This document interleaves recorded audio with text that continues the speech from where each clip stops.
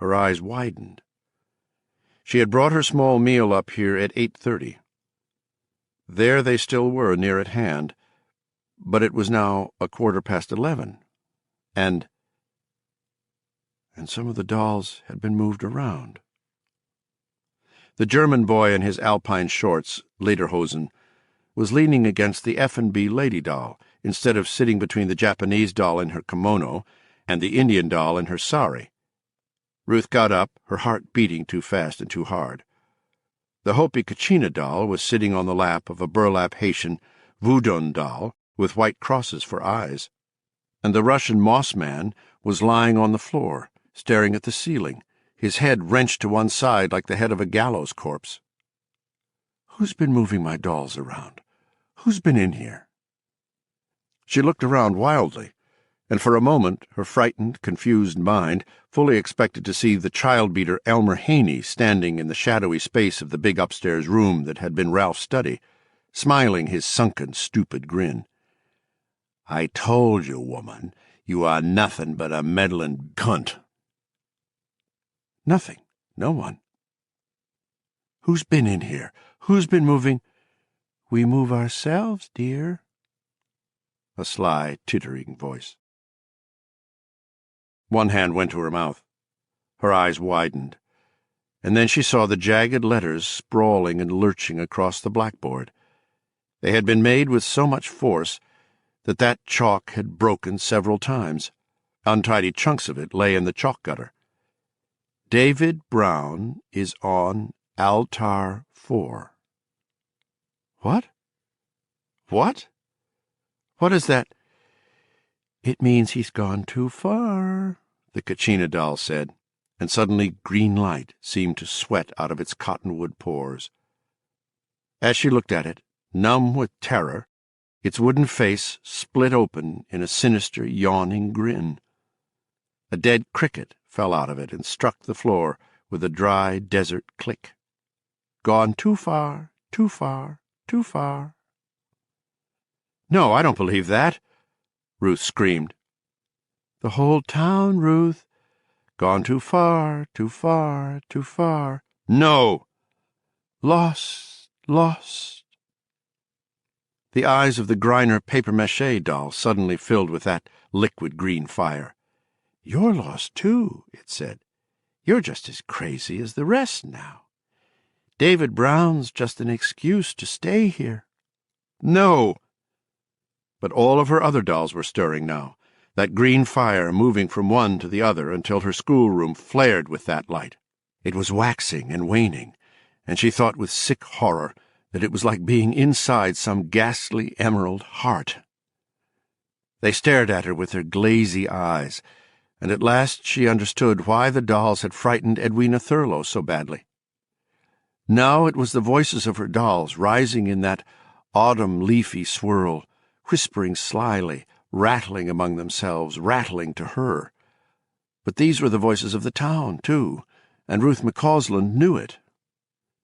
She thought they were perhaps the last of the town's sanity, and of her own. "Something has to be done, Ruth." It was the China bisque doll, fire dripping from its mouth. It was the voice of Beach Jernigan. "Have to warn someone." It was the French poupée with its rubbery gutta-percha body. It was the voice of Hazel McCready. "But they'll never let you out now, Ruth." It was the Nixon doll, his stuffed fingers raised in twin V's, speaking in the voice of John Enders down at the grammar school. "They could, but that would be wrong. They love you, Ruth, but if you try to leave now, they'll kill you. You know that, don't you?" Her 1910 Kewpie doll with its rubber head like an inverted teardrop. This voice was Justin Hurd's. "Have to send a signal." "Signal, Ruth, yes, and you know how. Use us. We can show you how. We know." She took a shambling step backward, her hands going to her ears, as if she could shut out the voices that way. Her mouth twisted. She was terrified. And what frightened her most was how she ever could have mistaken these voices, with their twisted truths, for sanity. All of Haven's concentrated madness was here, right now. Signal. Use us. We can show you how. We know, and you want to know, the town hall, Ruth, the clock tower." The rustling voices took up the chant. "The town hall, Ruth. Yes, yes, that's it. The town hall, the town hall. Yes." "Stop it!" she screamed. "Stop it, stop it! Oh, please, won't you?" And then, for the first time since she was 11 and had passed out after winning the girls' mile race at the Methodist summer picnic, Ruth McCausland fainted dead away. 6. Sometime early during the night she regained a soupy version of consciousness and stumbled downstairs to her bedroom without looking back. She was, in fact, afraid to look back. She was dully aware that her head was throbbing, as it had on the few occasions when she had drunk too much and awakened with a hangover. She was also aware that the old Victorian house was rocking and creaking like an old schooner in heavy weather. While Ruth had lain senseless on the schoolroom floor, terrible thunderstorms racked central and eastern Maine. A cold front from the Midwest had finally bulled its way into New England, pushing out the still sink of heat and humidity that had covered the area for the last week and a half. The change in the weather was accompanied by terrible thunderstorms in some places. Haven was spared the worst of these, but the power was out again and would remain so for several days this time.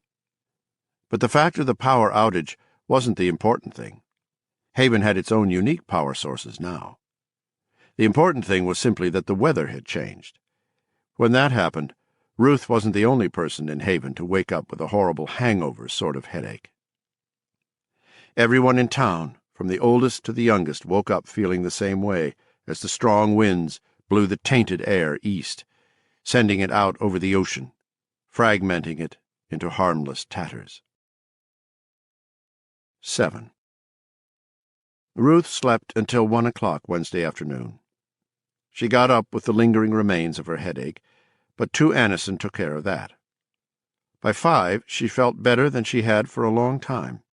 Her body ached and her muscles were stiff, but these were minor matters compared with the things that had troubled her since the beginning of July, and they could not cut into her sense of well-being at all. Even her fear for David Brown couldn't spoil it completely. On Main Street, everyone she passed had a peculiar dazed look in his or her eye, as though they had all just awakened from a spell cast by a fairy-tale witch. Ruth went to her office in the town hall, enjoying the way the wind lifted her hair from her temples, the way the clouds moved across the sky that was a deep, crisp blue, a sky that looked almost autumnal. She saw a couple of kids flying a box kite in the big field behind the grammar school and actually laughed aloud. But there was no laughing later, as she spoke to a small group she quickly gathered: Haven's 3 selectmen, the town manager, and, of course, Bryant and Marie Brown. Ruth began by apologizing for not having called the state police and wardens before now, or even reporting the boy's disappearance. She had believed, she said, that they would find David quickly, probably the first night, certainly the next day. She knew that was no excuse, but it was why she had allowed it to happen. It had been, she said, the worst mistake she had made in her years as Haven's constable, and if David Brown had suffered for it, she would never forgive herself. Bryant just nodded, dazed and distant and ill-looking. Marie, however, reached across the table and took her hand. "You are not to blame yourself," she said softly. "There were other circumstances. We all know that." The others nodded. "I can't hear their minds any more," Ruth realized suddenly, and her mind responded, "Could you ever, Ruth? Really? Or was that a hallucination brought on by your worry over David Brown?" Yes, I could." It would be easier to believe it had been a hallucination, but that wasn't the truth. And realizing that, she realized something else. She could still do it. It was like hearing a faint roaring sound in a conch shell, that sound children mistake for the ocean. She had no idea what their thoughts were, but she was still hearing them. Were they hearing her? "Are you still there?" she shouted as loudly as she could. Marie Brown's hand went to her temple, as if she had felt a sudden stab of pain. Newt Barringer frowned deeply. Hazel McCready, who had been doodling on the pad in front of her, looked up as if Ruth had spoken aloud. "Oh, yes, they still hear me." "Whatever happened, right or wrong, is done now," Ruth said. "It's time, and overtime, that I contacted the state police about David. Do I have your approval to take this step?" Under normal circumstances, it never would have crossed her mind that she should ask them a question like that. After all, they paid her pittance of a salary to answer questions, not ask them. But things were different in Haven now. Fresh breeze and clear air or not, things were still different in Haven now. They looked at her, surprised and a little shocked. Now the voices came back to her clearly. "No, Ruth, no. No outsiders. We'll take care. We don't need any outsiders while we become. Shh. For your life, Ruth. Shh." Outside, the wind blew a particularly hard gust, rattling the windows of Ruth's office. Adley McKean looked toward the sound. They all did. Then Adley smiled a puzzled, peculiar little smile. "Of course, Ruth," he said, "if you think it's time to notify the Stadies, you got to go ahead. We trust your judgment, don't we?" The others agreed. The weather had changed, the wind was blowing, and by Wednesday afternoon the state police were in charge of the search for David Brown. 8. By Friday, Ruth McCausland understood that Wednesday and Thursday had been an untrustworthy respite in an ongoing process. She was being driven steadily towards some alien madness. A dim part of her mind recognized the fact, bemoaned it, but was unable to stop it. It could only hope that the voices of her dolls held some truth as well as madness. Watching, as if from outside herself, she saw her hands take her sharpest kitchen knife, the one she used for boning fish, from the drawer. She took it upstairs, into the schoolroom. The schoolroom glowed, rotten with green light. Tommyknocker light. That was what everyone in town was calling them now. And it was a good name, wasn't it? Yes, as good as any. The Tommyknockers. Send a signal. That's all you can do now. They want to get rid of you, Ruth. They love you, but their love has turned homicidal. I suppose you can find a twisted sort of respect in that, because they're still afraid of you. Even now when you're almost as nutty as the rest of them, they're afraid of you. Maybe someone will hear the signal, hear it, see it, understand it. 9. Now there was a shaky drawing of the town hall clock tower on her board, the scrawled work of a first grader. Ruth could not stand to work on the dolls in the schoolroom, not in that terrible light that waxed and pulsed. She took them, one by one, into her husband's study, and slit their bellies open like a surgeon.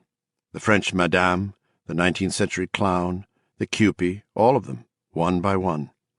And into each she put a small gadget made of C-cells, wires, electronic calculator circuit boards, and the cardboard cores from toilet paper rolls. She sewed the incisions up quickly, using a coarse black thread. As the line of naked dolls grew longer on her husband's desk, they began to look like dead children, victims of some grisly mass poisoning, perhaps, who had been stripped and robbed after death. Each sewn incision parted in the middle, so that one of the toilet paper rolls could poke out like the barrel of some odd telescope. Only cardboard, the rolls would still serve to channel the force when it was generated. She didn't know how she knew this, or how she had known to build the gadgets in the first place. The knowledge seemed to have come shimmering out of the air, the same air into which David Brown is on Altair 4 had disappeared. As she plunged the knife into their plump, defenseless bellies, green light puffed out. I'm sending a signal, murdering the only children I ever had. The signal. Think of the signal, not the children. She used extension cords to wire the dolls neatly together in a chain. She had stripped the insulation from the last 4 inches of these cords and slipped the gleaming copper into an M16 firecracker she had confiscated from Beach Jernigan's 14-year-old son, Hump, thus known because one shoulder rode slightly higher than the other, about a week before all this madness began. She looked back, doubtful for a moment, into her schoolroom with its empty benches. Enough light fell through the archway for her to be able to see the drawing of the town hall clock tower. She had done it in one of those blank periods that seemed to be getting longer and longer. The hands of the clock in the drawing were set at 3. Ruth set her work aside and went to bed. She slept, but her sleep was not easy. She twisted and turned and moaned. Even in her sleep, the voices ran through her head, thoughts of revenge planned, of cakes to be baked, sexual fantasies, worries about irregularity, ideas for strange gadgets and machines, dreams of power. And below them all, a thin, irrational yammer like a polluted stream, thoughts coming from the heads of her fellow townspeople, but not human thoughts. And in her nightmarish sleep, that part of Ruth McCausland which clung stubbornly to sanity knew the truth. These were not the rising voices of the people she had lived with all these years, but those of outsiders. They were the voices of the Tommyknockers. 10. Ruth understood by Thursday noon that the change in the weather hadn't solved anything. The state police came, but they did not institute a widespread search. Ruth's report, detailed and complete as always, made it clear that David Brown, 4, could hardly have wandered outside their search area unless he'd been abducted, a possibility they would now have to consider. Her report was accompanied by topographical maps. These were annotated in her careful, no-nonsense handwriting, and made it clear she had conducted the search thoroughly. "Careful and thorough you were, Ruthie," Monster Dugan told her that evening. His brow was furrowed in a frown so huge, each line looked like an earthquake fissure. "You always have been, but I never knew you to pull a John Wayne stunt like this before." "Butch, I'm sorry." "Yeah, well," he shrugged. "Done is done, huh?" "Yes," she said, and smiled wanly. It had been one of Ralph's favorite sayings. Butch asked a lot of questions, but not the one she needed to answer. Ruth, what's wrong in Haven? The high winds had cleansed the town's atmosphere. None of the outsiders sensed anything was wrong. But the winds hadn't ended the trouble. The bad magic was still going on. Whatever it was, it seemed to continue by itself after a certain point. Ruth guessed that point had been reached. She wondered what a team of doctors conducting mass physicals in Haven might find. Iron shortages in the women? Men with suddenly receding hairlines? Improved visual acuity, especially peripheral vision? Matched by a surprisingly high loss of teeth? People who seemed so bright they were spooky, so in tune with you they almost seemed to be, reading your mind? Ruth herself had lost 2 more teeth Wednesday night. One she found on her pillow Thursday morning, a grotesquely middle-aged offering to the tooth fairy. The other was nowhere to be found. She supposed she had swallowed it. Not that it mattered. 11. The compulsion to blow up the town hall became maddening mental poison ivy, itching at her brain all the time. The doll voices whispered and whispered. On Friday she made a final effort to save herself. She decided to leave town after all. It was not hers any more. She guessed that staying even this long had been one of the traps the Tommyknockers had laid for her. And, like the David Brown trap, she had blundered into it, as confused as a rabbit in a snare. She thought her old Dodge wouldn't start. They would have fixed it. But it did. Then she thought she would not be allowed out of Haven Village, that they would stop her, smiling like Moonies, and sending their endless rustly, "We all love you, Ruth," thoughts. She wasn't. She rolled down Main Street and out into the country, Ruth sitting bolt upright and white-knuckled, a graven smile on her face, tongue-twisters, "She sells pickled peppers, bitter butter," flying through her head. She felt her gaze being pulled toward the town hall clock tower. A signal, Ruth. Send. Yes, the explosion, the lovely... Bang! Blow it, all the way to Altar 4, Ruth. And resisted with all her might. This compulsion to blow up the town hall, to call attention to what was going on here, was insane. It was like setting your house on fire to roast a chicken. She felt better when the brick tower was out of sight. Once on Derry Road, she had to resist an urge to get the dart moving as fast as it would go, which, considering its years, was still surprisingly fast. She felt like a lucky escapee from a den of lions, one who has escaped more by good luck than good sense. As the village dropped behind, and those rustling voices fell away, she began to feel that someone must be giving belated chase. She glanced again and again into the rearview mirror, expecting to see vehicles chasing after her, wanting to bring her back. They would insist that she come back. They loved her too much to let her go. But the road had remained clear. No Dick Allison screaming after her in one of the town's 3 fire engines. No Newt Barringer in his big, old, mint-green Olds 88. No Bobby Tremaine in his yellow Challenger. As she approached the Haven Albion town line, she put the dart up to 50. The closer she got to the town line, which she had begun to think of, rightly or not, as the point at which her escape would become irrevocable, the more she found the last 2 weeks seeming like some black, twisted nightmare. Can't go back. Can't. Her foot on the dart's accelerator pedal kept growing heavier. At the end, something warned her. Perhaps it was something the voices had said and her subconscious had filed away. She was, after all, receiving all sorts of information now, in her sleep as well as when she was awake. As the town line marker came up, Albion, her foot left the dart's gas pedal and stepped on the brake. It went down mushily and much too far, as it had for the last 4 years or so. Ruth allowed the car to roll off the tar and onto the shoulder. Dust, as white and dry as bone meal, plumed up behind her. The wind had died. The air of Haven was deadly still again. The dust she had raised, Ruth thought, would hang for a long time. She sat with her hands curled tightly on the wheel, wondering why she had stopped. Wondering, almost knowing. Beginning to become, to know, or guess. A barrier? Is that what you think? That they put up a barrier? That they've managed to turn all of Haven into an ant farm? Or something under a bowl?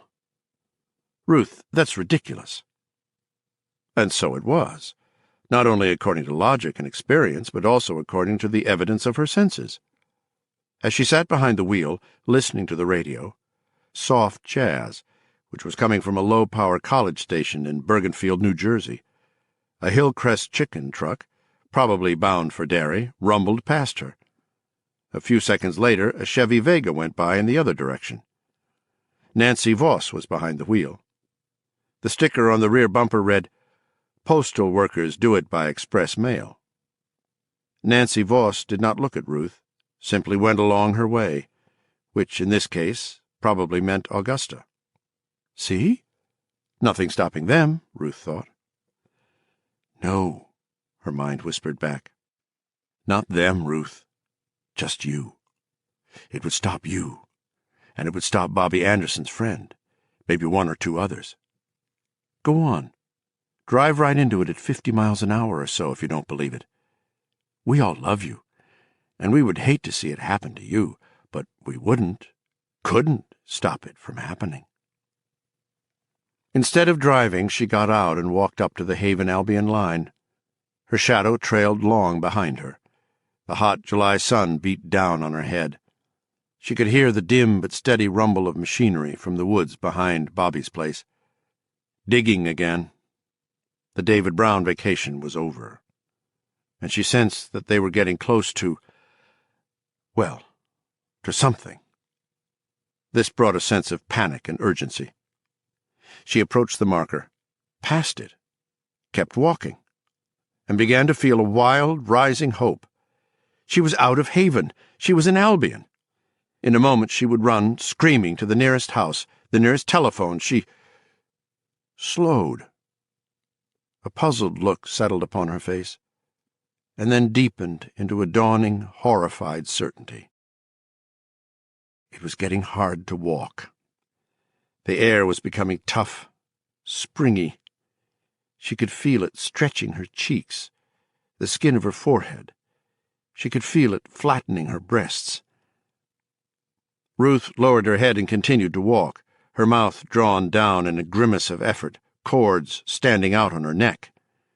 She looked like a woman trying to walk into a gale-force wind, although the trees on either side of the road were barely swaying their leaves. The image which came to her now, and the one which had come to Gardner when he tried to reach into the bottom of Anderson's customized water heater, were exactly the same. They differed only in degree. Ruth felt as if the entire road had been blocked by an invisible nylon stocking, one large enough to fit a female Titan. "I've heard about nude-look hose," she thought hysterically, "but really this is ridiculous." Her breasts began to ache from the pressure, and suddenly her feet began to slip in the dirt. Panic slapped at her. She had reached, then passed the point where her ability to generate forward motion surpassed the elastic give of the invisible barrier. Now it was shoving her back out. She struggled to turn, to get out on her own before that could happen, but she lost her footing and was snapped rudely back the way she had come, her feet scraping, her eyes wide and shocked. It was like being pushed by the expanding side of a large rubbery balloon. For a moment her feet left the ground entirely. Then she landed on her knees, scraping them both badly, tearing her dress. She got up and backed toward her car, crying a little with the pain. She sat behind the wheel of her car for almost 20 minutes, waiting for the throbbing in her knees to subside. Cars and trucks passed occasionally along Derry Road in both directions, and once, as she sat there, Ashley Ruval came along on his bike. He had his fishing pole. He saw her and raised a hand to her. "Hi, Mrs. McCausland," he cried, chirpily, and grinned. The lisp wasn't really surprising, she thought dully, considering that all the boy's teeth were gone. Not some. All. Still, she felt coldness rush through her as Ashley called, "We all love you, Mrs. McCausland." After a long time she backed the Dart up, U-turned, and went back through the hot silence to Haven Village. As she drove up Main Street to her house, it seemed that a great many people looked at her, their eyes full of a knowledge more sly than wise. Ruth looked up into the Dart's rearview mirror and saw the clock tower at the other end of the village's short Main Street. The hands were approaching 3 p.m. She pulled to a stop in front of the Fannins, bumping carelessly up over the curb and stalling the engine. She didn't bother to turn off the key. She only sat behind the wheel, red idiot lights glowing on the instrument panel, looking into the rearview mirror as her mind floated gently away. When she came back to herself, the town hall clock was chiming 6. She had lost 3 hours and another tooth. The hours were nowhere to be found, but the tooth, an incisor, lay on the lap of her dress. 12. All that night her dolls talked to her, and she thought that none of what they said was precisely a lie. That was the most horrible thing of all. She sat in the green, diseased heart of their influence and listened to them tell their lunatic fairy tales. They told her she was right to believe she was going crazy. An X-ray of her brain, they said, one of anyone in Haven for that matter, would make a neurologist run screaming for cover. Her brain was changing. It was becoming. Her brain, her teeth, make that X teeth, both becoming. And her eyes. They were changing color, weren't they? Yes. Their deep brown was fading toward hazel. And the other day in the Haven lunch, Hadn't she noticed that Beach Jernigan's bright blue eyes were also changing color? Deepening toward hazel?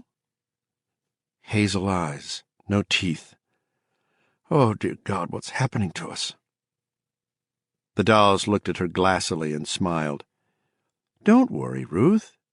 It's only the invasion from space they've made cheap movies about for years. You see that, don't you? The invasion of the Tommyknockers. If you want to see the invaders from space, the B-movies and the science fiction stories we're always going on about, look in Beach Jernigan's eyes. Or Wendy's. Or your own. What you mean is that I'm being eaten up, she whispered in the summer darkness as Friday night became Saturday morning. Why, Ruth, what did you think becoming was? The dolls laughed, and Ruth's mind mercifully floated away once again. 13. When she woke on Saturday morning, the sun was up. The shaky child's drawing of the town hall clock tower was on the schoolroom blackboard, and there were better than 24 calculators on Ralph's sheeted study desk. They were in the canvas shoulder bag she used when she went out collecting for the Cancer Society. There were dymotapes on some of the calculators. Behringer, McCready, Selectman's Office Do Not Remove, Department of Taxes. She hadn't gone to sleep after all. Instead, she had drifted into one of those blank periods, and looted all the town office's calculators, it looked like. Why? Yours not to reason why, Ruth, the dolls whispered, and she understood better and better each day, better and better each minute, each second, in fact, what had frightened little Edwina Thurlow so badly. Yours is but to send a signal, and die. How much of that idea is mine? And how much is them, driving me? Doesn't matter, Ruth. It's going to happen anyway, so make it happen as fast and hard and soon as you can. Stop thinking. Let it happen, because part of you wants it to happen, doesn't it? Yes, most of her, in fact, and not to send a signal to the outside world or any silly bullshit like that. That was just the sane icing on a rich devil's food cake of irrationality. She wanted to be a part of it as it all went up. The cardboard tubes would channel the force, send it up into the clock tower in a bright river of destructive power, and the tower would lift off like a rocket. The shock wave would hammer the street of this fouled haven with destruction, and destruction was what she wanted. That was part of her becoming. 14. That night, Butch Dugan called her to update her on the David Brown case. Some of the developments were unusual. The boy's brother, Hillman, was in the hospital, in a state which closely resembled catatonia.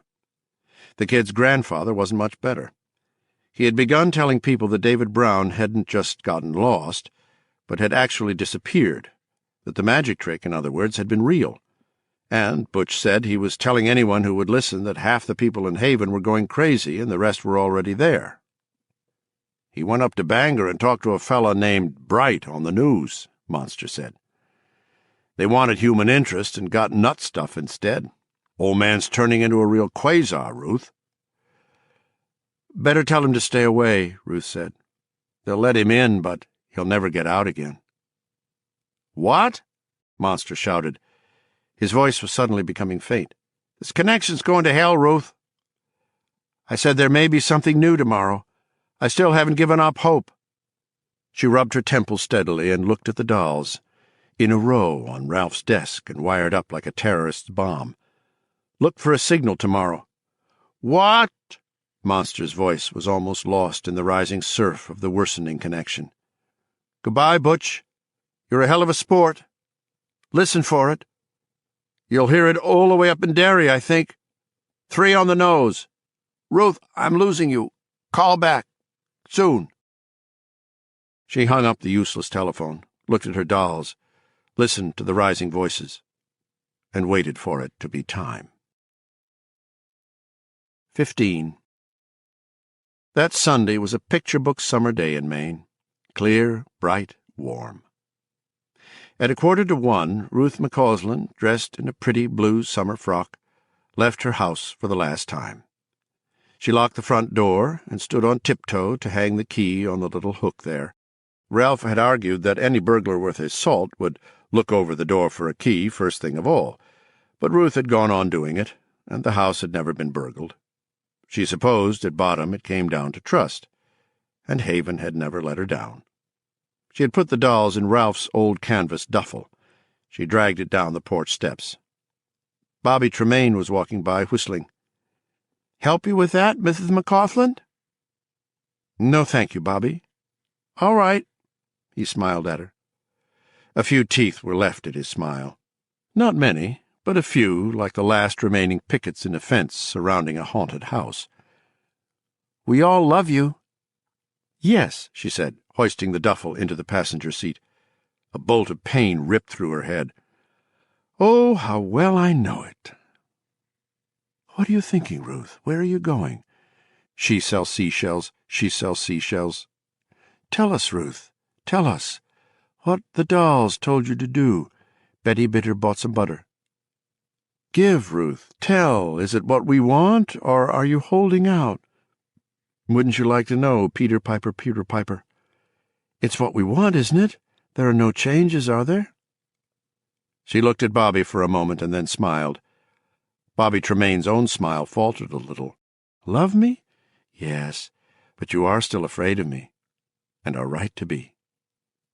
"Go on, Bobby," she said softly, and Bobby went. He looked back over his shoulder once, his young face troubled, mistrusting. Ruth drove to the town hall. It was Sunday silent, a dusty church of administration. Her footfalls clicked and echoed. The duffel was too heavy to carry, so she dragged it along the waxed hall floor. It made a dry, snake-like hiss. She hauled it up 3 flights of stairs, one riser at a time, her hands fisted around the cord that shut the duffel's mouth. Her head pumped and ached. She bit her lip, and 2 teeth healed over sideways with soft rottenness, and she spat them out. Her breath was harsh straw in her throat. Dusty sunlight fell through the high third-floor windows. She dragged the bag down the short, explosively hot corridor. There were only 2 rooms up here, one on each side. All the town's records were stored in them.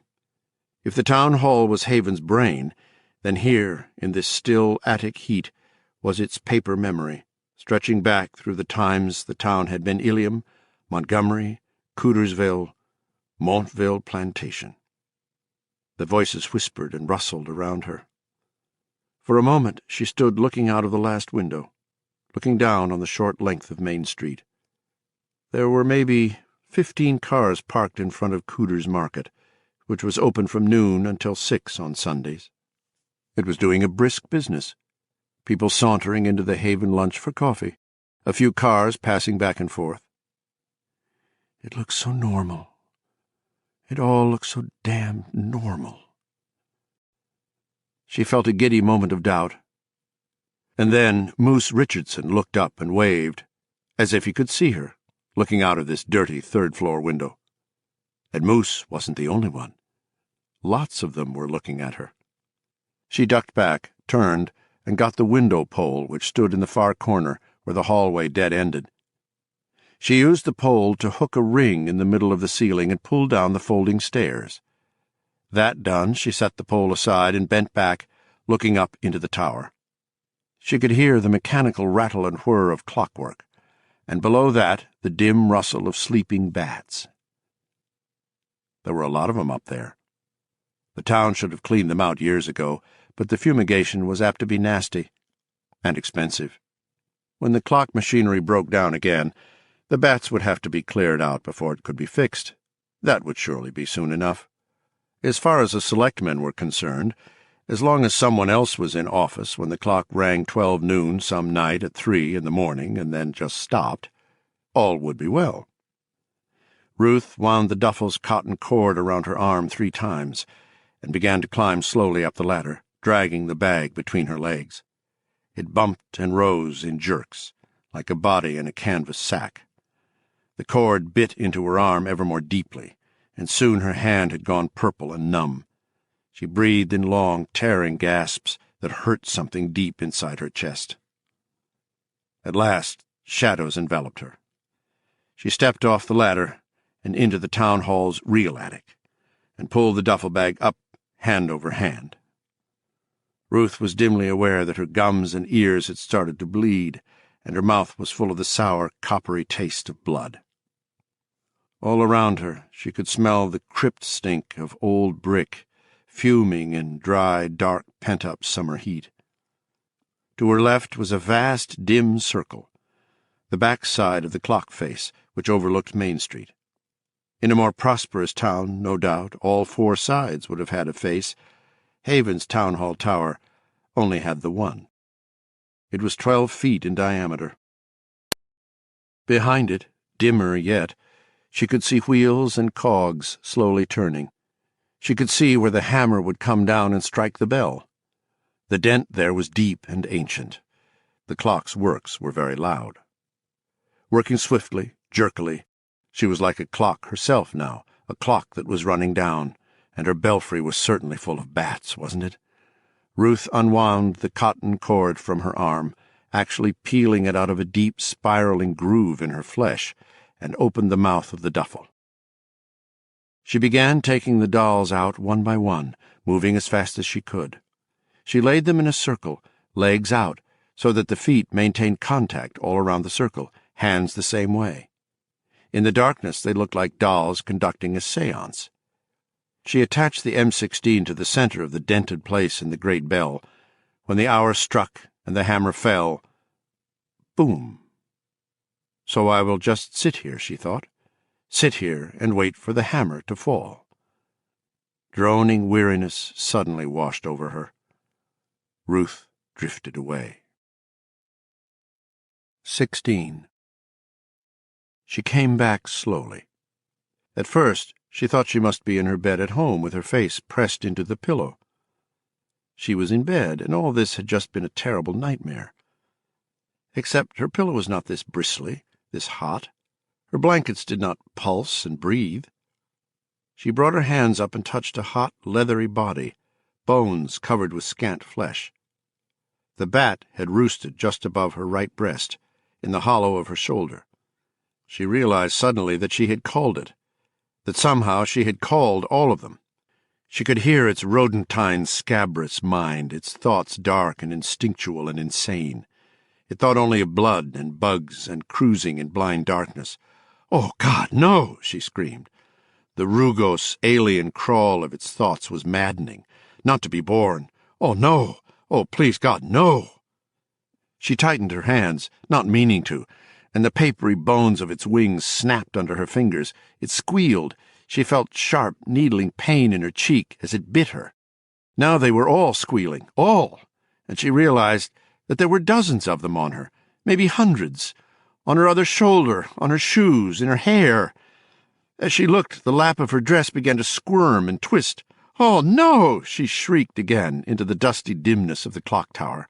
Bats flew all around her. They squeaked. The whisper of their wings was a soft rising thunder, like the rising whisper of Haven's voices. "Oh, no! Oh, no! Oh, no!"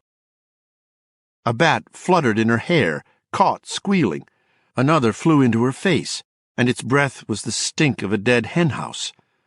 The world spun and swung. Somehow she blundered to her feet. She beat her hands about her head, and bats were everywhere, all around her in a black cloud, and now there was no difference between the soft, fluttery explosion of their wings and the voices. "We all love you, Ruth." The voices. "We hate you, Ruth. Don't you meddle. Don't you dare meddle." The voices of Haven. She had forgotten where she was. She had forgotten the trap door which yawned almost at her feet, and as she stumbled toward it she heard the clock strike. But the sound was muffled, not true, because the hammer had struck her detonator, and nothing was happening.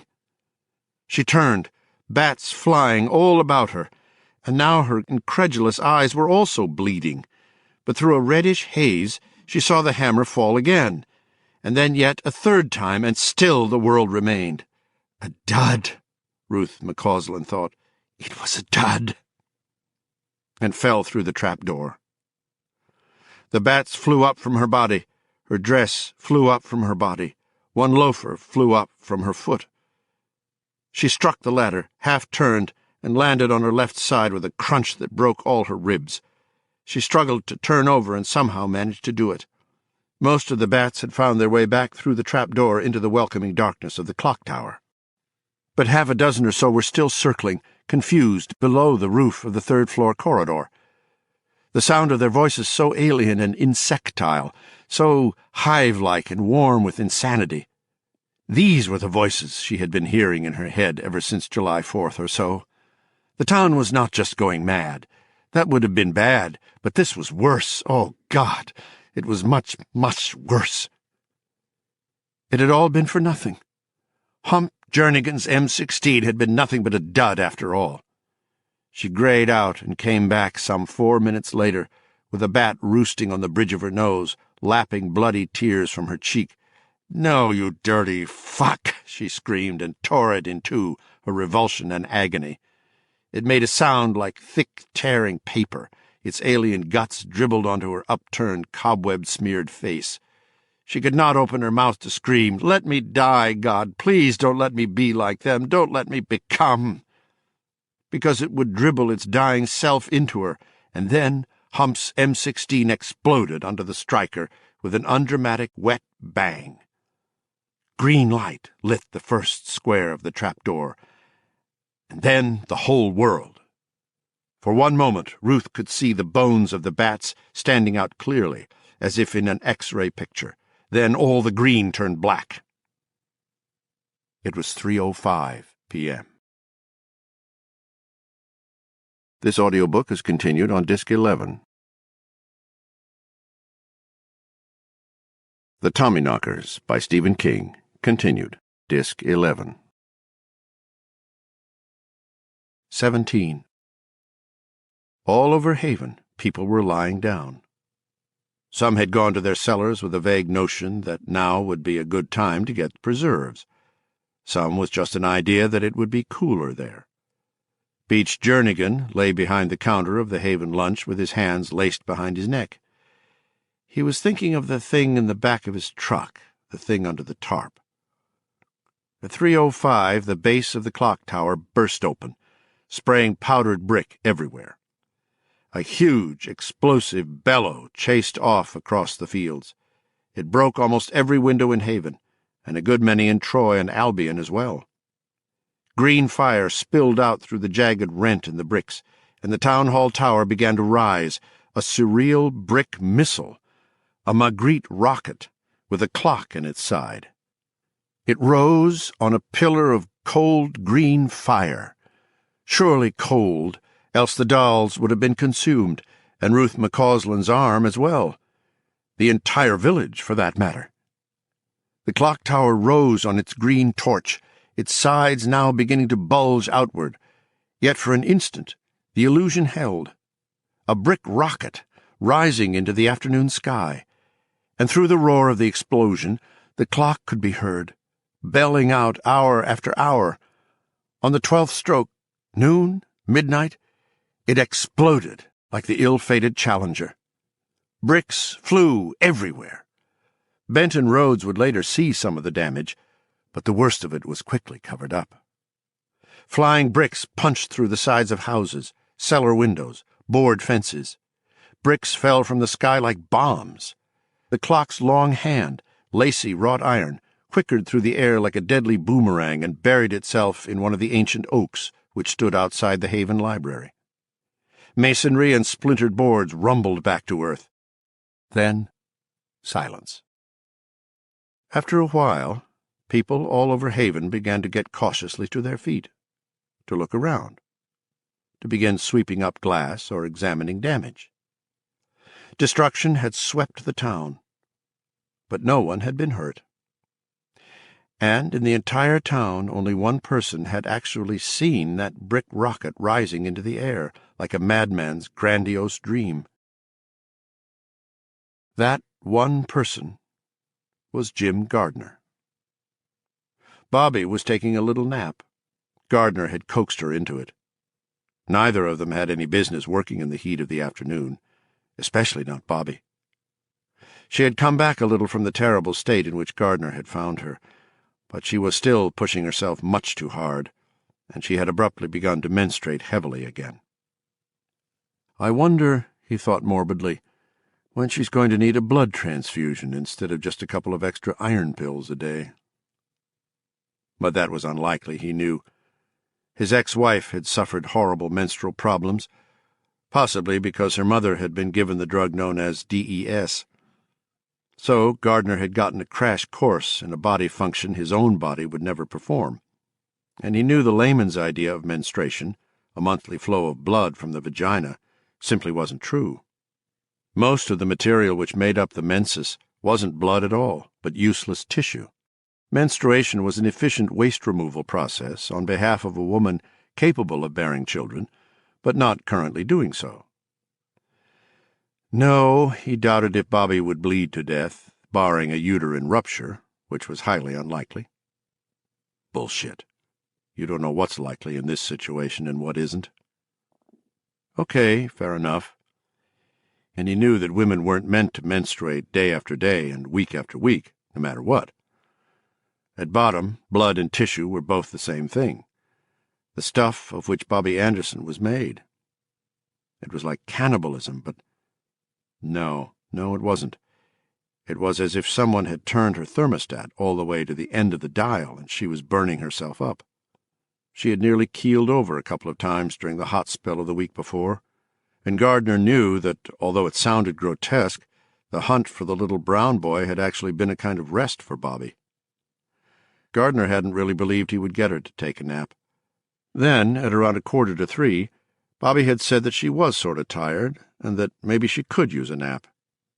She asked Gardner if he wasn't going to catch an hour of rack time as well. "Yes," he said. "I'll sit out on the porch and read a few minutes first, and finish this little drinky-poo while I'm at it." "Well, don't hang out too long," Bobby said. "A siesta wouldn't hurt you either." But he had hung out long enough, stretching the drink, to still be there when the roar crossed the fields and hills between here and the village, roughly 5 miles. What the fuck? The roar grew louder, and suddenly he saw it. Something out of a nightmare. It was DT's setting in. Had to be. Fucking had to be. This was no telepathic typewriter or water heater from space. This was a motherfucking brick rocket taking off from Haven Village. And that was it. "Everybody out of the pool, friends and neighbors, I have definitely blown my wheels." Just before it exploded, splashing the sky with green fire, he recognized it, and knew it was no hallucination. There was Bobby Anderson's power. There was what they were going to use to stop the nukes, the arms race, the bloody tide of worldwide madness. There it was, rising into the sky on a pillar of flame. One of the crazies in town had somehow laid a fuse under the town hall and struck a match to it, and had just sent the Haven clock tower into the sky like a fucking Roman candle. "Holy shit," Gardner whispered in a tiny, horrified voice. "There it is, Guard. Behold the future. Is it what you want? Because that woman in there is going bughouse, and you know it. The signs are just all too clear. Do you want to put that kind of power in her hands? Do you?" "She's not crazy," Gardner responded, scared. "Not crazy at all. And do you think what you just saw changes the equation? It doesn't. It only underlines it. If not me and Bobby, who? The Dallas police, that's who. It's going to be all right. I'll keep an eye on her, keep a check rein on her." "Oh, you're doing great at that, you fucking lush. Just great." The incredible thing in the sky exploded, splashing green fire everywhere. Gardner shielded his eyes. He had gotten to his feet. Anderson came out on the run. "What in hell was that?" she asked. But she knew. She knew. And Gardner, with cold, sudden certainty, knew that she knew. Gardner threw a barrier across his mind. In the last 2 weeks he had learned how to do that with complete success. The barrier consisted of nothing more than a random recitation of old addresses, bits of poems, snatches of songs. But it worked. It was not at all difficult to run such jamming interference, he had discovered. It wasn't much different from the random run of thoughts that went through almost everyone's head most of the time. He might have changed his mind if he had been aware of Ruth McCausland's tortured efforts to hide her thoughts. Gardner had no idea of how much trouble the plate in his head was saving him. He had seen Bobby looking at him in a queer, puzzled way a couple of times, and although she looked away whenever she saw Gardner observing her, he knew that she was trying to read his thoughts, trying hard, and still failing. He used the barrier to cover his first lie to Bobby since he had thrown in with her on July 5th, almost 3 weeks ago. "I don't know exactly," he said. "I dozed off in the chair. I heard an explosion and saw a big flash of light. Looked green. That's all." Bobby's eyes searched his face, and then she nodded. "Well, I guess we'd better go into the village and see." Gardner relaxed slightly. He wasn't sure why he had lied, only that it seemed safer to do so, and she had believed him. Nor did he want to endanger that belief. "Would you mind going alone? I mean, if you want company—" "No, that's fine," she said almost eagerly, and went. Walking back to the porch after seeing the truck down the road, he kicked over his glass. The drinking was getting out of hand, and it was time to stop. Because something really weird was happening here. It would bear watching, and when you got drunk, you went blind. It was a pledge he had made before. Sometimes it even took for a while. This time it didn't. Gardner was sitting drunk and asleep on the porch that night when Bobby returned. Ruth's signal had been received, nevertheless. The receiver was troubled in mind, still committed to Bobby's project, yet uneasy enough about it to be boozing more and more. But it had been received, and at least partially understood. Gardner's lie was an indication of that, if nothing else. But Ruth would perhaps have been happier with her other accomplishment.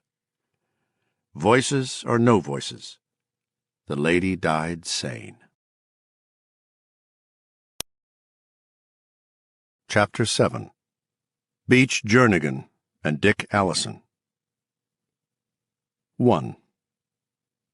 No one in Haven was more delighted about the becoming than Beach Jernigan. If guards Tommyknockers had appeared to Beach in person, carrying nuclear weapons and proposing that he plant one in each of the world's 7 largest cities, Beach would have immediately started phoning for plane tickets. Even in Haven, where quiet zealotry was becoming a way of life, Beach's partisanship was extreme. If he had had any idea at all about Gardner's growing doubts, he would have removed him, permanently, and at once, if not sooner. There was a good reason for Beach's feelings. In May, not long after Hilly Brown's birthday, in fact, Beach developed a hacking cough that wouldn't go away. It was worrisome, because he didn't have a fever or the sniffles to go with it. It became more worrisome when he began to cough up a little blood. When you run a restaurant, you don't want to be coughing at all. The customers don't like it. It makes them nervous. Sooner or later, someone tells the Board of Health, and maybe they shut you up for a week or so, while they wait to see how your Tyne test comes out. The Haven lunch was a marginally profitable business at best. Beach put in 12 hours a day short ordering so he could clear $65 a week. If the place hadn't been his free and clear, he would have starved. And Beach couldn't afford to be shut up for a week in the summer. Summer wasn't here yet, but it was coming on apace. So he went to see old Doc Warwick, and Doc Warwick sent him up to Derry Home for a chest X-ray, and when the X-ray came back, Doc Warwick studied it for all of 20 seconds, and then called Beach. And when Beach got there, Doc Warwick said, "I've got hard news for you, Beach. Sit down." Beach sat down. He felt that if there hadn't been a chair, he would have fallen on the floor. All the strength had run out of his legs. There was no telepathy going on in Haven back in May, no more than the ordinary kind that people use all the time, anyway. But that ordinary kind was all Beach needed. He knew what Doc Warwick was going to say before he said it. Not TB. Big C. Lung cancer. But that was in May. Now, in July, Beach was fit as a fiddle. Doc Warwick had told him he could expect to be in the hospital by July 15th. But here he was, eating like a horse, ranting as a bear most of the time, and feeling like he could outrun Bobby Tremaine in a foot race. He hadn't been back to the hospital for another chest X-ray. He didn't need one to know the large dark stain in his left lung had disappeared. Far as that went, if he wanted an X-ray, he would have taken the afternoon off and built an X-ray machine himself. He knew just how it could be done. But now, in the wake of the explosion, there were other things to be built, other things to do, and quickly. They had a meeting, everyone in town. Not that they gathered, as at a town meeting, that was quite unnecessary. Beach went on frying hamburgers in the Haven lunch. Nancy Voss went on sorting stamps at the post office. Now that Joe was dead, it was at least a place to come to, Sunday or not. Bobby Tremaine stayed under his Challenger, putting on a backflow rebreather that would allow him to get roughly 70 miles to the gallon. Not Anderson's gasoline pill, not quite, but close. Newt Barringer, who knew goddamn well there was no time to waste, was driving out to the Applegate place as fast as he dared. But no matter what they were doing, or where they were together, a network of silent voices, the voices that had frightened Ruth so badly. Less than 45 minutes after the explosion, some 70 people had gathered at Henry Applegate's. Henry had the largest, best-equipped workshop in town now that the Shell station had mostly gone out of the engine repair and tune-up business. Christina Lindley, who was only 17, but had still taken second prize in the 14th annual State of Maine photography competition the year before, arrived back almost 2 hours later, scared, out of breath, and feeling rather sexy if the truth was to be told, from riding in from town with Bobby Tremaine at speeds which sometimes topped 110. When Bobby made the Dodge walk and talk, it was nothing but a yellow streak. She had been dispatched to take 2 photographs of the clock tower. This was delicate work, because with the tower now reduced to scattered chunks of brick, masonry, and clockwork, it meant taking a photograph of a photograph. Working fast, Christina had thumbed through a scrapbook of town photographs. Newt had told her mentally where to find this, in Ruth McCausland's own office. She rejected 2 shots because, although both were quite good, both were also in black and white. The intention was to build an illusion, a clock tower that people could look at, but one you could fly a plane through, if it came to that. In other words, they intended to project a gigantic magic lantern slide in the sky. A good trick. Once upon a time, Hilly Brown would have envied it. Just as Christina was beginning to lose hope, she found it. A gorgeous photo of the Haven Village Town Hall with the tower prominently displayed, and from an angle that clearly showed 2 sides. Great. That would give them the depth of field they would need. Ruth's careful notation beneath the photograph said it came from Yankee Magazine, 587. "We gotta go, Chris," Bobby had said, speaking to her without bothering to use his mouth. He was shifting impatiently from foot to foot like a small boy in need of the bathroom. "Yes, all right, this will—" She broke off. "Oh," she said. "Oh, dear." Bobby Tremaine came forward quickly. "What the hell's wrong?" She pointed at the photograph. "Oh, shit!" Bobby Tremaine yelled out loud, and Christina nodded. 2. By 7 that evening, working fast and silently, except for the occasional ill-tempered snarl of someone who felt someone else was not working fast enough, they had constructed a device that looked like a huge slide projector on top of an industrial vacuum cleaner. They tested it, and a woman's face, huge and stony, appeared in Henry's field. The people who had gathered stared at this stereopticon of Henry Applegate's grandmother silently, but approvingly. The machine worked. Now, as soon as the girl brought the photographs, actually, because a stereopticon image was, of course, exactly what they had to create, of the town hall, they could— Then her voice, faint but boosted by Bobby Tremaine's mind, came to them. It was bad news. "What was it?" Carl Archambault asked Newt. "I didn't catch all of it." "Are you fucking deaf?" Andy Barker snarled. Jesus Christ, people in 3 counties heard the bang when that bitch blew the roof off. For 2 cents, he balled his fists. Quit it, both of you, Hazel McCready said. She turned to Kyle. That girl has done a hell of a job. She was deliberately projecting as hard as she could, hoping to reach Christina Lindley, as well as explain the situation to Kyle Archenburg, to buck her up. The girl had, sounded distraught, nearly hysterical, and she wouldn't do them any good that way. In such a state she would fuck up for sure, and they just didn't have the time for fuck-ups. It's not her fault you can read the clock in the photo. What do you mean? Kyle asked. She found a color photo with an angle that couldn't be more perfect, Hazel said. It'll look exactly right from the church and the cemetery, and only a little distorted from the road. We'll have to keep outsiders from going around to the back for a couple of days until Chris finds a rough matching angle, but since they're going to be interested in the furnace and in Ruth, I think we can get away with that. Close some roads? She looked at Newt. Sewer work, he said promptly. Easy as pie. I still don't understand the nature of the problem, Kyle said. Might be you fucking idiot, Andy Baker said. Kyle swung truculently toward the mechanic, and Newt said, Stop it, both of you. And to Kyle, the problem is that Ruth blew the tower off the town hall at 3:05 this afternoon. And the only good picture Christina could find, you can read the clock face. It says 9:45. Oh, Kyle said. Sweat suddenly turned his face oily. He took out his handkerchief and mopped it. Oh, shit. What do we do now? Ad lib, Hazel said calmly. Bitch, Andy cried. I'd kill her if she wasn't already dead. Everyone in town loved her, and you know it, Andy, Hazel said. Yeah, and I hope the devil's toasting her with a long fork down in hell. Andy switched the gadget off.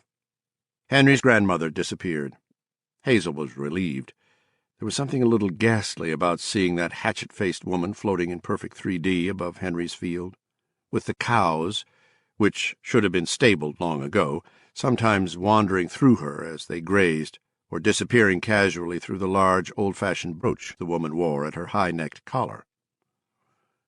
It's going to be fine, Bobby Anderson said suddenly in the quiet, and everyone, including Christina Lindley back in town, heard and was relieved. 3. Take me to my house, she said to Bobby Tremaine. Quick, I know what to do. You're there. He took her arm and began pulling her toward the door. Hold it, she said. Huh? Don't you think I better? Bring the photograph, she finished. Oh, shit, Bobby said, and slapped his forehead. 4. Dick Allison, meanwhile, who was chief of Haven's volunteer fire department, was sitting in his office sweating bullets, in spite of the air conditioning, fielding telephone calls. The first was from the Troy constable, the second from the Unity chief of police, the third from the state police, the fourth from AP. He probably would have been sweating anyway, but one of the reasons the air conditioning wasn't doing him any good was his door had been blown off its hinges by the force of the blast. Most of the plaster had fallen off the walls, revealing lathing like decayed ribs. He sat in the middle of the wreckage and told his callers that it sure had been a hell of a bang, and it looked as if they probably had had one fatality, but it was nowhere near as bad as it had probably sounded. While he was rolling out this bullshit for the guy from the Bangor Daily News named John Leandro, a cork ceiling panel fell on his head. Dick slashed it aside with a wolfish snarl, listened, laughed, and said it was just the bulletin board. Goddamn thing had fallen over again. It just had those sucker things on the back, you know. Well, if you bought cheap, you got cheap, his mother had always told him, and it took another 5 minutes, but he finally bored Leandro off the phone. As he put his own telephone back in the cradle, most of the hallway ceiling outside his door fell with a powdery crump. "Motherfucking cock-sucking son of a fucking bitch!" Dick Allison screamed, and brought his left fist down on his desk as hard as he could. Although he broke all 4 fingers, he didn't even notice in his raving fury. If, at that moment, anyone had come into his office Allison would have ripped that person's throat open, filled his mouth with hot blood, and then sprayed it back into the dying person's face. He screamed and swore and even drummed his feet up and down on the floor like a child doing a tantrum because he has been denied an outing. He looked childish. He also looked extremely dangerous. Tommyknockers, Tommyknockers, knocking at the door.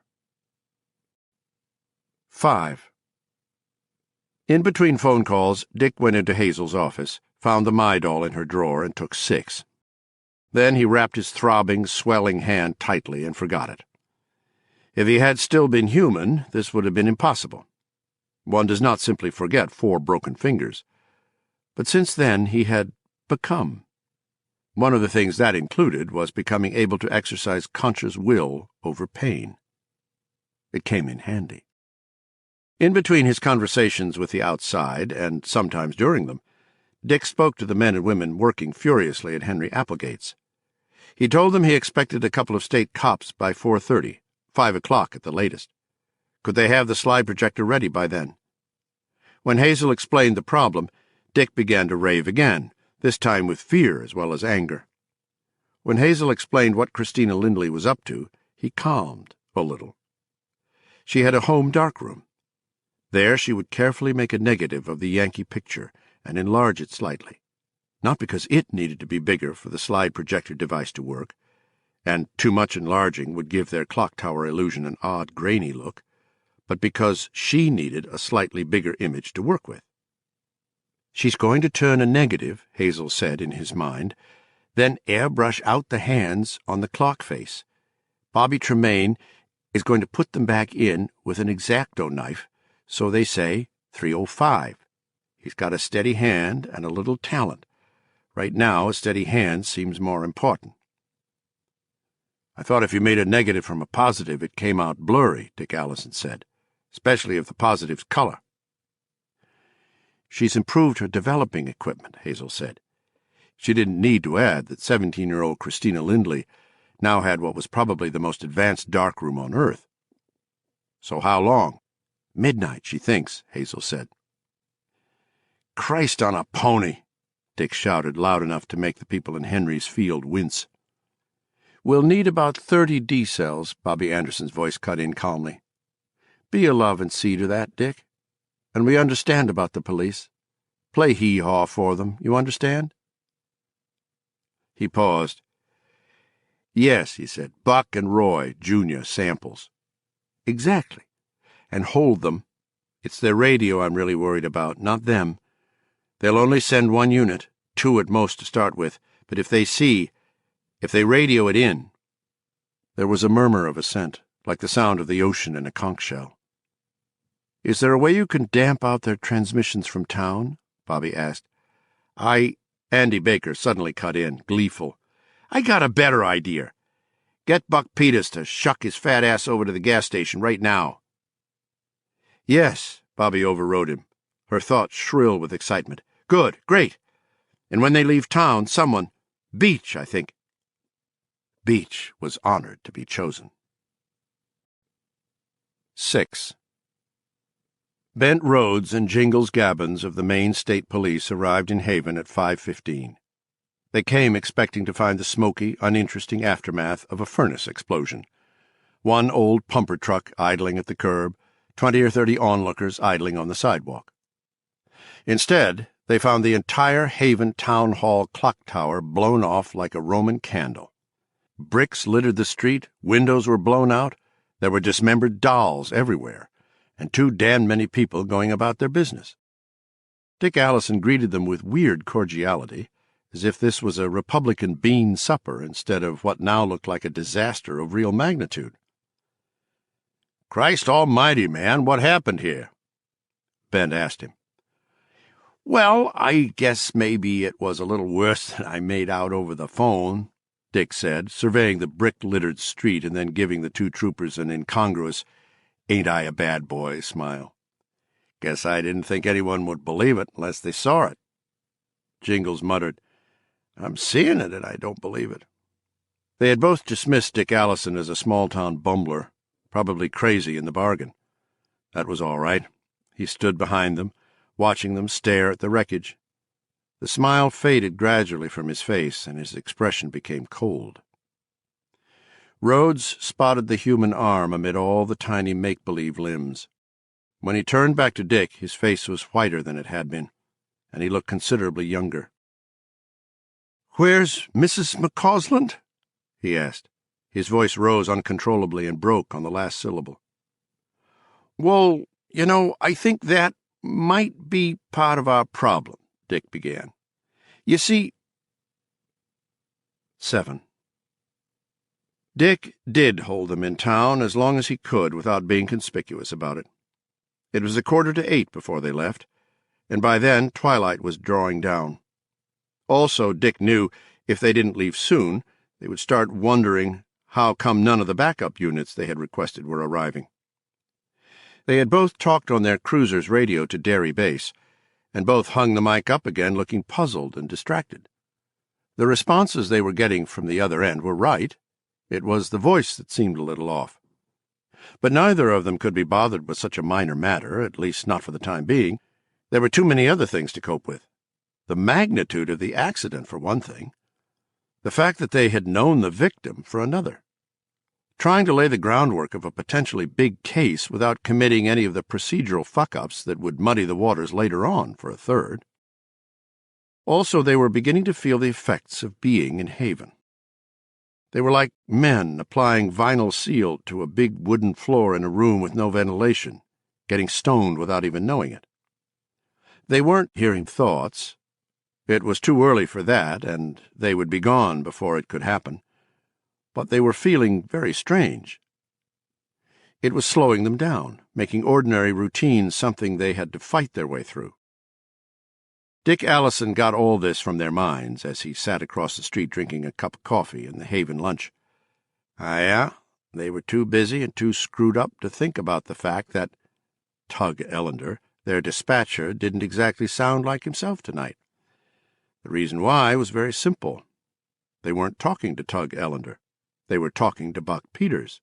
Their radio transmissions were not going to and coming from Derry, but to and from the garage of Elt Barker's Shell, where Buck Peters was hunched, sweating, over a microphone, and Andy Baker beside him. Buck sent out fresh instructions and information on Andy's radio. A little something he had scrambled together in his spare time, a little something that could have contacted life on Uranus, had there been any good buddies up there to send back a big 10-4. Several townspeople were concentrating hard on the minds of Bent Rhodes and Jingles Gabbins. They relayed to Buck everything they were able to pick up about Ellender, from whom the cops just naturally expected to hear. Buck Peters had some natural mimicry. He was a great hit doing whoever happened to be president that year, plus such favorites as Jimmy Cagney and John Wayne at each year's Grange Stage Spectacular. He was not Rich Little, never would be, but when he did somebody, you knew who it was. Usually. More important, the listeners were able to relay to Buck how he should respond to each transmission, since almost every speaker knows in his own mind what response he expects to get from his questions or statements. If Bent and Jingles bought the impersonation, and to a large extent they really did, it wasn't so much due to Buck's talents as to their own fulfilled expectations in Tug's replies. Andy had further been able to blur Buck's voice by overlaying some static, not as much as they would hear on their way back to Derry, but enough so that Tug's voice grew a little blurred whenever that oddness, "Jesus, that doesn't sound like Tug much at all. I wonder, does he have a cold?" surfaced in one of their minds.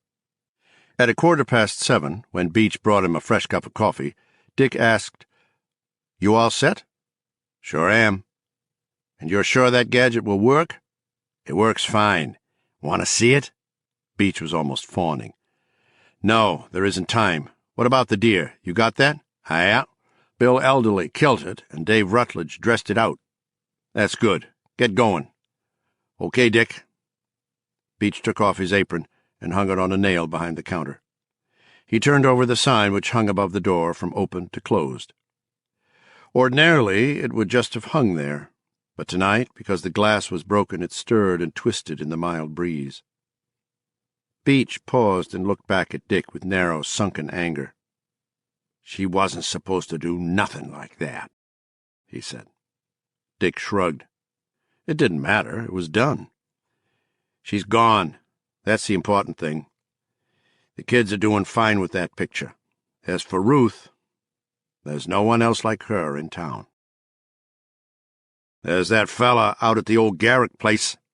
He's drunk all the time, and he wants to dig it up. Go on, Beach. They'll be leaving soon, and we want it to happen as far out of the village as you can make it happen. Okay, Dick. Be careful. Dick smiled. We all gotta be careful now. This is touchy.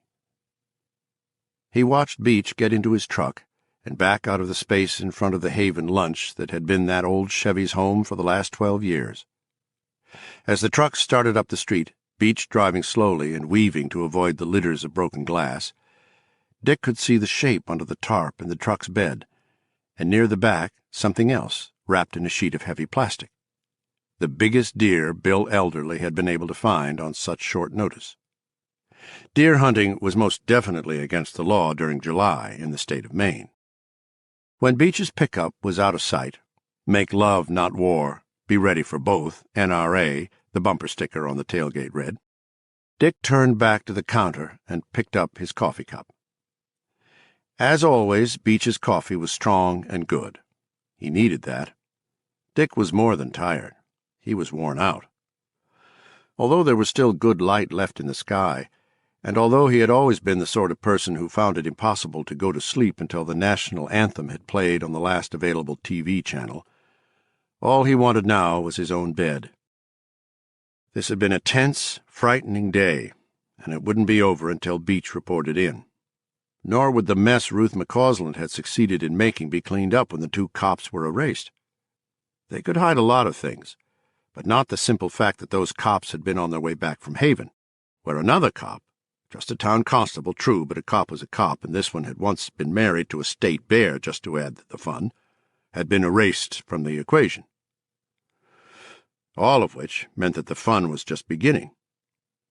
If you call it fun, Dick said sourly to no one in particular. Be dog-fucked if I do. The coffee began to burn, with acid indigestion in Dick's stomach. He went on drinking it anyway. Outside, a powerful motor roared. Dick swiveled around on his stool and watched the cops drive out of town, the flashers on top of their cruiser swinging blue light and black shadow on the wreckage. 8. Christina Lindley and Bobby Tremaine stood side by side, watching the blank sheet in the developing bath, neither of them breathing as they waited for the image to come or not come. Little by little, it did. There was the Haven Town Hall clock tower, in living, true color, and the hands of the clock stood at 3:05. Bobby let out his breath in a low, slow exhalation. Perfect, he said. Not quite, Christina said. There's one more thing. He turned to her, apprehensive. What? What's wrong? Nothing. Everything's right. It's just that there's one more thing we have to do. She was not ugly, but because she wore glasses and her hair was mouse brown, she had always considered herself ugly. She was 17 and had never been on a date. Now none of that seemed to matter. She unzipped her skirt and pushed it, her rayon half-slip, and her cotton panties, both bought at the discount store in Derry, down. She stepped out of them and carefully took the wet photograph from the developing bath. She stood on tiptoe to hang it up, smooth buttocks flexing. Then she turned to him, legs spread. I need doing. He took her standing up, against the wall. When her hymen burst, she bit his shoulder hard enough to bring blood from him as well. And when they came together, they did it snarling and clawing, and it was very, very good. Just like old times, Bobby thought as he drove them out to the Applegate place, and wondered exactly what he meant by that. Then he decided it really didn't matter anyway. 9. Beach got his Chevy pickup to a creaky 65, as fast as it would go. One of the few things he hadn't gotten around to overhauling with his fantastic new knowledge was the old bomber. But he hoped it would get him as far as he needed to go tonight, and old Betsy came through for him again. When he had gotten over the Troy town line without hearing them or seeing any sign of their flashers behind him, he eased the truck back to 55 with some relief. It had been on the edge of overheating, and when he got into Newport, he dropped back to 45. Dark was coming on hard by then. He was over the Derry town line and just starting to worry that the frigging cops had gone back some other way. It seemed unlikely, since this was the quickest way, but Jesus, where were they? When he heard the low mutter of their thoughts. He pulled over and sat quietly for a moment, head cocked, eyes half closed, listening, making sure. His mouth, oddly infirm and puckered with most of the teeth gone, was the mouth of a much older man. It was something about Freckles, Ruth. It was them, all right. The thought came clearer. You could see the freckles right through the blood. And Beach nodded. It was them, all right. They were coming along fast. He'd have time, but only if he hustled. Beach drove another quarter of a mile up the road, rounded a curve, and saw the last long stretch of Route 3 between here and Derry. He turned his pickup sideways, blocking the road.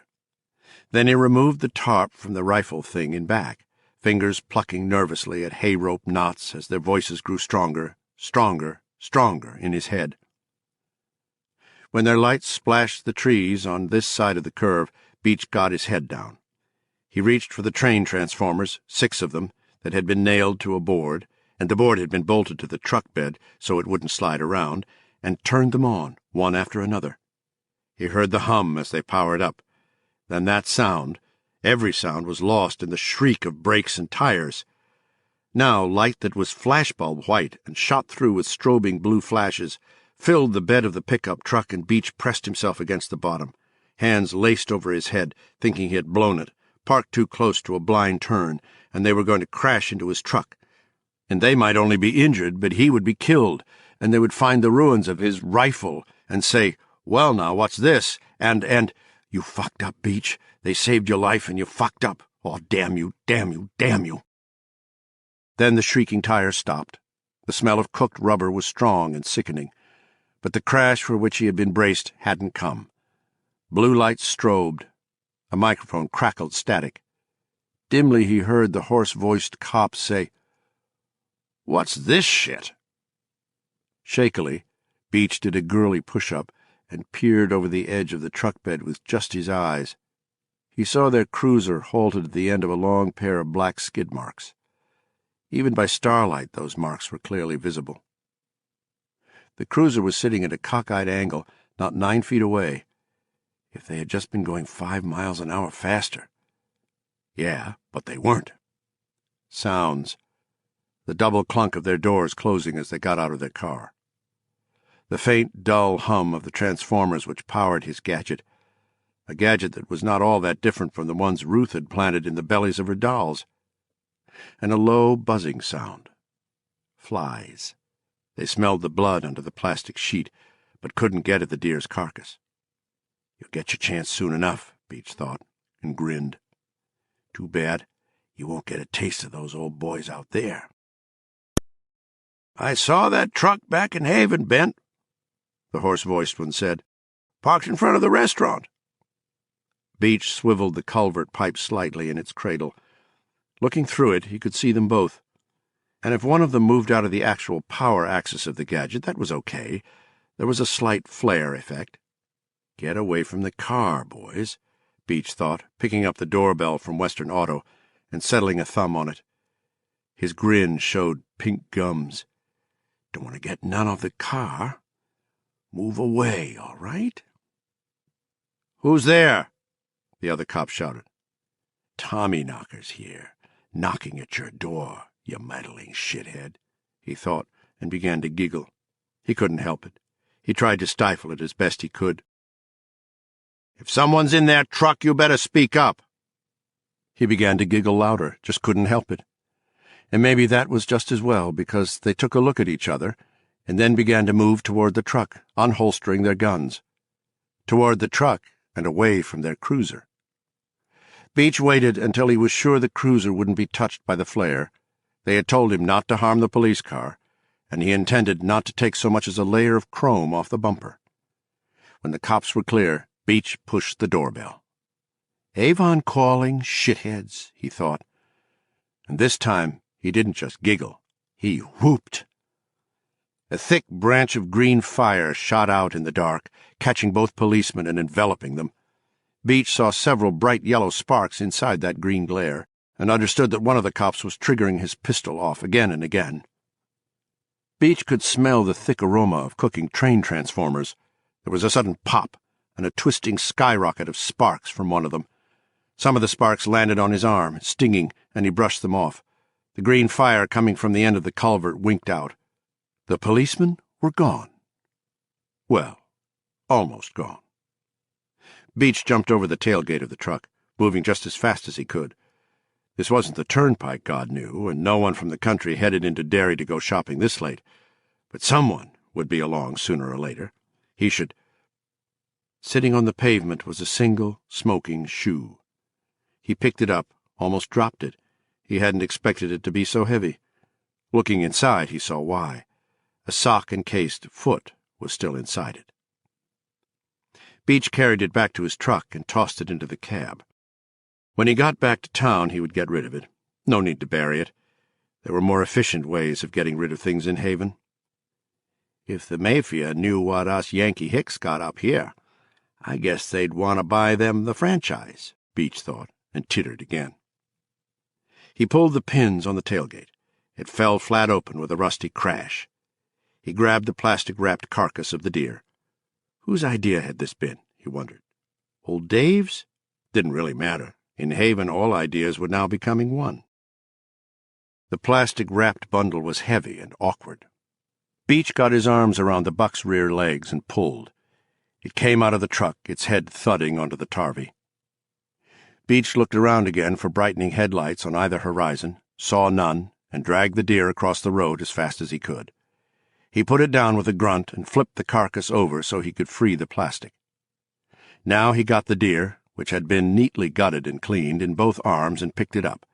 Cords stood out on his neck like cables. His skinned-back lips would have shown his teeth had any been left in his gums. The deer's head, with its half-grown antlers, hung down below his right forearm. Its dusty eyes stared off into the night. Beach staggered 3 steps down the sloping, soft shoulder and threw the deer's body into the ditch, where it landed with a thud. He stepped away and picked up the plastic. He carried it back to the truck and bundled it into the passenger side of the cab. He would have liked it better in back. It stank, but there was always a chance it would blow out and be found. He hurried around to the driver's side of the truck, plucking his blood-dampened shirt away from his chest with a little grimace as he did. He'd change as soon as he got home. He got in and started Betsy's motor.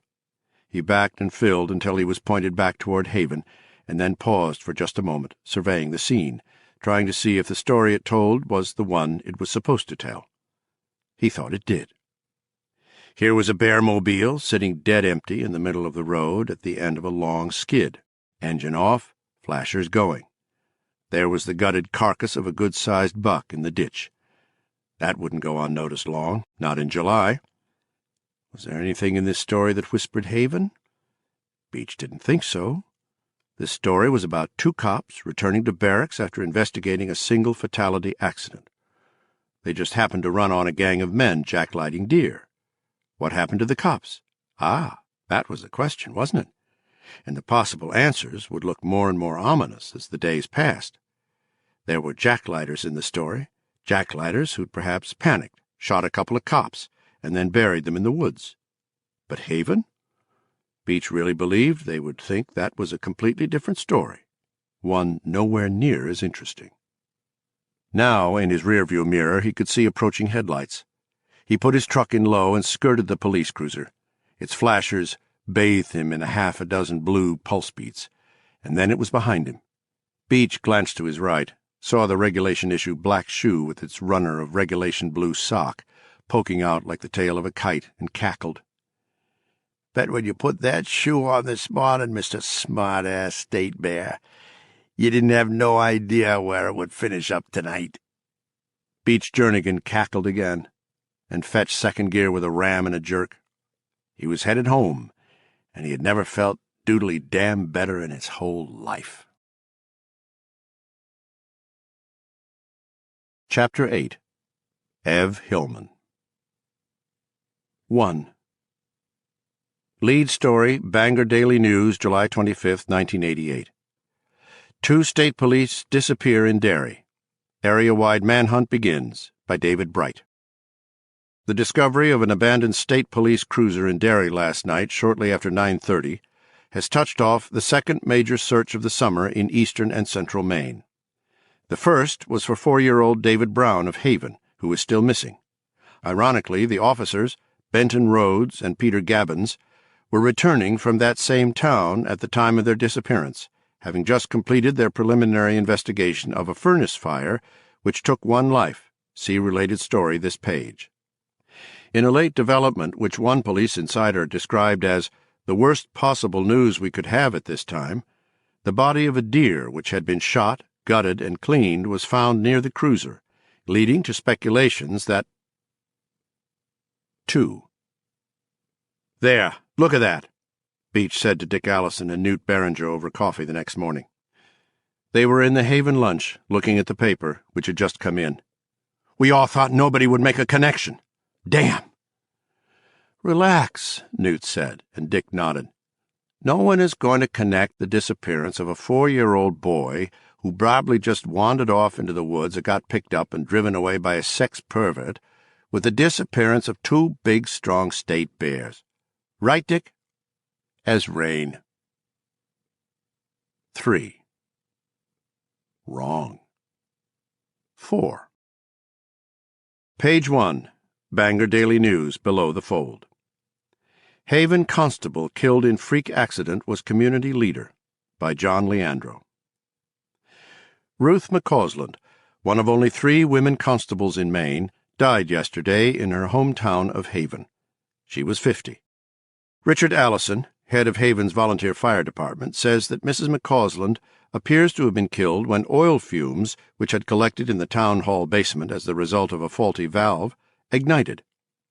Allison said that the lighting in the basement, where a lot of town records are stored, is not very good. She may have struck a match, Allison said. At least, that is the theory we are going on now. Asked if any evidence of arson had been found, Allison said there had not, but admitted that the disappearance of the 2 state troopers sent to investigate the mishap, see story above, made that more difficult to determine. Since neither of the investigating officers has been able to file a report, I imagine we'll have the state fire inspectors up here. Right now, I'm more concerned that the investigating officers turn up safe and sound. Newton Barringer, Haven's head selectman, said that the entire town was in deep mourning for Mrs. McCausland. She was a great woman, Barringer said, and we all loved her. Other Haven townspeople echoed the sentiment, not a few of them in tears as they spoke of Mrs. McCausland. Her public service in the small town of Haven began in 5. It was, of course, Hilly's grandfather, Ev, who made the connection. Ev Hillman, who could have rightly been called the town in exile.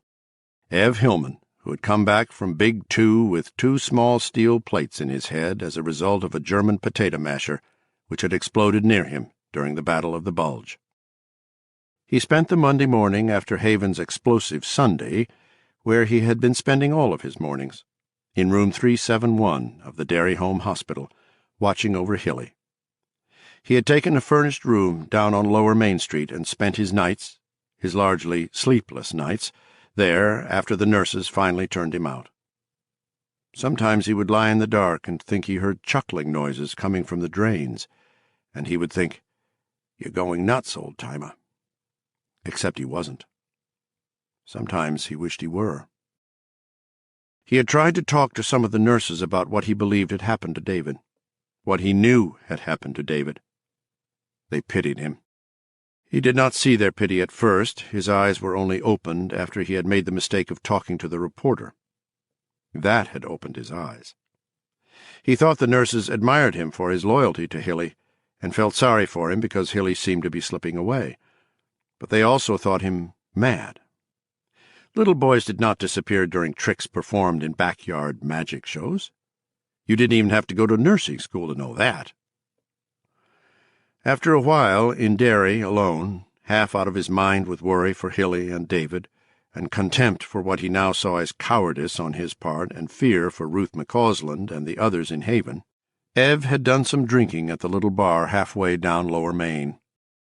In the course of a conversation with the bartender, he heard the story of a fellow named John Smith, who had taught in the nearby town of Cleves Mills for a while. Smith had been in a coma for years, had awakened with some sort of psychic gift. He went nuts a few years ago, had tried to assassinate a fellow named Stilson, who was a U.S. representative from New Hampshire. "Don't know if there was ever any truth to the psychic part of it or not," the bartender said, drawing Ev a fresh beer. "Believe most of that stuff is just eyewash myself. But if you've got some wild-ass tale to tell—" Ev had hinted he had a story to tell that would make the Amityville Horror look tame. "Then Bright at the Bangor Daily News is the guy you ought to tell it to. He wrote up the Smith guy for the paper. He drops in here for a beer every once in a while. And I'll tell you, mister, he believed Smith had the sight." Ev had had 3 beers rapidly, one after another, just enough, in other words, to believe that simple solutions might be possible. He went to the payphone, laid out his change on the shelf, and called the Bangor Daily News. David Bright was in, and Ev spoke to him. He didn't tell him the story, not over the phone, but said that he had a tale to tell, and he didn't understand what it all meant, but he thought people ought to know about it. Fast. Bright sounded interested. More, he sounded sympathetic. He asked Ev when he could come up to Bangor. That Bright did not speak of coming to Derry to interview the old man should have tipped Ev to the idea that he might have overestimated both Bright's belief and his sympathy, and Ev had asked if that very night would be okay. "Well, I'll be here another 2 hours," Bright said. "Can you be here before midnight, Mr. Hillman?" "Bet your buns," the old man snapped, and hung up. When he walked out of Wally's Spa on Lower Main, there was fire in his eye and a spring in his step. He looked 20 years younger than the man who had shuffled in. But it was 25 miles up to Bangor, and the 3 beers wore off. By the time Ev got to the news building, he was sober again. Worse, his head was fuzzy and confused. He was aware of telling the story badly, of circling around again and again to the magic show, to the way Hilly had looked, to his certainty that David Brown had really disappeared. At last he stopped, only it was not so much a stopping as a drying up of an increasingly sluggish flow. Bright was tapping a pencil against the side of his desk, not looking at Ev. "You never actually looked under the platform at the time, Mr. Hillman?" No, but—" Now Bright did look at him, and he had a kind face, but in it Ev saw the expression which had opened his eyes. The man thought he was just as mad as a March hare. "Mr. Hillman, all of this is very interesting." "Never mind," Ev said, getting up. The chair he had been sitting in bumped back so rapidly it almost fell over. He was dimly aware of word processor terminals tapping, phones ringing, people walking back and forth in the city room with papers in their hands. Mostly he was aware that it was midnight. He was tired and sick with fear, and this fellow thought he was crazy. "Never mind. It's late. You'll be wanting to get home to your family, I guess." "Mr. Hillman, if you just see it from my perspective, you'll understand that I do see it from your side," Ev said. "For the first time, I guess." "I have to go, too, Mr. Bright. I got a long drive ahead of me, and visiting hours start at 9. Sorry to have wasted your time." He got out of there fast, furiously reminding himself what he should have remembered in the first place, that there is no fool like an old fool, and he guessed tonight's work showed him off as just about the biggest old fool of all. Well, so much for trying to tell people what was happening in Haven. He was old, but he was damned if he'd ever put up with another look like that. Ever. In his life. 6. That resolution lasted exactly 56 hours, until he got a look at the headlines on Monday's papers. Looking at them, he found himself wanting to go and see the man in charge of investigating the disappearance of the 2 state cops. The news said that his name was Dugan, and mentioned that he had also known Ruth McCausland well, would, in fact, take time off from an extremely hot case to speak briefly at the lady's funeral. Must have known her pretty damned well, it seemed to Ev. But when he searched for any of the previous night's fire and excitement, he found only sour dread and hopelessness. The 2 stories on the front page had taken most of the guts he had left. Haven's turning into a nest of snakes, and now they are starting to bite. I have to convince someone of that, and how am I going to do it? How am I going to convince anyone that there's telepathy going on in that town, and Christ knows what else? How, when I can barely remember how I knew things were going on? How, when I never really saw nothing myself? How? Most of all, how am I supposed to do it when the whole goddamn thing is staring them in the face and they don't even see it? There's a whole town going loony just down the road, and no one has got the slightest idea it's happening. He turned to the obituary page again. Ruth's clear eyes looked up at him from one of those strange newsprint pictures that are nothing but densely packed dots. Her eyes, so clear and straightforward and beautiful, looked calmly back at him. Ev guessed that there had been at least 5 and maybe as many as a dozen men in Haven who had been in love with her, and she had never even known it. Her eyes seemed to deny the very idea of death, to declare it ridiculous. But dead she was. He remembered taking Hilly out while the search party gathered. "You could come with us, Ruthie." "Ev, I can't." "Get in touch with me." He had tried just once, thinking that if Ruth joined him in Derry, she would be out of danger, and she could backstop his story. In his state of confusion and misery and, yes, even homesickness, Ev wasn't even sure which was more important to him. In the end, it didn't matter. He had tried 3 times to dial Haven direct, the last one after speaking to Bright, and none of the calls took. He tried once with operator assistance, and she told him there must be lines down. Would he try later? Ev said he would, but hadn't. He had lain down in the dark instead, and listened to the drains truckle.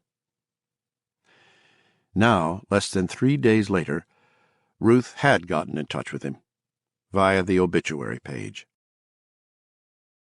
He looked up at Hilly. Hilly was sleeping. The doctors refused to call it a coma. His brain patterns were not the brain patterns of a comatose patient, they said. They were the brain patterns of a person in deep sleep. Ev didn't care what they called it. He knew Hilly was slipping away, and whether it was into a state called autism. Ev didn't know what the word meant, but he had heard one of the doctors mutter it to another in a low voice he hadn't been meant to overhear. Or one called coma didn't make any difference at all. They were just words. Slipping away was what it came down to, and that was quite terrible enough. On the ride to Derry, the boy had acted like a person in deep shock. Ev had had a vague idea that getting him out of Haven would improve matters, and in their frantic concern over David, neither Bryant nor Marie seemed to notice how odd their older boy seemed. Getting out of Derry hadn't helped. Hilly's awareness and coherence had continued to decline. The first day in the hospital he had slept 11 hours out of 24. He could answer simple questions, but more complicated ones confused him. He complained of a headache. He didn't remember the magic show at all, and seemed to think his birthday had been only the week before. That night, sleeping deeply, he had spoken one phrase quite clearly. "All the G.I. Joes." Ev's back had crawled. It was what he had been screaming over and over when they had all rushed out of the house to find David gone and Hilly in hysterics. The following day, Hilly had slept for 14 hours, and seemed even more confused in his mind during the time he spent in a soupy, waking state. When the child psychologist detailed to his case asked him his middle name, he responded, "Jonathan." It was David's middle name. Now he was sleeping, for all practical purposes, around the clock. Sometimes he opened his eyes, seemed even to be looking at Ev or one of the nurses, But when they spoke, he would only smile his sweet Hilly Brown smile and drift off again. Slipping away. He lay like an enchanted boy in a fairy-tale castle, only the IV bottle over his head and the occasional PA announcements from the hospital corridor spoiling the illusion. There had been a great deal of excitement on the neurological front at first. A dark, nonspecific shadow in the area of Hilly's cerebral cortex had suggested that the boy's strange dopiness might have been caused by a brain tumor. But when they got Hilly down to X-ray again 2 days later, his plates had been slow-tracked, the X-ray technician explained to Ev, because no one expects to find a brain tumor in the head of a 10-year-old, and there had been no previous symptoms to suggest one. The shadow had been gone. The neurologist had conferred with the X-ray technician, and Ev guessed from the technician's defensiveness that feathers must have flown. The neurologist told him that one more set of plates would be taken, but he believed they would show negative. The first set, he said, must have been defective. "I suspected something must have been wacky," he told Ev. "Why was that?" The neurologist, a big man with a fierce red beard, smiled. "Because that shadow was huge. To be perfectly blunt, a kid with a brain tumor that big would have been an extremely sick child for an extremely long time, if he was still alive at all." "I see. And you still don't know what's wrong with Hilly?" "We're working on 2 or 3 lines of inquiry," the neurologist said, but his smile grew vague, his eyes shifted away from Ev's, and the next day the child psychologist showed up again. The child psychologist was a very fat woman with very dark black hair. She wanted to know where Hilly's parents were. "Trying to find their other son." Ev expected that would squash her. It didn't. "Call them up and tell them I'd like some help finding this one." They came, but were no help. They had changed. They were strange. The child psychologist felt it too, and after her initial run of questions, she started to pull away from them. Ev could actually feel her doing it. Ev himself had to work hard to keep from getting up and leaving the room. He didn't want to feel their strange eyes resting on him. Their gaze made him feel as if he had been marked for something. The woman in the plaid blouse and the faded jeans had been his daughter, and she still looked like his daughter. But she wasn't. Not anymore. Most of Marie was dead, and what was left was dying rapidly. The child psychologist hadn't asked for them again. She had been in to examine Hilly twice since then. The second occasion had been Saturday afternoon, the day before the Haven Town Hall blew up. "What were they feeding him?" she asked abruptly. Ev had been sitting by the window, the hot sun falling on him, almost dozing. The fat woman's question startled him awake. "What? What were they feeding him?" "Why, just regular food," he said. "I doubt that." "You needn't," he said. "I took enough meals with him to know. Why do you ask?" "Because 10 of his teeth are gone," she said curtly. 7. Ev clenched a fist tightly in spite of the dull throb of arthritis and brought it down on one leg, hard. "What are you going to do, old man? David's gone, and it would be easier if you could convince yourself he was really dead, wouldn't it?" Yes, that would make things simpler. Sadder, but simpler. But he couldn't believe that. Part of him was still convinced that David was alive. Perhaps it was only wishful thinking, but somehow Ev didn't think so. He had done plenty of that in his time, and this didn't feel like it. This was a strong, pulsing intuition in his mind. David is alive. He is lost, and he is in danger of dying, oh, most certainly. But he can still be saved, if you can make up your mind to do something. And if what you make your mind up to do is the right thing. Long odds for an old fart like you, who pisses a dark spot on his pants every once in a while these days when he can't get to the John in time. Long, long odds.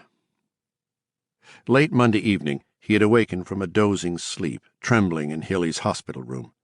The nurses often turned a leniently blind eye to him, and allowed him to stay far past regular visiting hours. He'd had a dreadful nightmare. He had dreamed he was in some dark and stony place, needle-tipped mountains sawed at a black sky strewn with cold stars, and a wind as sharp as an ice-pick whined in narrow, rocky defiles. Below him, by starlight, he could see a huge, flat plain. It looked dry and cold and lifeless. Great cracks zigzagged across it, giving it the look of crazy paving. And from somewhere he could hear David's thin voice. "Help me, Grandpa. It hurts to breathe. Help me. I'm scared. I didn't want to do the trick, but Hilly made me, and now I can't find my way home." He sat looking at Hilly, his body bathed in sweat. It ran down his face like tears. He got up, went over to Hilly, and bent close to him. "Hilly," he said, not for the first time, "where's your brother? Where is David?" Only this time Hilly's eyes opened. His watery, unseeing stare chilled Everett. It was the stare of a blind sibyl. "Altair 4," Hilly said calmly and with perfect clarity. "David is on Altair 4, and there's Tommyknockers, knocking at the door." His eyes slipped shut, and he slept deeply again. Ev stood over him, perfectly motionless, his skin the color of putty. After a while, he began to shudder. 8. He was the town in exile. If Ruth McCausland had been Haven's heart and conscience, then Ev Hillman, at 73, and not nearly so senile as he had lately come to fear, was its memory. He had seen much of the town in his long life there, and heard more. He had always been a good listener. Leaving the hospital that Monday evening, he detoured by the dairy Mr. Paperback, where he invested $9 in a Maine atlas, a compendium of large maps which showed the state in neat pieces, 600 square miles in each piece. Turning to map 23, he found the town of Haven. He had also bought a compass at the book and magazine shop, and now, without wondering why he was doing it, he drew a circle around the town. He did not plant the compass's anchor in Haven Village to do this, of course, because the village was actually on the edge of the township. "David is on Altair 4. David is on Altair 4, and there's Tommyknockers, knocking at the door." Ev sat frowning over the map and the circle he had drawn, wondering if what Hilly had said had any significance. "Should have gotten a red pencil, old man. Haven ought to be circled in red now. On this map. On every map." He bent closer. His far vision was still so perfect that he could have told a bean from a kernel of corn if you set both on a fence post 40 yards away. But his near vision was going to hell fast now, and he had left his reading glasses back at Marie and Bryant's. And he had an idea that if he went back to get them, he might find he had more to worry about than reading small print. For the time being, it was better, safer, to just get along without them. With his nose almost on the page, he examined the place where the compass point had gone in. It was spang on the Dairy Road, just a bit north of Preston Stream, and a bit east of what he and his friends had called Big Injun Woods when they were kids. This map identified them as Burning Woods, and Ev had heard that name once or twice, too. He closed the compass to a quarter of the radius he had needed to put a circle around all of Haven, and drew a second circle. He saw that Bryant and Marie's house lay just inside that circle. To the west was the short length of Nister Road, which ran from Route 9, Dairy Road, to a gravel pit dead end on the edge of those same woods. Call them Big Injun Woods or Burning Woods. It was the same thing, the same woods. Nister Road. Something about Nister Road. But what? Something that had happened before he himself was born, but something that had still been worth talking of for years and years. Ev closed his eyes and looked as if he was asleep sitting up, a skinny old man, mostly bald, in a neat khaki shirt and neat khaki pants with creases up the legs. In a moment it came, and when it did he wondered how it could have taken him so long to get it. The Clarendons, of course. They had lived at the junction of Nister Road and the Old Dairy Road. Paul and Faith Clarendon. Faith, who had been taken so with that sweetie sugar preacher, and who had birthed a child with black hair and sweetie sugar blue eyes about 9 months after the preacher blew town. Paul Clarendon, who had studied the baby as it lay in its crib, and who had then gotten his straight-razor. Some people had shaken their heads and blamed the preacher. Colson, his name was. He said it was, anyway. Some people shook their heads and blamed Paul Clarendon. They said he'd always been crazy and Faith should never have married him. Some people had, of course, blamed Faith. Ev remembered some old man in the barber shop. This was years after, but towns like Haven have long memories, calling her nothing but a titty-bump whore, born to make trouble. And some people had, in low voices to be sure, blamed the woods. Ev's eyes flashed open. Yes, they had. His mother called such people ignorant and superstitious, but his father only shook his head slowly and puffed his pipe and said that sometimes old stories had a grain or two of truth in them, and it was best not to take chances. It was why, he said, he crossed himself whenever a black cat crossed his path. Humph! Ev's mother had sniffed. Ev himself had then been 9 or so, he recollected now. And I guess it's why your ma there tosses some salt over her shoulder when she spills the cellar, Ev's dad said, mildly, to Ev. Humph, she said again, and went inside to leave her husband smoking on the porch and her son sitting beside him, listening intently as his father yarned. Ev had always been a good listener, except for that one crucial moment when someone had so badly needed him to listen, that one unregainable moment when he had allowed Hilly's tears to drive him away in confusion. Ev listened now. He listened to his memory, the town's memory. This audiobook is continued on Disc 12.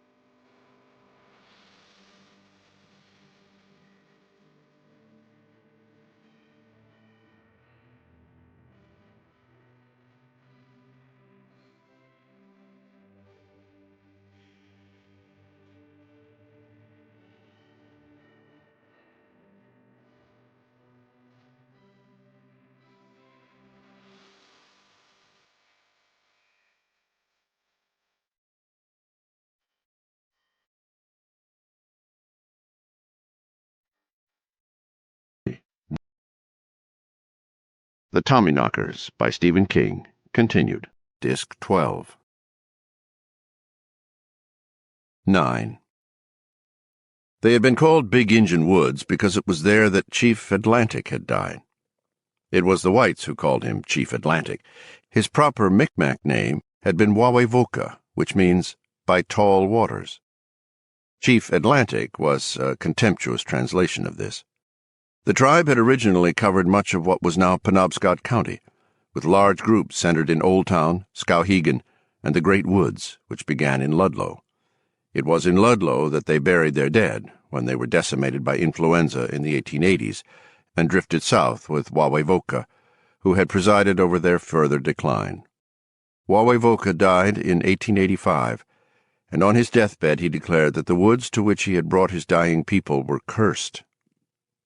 That was known and reported by the two white men who had been present when he died, one an anthropologist from Boston College, the other from the Smithsonian Institution, who had come to the area in search of Indian artifacts from the tribes of the Northeast, which were degenerating rapidly and would soon be gone.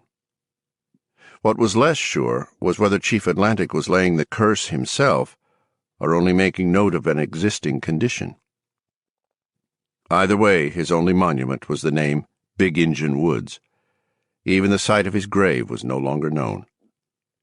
The name for that large piece of forest was, so far as Ev knew, still the one most commonly used in Haven and the other towns which were a part of it, but he could understand how the cartographers responsible for the main atlas might not have wanted to put a word like Injun in their book of maps. People had gotten touchy about such casual slurs. Old tales sometimes have a grain of truth, his dad had said. Ev, who also crossed himself when black cats crossed his path, and, truth to tell, when one looked likely to, just to be safe, thought that his dad was right, and that grain was usually there. And cursed or not, Big Injun Woods had never been very lucky. Not lucky for Awakens, not lucky for the Clarendons. It had never been very lucky for the hunters who tried their hand in there either, he recalled. Over the years, there had been three. Wait a minute.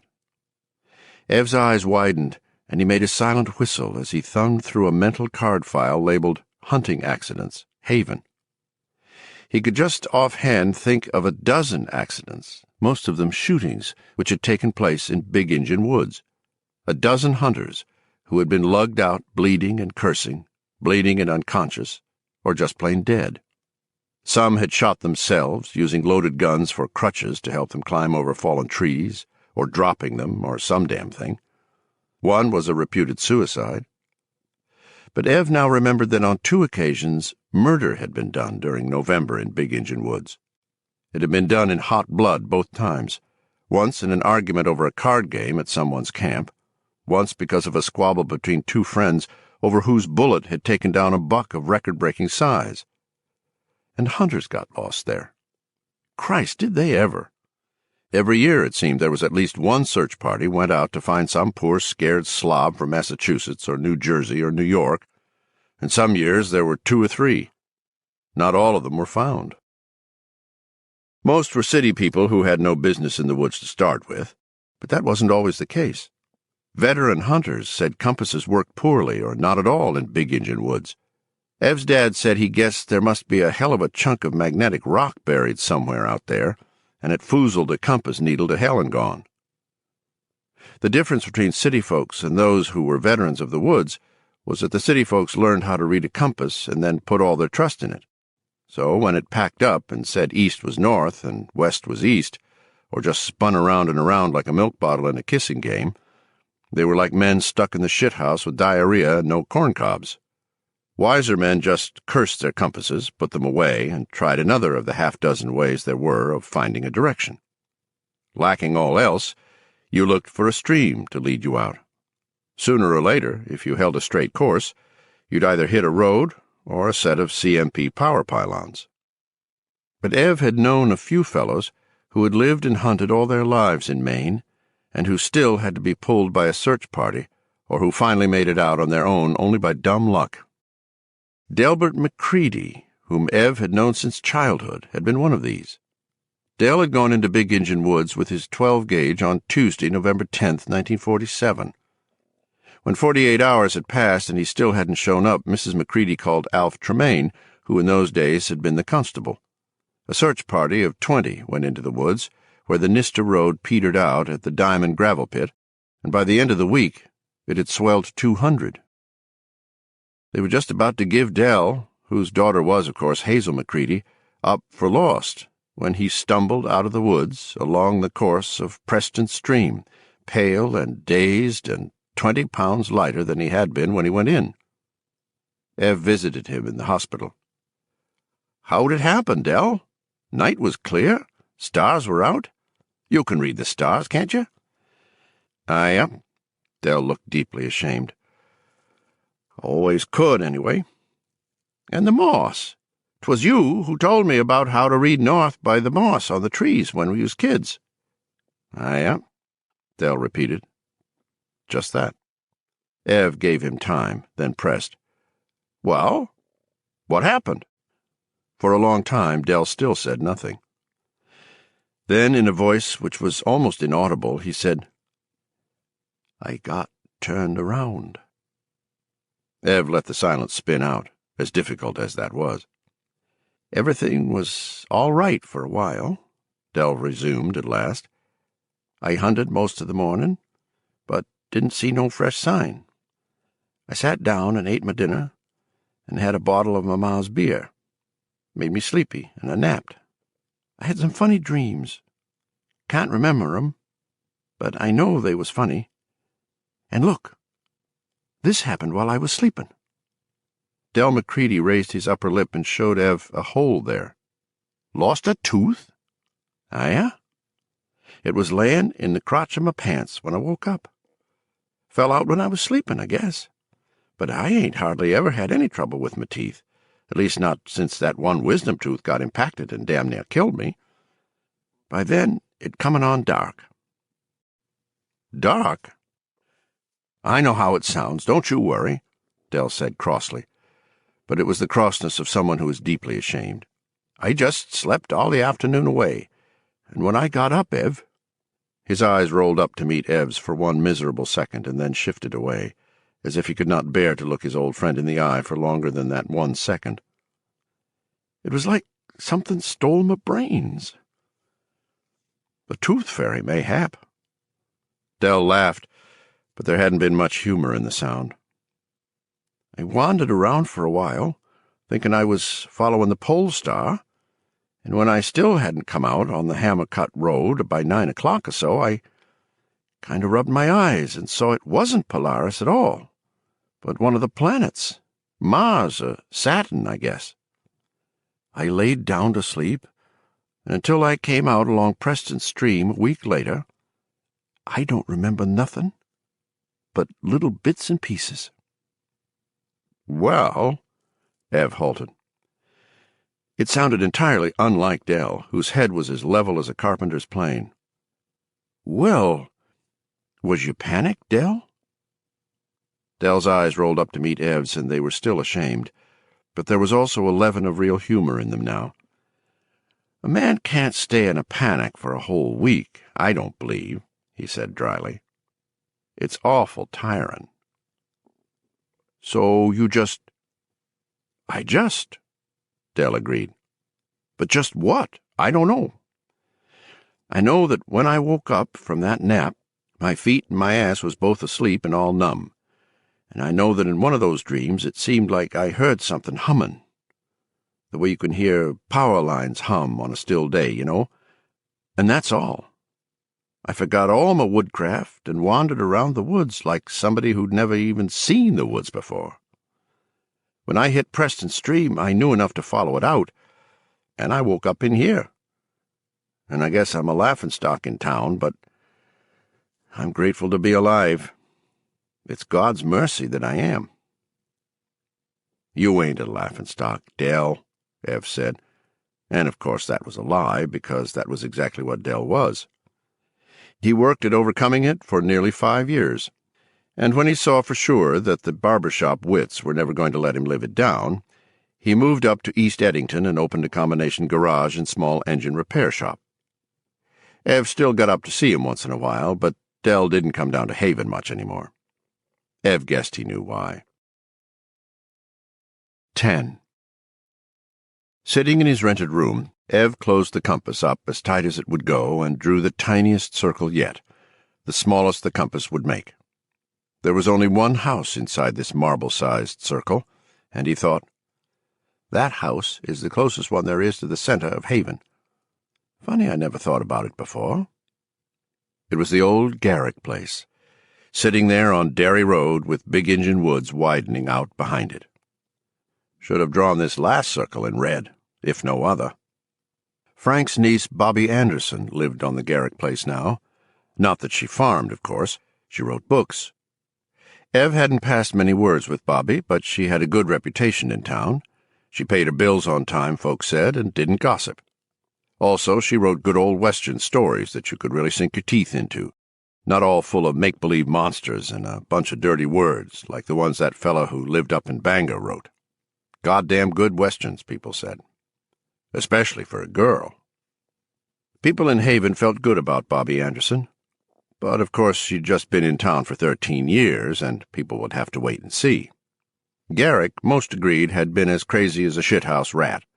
He always brought in a good garden, but that didn't change his mental state. He was always trying to tell someone about his dreams. They were usually about the second coming.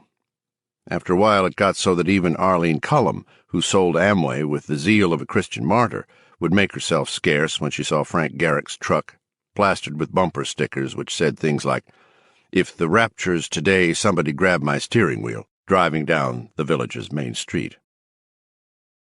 In the late 60s, the old man had gotten a bee in his bonnet about flying saucers. Something about Elijah seeing a wheel within a wheel and being taken up to heaven by angels driving chariots of fire powered by electromagnetism.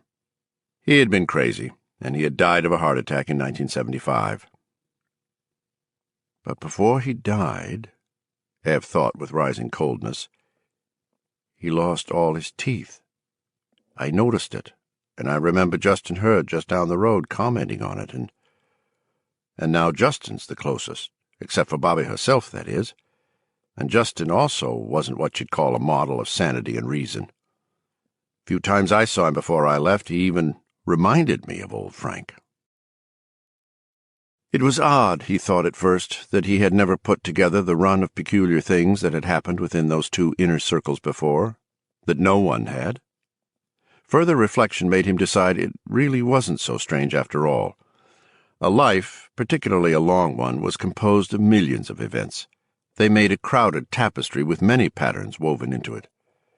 Such a pattern as this, the deaths, the murders, the lost hunters, crazy Frank Garrick, maybe even that queer fire at the Polsons, only showed up if you were looking for it. Once seen, you wondered how you could have missed it. But if you weren't. And now a new thought dawned. Bobby Anderson was perhaps not all right. He remembered that since the beginning of July, perhaps even before, there had been sounds of heavy machinery coming from Big Injun Woods. Ev had heard the sounds and dismissed them. Maine was heavily forested, and the sounds were all too familiar. New England paper doing a spot of logging on its land, most likely. Except, now that he thought about it, now that he had seen the pattern, Ev realized that the sounds weren't deep enough in the woods to be on NEP's land. Those sounds were coming from the Garrick place. And he also realized that the earlier sounds, the cycling, waspy whine of a chainsaw, the crackle crunch of falling trees, the coughing roar of a gas-powered chipper, had given way to sounds he didn't associate with woods work at all. The later sounds had been, what? Earth-moving machinery, perhaps.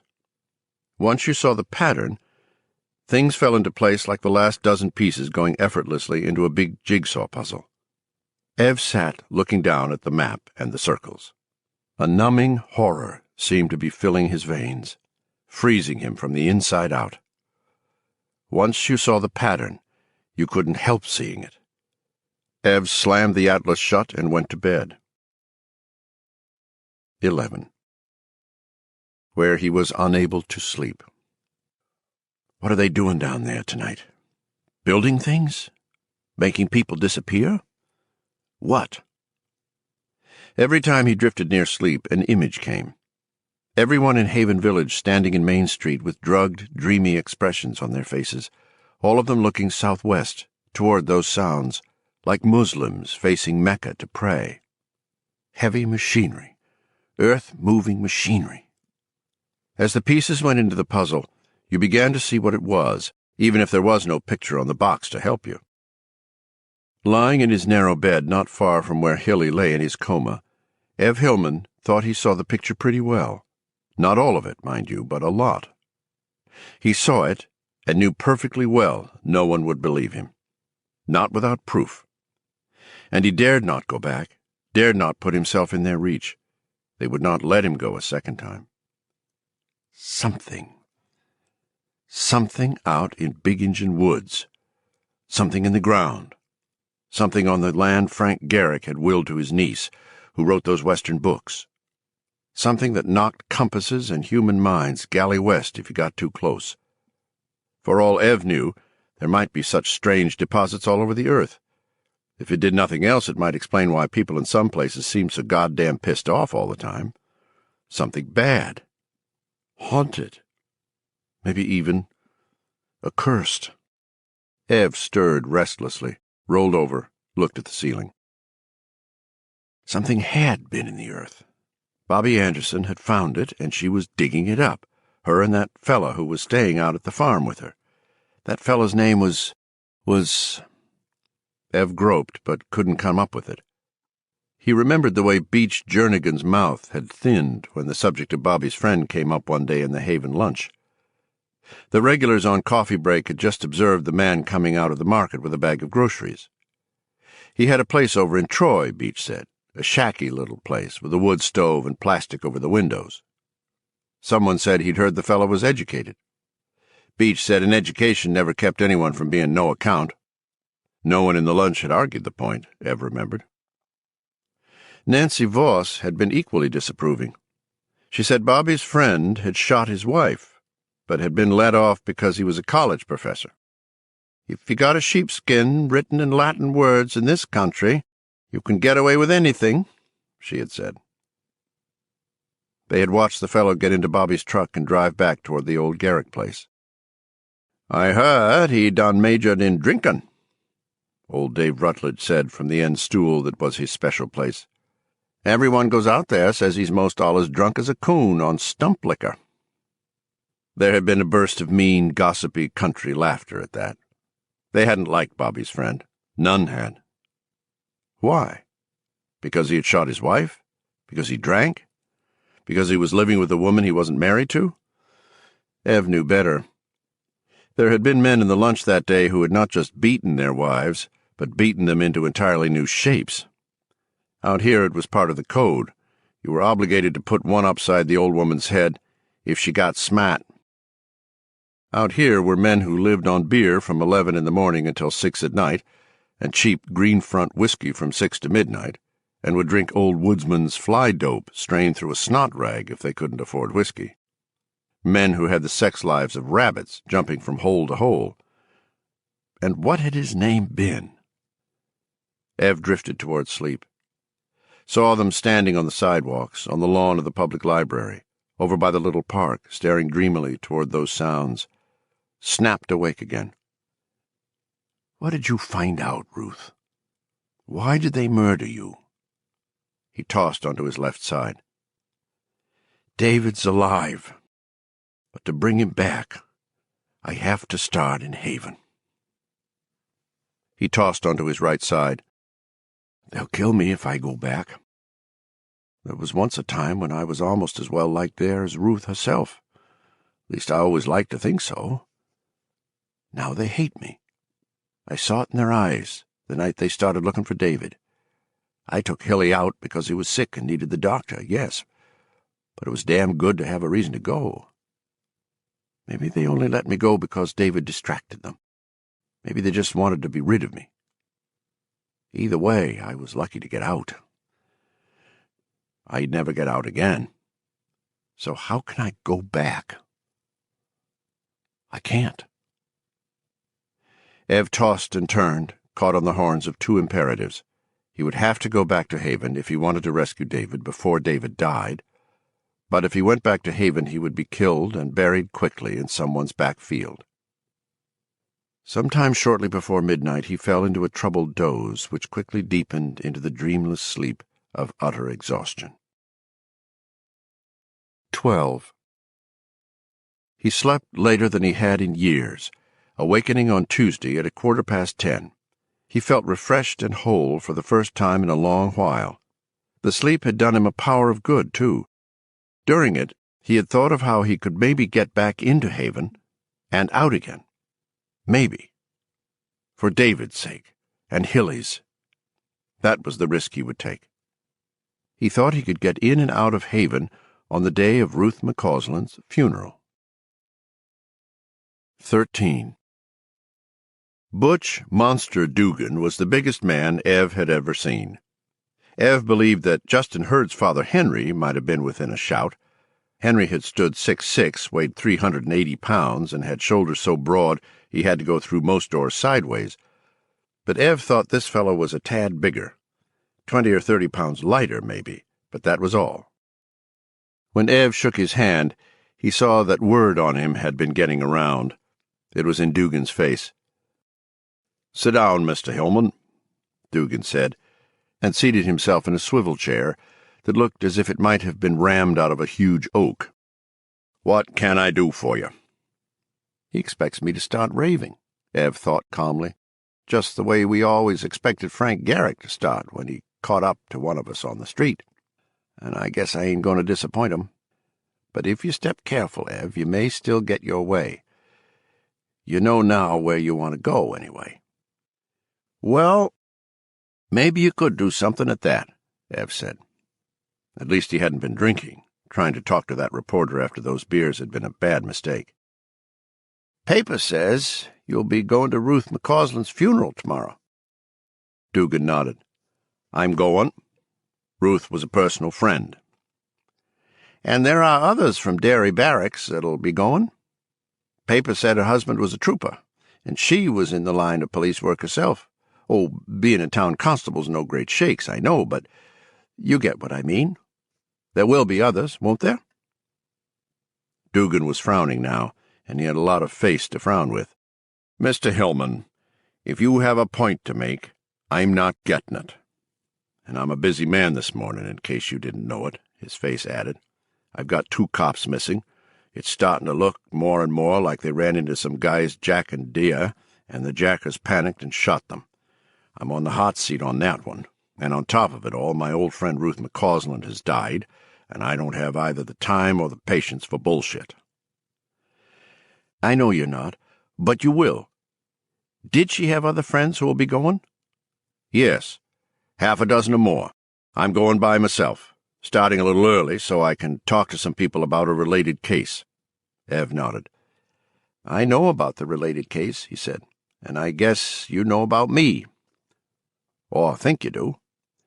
"Mr. Hillman, I have talked foolishly and to the wrong people and at the wrong times," Ev said in that same calm voice.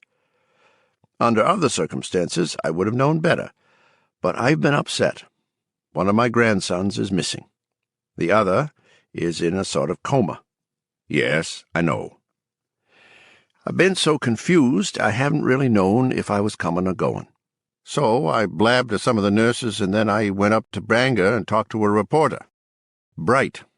I kind of got the idea you'd heard most of the things I had to say to him."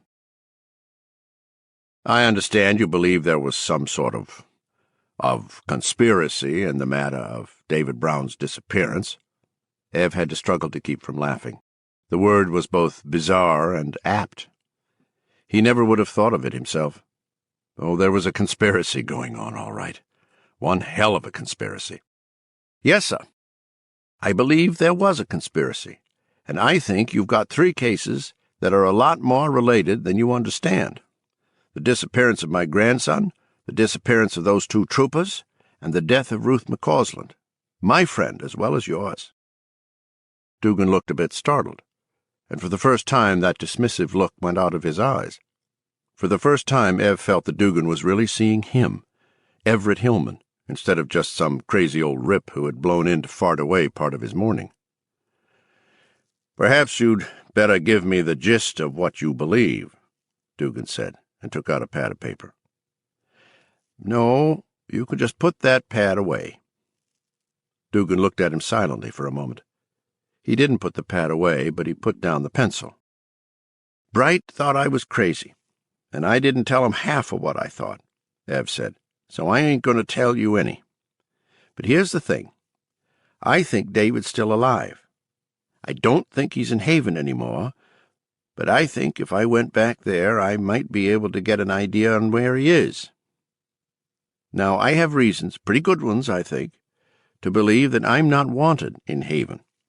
I have reasons to think that if I went back there under most circumstances, I'd most likely disappear like David Brown, or have an accident like Ruth." Butch Dugan's face changed. "I think," he said, "I got to ask you to explain that, Mr. Hillman." "I ain't going to. I can't. I know what I know, and believe what I believe, but I ain't got a speck of proof. I know how crazy I must sound, but if you look into my face you'll know one thing at least. I believe what I'm saying." Dugan sighed. "Mr. Hillman, if you were in this business, you'd know how sincere most liars look." Ev started to say something, and Dugan shook his head. "Forget that, cheap shot. I've only had about 6 hours sleep since Sunday night. I'm getting too old for these marathons. Fact is, I do believe you're sincere. But you're only making ominous sounds, talking around the edges of things. Sometimes people do that when they're scared, but mostly they do it when edges are all they have. Either way, I haven't got time to woo you. I answered your questions. Maybe you'd better state your business." "Glad to. I came here for 2 reasons, Trooper Dugan. First one was to make sure there was going to be a lot of cops in Haven tomorrow. Things are less likely to happen when there are a lot of cops around, don't you agree?" Dugan said nothing, only looked at Ev expressionlessly. "Second was to tell you I'll be in Haven tomorrow, too. I won't be at Ruth's funeral, though. I'm going to have a Very pistol with me, and if, during that funeral, you or any of your men should see a big old star shell go off in the sky, you'll know I have run afoul of some of that craziness no one will believe. Do you follow me?" "You said going back to Haven might be, unhealthy for you." Dugan's face was still blank, but that didn't matter. Ev knew he had gone back to his original idea. Ev was crazy, after all. "Under most circumstances," I said. "Under these circumstances, I think I can get away with it. Ruth was loved in Haven, which is a fact I don't think I have to tell you. Most of the town will turn out to see her into the ground. I don't know if they still loved her when she died, but that don't matter. They'll turn out anyway." "How do you figure that?" Dugan asked. "Or is that another one of those things you don't want to talk about?" "No, I don't mind. It would look wrong if they didn't turn out." "To who?" "To you. To the other policemen who were friends to her and her husband. To the Pauls from the Penobscot County Democratic Committee. Why, 'twouldn't surprise me if Congressman Brennan sent someone up from Augusta. She worked awful hard for him when he run for office in Washington. She wasn't just local, you see. That's part of what they got to deal with. They're like people who don't want to throw a party, but who are stuck doing it just the same. I'm hoping they'll be so busy making things look right, with putting on a good show, that they'll not even know I've been in Haven until I'm gone." Butch Dugan crossed his arms over his chest. Ev had been close to the truth. At first, Dugan had indulged himself in the fancy that David Bright, who was usually an accurate interpreter of human behavior, had been wrong this time. Hillman was as sane as he was. Now he was mildly disturbed, not because Hillman had turned out to be crazy after all, but because he had turned out to be really crazy. And yet there was something oddly persuasive in the old man's calm, reasonable voice and his steady gaze. "You speak as if everyone in Haven was in on something," Dugan said, "and I think that's impossible." I want you to know that. Yes, any normal person would say that. That's how they've been able to get away with it this long. 50 years ago, people felt like the atomic bomb was impossible, and they would have laughed at the idea of TV, let alone a video recorder. Not much changes, Trooper Dugan. Most people see as far as the horizon, and that's all. If someone says there's something over it, people don't listen. Ev stood up and extended his hand over Dugan's desk, as if he had every right in the world to expect Dugan to shake it, which surprised Butch into doing just that. "Well, I knew when I looked at you that you thought I was nuts," Ev said with a rueful little smile, "and I guess I've said enough to double that idea. But I've found out what I needed to know and said what I needed to say. I'll do an old man a favor and peek at the sky once in a while.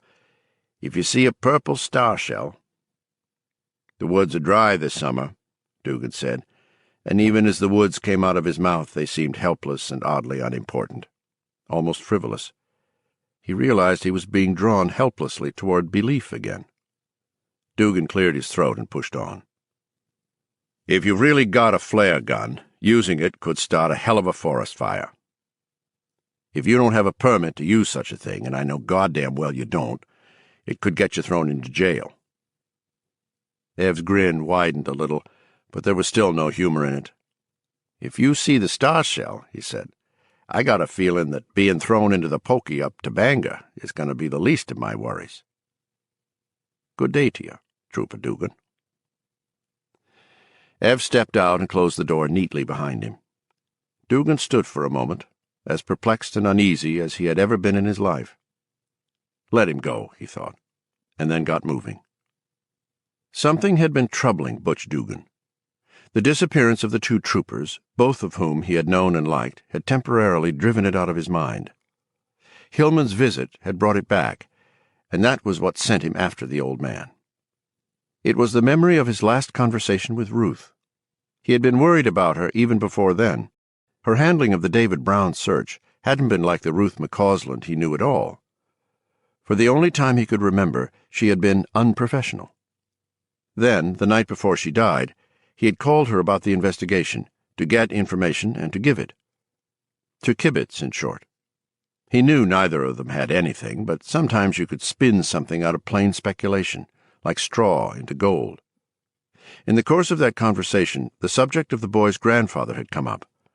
By then, Butch had spoken to David Bright of the News, had had a beer with him, in fact, and passed on to Ruth Ev's idea that the whole town had gone crazy in some strange way. Ruth hadn't laughed at the story, or clucked over the failure of Ev Hillman's mind, as he had expected she would do. He wasn't sure just what she had said, because just about then the connection had begun to get bad. Not that there was anything very unusual in that. Most of the lines going into small towns like Haven were still on poles and the connections regularly went to hell. All it took was a high wind to make you feel like you and the other person were holding tomato soup cans connected by a length of waxed string. "Better tell him to stay away," Ruth had said. He was sure of that much. And then, just before he lost her altogether, it seemed to him that she had sent something about, of all things, nylon stockings. He must have heard her wrong, but there was no mistaking the tone. Sadness and great weariness, as if her failure to find David Brown had taken all the heart out of her. A moment later the connection had broken down completely.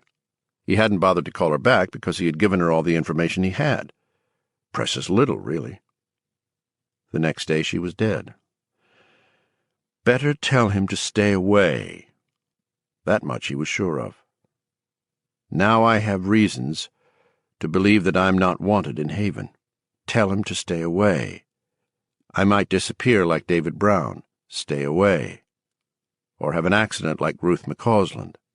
Away. He caught up to the old man in the parking lot. 14. Hillman had an old purple Valiant with badly rusted rocker panels. He looked up, driver's side door open, as Dugan loomed over him. "I'm coming with you tomorrow." Ev's eyes widened. "You don't even know where I'm going." "No, but if I'm with you, I won't have to worry that you're going to set half the woods in eastern Maine on fire trying to send me a message like 007. Ev looked at him consideringly, and then shook his head. I'd feel better having someone with me, he said, especially a guy as big as Gorilla Monsoon who packs a gun. But they ain't stupid in Haven, Officer Dugan. They never were, and I got a feeling that they're a lot less stupid just lately. They expect to see you at her funeral. If they don't, they're going to be suspicious. Christ, I'd like to know how the hell you can stand there babbling all that crazy shit and sound so fucking sane. Maybe because you know, too, Ev said. How funny it is. How funny all these things started in Haven. Then, with a prescience that was startling, he added, Or maybe you knew Ruth well enough yourself to sense she'd gotten off kilter. The two men stood looking at each other in the gravelled parking lot of the dairy barracks, the sun beating down on them, their shadows, clear and black, slanting out neatly at 2 o'clock. I'll let on tonight that I'm sick, Dugan said, that I've got stomach flu. It's been going around the barracks. What do you think? Ev nodded with sudden relief. That relief was so great it was startling. The idea of sneaking back into Haven had frightened him more than he had been willing to let on, especially to himself.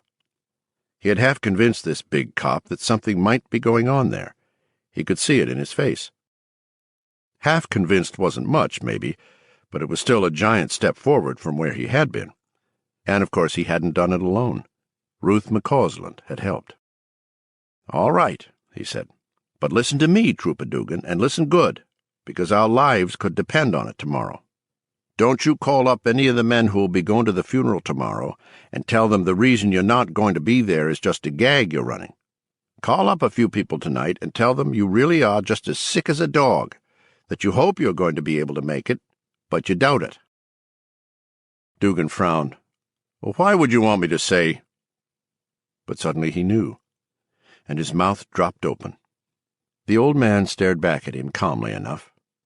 Christ Jesus, are you telling me that you think the people in Haven are mind readers? That if my men knew I really wasn't sick, the people in town could pick the news right out of their heads? I ain't telling you a thing, Trooper Dugan, Ev said. You are telling me. Mr. Hillman, I really think you must be imagining. I never expected you'd want to come with me when I came to see you. I wasn't angling for it, either.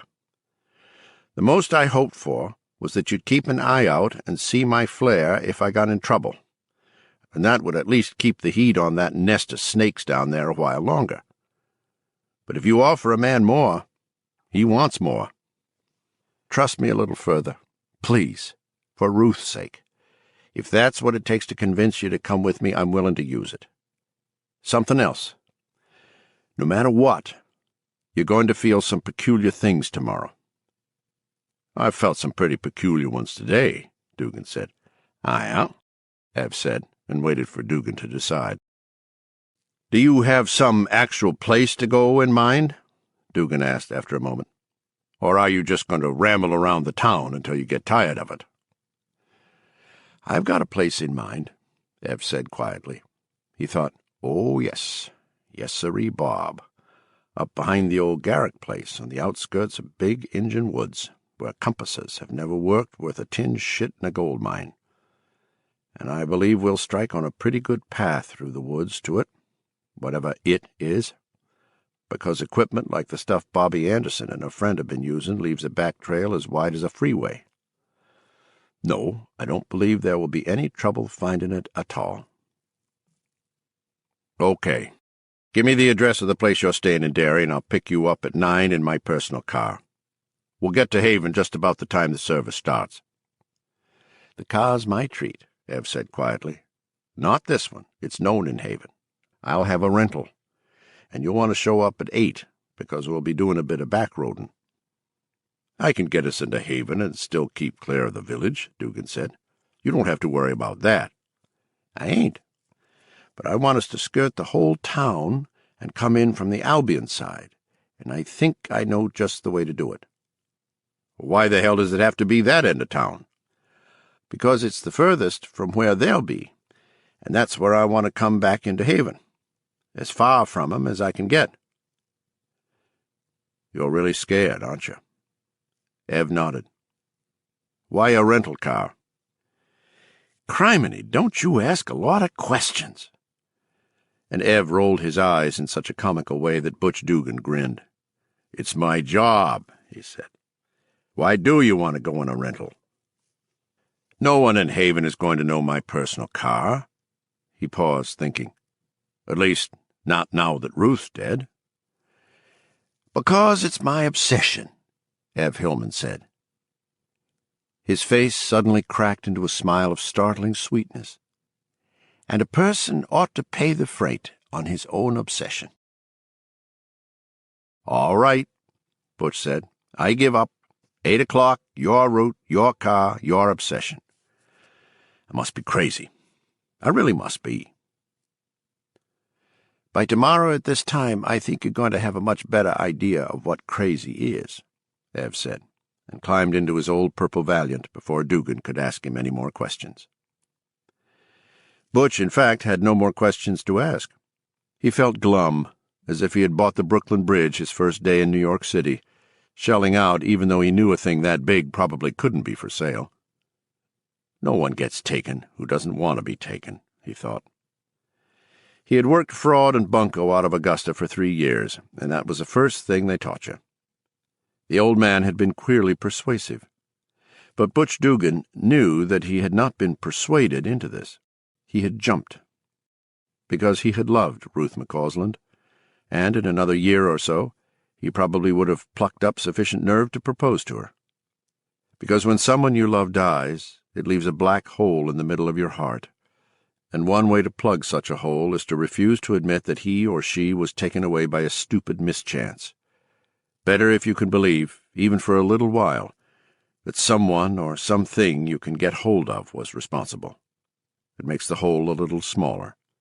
Even a rube knows that much.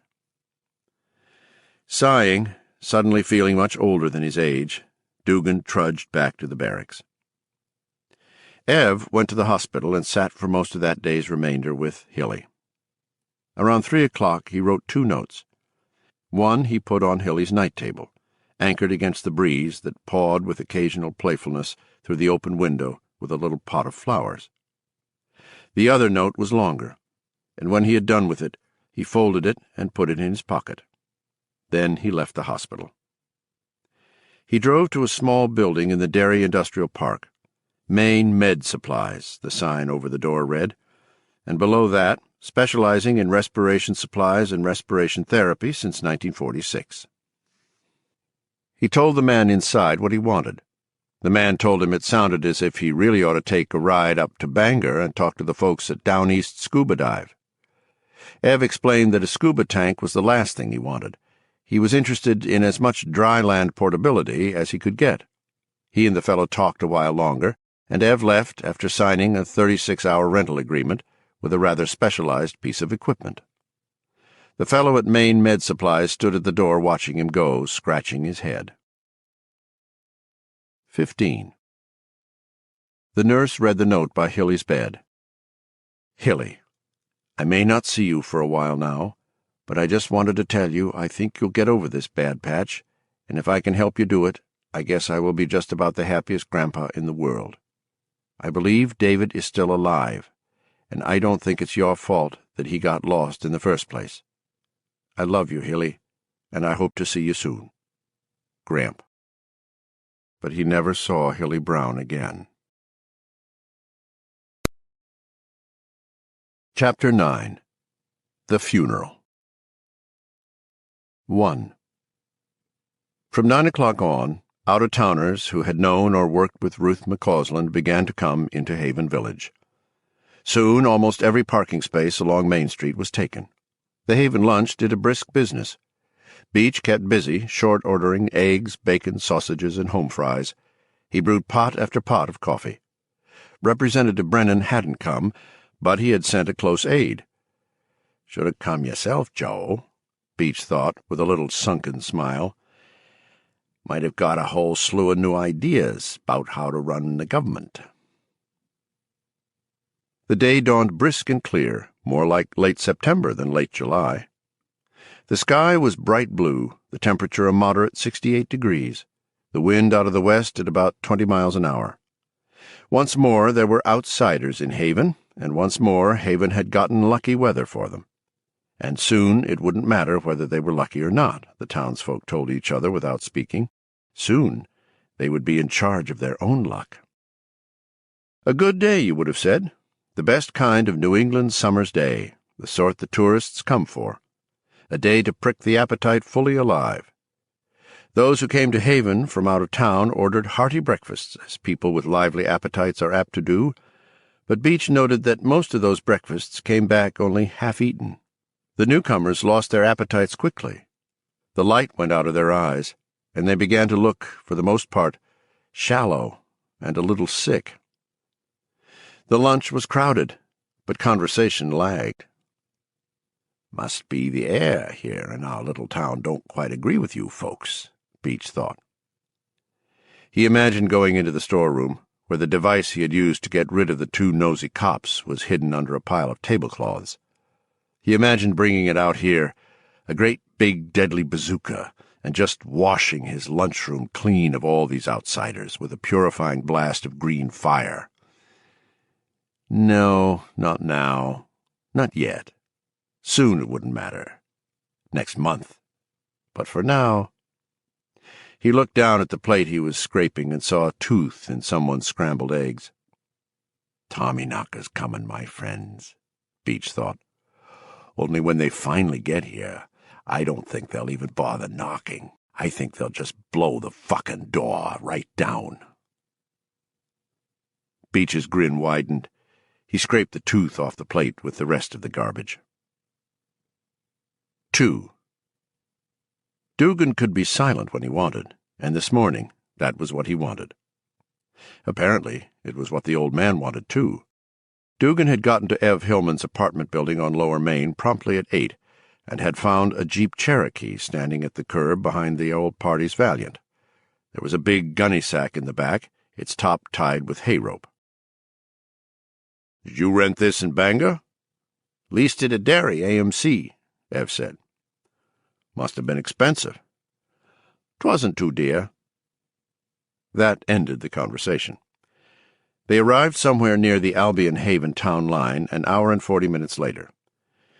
"We'll be doing a bit of back roading," the old man had said, and if that wasn't a classic understatement, Butch didn't know what was. He had been driving in this part of Maine for almost 20 years, and before today had thought he knew it like the back of his hand. Now he knew better. Hillman knew it like the back of his hand. By comparison, Butch Dugan had a general working knowledge of the area, no more. They went from the turnpike to Route 69, from 69 to two-lane blacktop, then to gravel in western Troy, then to hardpan, then to rutted dirt with grass growing up the middle, finally to an overgrown logging track that looked as if it might have last been seriously used around 1950. "Do you know where the fuck you're going?" Butch shouted as the Cherokee crashed through rotted corduroy, then hauled itself out, engine howling, all four wheels spinning up mud and chewed splinters. Ev only nodded. He clung to the Cherokee's big wheel like an old balding monkey. One woods road led into another, and finally they crashed out of a scree of foliage and onto a dirt road Butch recognized as Albion Town Road No. 5. Butch had thought it impossible, but the old man had done exactly what he promised, brought them all the way around Haven without ever once going in. Now Ev brought the Cherokee to a stop just 100 feet short of the marker announcing the Haven town line. He turned off the engine and unrolled his window. There was no sound but the tick of the engine. There was no bird song, and Butch thought this odd. "What's in that gunny sack back there?" Butch asked. "All kinds of things. No need to worry about it now." "What are you waiting for?" "Church bells," Ev said. 3.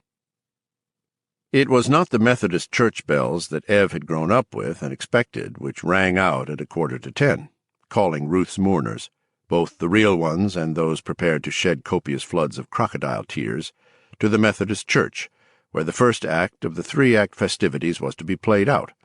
Act 2, graveside ceremonies. Act 3, refreshments in the town library. Reverend Gooringer, a shy man who usually had not the fortitude to say boo to a goose, had gone around town a few weeks ago telling people he was getting damn tired of all that gonging. "Then why don't you do something about it, Gooey?" Pamela Sargent asked him. Reverend Lester Gooringer had never been called Gooey in his entire life, but in his current state of rancor he barely noticed it. "Maybe I will," he said, looking at her through his thick glasses grimly. "Just maybe I will." "Got any ideas?" "I might," he said slyly. "Time'll tell, won't it?" "It always does, Gooey," she said. "Always does." The Reverend Gooringer, in fact, had a fine idea about those bells. He could hardly believe it had never occurred to him before. It was so simple and beautiful.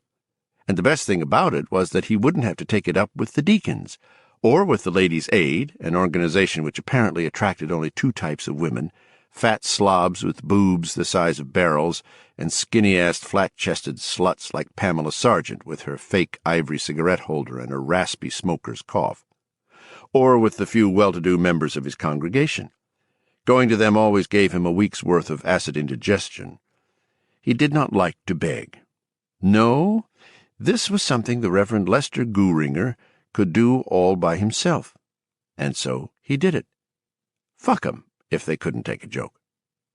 "And if you ever call me Gooey again, Pam," he had whispered as he rewired the fuse box in the church basement so it could handle the heavy voltage his idea would require, "I'll jam the plumber's friend in the parsonage pissoir up your twat and plunge out your brains if you haven't pissed 'em all away." He cackled and went on rewiring. Reverend Lester Gooringer had never had such blunt thoughts or said such blunt things in his life, and he found the experience liberating and exhilarating. He was, in fact, prepared to tell anyone in Haven who didn't like his new carillon that they could take a flying fuck at a rolling donut. But everyone in town had thought the change nothing short of magnificent. It was, too. And today the Reverend Gooringer felt a real heart swell of pride as he flicked the new switch in the vestry and the sound of the bells floated out over Haven, playing a medley of hymns. The carillon was programmable, and today Lester Gooringer plugged in the hymns which had been particular favorites of Ruth's. They included such old Methodist and Baptist standbys as "What a Friend We Have in Jesus" and "This Is My Father's World."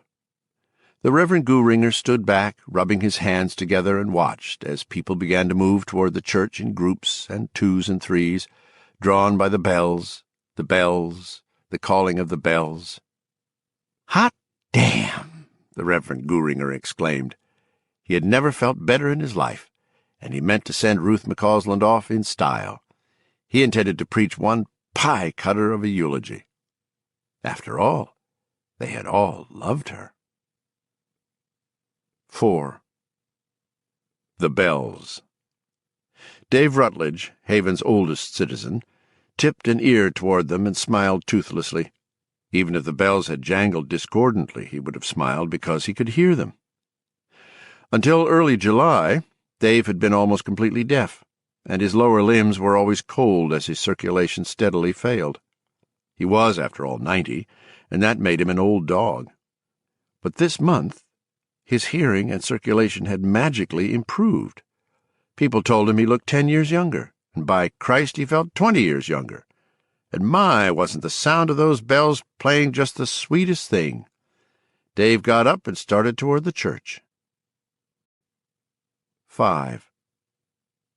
The Calling of the Bells. In January, the aide U.S. Representative Brennan had sent to Haven had been in D.C., and there he had met a beautiful young woman named Annabelle. This summer she had come to Maine to be with him, and had come to Haven with him this morning to keep him company. He had promised her they would overnight in Bar Harbor before going back to Augusta. At first she thought it had been a bad idea, because she began to feel a little nauseated in the restaurant, and hadn't been able to finish her breakfast. For one thing, the short-order cook looked like an older, fatter version of Charles Manson. He kept smiling the strangest little smile when he thought no one was looking. It was enough to make you wonder if he had powdered the scrambled eggs with arsenic. But the sound of the bells chiming hymns she hadn't heard since her Nebraska childhood charmed her with wonder. My God, Marty, how can a little wide-place-in-the-road town like this afford a gorgeous carillon like that? Maybe some rich summer tourist died and left it to them, Marty said vaguely. He had no interest in the carillon. He'd had a headache ever since they got here, and was getting worse. Also, one of his gums was bleeding. Pyorrhea ran in his family. He hoped to God it wasn't that. Come on, let's go over to the church, so we can get it done and go up to Bar Harbor and screw our brains out, he thought. This is one creepy little town. They started across the street together, she in a black suit, but she told him archly on their way up her underwear was all white silk. What little of it there was. He in a governmental charcoal gray. The people of Haven, dressed in their soberest finery, walked with them. Marty saw a surprising number of powder-blue state police uniforms. Look, Marty, the clock. She was pointing at the tower of the town hall. It was good, solid red brick, but for a moment it seemed to swim and waver before Marty's eyes. His headache was instantly worse. Maybe it was eye strain. He'd had a checkup 3 months ago, and the guy had said his vision was good enough to fly a jet, but maybe he'd been wrong. Half the professional people in America were on coke these days. He had read all about it in Time. And why was his mind wandering like this anyway? It was the bells. They seemed to be echoing and multiplying in his head. 10, 100, 1,000, 1,000,000, all playing, "When we meet at Jesus' feet." "What about the clock?" he asked irritably. "The hands are funny," she said. "They look almost drawn on." 6. The Calling of the Bells. Eddie Stampnell of the Dairy Barracks crossed the street with Andy Rideout from Orono. Both of them had known Ruth, liked her. "Pretty, ain't it?" Eddie asked dubiously. "Mebbe," Andy said. "I just keep thinking of Bent and Jingles getting blown away by a couple of numbnut rubes out here. Probably buried in some farmer's potato field, and it just sounds like a bone phone to me. Seems like Haven's bad luck now. I know that's stupid, but that's how I feel." "It's bad luck for my head," Eddie replied. "It aches like a bastard." "Well, let's get it over and get out," Andy said. "She was a good woman, but she's gone. Between you and me, I don't care if I never spend another 15 minutes in Haven now that she is." They stepped into the Methodist church together, neither of them looking at Reverend Lester Gouringer, who stood beside the switch which controlled his lovely carillon, smiling and rubbing his dry hands together and accepting the compliments of all and sundry. 7. The Crying of the Bells. Bobby Anderson got out of her blue Chevrolet truck, slamming the door, smoothing her dark blue dress over her hips, and checking her makeup in the truck's outside mirror, before walking slowly down the sidewalk to the church. She walked with her head down and her shoulders slumped. She was trying hard to get the rest she needed to go on, and Guard had helped to put a brake on her obsession. And that's what it is, an obsession. No use kidding yourself. But Guard was a brake that was slowly wearing out. He wasn't at the funeral because he was sleeping off a monumental drunk, his grizzled, worn face pillowed on one arm, his breath a sour cloud around him. Anderson was tired all right, but it was more than just that. A great, unfocused grief seemed to fill her this morning. It was partly for Ruth, partly for David Brown, partly for the whole town. Yet mostly, she suspected, it was for herself. The becoming continued, for everyone in Haven except Guard, that was. And it was good. But she mourned her own unique identity, which was now fading like a morning mist. She knew now that The Buffalo Soldiers was her last book, and the irony was that she now suspected the Tommyknockers had written most of that as well. 8. The bells, bells, bells. Haven answered them. It was Act One of a charade titled The Burial of Ruth McCausland, or How We Loved That Woman. Nancy Voss had closed the post office to come. The government would not have approved, but what the government didn't know wouldn't hurt them. They would know plenty soon enough, she thought. They would get a big old express mail delivery from Haven very soon. Them and every other government on this flying mudball. Frank Spruce, Haven's biggest dairy farmer, answered the bells. John Mumphrey, whose father had run against Ruth for the position of town constable, answered them. Ashley Ruval, who had passed her out by the town line 2 days before her death, answered them with his parents. Ashley was crying. Doc Warwick was there, and Judd Tarkington. Adley McKean came with Hazel McCready on his arm. Newt Barringer and Dick Allison answered them, walking slowly and supporting Ruth's predecessor, John Harley, between them. John was feeble and nearly transparent. Maggie, his wife, was not well enough to attend. They came, answering the summons of the bells. Tremaines and Thurlows, Applegates and Goldmans, Duplessis and Archenbourgs. Good Maine people, you would have said, drawn from a healthy stockpot that was mostly French, Irish, Scots, and Canadian. But they were different now. As they drew together at the church, so did their minds draw together and become one mind, watching the outsiders, listening for the slightest wrong note in their thoughts. They came together, they listened, and the bells rang in their strange blood. 9. Ev Hillman sat up behind the wheel of the Cherokee, eyes opening wide at the dim sound of the carillon. "What in the hell?" "Church bells, what else?" Butch Dugan said. "Sounds very pretty. They're getting ready to start the funeral, I suppose." "They're burying Ruth over in the village. What in God's name am I doing out here by the town line with this crazy old man?" He wasn't sure, but it was too late to change his course now. "The bells of the Methodist Church never made a sound like that before in my time," Ev said. "Someone's changed them over." "So what?" "So nothing. So everything. I don't know. Come on, Trooper Dugan." He turned the key and the Cherokee's engine roared. "I'll ask you again," Dugan said with what he thought was extraordinary patience. "What are we looking for?" "I don't rightly know." The Cherokee passed the town line marker. They had left Albion now and entered Haven. Ev had a sudden sickening premonition that in spite of all his precautions and care, he was never going to leave it again. "We'll know it when we see it." Dugan didn't reply, only held on for dear life and wondered again how he had gotten into this. He had to be as crazy as the old fart he was riding with, and then some. He raised one hand to his forehead and began rubbing, just above the eyebrows.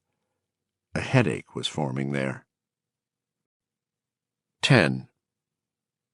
There were sniffles, red eyes, and some sobbing as Reverend Gooringer, his bald head gleaming mellowly and in a soft variety of colors courtesy of the summer sunshine, falling through the stained-glass windows, launched into his funeral eulogy following a hymn, a prayer, another hymn, a reading of Ruth's favorite scripture, the Beatitudes, and yet another hymn.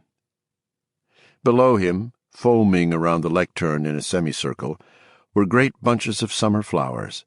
Even with the upper windows of the church thrown open and a good breeze blowing through, their smell was suffocatingly sweet. "We have come here to praise Ruth McCausland and to celebrate her passing," Gooringer began. The townsfolk sat with hands either folded or gripping handkerchiefs. Their eyes, most wet, regarded Gooringer with sober, studious attention. They looked healthy, these folk. Their color was good, their skin for the most part unblemished, and even someone who had never been in Haven before could have seen that the congregation here fell naturally into two groups. The outsiders didn't look healthy. They were pale, their eyes were dazed. Twice during the eulogy people left hurriedly, dashed around the corner of the church, and were quietly sick. For others, the nausea was a lower complaint, an uneasy rolling in the bowels. Not quite serious enough to cause an exit, but simply going on and on. Several outsiders would lose teeth before that day was over. Several developed headaches which would dissolve almost as soon as they left town, the aspirin finally working, they would surmise. And more than a few of them had the most amazing ideas as they sat on the hard pews and listened to Gouringer preach Ruth McCausland's eulogy. In some cases these ideas came so suddenly and seemed so huge, so fundamental, that the persons to whom they occurred would feel as if they had been shot in the head. Such persons had to fight down an urge to bolt out of their pews and run into the streets screaming "Eureka!" at full volume. The people of Haven saw this happening and were amused. All of a sudden the apathetic, pudding-like expression on someone's face would be shocked away. The eyes would widen, the mouth flop open, and the Havenites would recognize the expression of a person in the throes of a grand idea. Eddie Stempnell, of the Dairy Barracks, for instance, conceived of a nationwide police band on which every cop in the land could communicate, and he saw how a cloak could easily be thrown over such a band. All those nosy civilians with their police band radios would be shit out of luck. Ramifications and modifications poured into his mind faster than he could deal with them. If ideas had been water, he would have drowned. "I'm going to be famous for this," he thought feverishly. Reverend Gouringer was forgotten.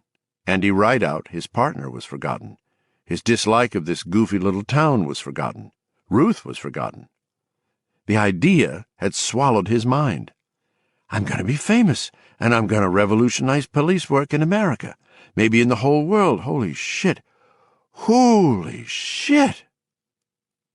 The Havenites, who knew Eddie's great idea would be foggy by noon and gone by 3, smiled and listened and waited. Waited for it to be over, so they could get back to their real business, so they could get back to becoming. 11. They rolled down a dirt track, Town Road No. 5 in Albion, which became Fire Road No. 16 here in Haven. Twice logging roads branched off into the woods, and each time one of these came up, Dugan braced himself for an even more bone-wrenching ride. But Hillman didn't take either. He reached Route 9 and swung right. He cranked the Cherokee up to 50 and headed deeper into Haven. Dugan was skittery. He didn't know exactly why. The old man was crazy, of course. The idea that Haven had turned into a nest of snakes was pure paranoia. All the same, Monster felt a steady, pulsing nervousness growing inside him. It was vague, a low grass fire in his nerves. "You keep rubbing your forehead," Hillman said. "I've got a headache. It'd ache a lot worse if the wind wasn't blowing, I guess." Another lapse into utter nonsense. What in God's name was he doing here, and why did he feel so goddamn jumpy? "I feel like somebody slipped me a couple of sleeping pills." "Ah, yeah?" Dugan looked at him. "But you don't feel that way, do you? You're as cool as a goddamn cucumber." "I'm scared, but I don't have the jitters, and I don't have a headache, neither." "Why would you have a headache?" Dugan asked crossly. The conversation had gotten decidedly Alice in Wonderland-ish. "Headaches aren't catching. If you and 6 other guys are painting a closed room, you are all apt to end up with headaches. Ain't that a true fact?" "Yeah, I guess so, but this isn't—" "No, it ain't. And we got lucky with the weather. Just the same, I guess that thing is putting out a powerful stink, because you feel it. I can see you do." Hillman paused and then said another Alice in Wonderland thing. "Had any good ideas yet, Trooper?" "What do you mean?" Hillman nodded, satisfied. "Good. If you do, tell me. I got something in that sack for you." "This is crazy," Dugan said. His voice wasn't quite steady. "I mean, utterly nuts. Turn this thing around, Hillman. I want to go back." Ev suddenly focused a single phrase in his mind, as sharply and as clearly as he could. He knew from his last 3 days in Haven that Bryant, Marie, Hilly, and David were routinely reading each other's minds. He could sense it even though he couldn't pick it up. By the same token, he had come to realize they couldn't get into his head unless he let them. He had begun to wonder if it had something to do with the steel in his skull, a souvenir of that German grenade. He had seen the potato masher with dreadful, ineluctable clarity, a gray-black thing spinning in the snow.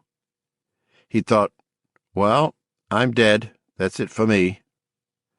After, he remembered nothing until he'd awakened in a French hospital. He remembered how his head had hurt. He remembered the nurse who had kissed him, and how her breath had smelt like anise, and how she kept saying, shaping her words as if speaking to a very small child, Je t'aime, mon amour. La guerre est finie. Je t'aime. Je t'aime, les États-Unis. La guerre est finie, he thought now. La guerre est finie. What is it? He asked Dugan sharply. What do you mean? Ev swerved the Cherokee over the side of the road, kicking up a spume of dust. They were 1.5 miles over the town line now. It was another 3 or 4 miles to the old Garrick farm. Don't think, don't talk, just tell me what I was thinking. Tout fini. You're thinking, la guerre est finie. But you're crazy. People can't read minds. They can't. Dugan stopped. He turned his head slowly and stared at Ev. Ev could hear the tendons in the man's neck creak. His eyes were huge. La guerre est finie, he whispered. That's what you were thinking. And that she smelled like licorice. Anise, Ev said and smiled. Her thighs had been white, her cunt so tight. And I saw a grenade in the snow. Oh, Jesus, what's going on? Ev pictured a red, old-fashioned tractor in his mind. What now? Tractor, Dugan husked. Farm-all. But you got the wrong tires on it. My dad had a farm-all. Those are Dixie Field Boss tires. They wouldn't fit a Dugan suddenly turned around, grappled for the Cherokee's door handle, leaned out, and threw up. 12. Ruth once asked me if I would read the Beatitudes at her funeral, if it should fall to me to preside over it. The Reverend Gooringer was saying in a mellow Methodist voice the Reverend Donald Hartley would have completely approved of. And I have honored her wishes. Yet, la guerre. You were thinking, la guerre est... Gooringer paused, a little expression of surprise and concern touching his face. A close observer might have thought a little gas had bubbled up, and he had paused to stifle an unseemly burp. I think there is another set of verses she merits. They... Tractor. Farm-all tractor. There was another small hitch in Gooringer's delivery, and that frown touched his face again. Not the sort of verses, I suppose, that any Christian woman would dare ask for, knowing that a Christian woman must earn them. Listen as I read from the book of Proverbs, and see if you, who knew her, do not agree that this is the case with Ruth McCausland. Those are Dixie Field Boss tires. Dick Allison glanced to his left and caught Newt's eye across the aisle. Newt looked dismayed. John Harley's mouth had dropped open. His faded blue eyes shifted back and forth in bewilderment. Gooringer found his place, lost it, almost dropped his Bible. Suddenly he was flustered, no longer the master of ceremonies, but a divinity student with stage fright. As it happened, no one noticed. The outsiders were occupied either with physical distress or with mind-boggling ideas. The people of Haven drew together as an alarm went off, jumping from one mind to the next until their heads rang with it. This was a new carillon, one that jangled with discord. Someone's looking where they have no business. Bobby Tremaine took Stephanie Colson's hand and squeezed it.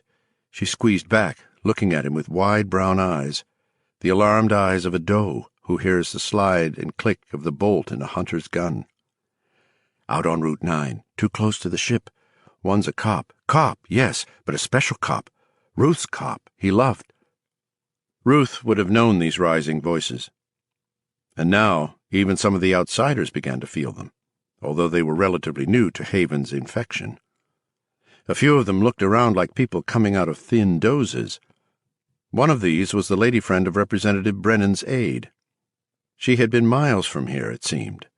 She was a minor bureaucrat in Washington, but she had just conceived of a filing system that might well get her a fat promotion. Then, a random thought, a thought she would have sworn was not her own. Somebody's got to stop them, quick, slashed across her mind, and she looked around to see if someone had actually called out aloud in the church. But it was quiet, except for the preacher, who had found his place again. She looked at Marty, but Marty was sitting in a glassy daze, looking at one of the stained-glass windows with the fixed gaze of one deeply hypnotized. She supposed this to be boredom, and went back to her own thoughts. "Who can find a virtuous woman?" Gooringer read, his voice a trifle uneven. He hesitated in the wrong places and stumbled a few times. "For her price is far above rubies. The heart of a husband doth safely trust in her, and he shall have no lack of gain. She doeth him good, and not evil all the days of her life. She seeketh wool."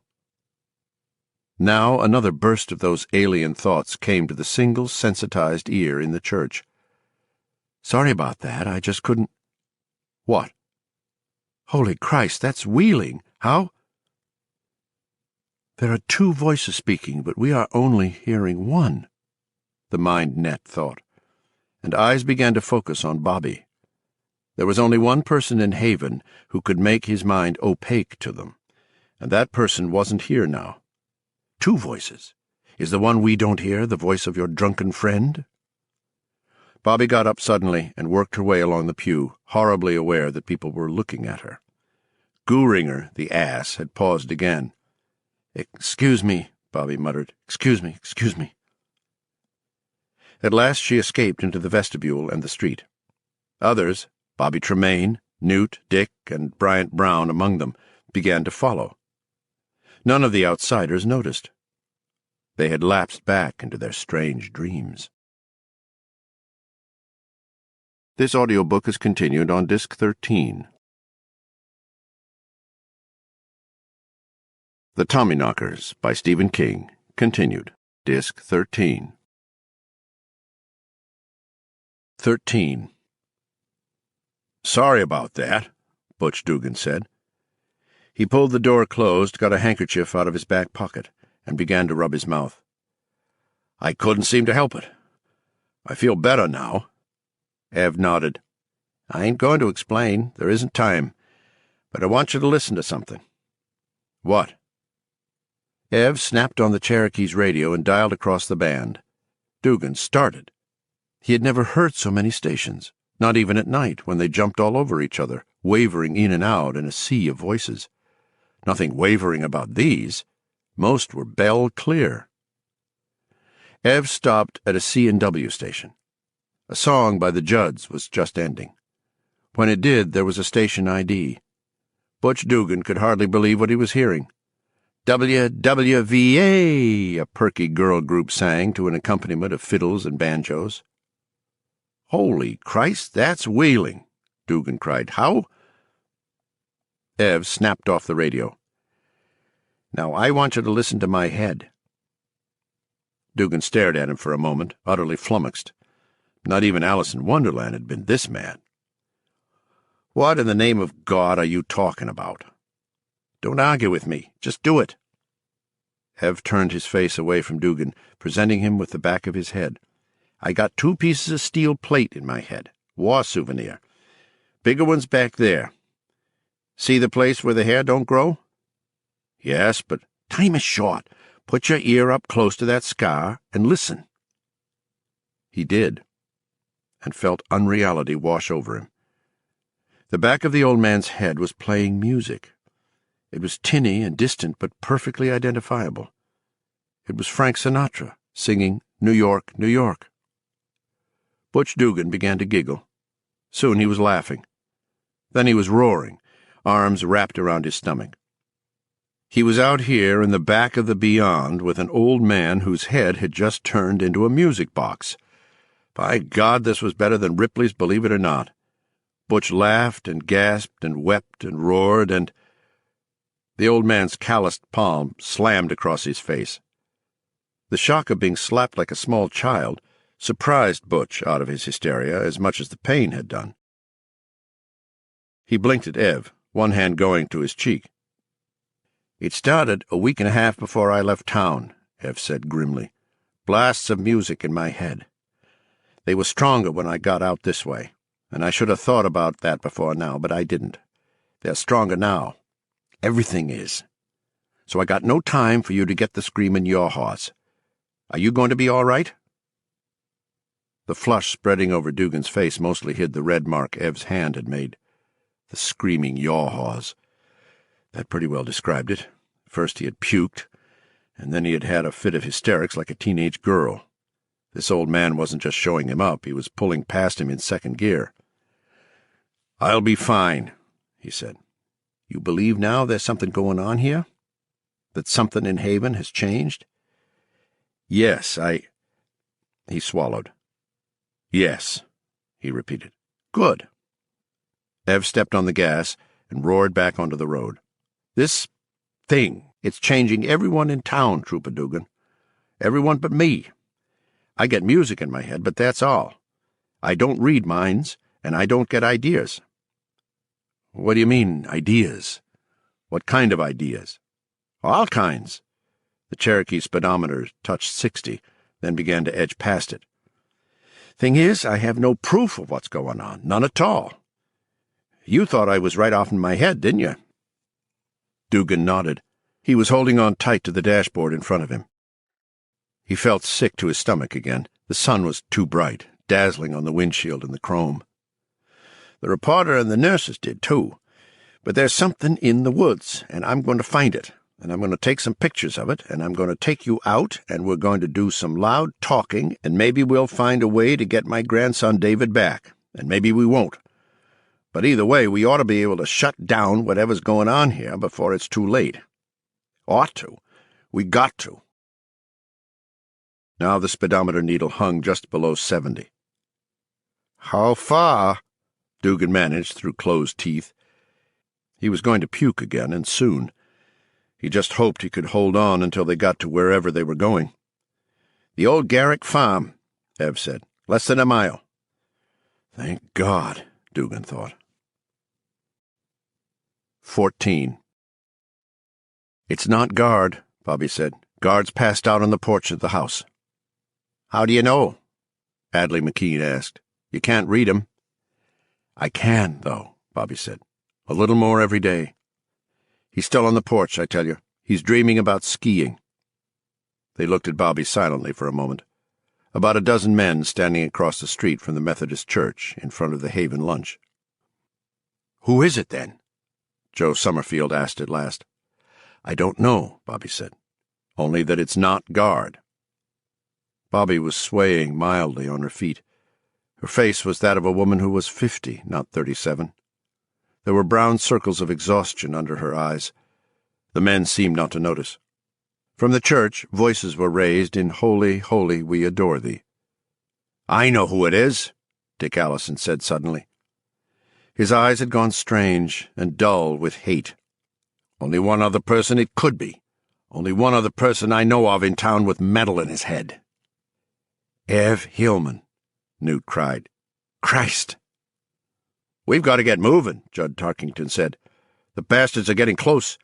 Adley, get some guns from the hardware store." "Okay." "Get 'em, but don't use 'em," Bobby said.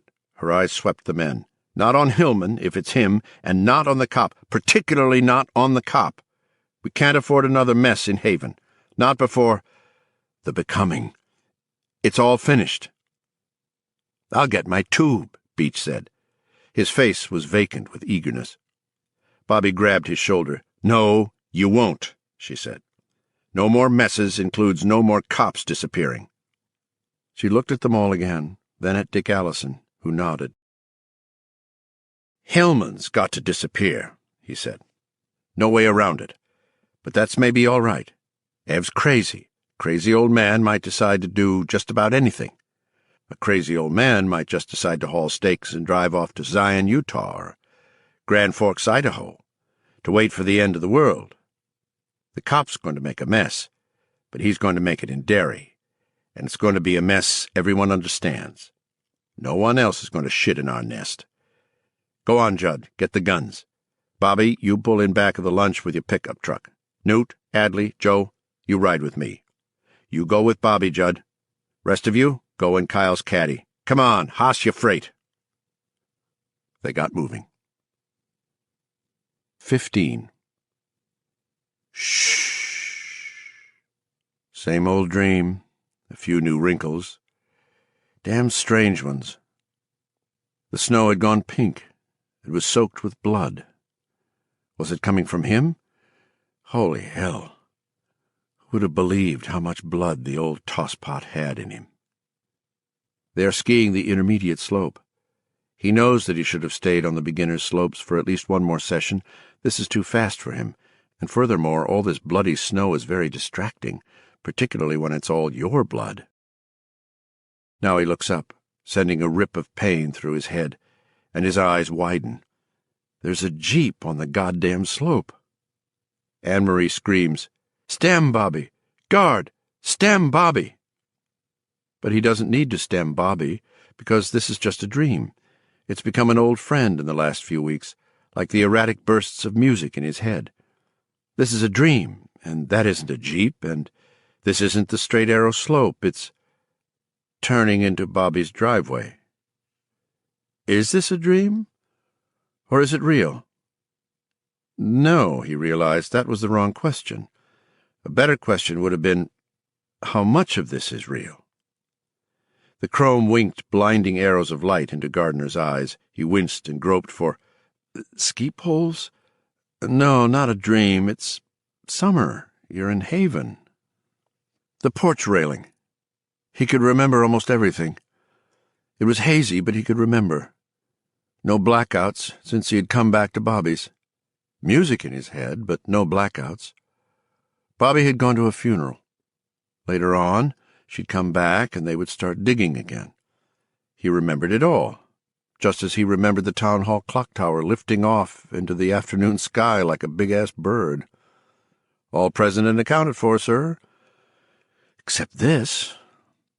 He stood with his hands on the railing, bleary, bloodshot eyes watching the jeep in spite of the glare. He was aware that he must look like a refugee from the Bowery. Thank God there's still some truth in advertising. That's what I feel like. Then the man in the passenger seat turned his head and saw a guard. The man was so huge that he looked like a creature from a fairy tale. He was wearing sunglasses, so Gardner couldn't tell for sure if their eyes actually met or not. He thought they did. It felt that way. Either way, it didn't matter. He knew the look. As a veteran of 100 picket lines, he knew it well. He also knew it as a drunk who had awakened in the tank on more than one occasion. The Dallas police have arrived at last, he thought. The thought carried feelings of anger and regret, but what he felt mostly was relief. At least, for the moment. He's a cop. But what's he doing in a jeep? God, the size of his face. He's as big as a fucking house. Must be a dream. Must be. The jeep didn't stop. It rolled up the driveway and out of sight. Now Gardner could hear only its roaring motor. Headed out back, going up there in the woods. They knew all right. Oh, Christ, if the government gets it. All of his earlier dismay rose in him like bile. His dazed relief blew away like smoke. He saw Ted the power man throwing his jacket over the littered remains of the levitation machine and saying, "What gadget?" Dismay was replaced by the old sick fury. "Hey, Bobby, get your ass out here," he shrieked in his mind as loudly and clearly as he could. Fresh blood burst from his nose, and he staggered weakly back, grimacing in disgust and groping for his handkerchief. What does it matter, anyway? Let them have it. It's the devil on either hand, and you know it. So what if the Dallas police get it? It's turning Bobby and everyone in town into the Dallas police, particularly her company. The ones she brings out late at night when she thinks I'm asleep, the ones she takes into the shed. This had happened twice, both times around 3 in the morning. Bobby thought Gardner was sleeping heavily, a combination of hard work, too much booze, and Valium. The level of pills in the Valium bottle was going steadily down, that was true, but not because Gardner was swallowing them. Each night's pill was actually going down the toilet. Why this stealth?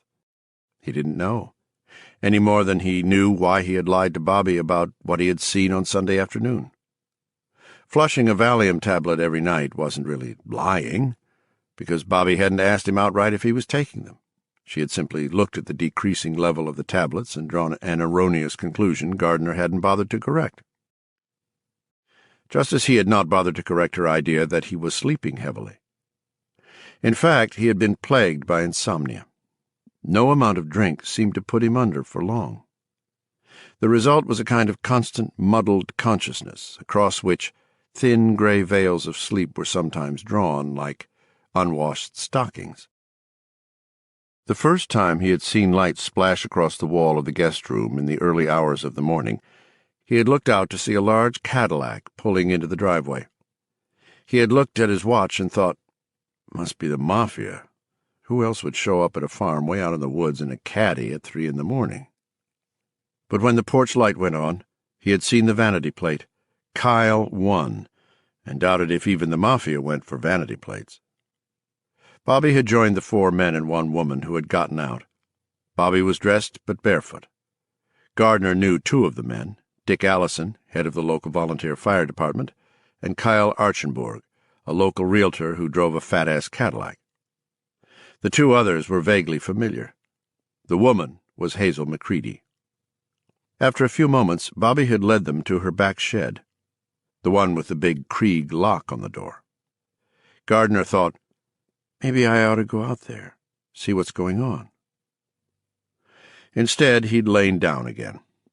He didn't want to go near the shed. He was afraid of it, of what might be in there. He had dozed off again. The next morning there had been no caddy, no sign of Bobby's company. Bobby had, in fact, seemed more cheerful, more her old self on that morning than at any time since Gardner had returned. He had convinced himself it was a dream, or perhaps something, not the DTs exactly, but close, that had crawled out of a bottle. Then, not 4 nights ago, Kyle 1 had arrived again. Those same people had gotten out, met with Bobby, and gone around to the shed. Guard collapsed into Bobby's rocking chair and felt for the bottle of scotch he had brought out here this morning. The bottle was there. Gardner raised it slowly, drank, and felt liquid fire hit his belly and spread. The sound of the jeep was fading now, like something in a dream. Perhaps that was all it had been. Everything seemed that way now. What was that line in the Paul Simon song? Yes, sir. Michigan. Weird ships buried in the ground, Jeep Cherokees and Cadillacs in the middle of the night. Drink enough, and it all faded into a dream. Except it's no dream. They're the take-charge people, those people who come in the Cadillac with the Kyle 1 plates, just like the Dallas police, just like good old Ted with his reactors. What kind of shot are you giving them, Bobby? How are you souping them up even more than the rest of the resident geniuses? The old Bobby wouldn't have pulled that kind of shit, but the new, improved Bobby does. And what's the answer to all of this? Is there one? "Devils on every side," Gardner cried out grandly. He slugged back the last of the scotch and threw the bottle over the porch railing and into the bushes. "Devils on every side," he repeated, and passed out. 16. "That guy saw us," Butch said as the jeep bulled across Anderson's garden in a diagonal, knocking over huge cornstalks and sunflowers that towered high over the Cherokee's roof. "I don't care," Ev said, wrestling the wheel. They emerged from the garden on the far side. The Cherokee's wheels rolled over a number of pumpkins that were coming to full growth amazingly early. Their hides were strangely pale, and when they burst they disclosed unpleasant, fleshy pink interiors. If they don't know we're in town by now, then I'm wrong about everything. Look, didn't I tell you? A wide, rutted track wound into the woods. Ev bounced onto it. There was blood on his face, Dugan swallowed. It was hard. His head ached very badly now, and all the fillings in his teeth seemed to be vibrating very fast. His guts were churning again. And his shirt looked like somebody popped him one in the neck. Pull over. I'm going to be sick again. Ev jammed on the brakes. Dugan opened the door and leaned out, vomited a thin yellow stream into the dirt, and then closed his eyes for a moment. The world was swooping and turning. Voices rustled in his head, a great many voices. Guards saw them. He's yelling for help. How many? Two in a Cherokee. They were headed— Look, Butch heard himself say, as if from a great distance. I don't want to spoil the party, but I'm sick. Seriously sick. Thought you might be, Hillman's voice came down a long, echoing hall. Somehow Butch managed to haul himself up again in the passenger seat, but he didn't even have strength enough to pull the door closed. He felt as weak as a new kitten. You ain't had time to build up any resistance, and we're right where it's strongest. Hold on. I got something that'll fix you up. At least I think I do. Ev pushed the switch that lowered the Cherokee's electric rear window, got out, lowered the tailgate, and pulled out the gunny sack.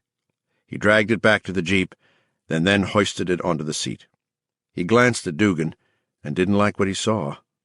The trooper's face was the color of candle wax. His eyes were shut, the lids purplish. His mouth was half open, and he was breathing in quick, shallow gasps.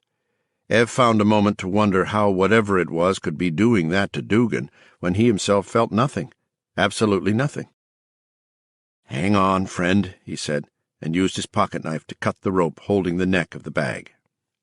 Sick, Dugan wheezed, and retched brownish fluid.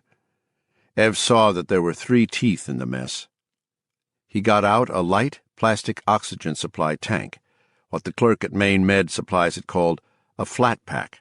He stripped the gold foil circle from the end of the hose, leading out of the flat pack, revealing a stainless steel female connector. Now he brought out a gold-colored plastic cup, the sort jet airliners come equipped with. A segmented white plastic tube was attached to this, and at the end there was a white plastic male connector, a valve. If this don't work the way the guy said it would, I do believe this big fella's going to die on me. He slammed the male connector of the mask into the female connector on the oxygen supply, violent intercourse which he hoped would result in keeping Dugan going. He heard oxygen sighing gently inside the gold cup. All right, so far so good. He leaned over and put the cup over Dugan's mouth and nose, using the elastic straps. Then he waited anxiously to see what would happen. If Dugan didn't come out of his tailspin in 30 or 40 seconds, he would haul ass. David was missing and Hilly was sick, but neither thing gave him the right to murder Dugan, who hadn't known what sort of mess he was getting into. 20 seconds passed. Then 30. Ev dropped the Cherokee into reverse, meaning to turn around on the edge of Anderson's garden, when Dugan gasped, jerked, and opened his eyes. They looked very wide and blue and bewildered above the rim of the gold cup. Some color had come back into his cheeks. What the hell? His hands groped for the cup. Leave it on, Ev said, putting one of his big arthritis-warped old hands over one of Butch's.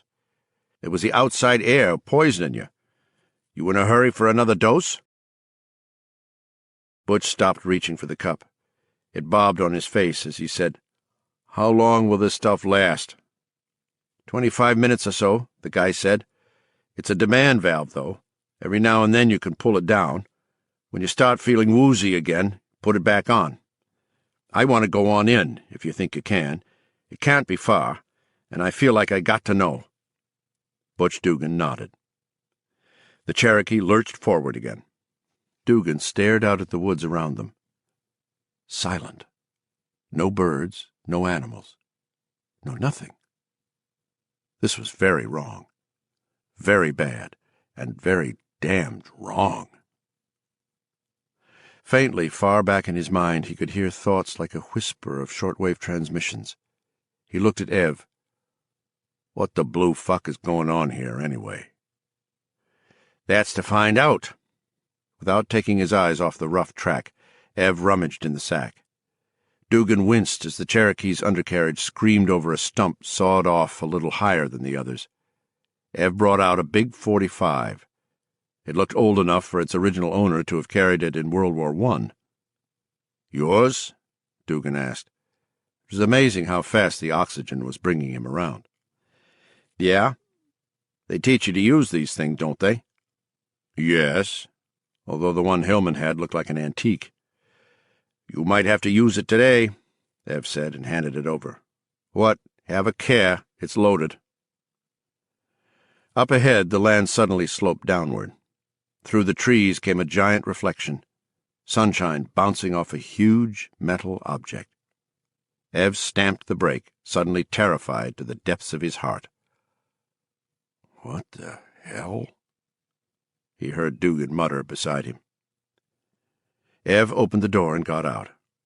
As his feet touched the ground, he became aware that the earth was crisscrossed with small, dusty cracks, and that it was vibrating very rapidly. At the next moment, music so loud it was deafening blew through his head at gale force. It went on for perhaps 30 seconds, but the pain was excruciating, and it seemed forever. At last, it simply winked out. He saw Dugan standing in front of the Cherokee, the cup now hooked under his chin. He held the flat pack by the strap in one hand, the .45 in the other. He was looking at Ev apprehensively. "I'm all right," Ev said. "Yeah? Your nose is bleeding. Just like that guy back at the farm we passed." Ev wiped his nose with his finger and looked at the smear of blood. He wiped his finger on his pants and nodded toward Dugan. "Remember to put the mask back on when you start feeling woozy. Oh, don't worry." Ev leaned back into the Cherokee and rummaged in his bag of tricks again. He brought out a Kodak disc camera and something that looked like a cross between a pistol and a blow-dryer. "Your flare gun?" Dugan asked, smiling a little. "Ah, yeah? Get on the gas again, trooper. You're losing your color." Dugan pulled it up, and the two men started toward that glittering thing in the woods. 50 feet from the Cherokee, Ev stopped. It was more than huge. It was titanic. A thing that would perhaps be large enough to dwarf an ocean liner when completely uncovered. "Give me a hand," he said roughly to Dugan. Dugan did as he asked, but wanted to know why. "Because I'm scared shitless," Ev said. Dugan squeezed his hand. Ev's arthritis flared, but he squeezed back anyway. After a moment, the two men started forward again. 17. Bobby and Judd got the guns from the hardware store and put them in the back of the pickup. The side trip hadn't taken long, but Dick and the others had gotten a good start, and Bobby pushed the pickup as fast as she dared to catch up. The truck's shadow, shortening as the day approached noon, ran beside them. Bobby suddenly stiffened a little behind the wheel. "Did you hear it?" "Heard something," Judd said. "It was your friend, wasn't it?" Bobby nodded. "Guard saw them. He's yelling for help." "How many?" "2. In a jeep. They were headed out to where the ship is." Judd brought a fist down on one leg. "The fuckers! The dirty, snooping fuckers!" "We'll catch them," Bobby said. "Don't worry." They were at the farm 15 minutes later. Bobby pulled her truck in behind Allison's Nova and Archenburg's Cadillac. She looked at the group of men and thought how much like the nights they had met out here this was. The ones who were to be made, to become, first, especially strong. But Hazel wasn't here, and Beach was. Joe Summerfield and Adley McKean had never been inside the shed either. "Get the guns," she told Judd. "Joe, you help. Remember, no shooting unless you have to, and don't shoot the cop, no matter what." She looked toward the porch and saw Guard lying there on his back. Guard's mouth was open and he was breathing in slow, rusty snores. Bobby's eyes softened. There were plenty of people in Haven, Dick Allison and Newt Barringer probably chief among them, who thought she should long since have gotten rid of Guard. Nothing had been said out loud, but in Haven you no longer had to say things out loud. Bobby knew if she put a bullet through Guard's head, there would be a whole platoon of willing workers out here an hour later to help bury him. They didn't like Guard, because the plate in his head made him immune to the becoming, and it made him hard to read. But he was her break. And even that was crap. The truth was simpler yet. She still loved him. She was still human enough for that. And they would all have to admit that, drunk or not, when they had needed a warning, Guard had given it. Judd and Joe Summerfield came back with the rifles. There were 6 of them, varied calibers. Bobby saw that 5 went to people she could trust completely. She gave the 6th, a .22, to Beach, who would complain if he didn't get a shooting iron. Occupied with the ritual of guns, none of them saw that Gardner had half opened his bloodshot eyes and was looking at them. No one heard his thoughts. He had learned how to seal them off. "Let's go," Bobby said. "And remember, I want that cop." They moved out in a group. 18. Ev and Butch stood well back from the edge of what was now a ragged slash, running better than 300 yards from right to left, and yawning 60 feet across at its widest point. Anderson's old mongrel of a truck stood off to one side, looking tired and used. Next to it was the souped-up payloader with its giant screwdriver snout. There were other tools in the lean-to of peeled logs. Ev saw a chain fall on one side, a chipper on the other. There was a big pile of sodden sawdust below the mouth of the chipper's exhaust vent. There were cans of gasoline in the lean-to, and a black drum labeled diesel. When Ev had first heard those noises in the woods, he had thought New England paper must be doing some logging, but this was no logging operation. This was an excavation. That dish, that monstrous dish, glittering in the sun. The eye could not stay away. It was drawn back again and again. Gardner and Bobby had removed a lot more hillside. 90 feet of polished silver-gray metal now jutted out of the earth and into the green-gold sunlight. If they had looked into the slash, they would have seen another 40 feet or better. Neither of them went close enough to look. "Holy Jesus," Dugan said. The gold cup bobbed on his face, and above its rim his blue eyes bulged. "Holy Jesus, it's a spaceship. Is it ours, or is it Russian, do you think? Holy Jesus Christ, it's as big as the Queen Mary. That ain't Russian. That ain't... He fell silent again. In spite of the oxygen, his headache was coming back. Ev raised the disc camera and clicked off 7 shots as fast as his finger could push the camera's button. Then he moved 20 feet to the left and took another 5, standing by the chipper. "Move to the right," he said to Dugan. "Huh? You're right. I want you in these last 3, for perspective." "Forget it, Pop." Even muffled by the cup, there was a shrill note in Dugan's voice. "You don't have to. 4 steps will do it." Dugan moved 4 very small steps to the right. Ev raised the disc camera again, a Father's Day present from Bryant and Marie, and clicked off the final 3 shots. Dugan was a very big man, but the ship in the earth reduced him to the size of a pygmy. "Okay," Ev said. Dugan stepped quickly back to where he had been. He walked with mincing, tentative steps, looking at the great, round object as he went. Ev wondered if the pictures would turn out.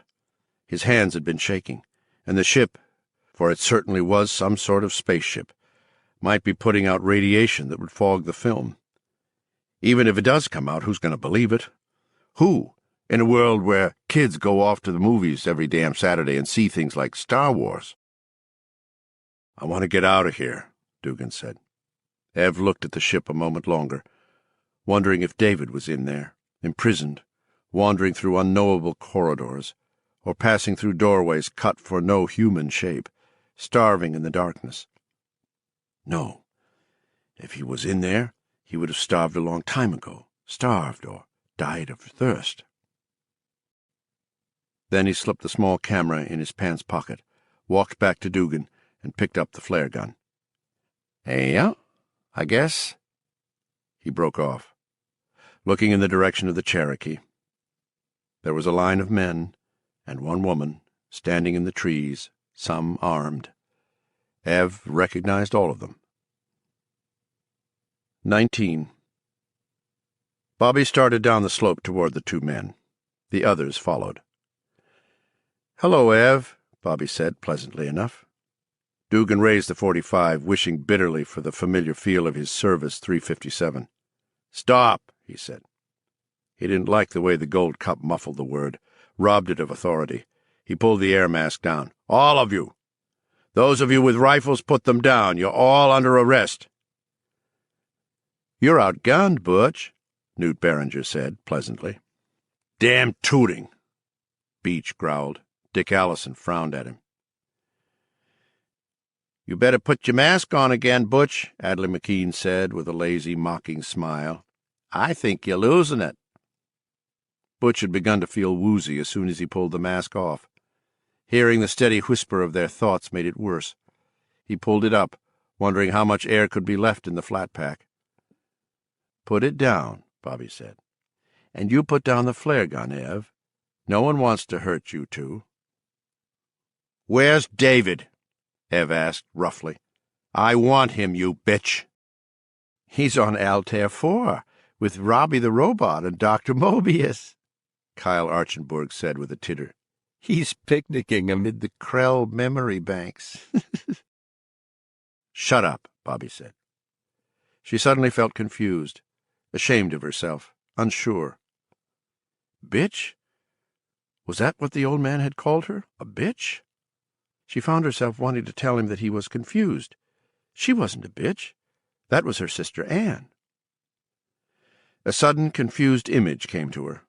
The old man's distress, Guard's distress, even her own, all mingled. She was distracted. While she was, Ev Hillman raised the flare pistol and fired. If Dugan had done it, they would have read his intention before he could have acted, but the old man was different. There was a hollow thud and a whoosh. Beach Jernigan exploded into white flame and staggered backward, the .22 flying out of his hands. His eyes filmed, simmered, then burst as they filled with burning phosphorus. His cheeks began to run. He opened his mouth and began to claw at his chest as the superheated air he drew in expanded and ruptured his lungs. This all happened in a space of seconds. The line of men wavered and lost coherency as they stumbled backward, their faces blank with terror. They were hearing Beach Jernigan die inside their heads. "Come on!" Ev shrieked at Dugan and ran for the Cherokee. Judd Tarkington moved sluggishly to stop him. Ev swept the hot barrel of the flare gun across his face, branding his cheek and breaking his nose. Judd went flailing backward, stumbling over his own feet, went sprawling. Beach was burning on the muddy, churned ground. He clawed weakly at his throat, with one twisted, tallowy hand, shuddered, and then stilled. Dugan got moving, running after the old man, who was clawing at the driver's side door of the Cherokee. Bobby heard Beach's thoughts fade away, wink out, and turned to see that the old man and the cop were on the verge of getting away. "Jesus Christ, you guys, stop them!" That broke their paralysis, but Bobby moved first. She got to Ev and slammed the butt of the shotgun she was carrying into the nape of the old man's neck. Ev's face whacked the top of the Jeep's door. Blood sprayed from his nose and he dropped to his knees, dazed. Bobby raised the shotgun butt to hit him again when Dugan, standing on the other side of the Cherokee, fired the old man's .45 through the passenger window. Bobby felt a large, hot hammer suddenly slam her lower right shoulder. Her right arm was driven powerfully upward, and she lost her grip on the shotgun. The hammer numbed her flesh for a moment, and then the heat was back, an expanding furnace glow that was baking her from the inside out. She was thrown backward, her left hand going for the place the hammer had hit her, expecting to find blood, finding none, at least not yet, only a hole in her shirt and in the flesh beneath. The hole had hard edges that felt hot and throbby. Blood was running down her back, a lot of it, but shock had numbed her, and she felt little pain yet. Her left hand had found the small entrance wound. The exit wound was as big as a kid's fist. She saw Dick Allison, his face white and slack with panic. This isn't going right. Christ, not right at all. Get him before he gets us. Oh, you fucking snoop, fucking snoop, fucking snoop! Don't shoot him! Bobby screamed. Pain exploded through her. Blood flew from her mouth in a scrawny spray. The bullet had torn her right lung open. Allison hesitated. Before Dugan could raise the gun again, Newt and Joe Summerfield had stepped in. Dugan turned toward them, and Newt clubbed the barrel of his rifle down on the hand holding the .45 as he did. Dugan's second shot went into the dirt. "Hold it, trooper! Hold it or you're dead!" John Enders, the grammar school principal, screamed. "4 guns on you right now!" Dugan looked around. He saw 4 men with rifles. And Allison, still wall-eyed and only one small step from unglued, looked ready to shoot the moment a squirrel farted. "They'll kill you anyway. Might as well go out like John Wayne. Shit, they're all crazy." "No!" Bobby said. She was leaning against the Jeep's hood now. Blood trickled steadily from her mouth. The back of her shirt was soaking. "We're not crazy. We're not going to kill you. Check me." Dugan probed clumsily toward Bobby Anderson's mind and saw that she meant it. But there was a catch somewhere, something he might have caught on to if he hadn't been so new at this eerie mind-reading trick. It was like the fine print in some slick car salesman's contract. He would think about it later. These guys were amateurs, and there might still be a chance to get away clean, if... Suddenly Adley McKean ripped the gold mask off his face. Butch felt a wave of dizziness almost at once. "I like you better this way," Adley said. "You won't think so much about escaping with your goddamn canned air turned off." Butch fought the dizziness and looked back at Bobby Anderson. "I think she's going to die." "Think what you want." He straightened and took a step backward as that unexpected thought filled his head. He looked at her more closely. "What about the old man?" he asked flatly. "Not—" Bobby coughed, spraying more blood. Bubbles formed on her nostrils. Kyle and Newt started toward her. Bobby waved them back. "Not your business. You and me are going to get in the front of the Jeep. You drive. There'll be 3 men with guns in the back, if you think of trying anything funny." "I want to know what's going to happen to the old man," Butch repeated. Bobby raised her gun with great effort. She brushed her sweaty hair away from her eyes with her left hand. Her right dangled uselessly by her side. It was as if she wanted Dugan to see her very clearly, to measure her. Butch did. The coldness he saw in her eyes was real. "I don't want to kill you," she said softly. "You know that. But if you say one more word, I'll have these men execute you right here. We'll bury you next to Beach and take our chances." Ev Hillman was struggling to his feet. He looked dazed, not sure where he was. He armed blood off his forehead like sweat. Another wave of dizziness washed through Butch, and a thought of infinite comfort came to him. This is a dream. All just a dream. Bobby smiled without humor. Think that if you want, she said. Just get in the Jeep. Butch got in and slid across behind the wheel. Bobby started around to the passenger side. She began coughing again, spraying blood, and her knees buckled. 2 of the others had to help her. Never mind the think. I know she's going to die. Bobby turned her head and looked at him. That clear, mental voice, think what you want, filled his head again. Archenbourg, Summerfield, and McKean crammed into the back seat of the Cherokee. Drive, Bobby whispered. Slow. Butch began to back up. He would see Everett Hillman once more, but would not remember. Later, most of Butch's mind would have been rubbed away like chalk from a blackboard. The old man stood there in the sunlight, that stupendous saucer shape behind him. He was surrounded by big men, and 5 feet to his left there was something on the ground that looked like a charred log. "You didn't do too bad, old man. In your day you must have been quite a high rider. And you sure as hell weren't crazy." Hillman looked up and shrugged, as if to say, "Well, we tried." More dizziness. Butch's sight wavered. "I'm not sure I can drive," he said, his voice seeming to boom into his ears from a great distance. "That thing, it makes me sick." "Is there any air left in his little kit, Adley?" Bobby whispered. Her face was ashy pale. The blood on her lips seemed very red by comparison. "Face mask's hissing a little." "Put it on him." A moment after it was jammed firmly over Butch's mouth and nose again, he began to improve.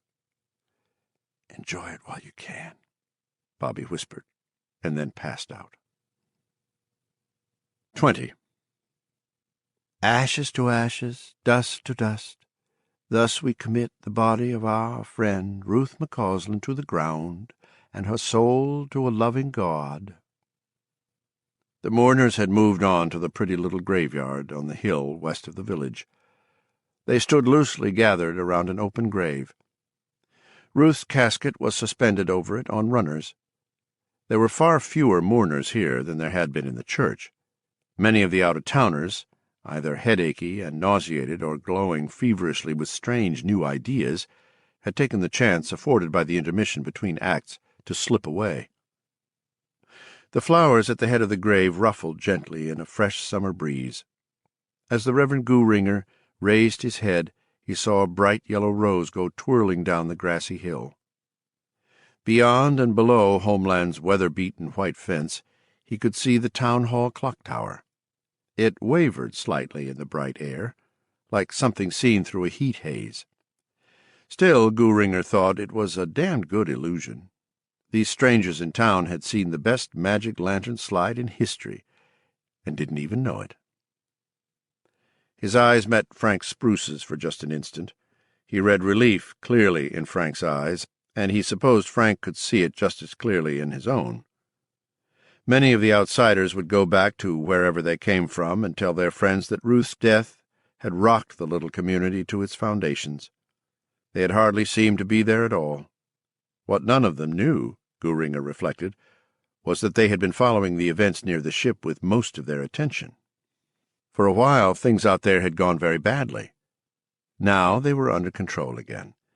But Bobby Anderson might die if they couldn't get her back to the shed in time, and that was bad. Still, things were under control. The becoming would continue. That was the only important consideration.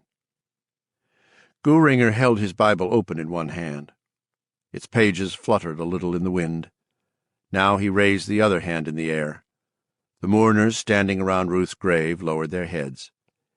"May the Lord bless you and keep you.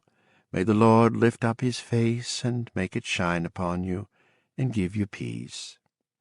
Amen." The mourners raised their heads. Gooringer smiled. "There'll be refreshments in the library for those of you who'd care to stop by for a while and remember Ruth," he said. Act 2 was over. 21. Kyle reached gently into Bobby's pants pocket and probed until he found her key ring. He worked it out, picked through the keys, and found the one that opened the padlock on the shed door. He inserted the key in the lock, but didn't turn it. Adley and Joe Summerfield were covering Dugan, who was still behind the wheel of the Jeep. Butch was finding it harder and harder to pull air from the mask. The needle on the supply dial had been in the red for 5 minutes now. Kyle rejoined them. "Go check the drunk," Kyle said to Joe Summerfield. "Looks like he's still passed out, but I don't trust the fucker." Joe crossed the side yard, climbed the porch, and examined Gardner carefully, wincing at his sour breath. This time there really was no sham. Gardner had gotten a fresh bottle of scotch and had drunk himself into oblivion. As the 2 other men stood waiting for Joe to come back, Kyle said, Bobby's most likely going to die. If she does, I'm going to get rid of that lush first thing." Joe came back. "He's out." Kyle nodded and turned the key in the shed's padlock as Joe joined Adley in keeping the cop covered.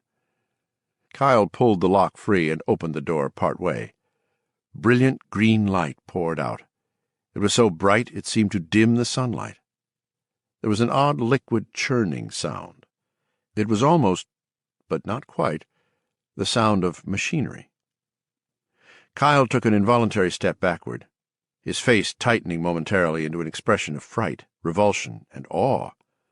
The smell alone, thick and fetid and organic, was damn near enough to knock a man over.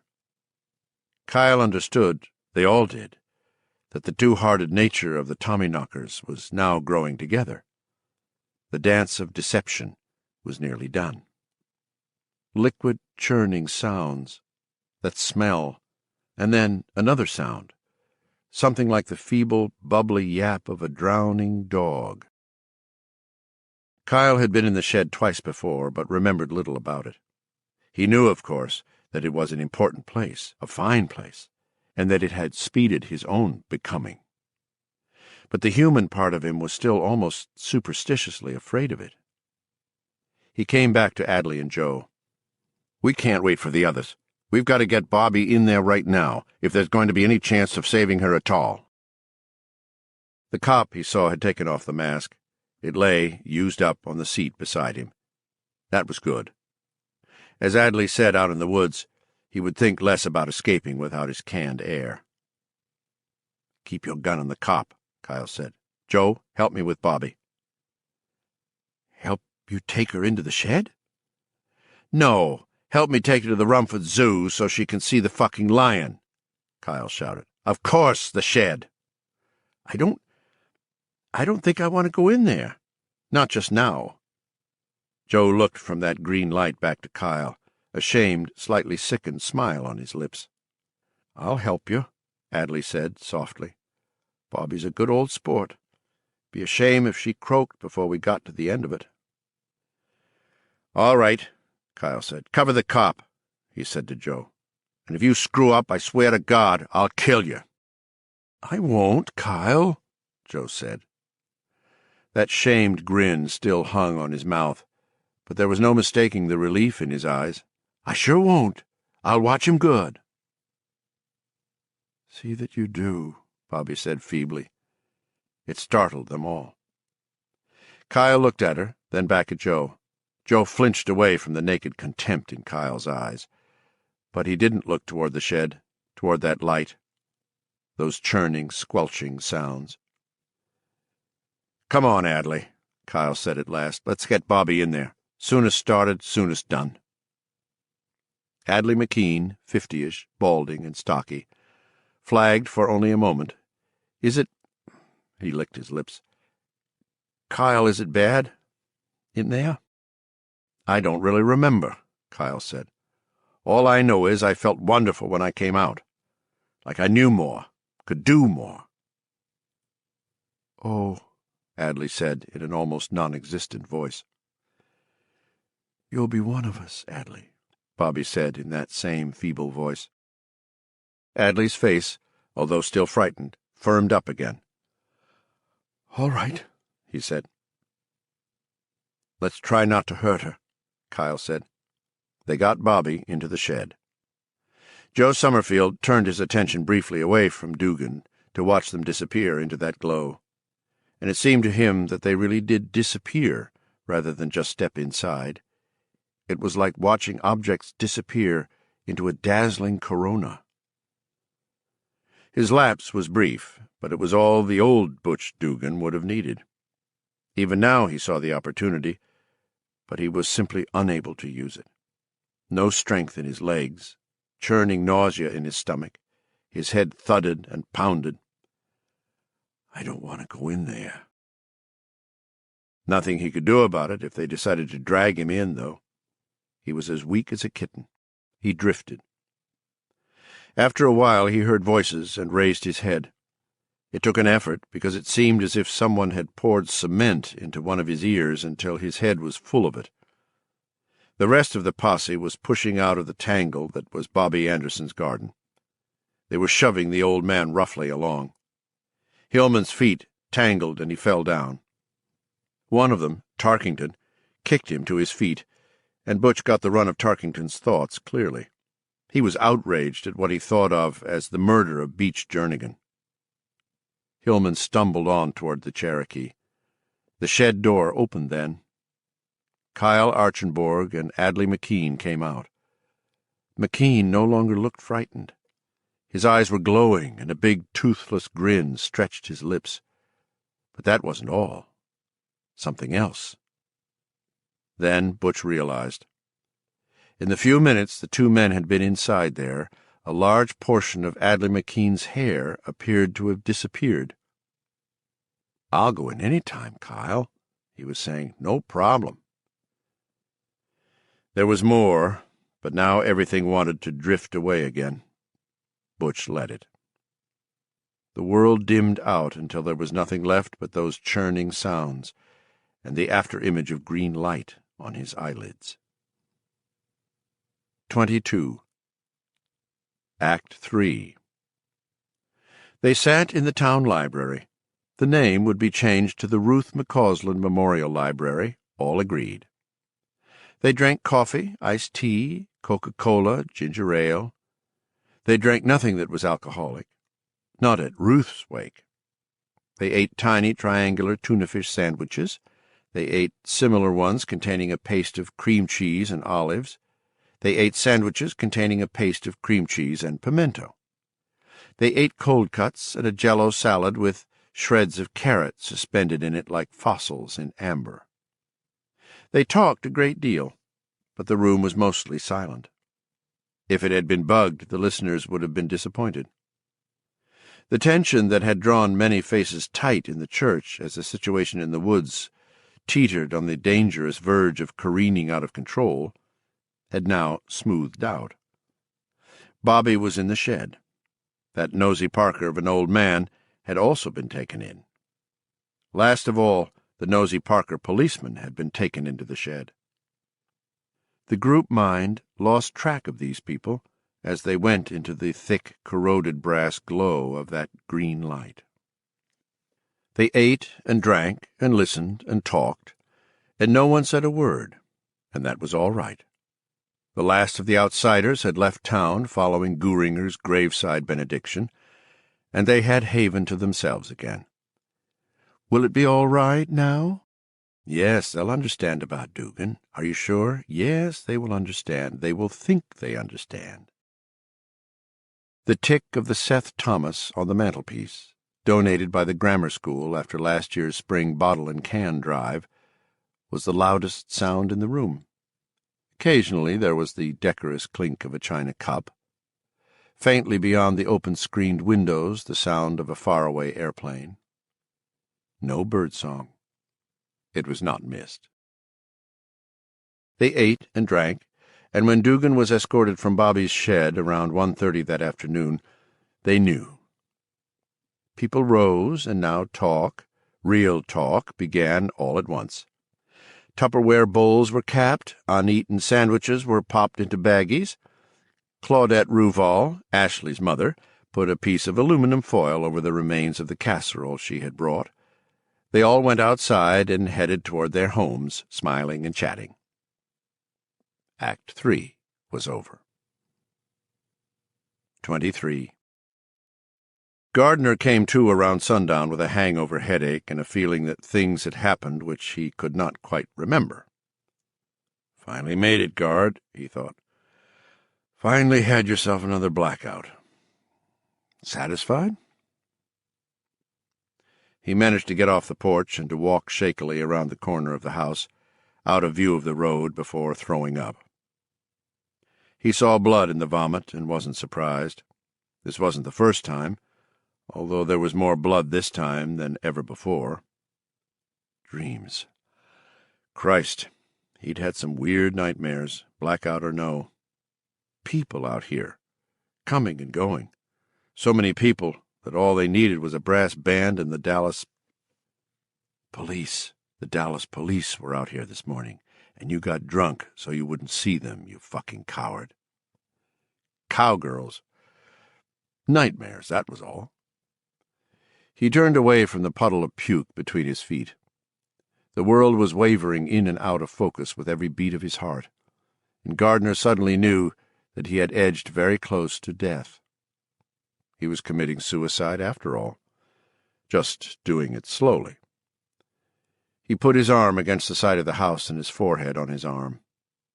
"Mr. Gardner, are you all right?" "Huh?" he cried, jerking upright. His heart slammed 2 violent beats, stopped for what seemed forever, and then began to beat so rapidly he could barely distinguish the individual pulses. His headache suddenly cranked up to overload. He whirled. Bobby Tremaine stood there, looking surprised, even a little amused, but not really sorry for the scare he had given Gardner. "Gee, I didn't mean to creep up on you, Mr. Gardner." "You fucking well did, and I fucking well know it." The Tremaine kid blinked rapidly several times. He had caught some of that, Gardner saw.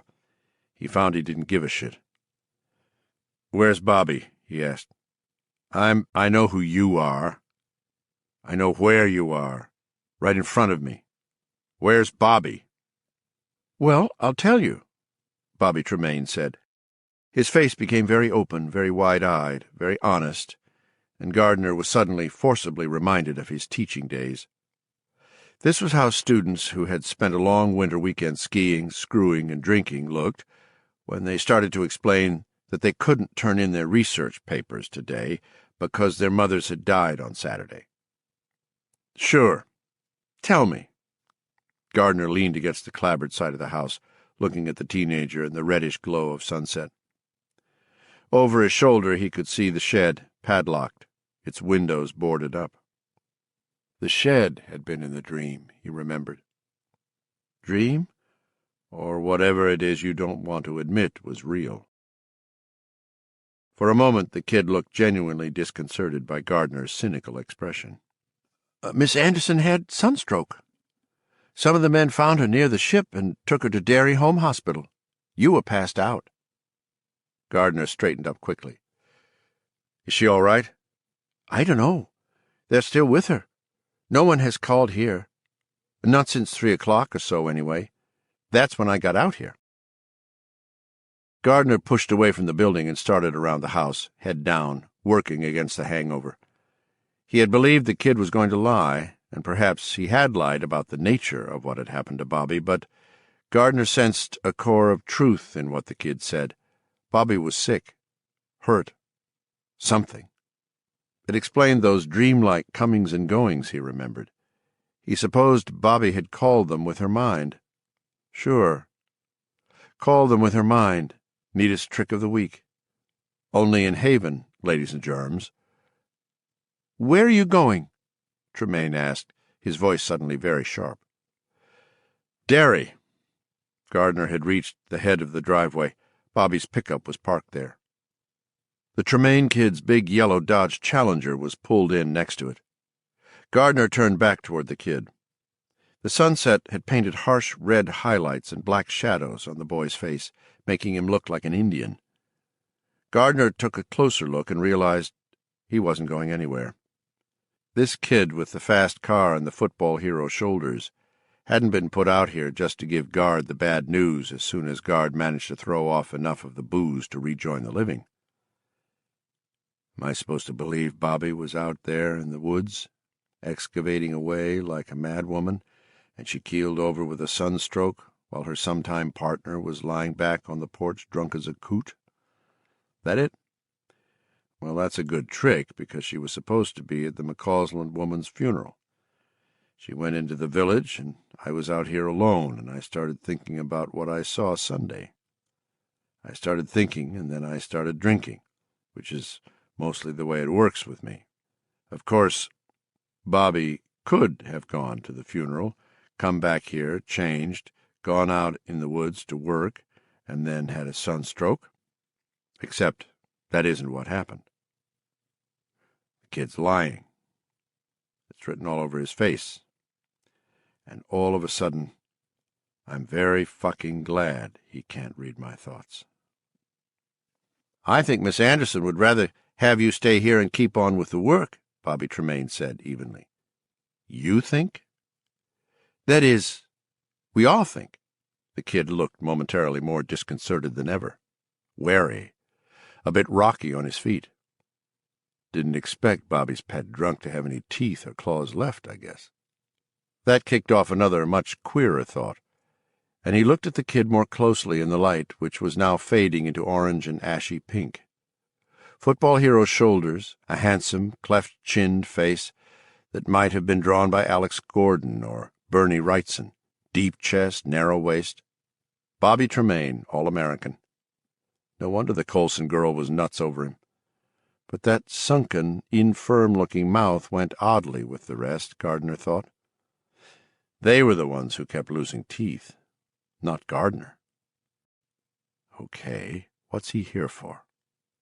To guard me, to make sure I stay put, no matter what. Well, all right, he said to Tremaine in a softer, more conciliatory voice, if that's what you all think. Tremaine relaxed a little. It really is. Well, let's go in and put on the coffee. I could use some. My head aches. And we'll have to get going early in the morning. He stopped and looked at Tremaine. You are going to help out, aren't you? That's part of it, isn't it? Yes, sir. Gardner nodded. He looked at the shed for a moment, and in the fading light he could see brilliant green tattooed in the small spaces between the boards. For a moment his dream shimmered almost within his grasp, deadly shoemakers hammering away at unknown devices in that green glare. He had never seen the glow as bright as this before, and he noticed that when Tremaine glanced in that direction, his eyes skittered away uneasily. The lyric of an old song floated, not quite randomly, into Gardner's mind and then out again. Don't know what they're doing, but they laugh a lot behind the green door. Green door, what's that secret you're keepin'? And there was a sound, faint, rhythmic, not at all identifiable, but somehow unpleasant. The two of them had faltered. Now Gardner moved on toward the house. Tremaine followed him gratefully. Good, Gardner said, as if the conversation had never lagged. I can use some help. Bobby figured we'd get down to some sort of hatchway in about 2 weeks, that we'd be able to get inside. Yes, I know, Tremaine said without hesitation. But that was with 2 of us working. Oh, there'll always be someone else with you, Tremaine said, and smiled openly. A chill rippled up Gardner's back. Oh? Yes, you bet. Until Bobby comes back. Until then, Tremaine agreed. Except he doesn't think Bobby's going to be back. Ever. Come on, he said. Coffee, then maybe some chow. Sounds good to me. They went inside, leaving the shed to churn and mutter to itself in the growing dark. As the sun disappeared, the stitching of green at the cracks grew brighter and brighter and brighter. A cricket hopped into the luminous pencil mark one of these cracks printed onto the ground, and fell dead. Chapter 10. A Book of Days. The Town Concluded. 1. Thursday, July 28th. Butch Dugan woke up in his own bed in Derry at exactly 3:05 a.m. He pushed back the covers and swung his feet out onto the floor. His eyes were wide and dazed, his face puffy with sleep. The clothes he had worn on his trip to Haven with the old man the day before were on the chair by his small desk. There was a pen in the breast pocket of the shirt. He wanted that pen. This seemed to be the only thought his mind would clearly admit. He got up, went to the chair, took the pen, tossed the shirt on the floor, sat down, and then just sat for several moments, looking out into the darkness, waiting for the next thought. Butch had gone into Anderson's shed, but very little of him had come out. He seemed shrunken, lessened. He had no clear memories of anything.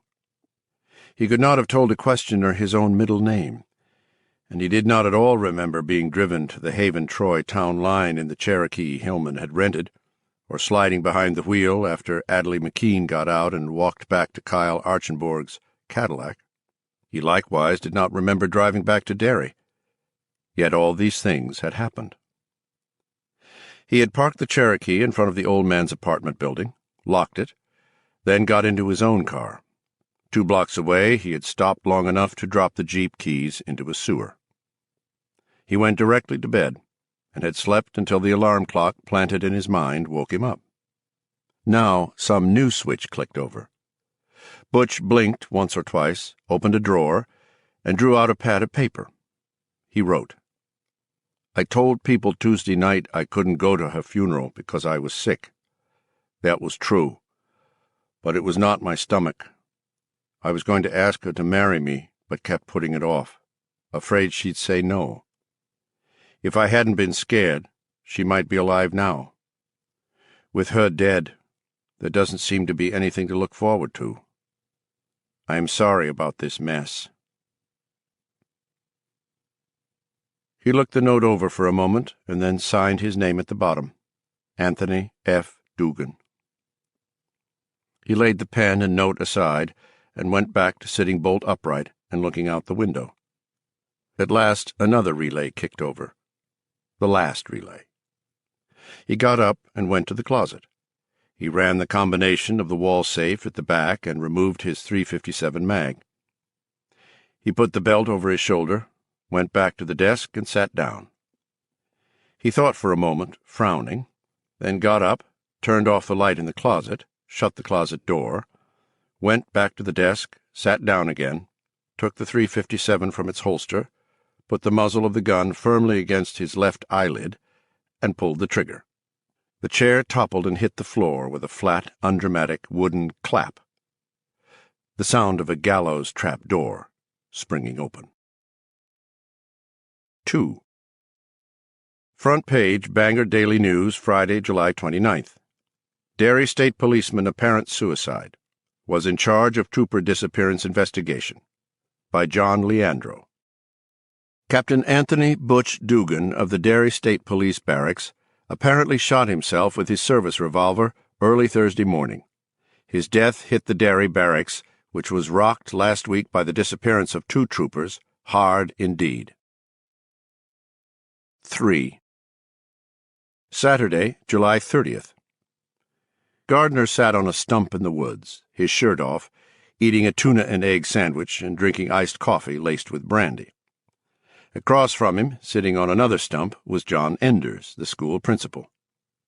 Enders was not built for hard work, and although it was only noon, he looked hot and tired and almost fagged out. Gardner nodded toward him. "Not bad," he said. "Better than Tremaine, anyway. Tremaine had burned water trying to boil it." Enders smiled wanly. "Thank you." Gardner looked beyond him to the great circular shape jutting from the ground.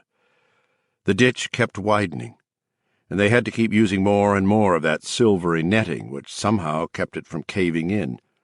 He had no idea how they made it, only knew that the large supply in the cellar had been almost depleted, and then, yesterday, a couple of women from town had come out in a van with a fresh supply, neatly folded like freshly ironed curtains. They needed more because they kept taking away more and more of the hillside. And still the thing continued down. Bobby's whole house could now have fit into its shadow. He looked at Enders again. Enders was looking at it with an expression of adoring, religious awe, as if he were a rube druid, and this was his first trip from the boonies to see Stonehenge. Gardner got up, staggering slightly. "Come on," he said. "Let's do a little blasting." He and Bobby had reached a point weeks earlier where the ship was as tightly embedded in dour bedrock as a piece of steel and concrete. The bedrock hadn't hurt the ship, hadn't put so much as a scratch on its pearl-gray hull, let alone dented or crushed it. but it was tightly plugged. The plug had to be blasted away. It would have been a job for a construction crew who understood how to use dynamite, a lot of dynamite, under other circumstances. But there was explosive available in Haven these days that made dynamite obsolete. Gardner still wasn't clear on what the explosion in Haven Village had been, and wasn't sure he ever wanted to be clear on it. It was a moot point anyway, because no one was talking. Whatever it had been, he was sure that some huge piece of brickwork had taken off like a rocket, and some of those new and improved explosives had been involved. There had been a time, he remembered, when he had actually wasted time speculating on whether or not the super brain food Bobby's artifact was putting into the air could produce weapons. That time now seemed incredibly distant. That Jim Gardner, incredibly naive. "Can you make it, Johnny?" he asked the school principal. Enders got up, wincing, putting his hands in the small of his back. He looked desperately tired, but he managed a small smile just the same. Looking at the ship seemed to refresh him. Blood was trickling from the corner of one eye, however, a single red tear. Something in there had ruptured. It's being this close to the ship, Gard thought.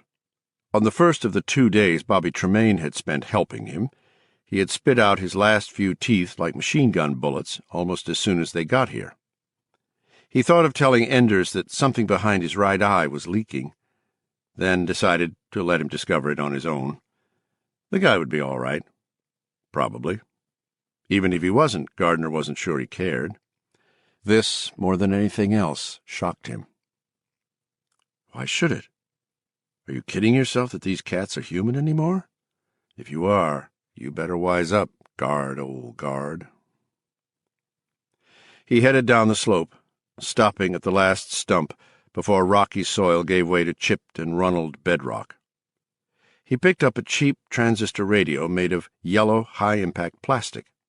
It looked like Snoopy.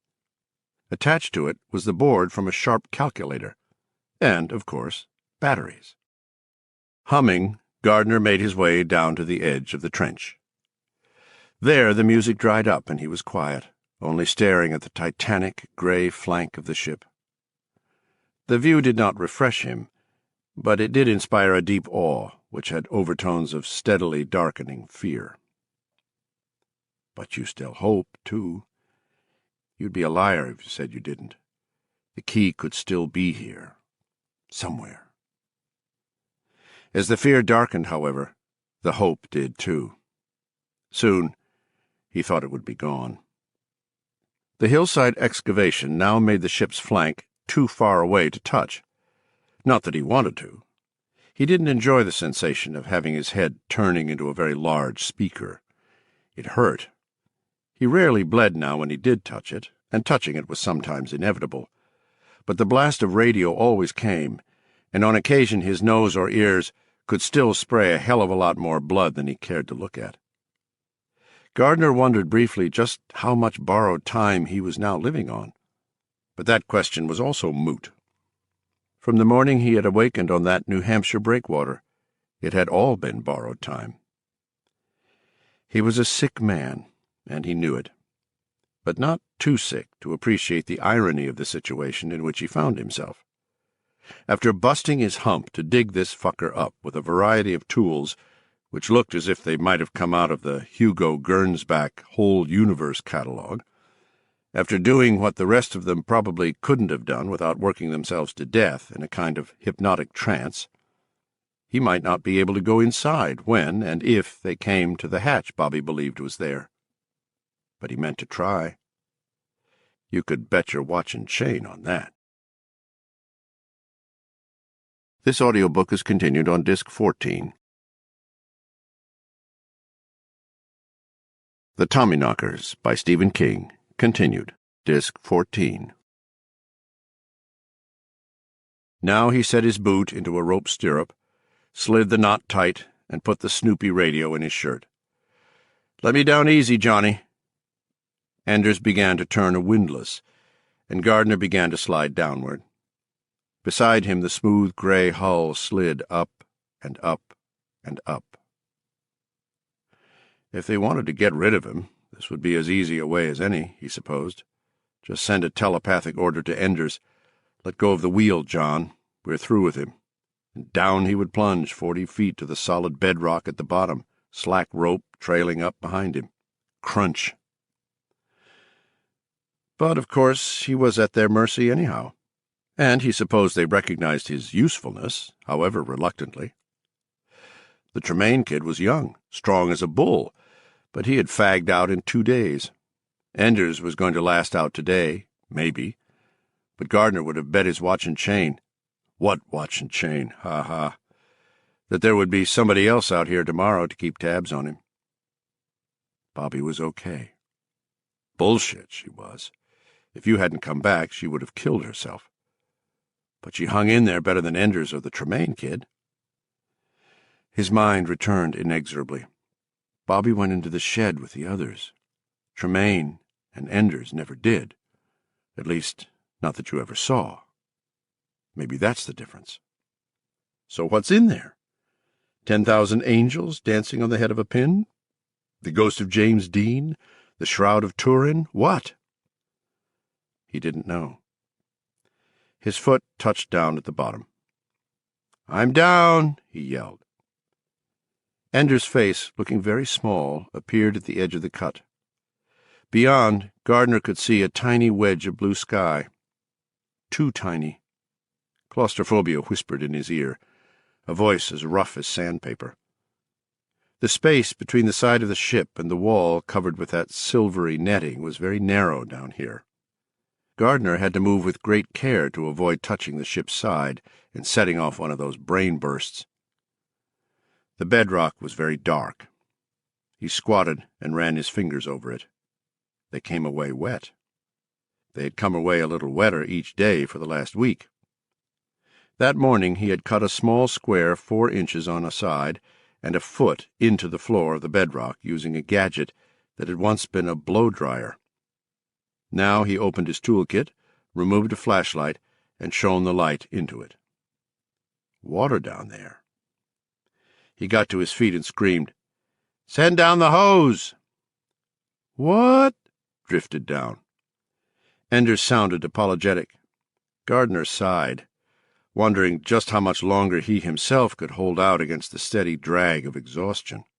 All this Hugo Gernsback whole universe equipment, and no one thought to rig an intercom between up there and down here. Instead, they were screaming their throats out. Oh, but none of their bright ideas run in that direction, and you know it. Why would they think about intercoms when they can read thoughts? You're the horse and buggy human here, not them. "The hose!" he shrieked. "Send down the motherfucking hose, tripehead!" "Okay." Gardner stood waiting for the hose to come down, wishing miserably that he was anywhere else in the world than here, wishing he could convince himself all of it was only a nightmare. It was no good. The ship was madly exotic, but this reality was also too prosy to be a dream. The acrid smell of John Enders' sweat, the slightly boozy smell of his own, the dig of the rope loop into his instep as he went down into the cut, the feel of rough, moist bedrock under his fingers. Where's Bobby, Guard?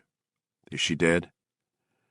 No, he didn't think she was dead, but he had become convinced that she was desperately ill.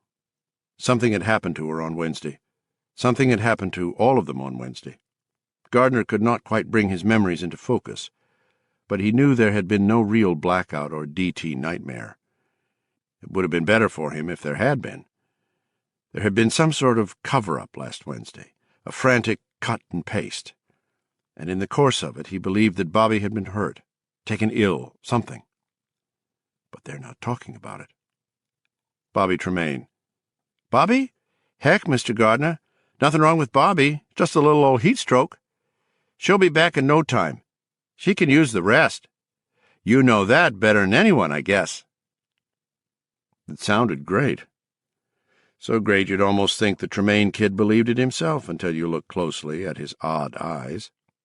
He could see himself going to those he was coming to think of as the shed people, demanding to know what had happened to her. Newt Barringer. Next thing you know, he'll be trying to tell us that we're the Dallas police. And boy, they'd sure all start to laugh then, wouldn't they? Them, the Dallas police? That was pretty funny. That was a scream. Maybe, Guard thought, that's why I feel so much like doing it. Screaming, I mean. Now he stood deep in this man-made crack in the earth, a crack that contained a titanic, alien, flying ship, waiting for the hose to come down. And suddenly the final horrible passage of George Orwell's Animal Farm clanged in his head like a death cry. It was strange, the things you discovered you'd gotten by heart. Clover's old eyes flitted from one face to another, and as the animals outside looked from pig to man, and man to pig, and pig to man again, it seemed that some strange thing was happening. It was impossible to say which was which. Jesus, Guard, cut it out. Here came the hose at last, a 70-footer from the volunteer fire department.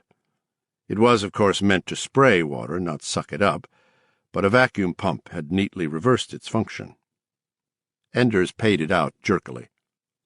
The end swung back and forth, sometimes striking the hull of the ship. Each time this happened there was a cludding sound that was dull yet curiously penetrating. Gardner didn't like it, and quickly came to anticipate each clud. Christ, I wish he hadn't got that thing swinging. Clud, clud, clud. Why can't it just clink? Why does it have to keep making that other sound, like dirt being shoveled on top of a coffin? Clud, clud, clud. Christ, I should have jumped when I had the chance. Just stepped off that fucking breakwater at Arcadia Beach. July 4th, wasn't it? Shit, I could have been a Yankee Doodle deader. Well, go on then. When you go back to the house tonight, gobble all the Valium in the medicine cabinet. Kill yourself if you haven't got the guts to either see this thing through or put a stop to it. The good people of Haven will probably throw a party over your body. You think they want you here? If there wasn't some of the old, unimproved Bobby still around, I think you'd be gone already. If she wasn't standing between you and them, clud, clud, clud. Was Bobby still standing between him and the rest of Haven? Yeah. But if she died, how long would it be before he himself was scrubbed from the equation? Not long, buddy. Not long at all. Like maybe 15 minutes? Clud, clud, clud. Wincing, teeth set against the dull, dead sound, Guard leapt up and caught the brass nozzle of the hose before it could rap against the side of the ship again.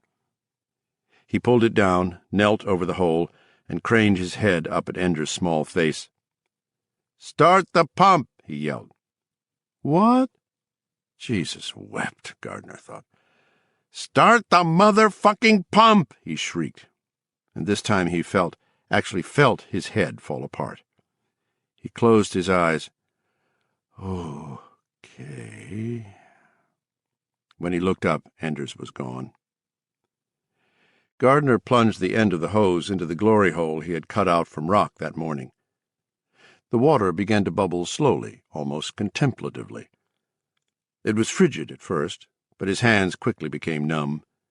Although the trench he was in was only 40 feet deep, they had removed a whole hillside in the process of cutting a base level, so that the place where Gardner now crouched had probably been, until late June, 90 feet under the earth. Measuring the freeboard surface of the ship would have given an exact figure, but Gardner didn't give a shit. The simple fact was that they seemed to have nearly reached the aquifer, spongy rock filled with water. Apparently the bottom half or 2/3 of the ship was floating in a large underground lake. His hands were now so numb they had forgotten what they were. "Come on, asshole," he muttered. As if in answer, the hose began to vibrate and wriggle. He couldn't hear the pump's motor from here, but he didn't have to. As the water level in the glory hole dropped, Gardner was able to see his reddened, dripping hands again. He watched as the water level continued to drop. If we hit the aquifer, it's going to slow us down. Yeah, we might lose a whole day while they figure out some sort of super pump. There might be a delay, but nothing's going to stop them, guard. Don't you know that? The hose began to emit the sound of a giant soda straw in a giant Coke glass. The glory hole was empty. "Turn it off!" he shouted. Enders just went on looking down at him. Gardner sighed and yanked hard on the hose. Enders looked startled, then made a thumb and forefinger circle at Gardner. He disappeared. A few seconds later, the hose stopped vibrating. Then it began to rise as Enders wound it up. Gardner made sure that the end of it was perfectly still and wouldn't pendulum before he let it go. He now took the radio out of his shirt and turned it on. There was a built-in 10-minute delay. He put the radio on the bottom of the glory hole, then covered it with loose chunks of rock. A lot of the explosion's force would be channeled upward anyway, but this was powerful stuff, whatever it was. Enough would be left to tear perhaps 3 vertical feet of bedrock into chunks, which they could quickly load into a sling and power winch up. And the ship would not be hurt. Apparently, nothing could do that. Gardner slid his foot into the sling and shouted, "Pull me up!" Nothing happened. "Pull me up, Johnny!" he screamed. Once again there was that feeling that his head was splitting along some rotted mid-seam. Still nothing. His wrist-deep plunge into the icy water had dropped Gardner's body temperature perhaps 2 whole degrees. Nonetheless, a damp and slickly unpleasant sweat suddenly sprang out on his forehead. He looked at his wristwatch. 2 minutes had passed since he had turned on the Snoopy radio.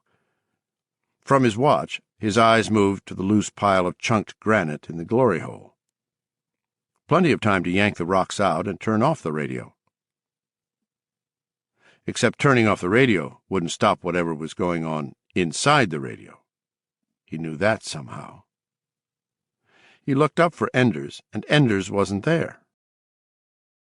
This is how they're getting rid of you, guard. A drop of sweat ran into his eyes. He brushed it away with the back of his hand. "Enders! Hey! Johnny!" "Shinny up the rope, guard." 40 feet? Dream on. Maybe in college. Maybe not even then. He looked at his watch. 3 minutes. Yeah, this is how. Poof, all gone. A sacrifice to the great ship. A little something to propitiate the Tommyknockers. "Started going yet?" He looked up so quickly his neck popped, his growing fear turning immediately to rage. "I started it almost 5 minutes ago, you fucking shit for brains! Get me out of here before it goes off and blows me sky high!" Ender's mouth dropped into an O that was almost comical. He disappeared again, and Gardner was left looking at his watch through what was becoming a blur of sweat. Then the loop around his foot jerked, and a moment later he began to rise. Gardner closed his eyes and clung to the rope. Apparently he wasn't quite as ready to sniff the pipe as he thought he was. Maybe that wasn't such a bad thing to know, either.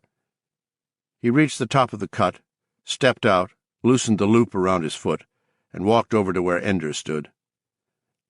"Sorry," Enders said, smiling fussily.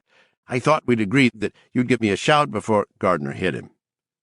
The thing was done, and Enders was on the ground, his glasses hanging from one ear and his mouth bloody, before Gardner was even wholly aware of what he meant to do. And although he was not telepathic, he thought he could feel every head in Haven suddenly turn toward this place, alert and listening. "You left me down there with that thing going, asshole," he said. "If you or anyone else in this town ever does it again, you better just leave me down there. Do you hear me?" Rage dawned in Ender's eyes. He fixed his glasses back in place as well as he could and got to his feet. There was dirt on his bald head. "I don't think you know who you're talking to." "I know more than you think," Gardner said. "Listen, Johnny, and the rest of you, if you're hearing this, and I think you are, you listen too.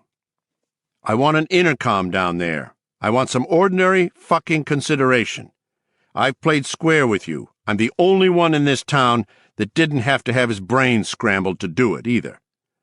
I want some fucking consideration. Do you hear me?" Enders looked at him, but Gardner thought he was listening, too. Listening to other voices. Gardner waited for their decision. He was too angry to really care much. "All right," Enders said softly, pressing the back of his hand against his bloody mouth. "You may have a point. We'll put in an intercom, and we'll see that you have a bit more— what did you call it?" A contemptuous flick of smile touched his lips.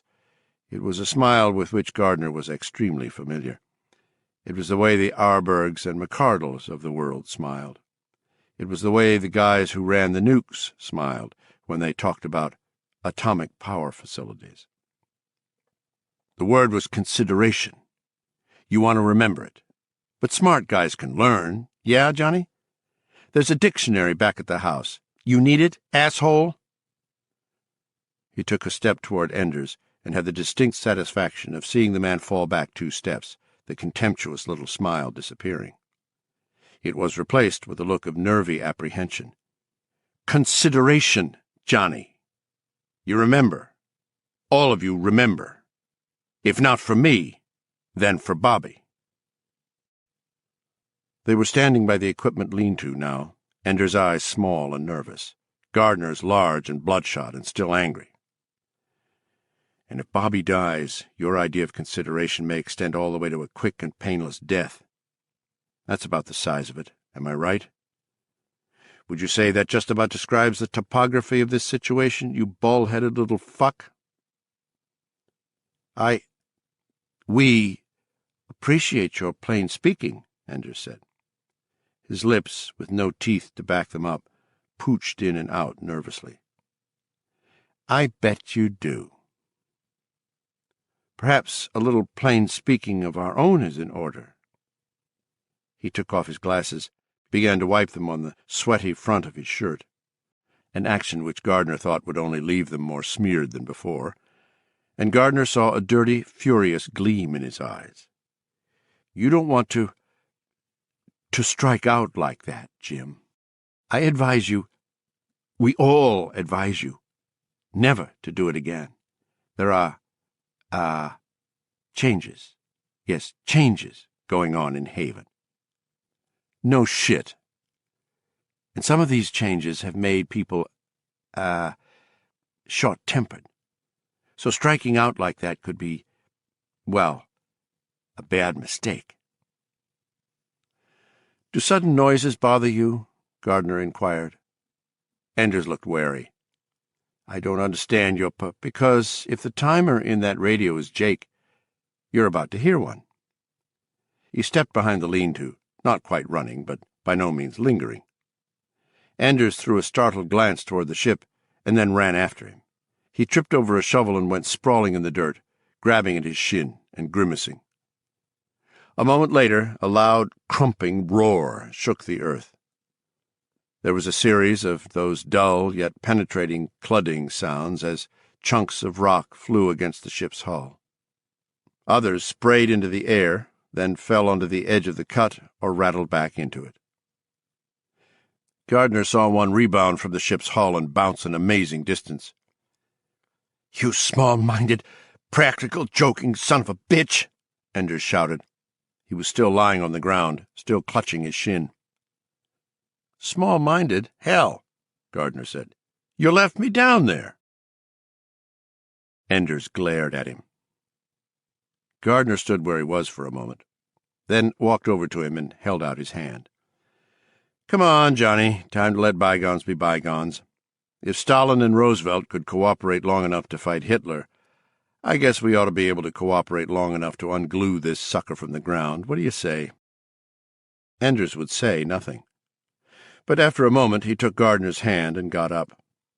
He brushed sullenly at his clothes, occasionally favoring Gardner with an almost cat-like expression of dislike. "Want to go see if we brought in our well yet?" Gardner asked. He felt better than he had in days. Months, actually. Maybe even years. Blowing up at Enders had done him a world of good. What do you mean? Never mind, Gardner said, and went over to the cut alone. He peered down, looking for water, listening for gurgles and splashes. He saw nothing, heard nothing. It seemed they had lucked out again. It suddenly occurred to him that he was standing here with his hands planted on his upper thighs, bent over a 40-foot drop with a man somewhere behind him to whom he had just administered a punch in the mouth. If Enders wanted, he could run up behind me and tumble me into this hole with one hard push, he thought, and heard Enders saying, "Striking out like that could be a very bad mistake." But he didn't look round, and that sense of well-being, absurdly out of place or not, held. He was in a fix, and strapping a rear-view mirror onto his head so he could see who was coming up behind him wasn't going to get him out of it. When he turned around at last, Enders was still by the lean-to, looking at him with that sulky, kicked-cat expression. Gardner suspected he had been on the party line again with his fellow mutations. "What do you say?" Gardner called over to him. There was an edged pleasantness in his voice. "There's a lot of broken rock down there. Do we go back to work, or do we air a few more grievances?" Enders went into the shed, grabbed the levitation pack they used to move the bigger rocks, and started toward Gardner with it. He held it out. Gardner shouldered the pack. He started back toward the sling, then looked back at Enders. "Don't forget to hoist me up when I yell." "I won't." Enders' eyes, or perhaps it was only the lenses of his spectacles, were murky. Gardner discovered he didn't really care which. He put his foot into the rope sling and tightened it as Enders went back to the winch. "Remember, Johnny, consideration. That's the word for today." John Enders lowered him without saying anything. 4. Sunday, July 31st. Henry Buck, known to his friends as Hank, committed the last act of outright irrational craziness to take place in Haven at 11:15 on that Sunday morning. "People in Haven are short-tempered," Enders had told Guard. Ruth McCausland had seen evidences of this short temper during the search for David Brown. Hot words, scuffles, a thrown punch or two. Ironically, it had always been Ruth herself.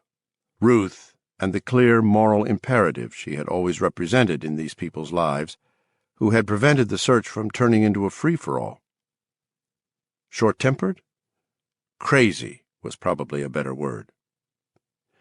In the shock of the becoming, the town had been like a gas-filled room, waiting only for someone to light a match.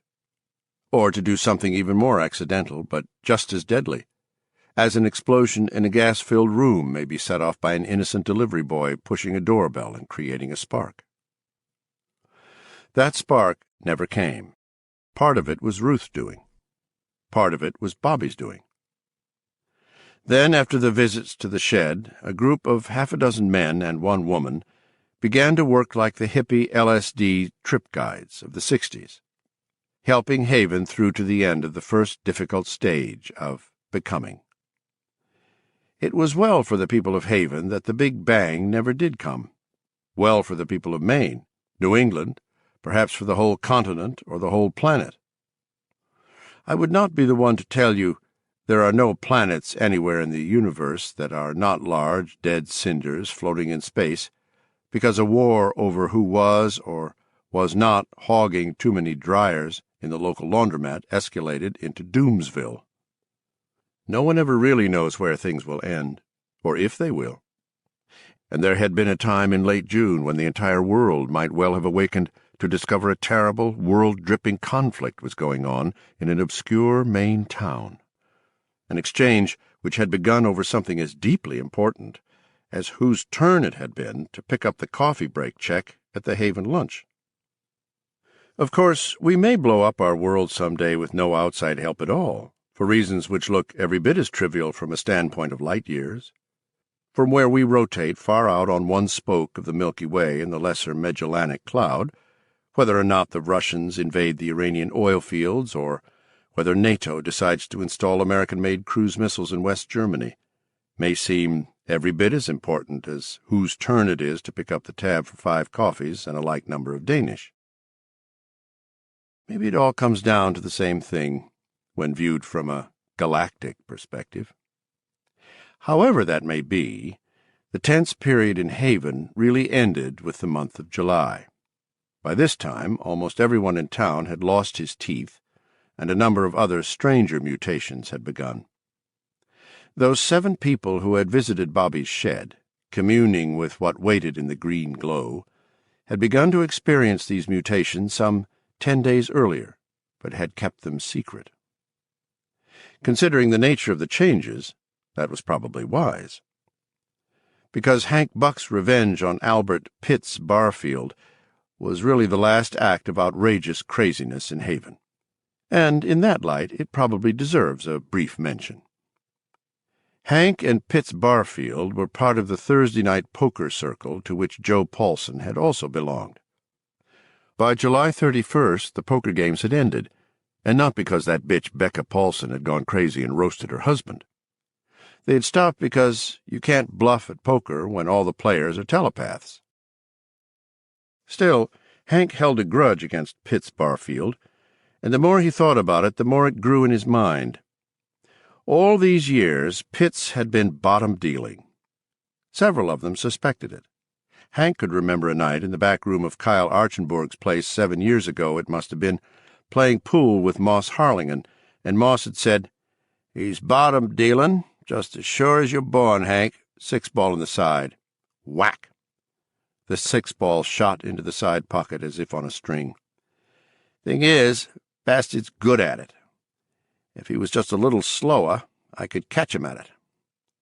"If that's what you think, you ought to get out in the game." "Shit. Everyone else in that game is as honest as the day is long.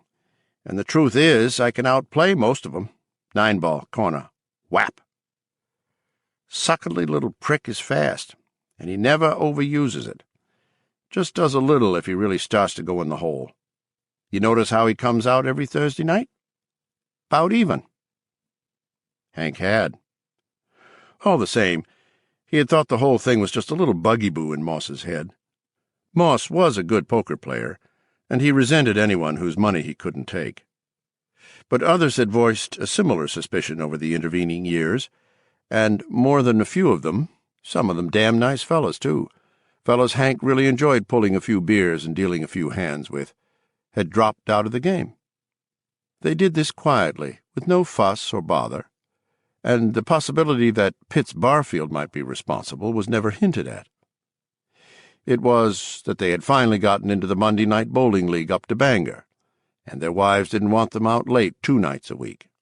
It was that their work schedules had changed, and they couldn't take that late night any more. It was that winter was coming, even if it was only May, and they had to do a little work on their snowmobiles.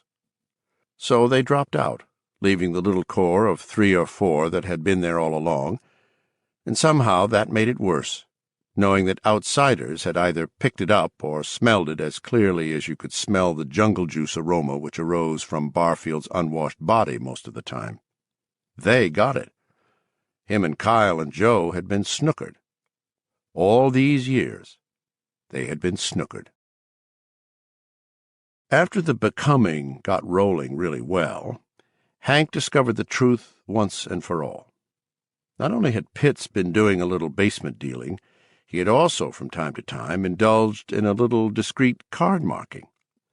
He had picked these skills up in the long, monotonous hours of duty at a Berlin Reppeldepel in the months after the end of World War II.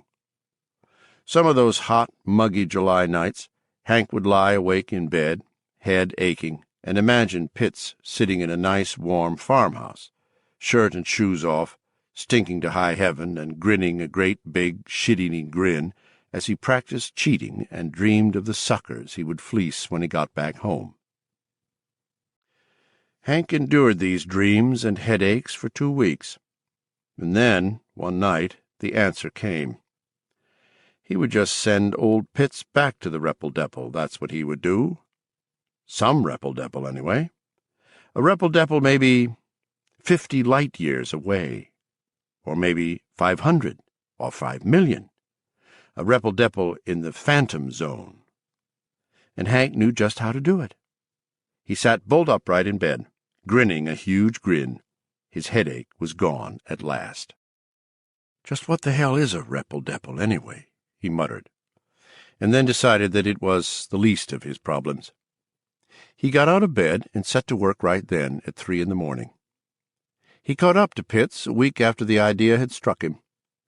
Pitts was sitting in front of Cooter's Market, tipped back in a chair and looking at the pictures in a gallery magazine. Looking at pictures of naked women, bottom-dealing, and stinking-up Repple-Depples. These were the specialities of Pitts Barfield, Hank decided. It was Sunday, overcast and hot. People saw Hank walking toward where Albert Pitts Barfield sat tipped back in his chair, work boots curled around the front rungs, checking out all those girls next door. They felt, heard, the one thought beating steadily. Repple-Depple, Repple-Depple, Repple-Depple, Repple-Depple. In Hank's mind.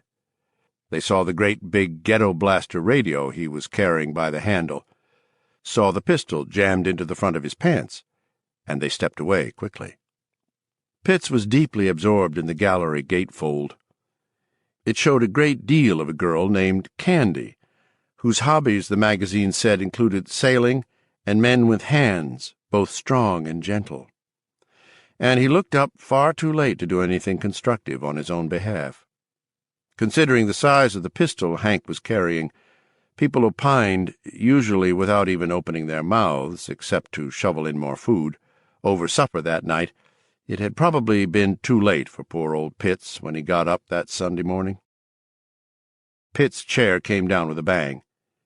"Hey, Hank, what—" Hank pulled the gun. It was a souvenir of his own army service. He had done his time in Korea, and not in any Repple-Depple either. "You just want to sit right there," Hank said, "or they're going to be washing your guts off that store window, you cheating son of a bitch." "Hank! Hank! What—" Hank reached inside his shirt and brought out a small pair of Borg earphones. He jacked them into the big radio, turned it on, and tossed the phones toward Pitts.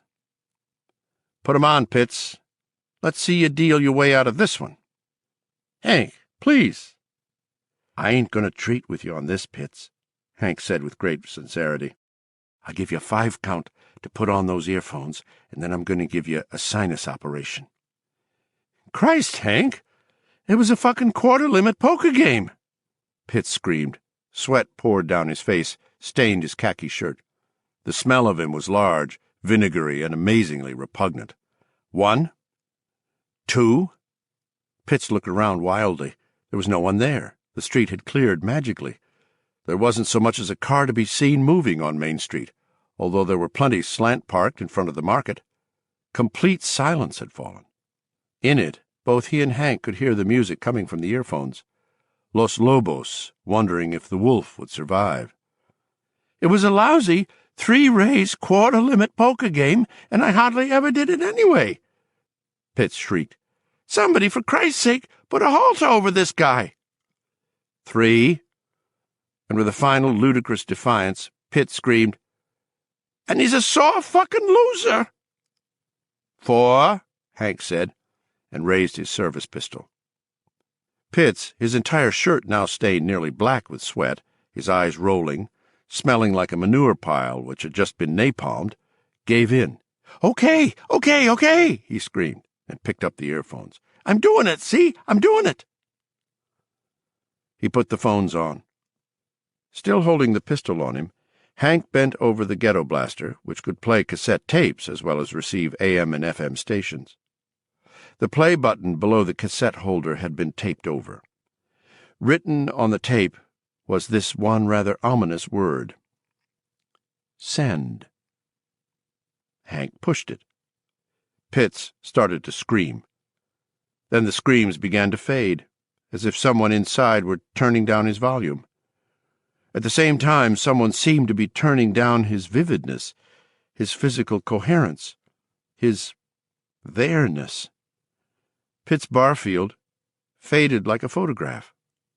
Now his mouth was moving soundlessly, his skin was milk. A little piece of reality, a piece of reality roughly the size of a Dutch door's lower half, seemed to open behind him. There was a feeling that reality, Haven reality, had rotated on some unknowable axis, like a trick bookcase in a haunted house spoof. Behind Pitts now was an eerie purple-black landscape. Hank's hair began to flutter about his ears. His collar stuttered with a sound like a silenced automatic weapon. The litter on the asphalt, candy wrappers, flattened cigarette packages, a couple of Humpty Dumpty potato chip bags, zoomed across the pavement and into that hole. They were drawn on the river of air which flowed into that nearly airless other place. Some of that litter went between Pitt's legs, and some, Hank thought, seemed to pass right through him. Then, suddenly, as if he himself had become as light as the litter which had been on the market's paved apron, Pitts was vacuumed into that hole. His gallery magazine went after him, pages flapping like bat wings. "Good for you, you fuckface," Hank thought. "Now you got something to read in the repple-depple." Pitt's chair toppled over, scraped across the asphalt, and lodged half in, half out of that opening. A wind tunnel of air was now rushing around Hank. He bent over his radio, finger coming to rest on the stop button. Just before he pushed it, he heard a high, thin cry coming from that other place. He looked up, thinking, "That ain't Pitts." It came again. "Hilly?" Hank frowned. It was a kid's voice. A kid's voice. And there was something familiar about it, something. "Over yet? I want to come home." There was a bright, toneless jingle as the window in Cooter's Market, which had blown inward in the town hall explosion the previous Sunday, was now sucked outward. A glass storm flew all around Hank, leaving him miraculously untouched. "Please, it's hard to breathe." Now the B&M beans on special, which had been pyramided in the market's front window, began to fly around Hank as they were sucked through the doorway in reality he had somehow opened. 5-pound bags of lawn food and 10-pound bags of charcoal slithered across the pavement with dry, papery sounds. "Gotta shut the sucker up," Hank thought. And as if to confirm this judgment, a can of beans slammed into the back of his head, bounced high in the air, then zoomed into that purple-black bruise. "Hilly?" Hank hit the stop button. The doorway disappeared at once. There was a woody crunch as the chair lodged in the opening was cut in two, on an almost perfect diagonal. Half of the chair lay on the asphalt. The other half was nowhere to be seen. Randy Kroger, the German who had owned Cooter's since the late 50s, grabbed Hank and turned him around. "You're paying for that display window, Buck," he said. "Sure, Randy, whatever you say," Hank agreed, dazedly rubbing the lump that was rising on the back of his head. Kroger pointed at the strange slanting half-chair lying on the asphalt. "You're paying for the chair, too," he announced, and strode back inside. That was how July ended. 5. Monday, August 1st. John Leandro finished talking, knocked back the rest of his beer, and asked David Bright, "So? What do you think he'll say?" Bright thought for a moment. He and Leandro were in the Bounty Tavern, a wildly over-decorated Bangor pub with only 2 real marks in its favor. It was almost directly across the street from the editorial offices of the Bangor Daily News, and on Mondays you could get Heineken for $1 a bottle. "I think he'll start by telling you to hurry over to Derry and finish getting the rest of the community calendar," Bright said. "Then I think he might ask you if you've thought about psychiatric help." Leandro looked absurdly crushed. He was only 24, and the last two stories he had covered, the disappearance, read presumed murder, of the two state troopers, and the suicide of a third, had whetted his appetite for the high-voltage stuff. When stacked up against being on a grim midnight hunt for the bodies of two state troopers, reporting on the Dairy Amvet's covered dish supper wasn't much. He didn't want the heavy stuff to end. Bright felt almost sorry for the little twerp. Trouble was, that was what Leandro was. Being a twerp at 24 was acceptable. He was pretty sure, however, that Johnny Leandro was still going to be a twerp at 44, 64, at 84, if he lived that long. A twerp of 84 was a slightly awesome and wholly frightening idea. Bright decided to order another beer after all. "I was just joking," Bright said.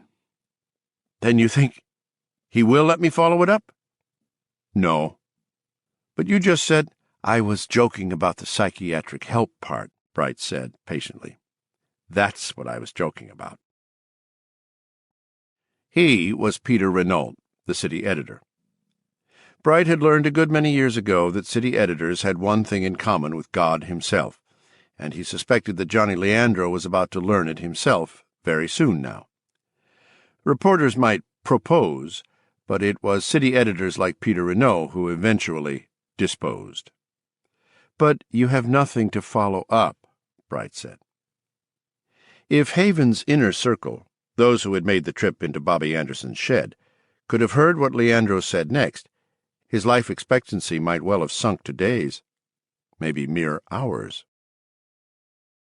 "I've got Haven to follow up," was what he said, and quaffed the rest of his Heineken Dark in 3 long swallows. "Everything starts there.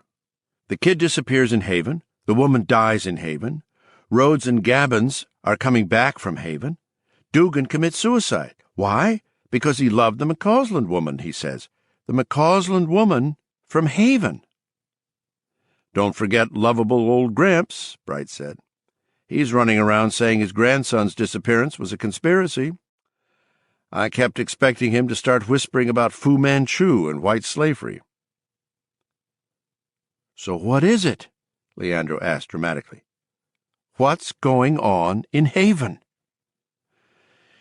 "It is the insidious doctor," Bright said. His beer arrived. He no longer wanted it. He only wanted to get out of here. Bringing up lovable old Gramps had been a mistake.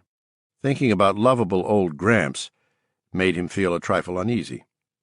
Gramps was obviously off his rocker, but there had been something about his eyes. "What?" "Dr. Fu Manchu. If you see Nayland Smith hanging around, I think you've got the story of the century." Bright leaned forward and whispered hoarsely, "White slavery. Remember who you heard it from when you get the call from the New York Times." "I don't think that's very funny, David." An 84-year-old twerp, Bright thought again. Imagine it. "Or here's one," Bright said. "Little green men. The invasion of Earth is already underway, see? Only no one knows it. And ta-da! No one will believe this heroic young news hawk. Robert Redford stars as John Leandro in this nail-biting saga of—" The bartender wandered down and said, "You want to turn it down?" Leandro got up, his face stiff. He dropped $3 bills on the bar. "Your sense of humor is adolescent, David." "Or try this," Bright said dreamily. "It's both Fu Manchu and green men from space. An alliance formed in hell, and no one knows but you, Johnny. Klaatu barada niktu." "Well, I don't care if Renault lets me follow it up or not," Leandro said, and Bright saw that he might have twanged Johnny's strings just a little too hard. The twerp was furious. "My vacation starts next Friday. I may just go down to Haven, follow it up on my own time." "Sure," Bright said, excited. He knew he should let up. Pretty soon Leandro was probably going to try to punch him in the mouth, but the guy just kept giving him openings. Sure, that's got to be part of it. Redford wouldn't take the part unless he could go it alone. The lone wolf. Klaatu Barada Niktu. Wow! Just remember to wear your special watch when you go down there." "What watch?" Leandro asked, his face still angry. Oh, he was pissed, all right, but he kept leading with his chin just the same. "You know, the one that sends out an ultrasonic signal that only Superman can hear when you pull out the stem," Bright said, demonstrating with his own watch and spilling a fair amount of beer into his crotch. "It goes zzzz." "I don't care what Peter Renault thinks, and I don't care how many stupid jokes you make," Leandro said. "You both just might get a big surprise." He started out, then turned back. "And for the record, I think you're a cynical shithead with no imagination." Having delivered this valedictory, Johnny Leandro turned on his heel and stalked grandly out. Bright lifted his glass and tipped it toward the bartender. "Let's drink to the cynical shitheads of the world," he said. "We have no imagination, but we're remarkably resistant to twerpism." "Whatever you say," the bartender said.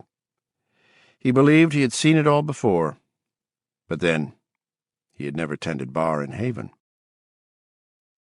6. Tuesday, August 2nd. There were 6 of them who met late that afternoon in Newt Barringer's office. It was going on 5 p.m., but the clock in the tower, a tower that looked real but which a bird could easily have flown through, if there had been any birds left in Haven Village, still read 3:05. All 6 had spent some time in Bobby's shed. Adley McKean was the most recent addition to their number. The others included Newt, Dick Allison, Kyle, Hazel, and Frank Spruce. They discussed the few things they had to discuss without talking aloud. Frank Spruce asked how Bobby was.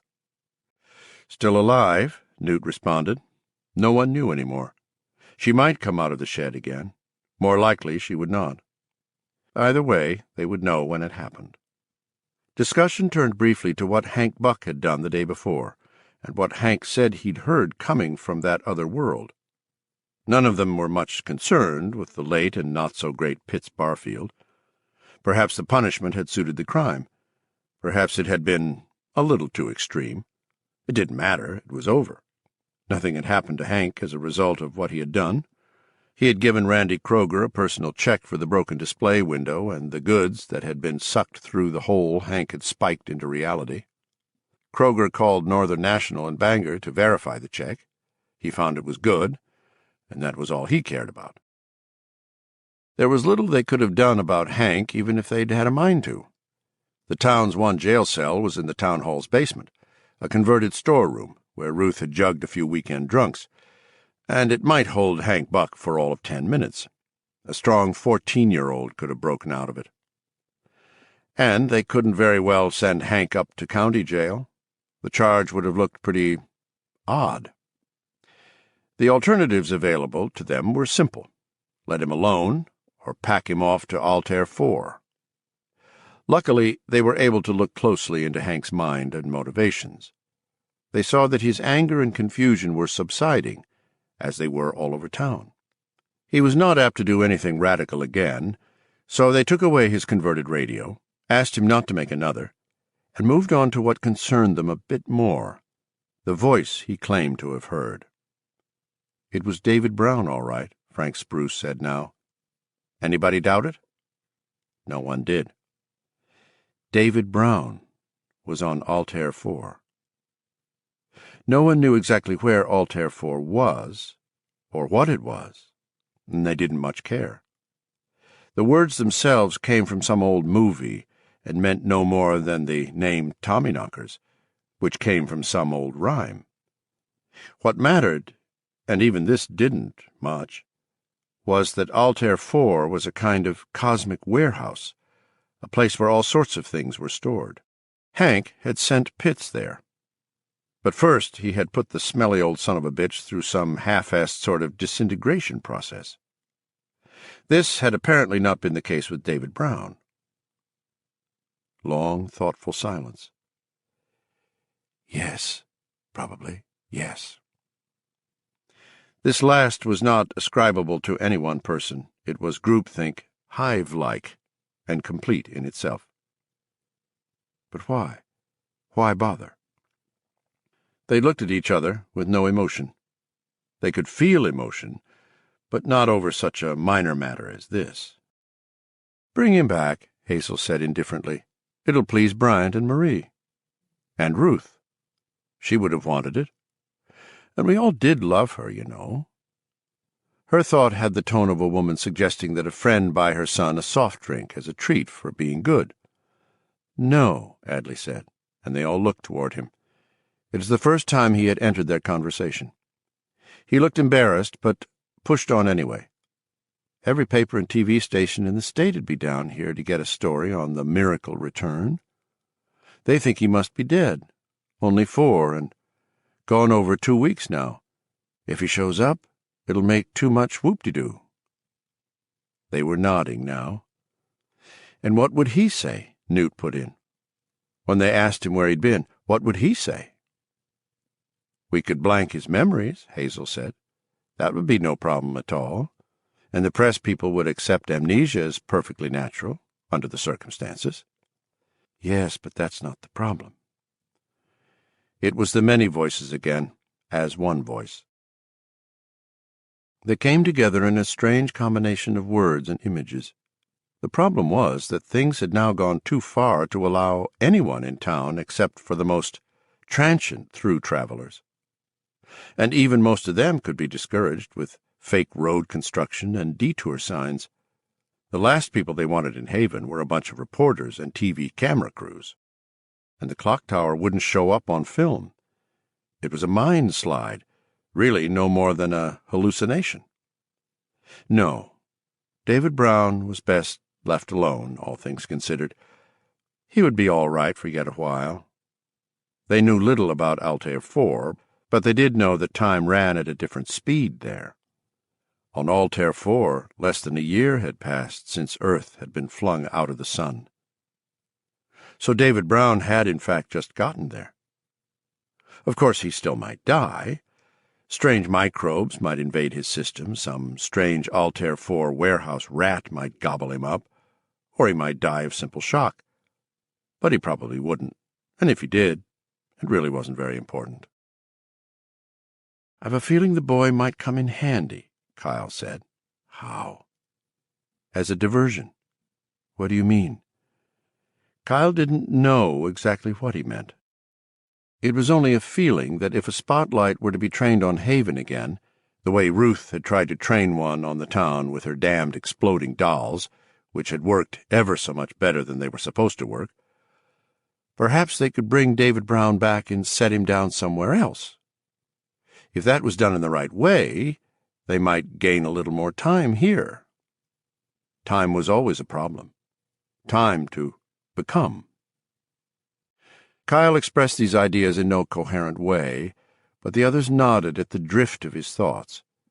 It would be well to keep David Brown waiting in the wings, so to speak, a while longer. "Don't let Marie know. She hasn't gone far enough in the becoming.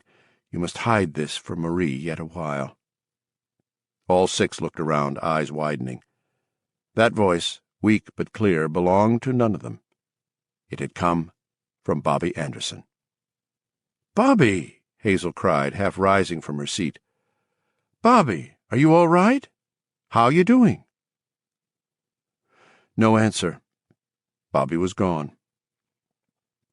There was not even a feel of her left in the air.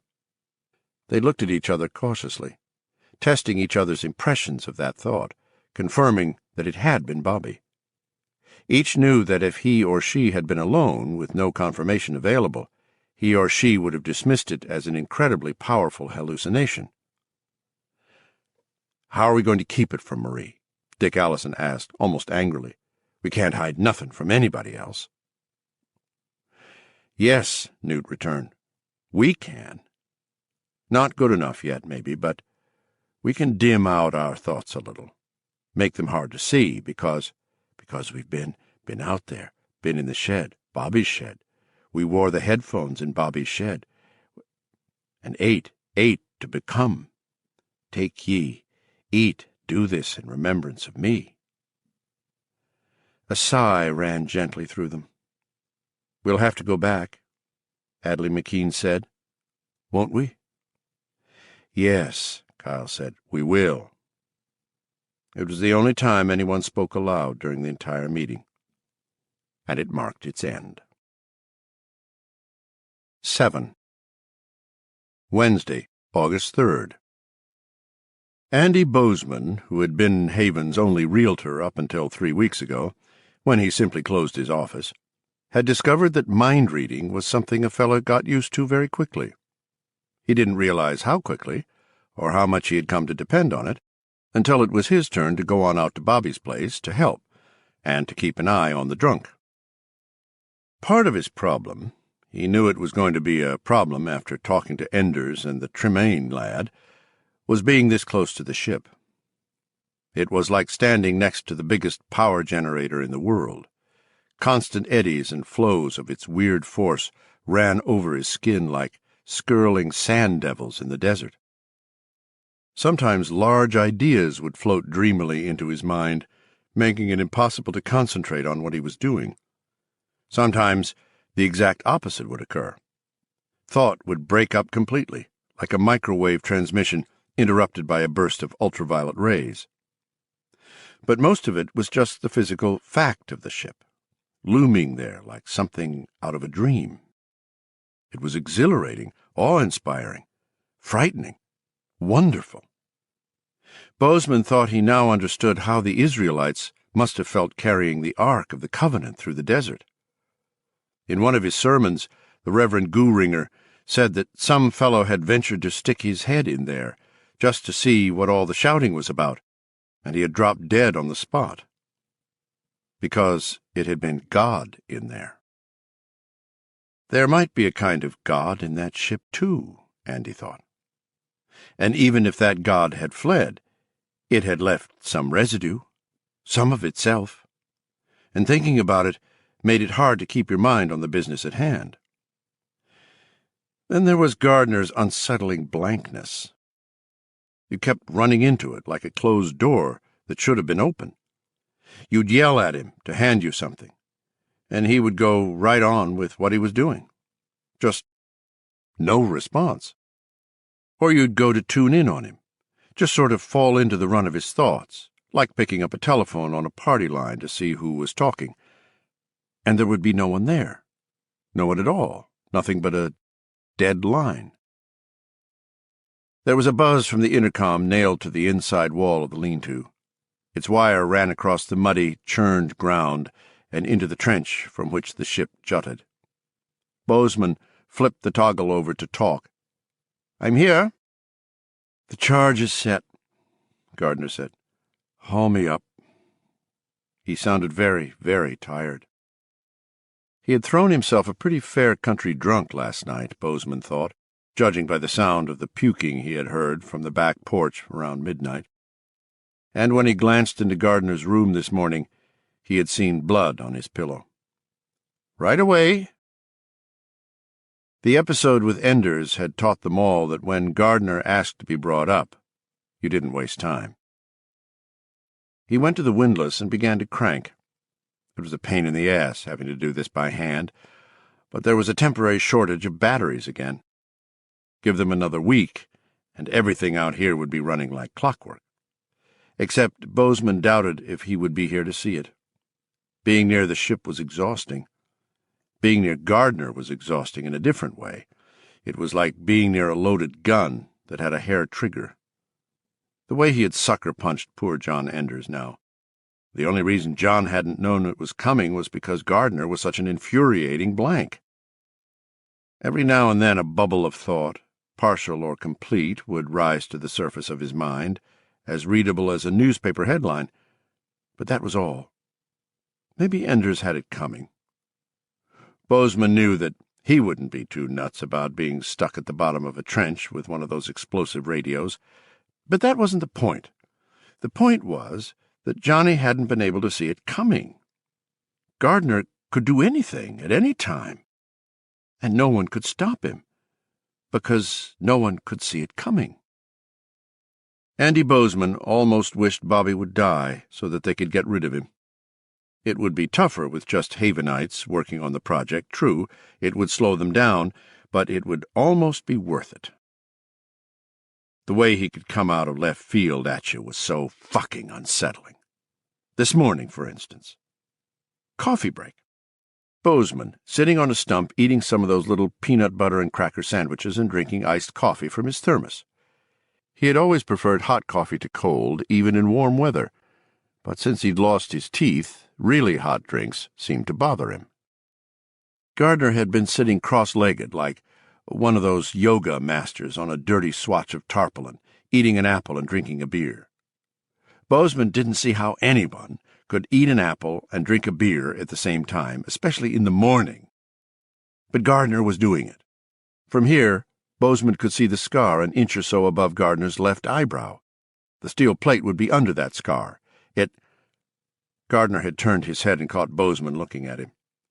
Bozeman flushed, wondering if Gardner was going to start to yell and rant. If maybe he was going to come over here and try to sucker punch him the way he had Johnny Enders. If he tries that, Bozeman thought, curling his hands into fists, he's going to find that I'm no sucker. Instead, Gard had begun to speak in a clear, carrying voice. There was a small, cynical smile on his mouth as he did it. After a moment, Bozeman realized he wasn't just speaking, he was reciting. The man was sitting out here in the woods, cross-legged, on a dirty tarp hung over out of his mind, the glittering body of the ship in the earth casting moving ripples of reflection on his cheek, and reciting like a schoolboy. The man was unfucking stable, Bozeman would tell the world. He sincerely wanted Gardner dead. Tom gave up the brush with reluctance in his face, but alacrity in his heart. Gardner said, his eyes half closed, face turned up toward the warm morning sun. That little smile never left his lips. And while the late steamer Big Missouri worked and sweated in the sun, the retired artist sat on a barrel in the shade close by, dangled his legs, munched his apple, and planned the slaughter of more innocents. "What?" Andy began, but Gardner, his smile now spreading into a genuine, if none the less cynical grin, overrode him. "There was no lack of material. Boys happened along every little while. They came to jeer, but they remained to whitewash. By the time Ben was fagged out, Tom had traded the next chance to Billy Fisher for a kite in good repair, and when he played out, Johnny Miller bought in for a dead rat and a string to swing it with."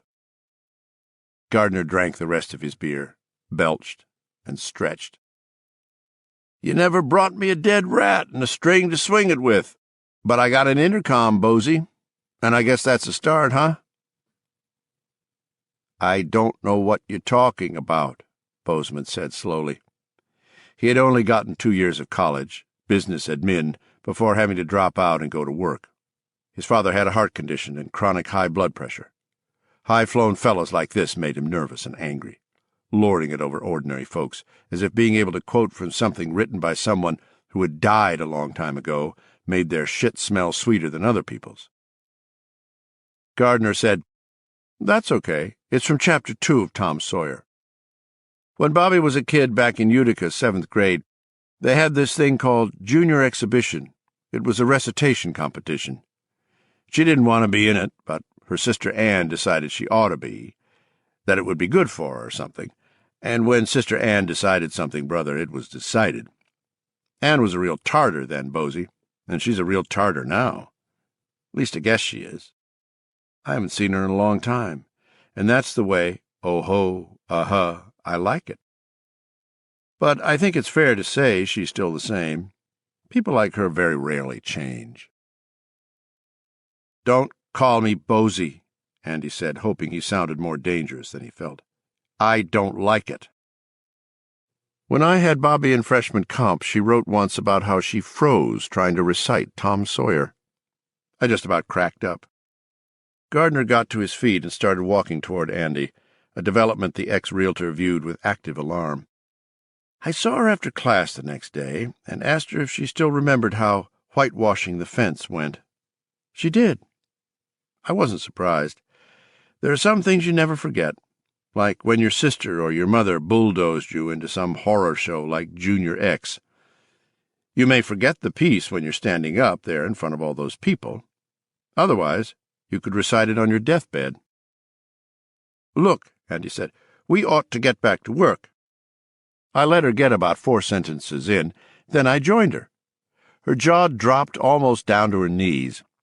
Then she started grinning, and we went through it together, word for word. It wasn't so strange. We were both shy kids, Bobby and I. Her sister was the dragon in front of her cave. My mother was the dragon in front of mine. People like that often get this very weird idea that the way to cure a shy kid is to put them into the sort of situation he dreads the most. Something like Junior X. Wasn't even much of a coincidence that we'd both gotten that whitewashing thing by heart. The only one more popular for recitation is the Telltale Heart. Gardner drew in breath and screamed, "Stop, fiends, dissemble no more! Tear up the floorboards! Hear, hear, 'tis the beating of his hideous heart!" Andy had uttered a small shriek. He dropped his thermos, and half a cup of cold coffee stained the crotch of his pants. "Uh-oh, Bosey," Gardner said conversationally. "Never get that out of those polyester slacks." "Only difference between the two of us is that I didn't freeze," Gardner said. "In fact, I won a second-prize ribbon. But it didn't cure my fear of talking in front of crowds, only made it worse. Whenever I stand up in front of a group to read poetry, I look at all those hungry eyes. I think of whitewashing the fence. Also, I think about Bobby. Sometimes that's enough to get me through. Anyway, it made us friends." "I don't see what any of that has to do with getting this work done," Andy cried in a hectoring voice utterly unlike him. But his heart had been beating too fast. For a moment there, when Gardner had shrieked, he really had believed the man had gone insane. "You don't see what this has to do with whitewashing the fence?" Gardner asked and laughed. "Then you must be blind, Bosey." He pointed to the ship leaning skyward at its perfect 45-degree angle, rising out of the wide trench. "We're digging it up instead of whitewashing it. But that doesn't change the principle a bit. I have fagged out Bobby Tremaine and John Enders, and if you're back tomorrow, I'll eat your hush-puppies. Thing is, I never seem to get any prizes for it. You tell whoever comes out tomorrow I want a dead rat and a string to swing it by, Bosey. Or a bully taw, at the very least." Gardner had stopped halfway to the trench. He looked around at Andy. Andy's failure to read this big man with the sloping shoulders and the indistinct, oddly broken face had never made Bozeman more uncomfortable than it did then. "Better still, Bosey," Gardner had said in a voice so soft Andy could hardly hear it. "Get Bobby out here tomorrow. I'd like to find out if the new improved Bobby still remembers how to recite Whitewashing the Fence from Tom Sawyer." Then, without another word, he had gone to the sling and waited for Andy to lower him down. If that whole thing hadn't been left field, Andy didn't know what was. And, he added to himself as he turned the winch, that had only been Gardner's first beer of the day. He'll put away another 5 or 6 at lunch, and really get wild and crazy. Gardner now came swaying to the top of the trench, and Andy had an urge to let go of the windlass crank. Solve the problem. Except he couldn't. Gardner belonged to Bobby Anderson, and until Bobby either died or came out of the shed, things had to go on pretty much as they were. "Come on, Bosey. Some of those rocks fly a long way." He started toward the lean-to. Andy fell in beside him, hurrying to keep up. "I told you I don't like you calling me Bosey," he said. Gardner spared him a curiously flat glance. "I know," he said. They went around the lean-to. About 3 minutes later, another of those loud, crumping roars shuddered out of the trench. A spray of rocks rose into the sky and came down, rattling off the hull of the ship with dull clangs and clongs. "Well, let's," Bozeman began. Gardner grabbed his arm. His head was tilted, his face alert, his eyes dark and lively. "Shh!" Andy wrenched his arm away. "What in the hell's wrong with you?" "Don't you hear it?" "I don't hear—" Then he did. A hissing sound, like a giant tea kettle, was coming from the trench. It was growing. A mad excitement suddenly seized Andy. There was more than a little terror in it. "It's them," he whispered, and turned toward Guard. His eyes were the size of doorknobs. His lips, shiny with loose spittle, were trembling. "They weren't dead. We woke them up. They're coming out." "Jesus is coming, and is he pissed," Gardner remarked, unimpressed. The hissing grew louder. Now there was another crunching thud. This wasn't an explosion. It was the sound of something heavy collapsing. A moment later, something else collapsed. Andy. The strength ran out of his legs, and he fell to his knees. "It's them! It's them! It's them!" he slobbered. Gardner hooked a hand into the man's armpit, wincing a little at the hot, jungly dampness there, and pulled him to his feet. "That's not the Tommyknockers," he said. "It's water." "Huh?" Bozeman looked at him with dazed incomprehension.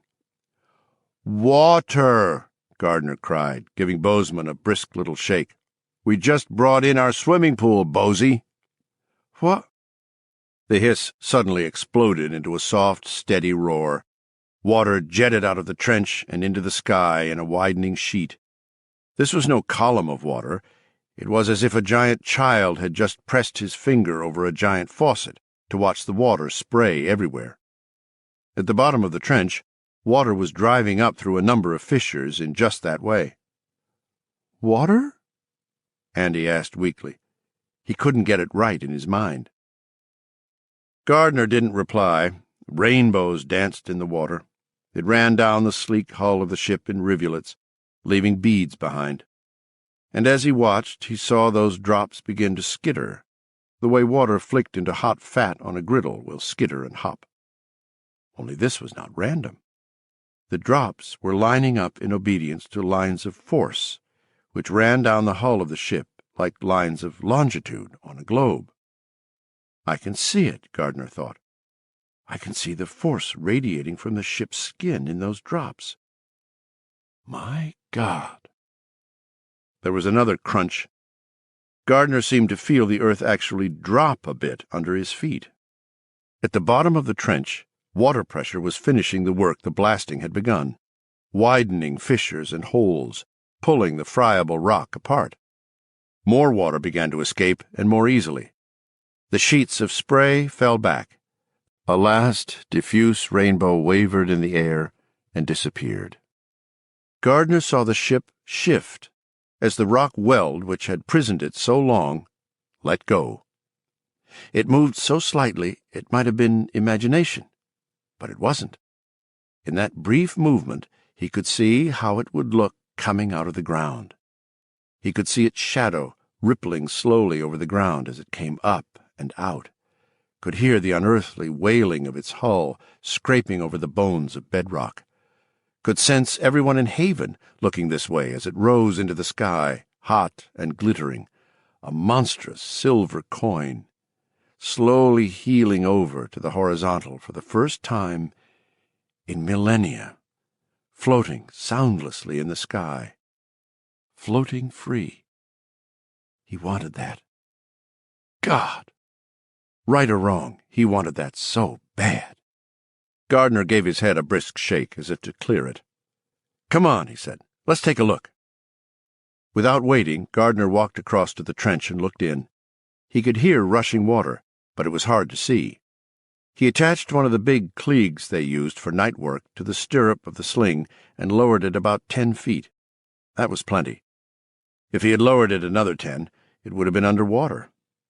It had been a lake they had broken into, all right, no joke. The trench was filling rapidly. After a moment, Andy joined him. His face was wretched. "All that work!" he cried.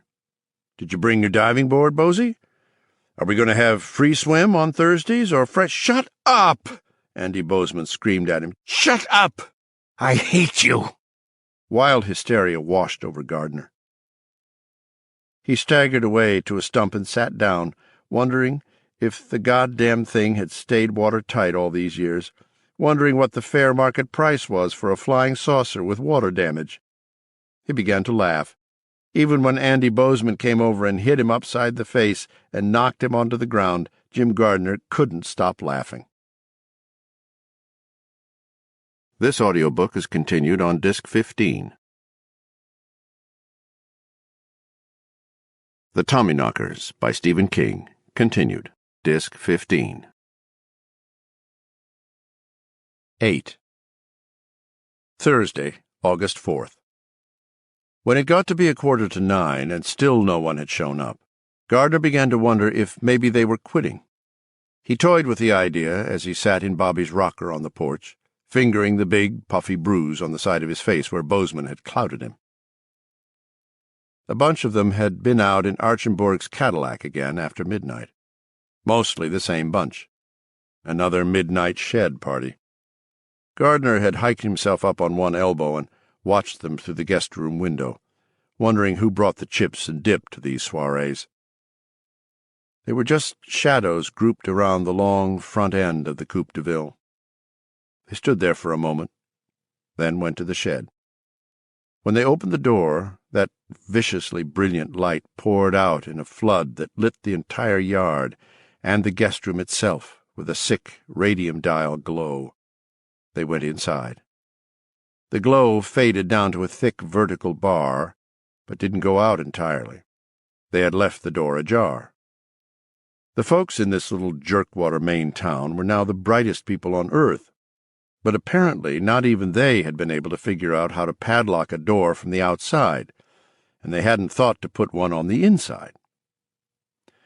Now, sitting on the porch and looking toward the village, Gardner thought, maybe when they get inside there, they get too exalted to think of mundane things like padlocks. He shaded his eyes with one hand. A truck was coming. A big old pulp truck that was vaguely familiar. There was a tarpaulin over something in the back. It flapped casually in the wind. Gardner knew it was going to turn in. Of course they hadn't given up. Woke up last night in the guest-room bed, saw the folks going into the Tommyknockers' shed. Could have looked in, but I didn't quite dare. Don't want to know what goes on in there. He didn't think somehow that the judges of the Yale Younger Poets competition would think much of it. But, Gardner thought, this is where Jim Gardner is now, as they say. Maybe later on they'll call it my Tommyknocker phase, or my shed period, or— The truck changed to a lower gear and came groaning into Bobby's dooryard. The engine died with a wheeze. The man in the strap-style T-shirt who got out was the man who had given Gard his ride to the Haven Town line on July 4th. He recognized the man at once.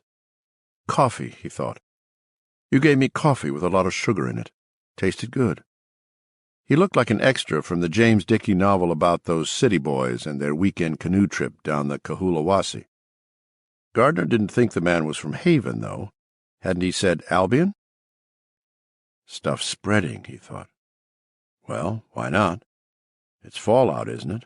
And Albion's downwind. Hello there, the truck driver said.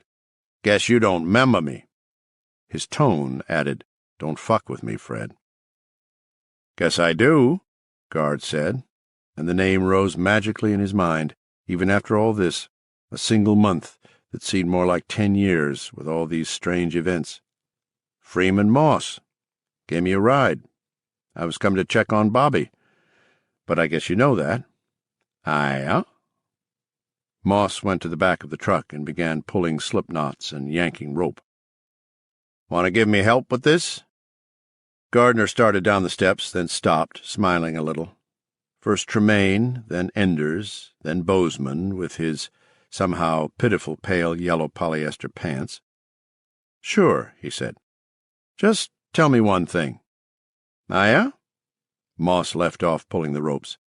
He flipped back the tarpaulin, and Gardner saw about what he had expected, a weird conglomeration of equipment, tanks, hoses, 3 car batteries nailed to a board, a new and improved pump. "Will, if I can." Gardner grinned without much humor. "Did you bring me a dead rat and a string to swing it with?" 9. Friday, August 5th. No air traffic had overflown Haven on a regular basis since the late 1960s, when Dow Air Force Base in Bangor had closed down. If someone had uncovered the ship in the earth back in those days, there might have been trouble. There had been Air Force fighter planes zooming overhead 4 and 5 times a day, rattling windows and sometimes breaking them with sonic booms. The pilots weren't supposed to boom over the continental United States, unless absolutely necessary, but the hot shots who flew the F-4s, most of them with adolescent acne still fading from their cheeks and foreheads, sometimes got a little exuberant.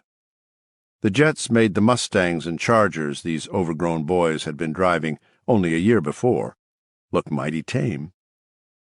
When Dow closed, there were still a few Air National Guard flights, but the patterns were shifted north toward Loring in Limestone. After some dithering, the base was turned into a commercial airfield named Bangor International Airport. Some thought the name rather grand for an airport that serviced a few wheezy Northeast Airlines flights to Boston each day, and a handful of puddle-jumper Pipers bound for Augusta and Portland. But the air traffic eventually grew, and by 1983, BIA had become a thriving air terminal. Besides serving 2 commercial airlines, it was also a refueling point for many international carriers, and so it finally earned its grand name. For a while, some commercial airliners did overfly Haven. This was in the early 70s. But pilots and navigators regularly reported radar problems in the area coded Quadrant G3, a square which took in most of Haven, all of Albion, and the China Lakes region. This cloudy interference known as popcorn or echo haze, or even more colorfully as ghost turds, is also reported regularly over the Bermuda Triangle. Compasses went wacky. Sometimes there were funny, cuckoo electrical glitches in the equipment. In 1973, a Delta jet southbound from BIA to Boston nearly collided with a TWA jet bound from London to Chicago. Drinks on both planes were spilled. A TWA stewardess was scalded by hot coffee. No one but the flight crews knew how close it had been. The co-pilot on the Delta plane ran a hot special delivery into his pants, laughed hysterically all the way to Boston, and quit flying forever 2 days later. In 1974, a Big Sky charter jet, loaded with happy gamblers bound for Las Vegas from Bangor and the Canadian Maritimes, lost power in one engine over Haven and had to return to Bangor. When the engine was restarted on the ground, it ran fine. There was another near miss in 1975. By 1979, all commercial air traffic had been routed out of the area. If you had asked an FAA controller about it, he would only have shrugged and called it a dragon. It was a word they used. There were such places here and there. No one knew why. It was easier to route planes away and forget it. By 1982, private air traffic was also being routinely vectored away from G3 by controllers in Augusta, Waterville, and Bangor. So no pilot had seen the great shiny object winking up from the exact center of Map Square G3 on FAA map ECUS-2. Not until Peter Bailey saw it on the afternoon of August 5th. Bailey was a private pilot with 200 hours on his own in the air. He flew a Cessna Hawk XP, and he would have been the first to tell you that it had cost him a few banana skins. This was Peter Bailey's phrase for money. He found it hilarious. The Hawk cruised at 150 miles an hour and had good sky capability, 17,000 feet without breathing hard. The Cessna nav pack made it hard to get lost. The optional nav antenna had also cost a few banana skins. In other words, it was a good plane, one that could damn near fly itself, only it didn't have to with a good pilot like him driving. If Peter Bailey had a bitch, it was the goddamn insurance. It was highway robbery, and he had bored his golfing partners to tears with the outrage the insurance companies had foisted on him. He had friends who flew, he assured them grimly, plenty of them. A lot with less hours on their licenses than he had were forking over fewer banana skins to the insurance heathens than he was. Some were guys he wouldn't have flown with, he said, if they owned the last plane on Earth, and his wife was in Denver, dying of a brain hemorrhage. And the amount wasn't the greatest humiliation of all. The greatest humiliation of all was that he, Peter Bailey, a respected neurosurgeon who made well over 300,000 banana skins a year, had to accept pool coverage if he wanted to fly. Well, he told his captive audiences, who often wished fervently that they had only played the front nine, or, better, had stayed in the bar and soaked up a few Bloody Marys. Pool coverage was assigned risk coverage, the sort teenagers and convicted drunks had to carry on their cars. Shit! If that wasn't goddamn discrimination, he didn't know what was. If he wasn't such a busy man, he'd slap the bastards with a class-action suit, and he'd win, too. Many of Bailey's golf companions were lawyers, and most knew it wouldn't wash. Risk coverage was made on the basis of actuarial tables, and the fact was Peter Bailey wasn't just a neurosurgeon, he was a doctor, and doctors have the worst record as private pilots of any professional group in the world. After escaping one of these foursomes, one of the players remarked as Bailey headed toward the clubhouse, still fuming, "I wouldn't even drive to Denver with the long-winded son of a bitch if my wife was dying of a brain hemorrhage." Peter Bailey was exactly the sort of flyer for whom the tables had been invented. There were undoubtedly doctors all over America who were exemplary pilots. Bailey wasn't one of them. Quick and decisive in the operating theater when a patient lay before him with a window of skull cut away to reveal the pinkish-gray brain tissue, as delicate as a dancer with scalpel and laser knife, he was a ham-fisted pilot who constantly violated assigned altitudes, FAA safety rules, and his own flight patterns. He was a bold pilot, but with only 200 hours on his license, he could by no stretch of the imagination be called an old pilot. His status as an assigned risk only confirmed the old saw. A pilot may be one or the other, but no pilot is both. He was flying alone that day from Teterboro, outside New York, to Bangor. At Bangor he would rent a car and drive to Derry Home Hospital. He had been asked to consult in the case of young Hillman Brown. Because the case was interesting and the price right, and because he had heard good things about the golf course in Orono, he had agreed. The weather had been clear the whole way, the air smooth. Bailey had enjoyed the trip tremendously. As usual, his logbook was botched. He had missed one VOR beacon entirely and had decided another must be on the blink. He had hit the frequency dial with his elbow. He had wandered from his assigned altitude of 11,000 feet as high as 15,000 and as low as 6,000, and had once again avoided killing anyone, a blessing he was unfortunately too stupid to count. He also wandered well off his flight path, and so happened to overfly Haven, where a great blink of light suddenly flicked into his eye. It was as if someone had just flashed the lid of the world's biggest Crisco can up at him. What in the Sam Hill? He looked down and saw a tantalizing glimmer of that brightness. He might have dismissed it, might have gone on and survived to fight yet another day, or perhaps to collide with a fully loaded airliner, but he was early and intrigued. He banked the Hawk and went back. Now where? It flashed again, bright enough to dazzle a blue crescent of afterimage onto his eyes. Ripples of light ran across the top of the pilot's cabin. Jesus! There below him, in a clearing, in the gray-green woods, was a huge silver object. He could tell little about it before it was gone again under the port wing. At 6,000 feet for the second time that day, Bailey banked back again. His head had begun to ache. He noticed this and dismissed it as excitement. His first thought had been that it was a water tower, but no one would locate a water tower that big in the woods. He overflew the object again, this time at 4,000. He had the Hawk throttled back as far as he dared, which was a good deal further than a more experienced pilot would have dared do, but the Hawk was a good plane, and it forgave him. Artifact, he thought this time, almost sick with excitement. A great dish-shaped artifact in the earth, or some government thing. But if it was government, how come it wasn't covered with a camouflage net?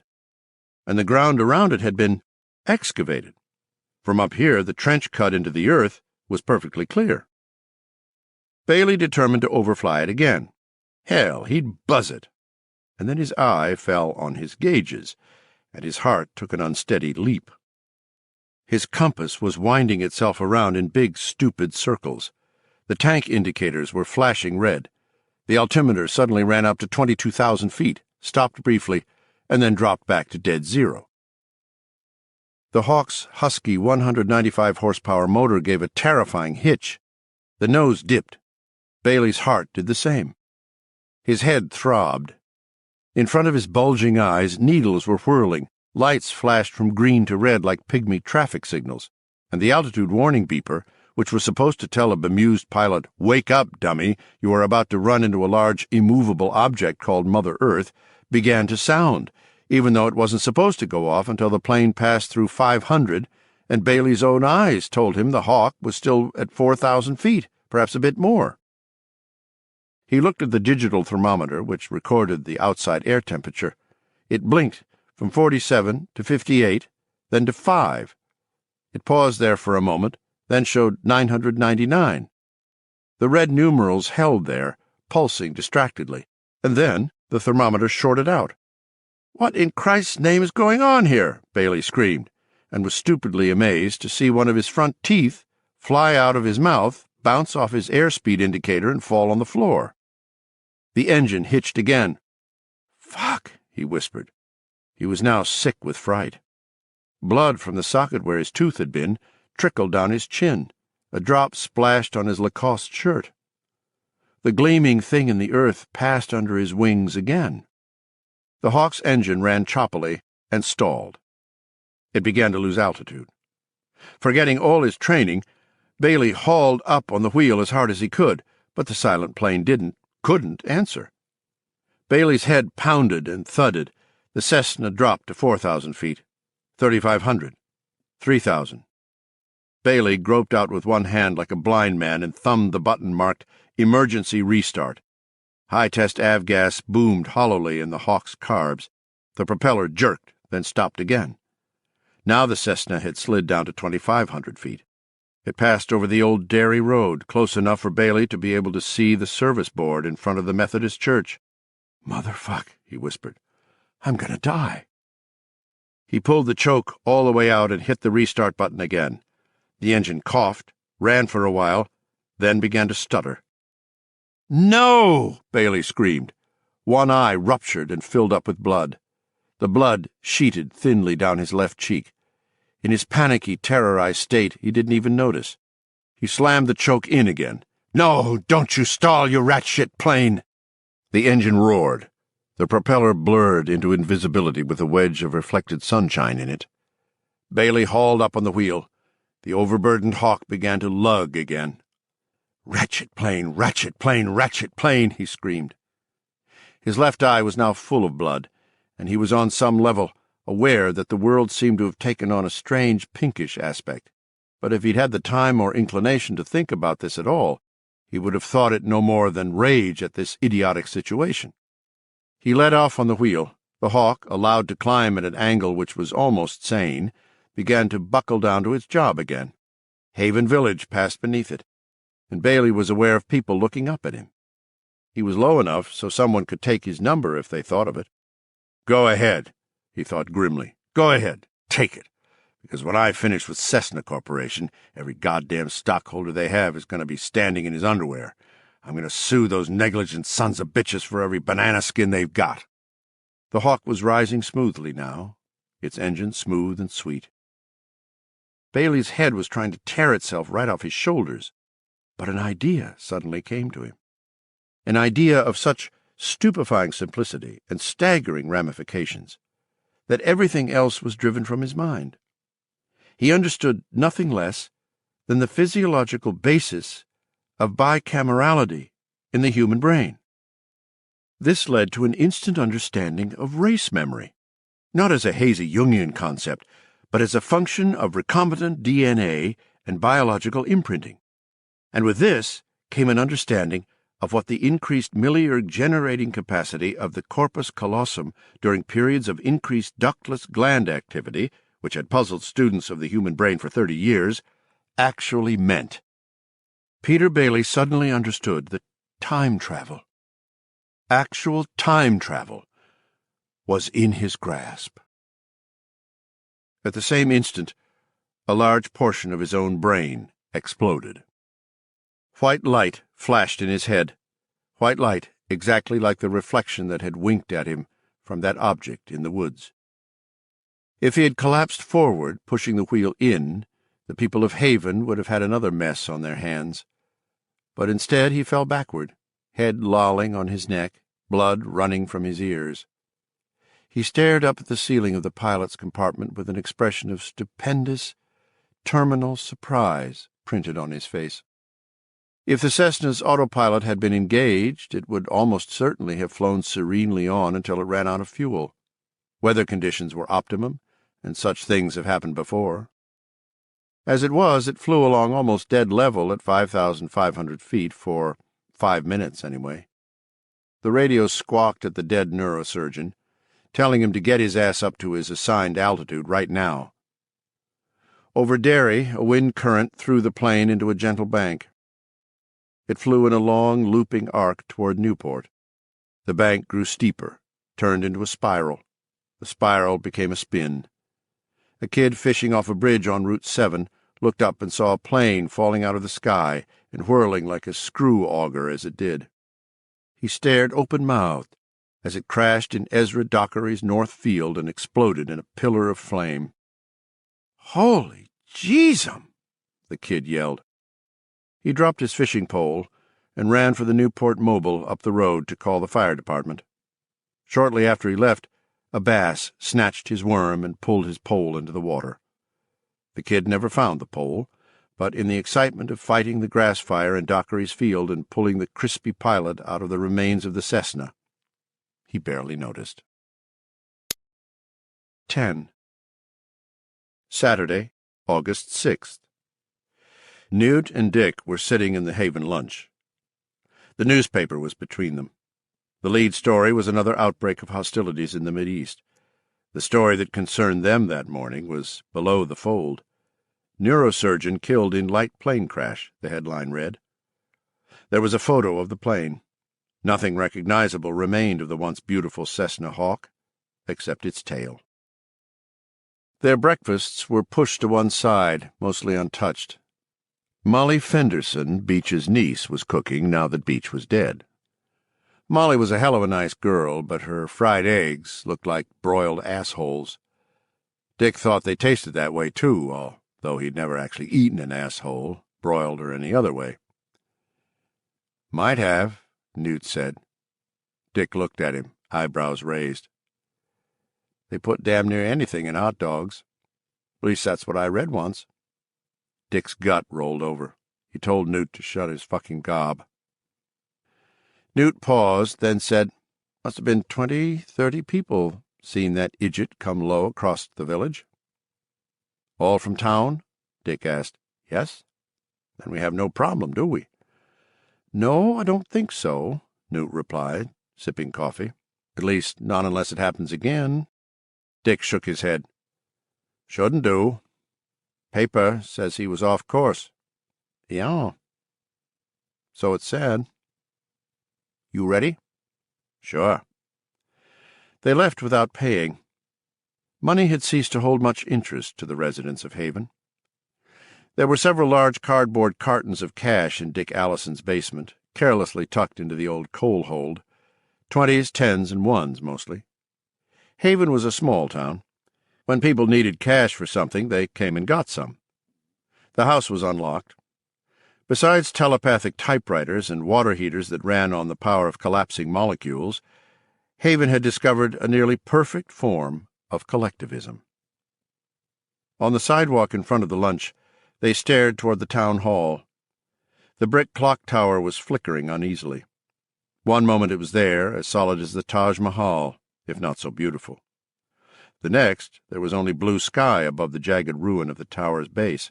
Then it would come back. Its long morning shadow fluttered like the shadow of a window shade blown by an intermittent wind. Newt found the fact that sometimes the shadow of the clock tower was there when the tower itself was not particularly disturbing.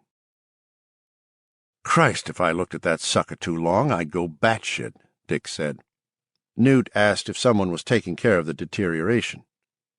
"Tommy Jacklin and Hester Brookline have had to go up to Derry," Dick said.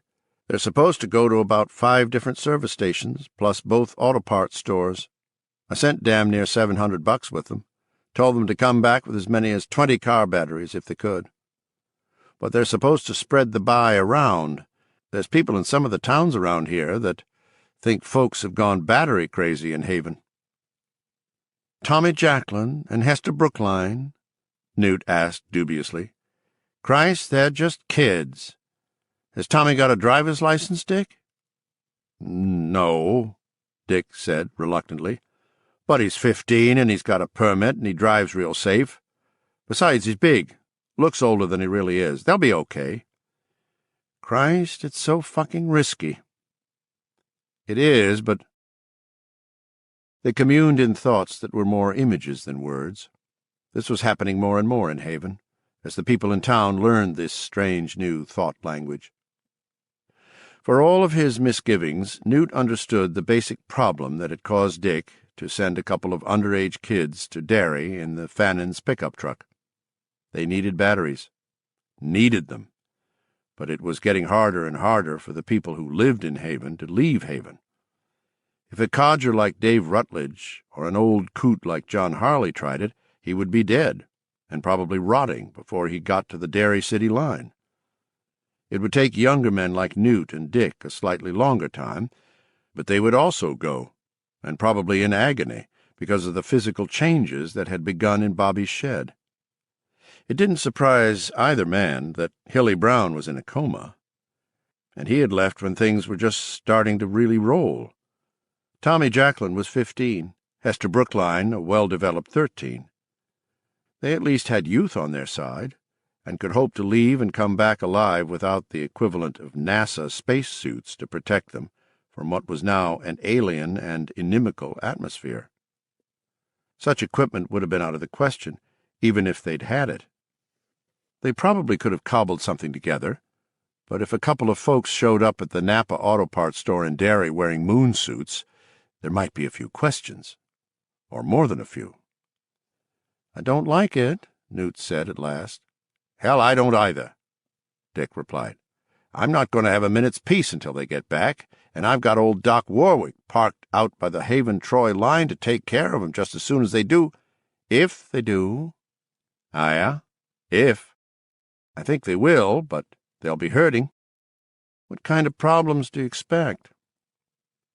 Dick shook his head. He didn't know, and Doc Warwick refused to even guess, except to ask Dick in a cross mental voice what he, Dick, thought would happen to a salmon if it decided to ride a bike upstream to the spawning grounds instead of swimming. "Well," Newt said, doubtfully. "Well, nothing," Dick returned. "We can't leave that thing," he nodded toward the oscillating clock tower, "the way it is." Newt returned. "We're almost down to the hatchway now. I think we could leave it." "Maybe, maybe not. But we need batteries for other things, and you know it. And we need to keep being careful. You know that, too." "Don't teach your Grammy to suck eggs, Dick." "Phew. Fuck that asshole," was what Newt had been about to say, but he squashed it, although he found more to dislike about Dick Allison with every passing day.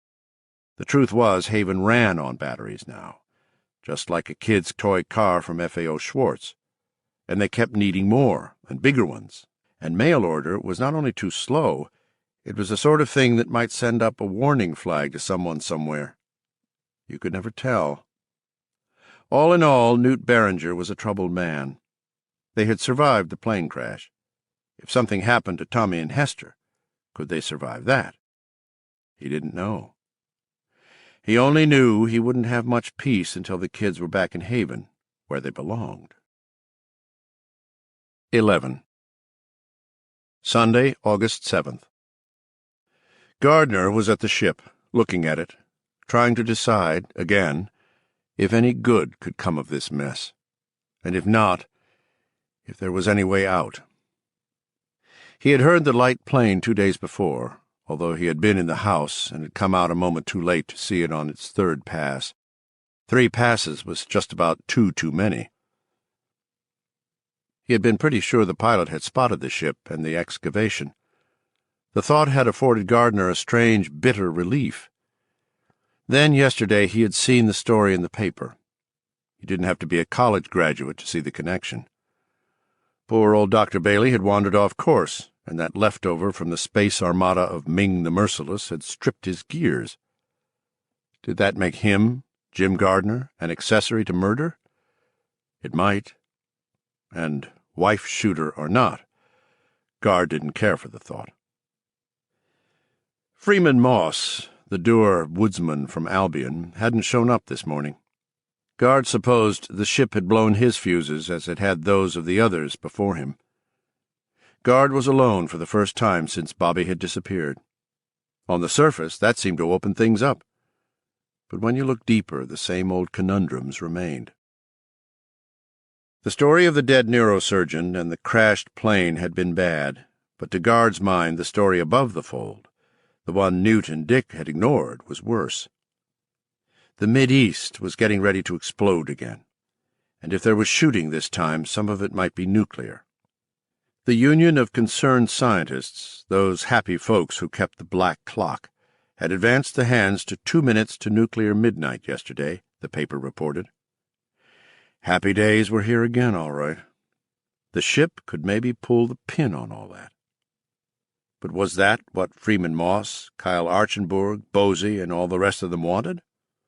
Sometimes Gard felt a sickening surety that cooling out the powder keg the planet was sitting on was the last thing the new and improved Haven was concerned with. And so? He didn't know. Sometimes being a telepathic zero was a pain in the ass. His eye moved to the pumping machinery squashed into the mud at the edge of the trench. Working at the ship had previously been a matter of dust and dirt and rocks and stumps that wouldn't come up until you were just about half crazy with frustration. Now it was wet work, very wet work indeed. The last couple of nights he had gone home with wet clay in his hair, between his toes and in the crack of his ass. Mud was bad, but clay was worse. Clay stuck. The pumping equipment was the strangest, ugliest conglomeration yet. But it worked. It also weighed tons. But the mostly silent Freeman Moss had transported it from Bobby's dooryard all by himself. It had taken him most of Thursday and about 500 batteries to do it, but he had done it. Something which would have taken an ordinary construction crew a week or more to accomplish. Moss had used a gadget like a metal detector to guide each component to its final resting place. First off the truck, then through the garden, then out along the well-worn path to the dig. The components floated serenely through the warm summer air, their shadows pooled beneath them. Moss carried the thing which had once been a metal detector in one hand, and something which looked like a walkie-talkie handset in the other. When he raised the curved stainless steel antenna on the end of the walkie-talkie gadget and moved the dish at the end of the detector, the motor or pump would rise. When he moved them to the left, the piece of equipment went left. Gard, watching this with the bemusement of a veteran drunk, and surely no one sees as many strange things as one of those, thought that Moss looked like a scrofulous animal trainer leading mechanical elephants through the woods to the site of some unimaginable circus. Gardner had seen the laborious moving of enough heavy equipment to know that this device could revolutionize construction techniques. Such things were outside his practical knowledge, but he guessed that a single gadget, such as the one Moss had used on Thursday, with such absent ease, could cut the cost of a project the size of the Aswan Dam by 25% or more. In at least one respect, however, It was like the illusion being maintained at the town hall. It required a lot of juice. "Here," Moss said, handing Guard a heavy pack-sack. "Put this on." Guard winced, shouldering the straps. Moss saw it and smiled a little. "It'll get lighter as the day goes along. Don't you worry about that." He plugged the jack of a transistor earphone into the side of the radio controller and pushed the phone into his ear. "What's in the pack?" Gardner asked. "Batteries." "Let's go."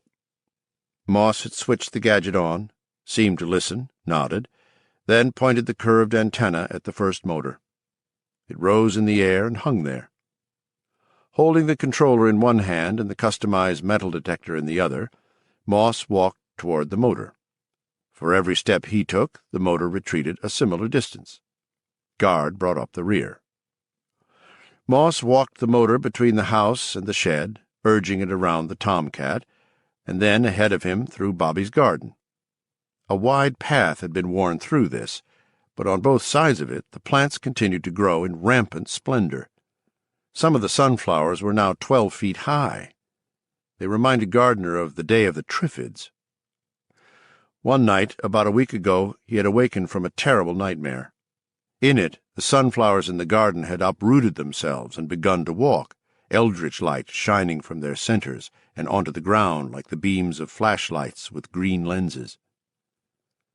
There were summer squashes in the garden as big as U-boat torpedoes, tomatoes the size of basketballs. Some of the corn was nearly as high as the sunflowers. Curious, Gardner had picked one of the ears. It was easily 2 feet long. A single ear, had it been good, would have fed 2 hungry men. But Guard had spat out the single mouthful of butter and sugar kernels he had bitten off, grimacing and wiping his mouth. The taste had been meaty and hideous. Bobby was growing a garden full of huge plants, but the vegetables were inedible, perhaps even poisonous. The motor had cruised serenely ahead of them along the path, cornstalks rustling and bending on either side as it pushed its way through. Gardner saw smears and swatches of grease and engine oil on some of the militantly green sword-like leaves. On the far side of the garden, the motor began to sag. Moss had lowered the antenna, and the motor settled to the earth with a gentle thump. "What's up?" Gardner had asked. Moss only grunted and produced a dime. He stuck it in the base of his controller, twisted it, and pulled 6 AA Duracells out of the battery compartment. He tossed them indifferently on the ground. "Give me some more," he said. Gardner unshouldered the knapsack, undid the straps, opened the flap, and saw what looked at first glance like 1 billion AAs. It was as if someone had hit the grand jackpot at Atlantic City and the machine had paid off in batteries instead of bucks. Jesus. "I ain't him," Moss said. "Give me 6 of those suckers." For once, Gardner didn't seem to have a wisecrack left in him. He handed 6 batteries over and watched Moss fit them into the compartment. Then Moss replaced the battery hatch, turned it on, refitted the earplug in his ear, and said, "Let's go." 40 yards into the woods, there was another battery change. 60 yards later, another. Floating the motor sucked less juice when it was going downhill, but by the time Moss had finally settled the big motor block on the edge of the trench, they had gone through 42 batteries. Back and forth, one by one they brought the pieces of pumping machinery from Freeman Moss's truck to the edge of the trench. The knapsack on Gardner's back grew steadily lighter. On the 4th trip, Guard had asked Moss if he could try. A large industrial pump, whose raison d'etre before this odd little side trip had probably been pumping sewage from clogged septic tanks, was sitting on a tilted angle about 100 yards from the trench. Moss was once more changing batteries.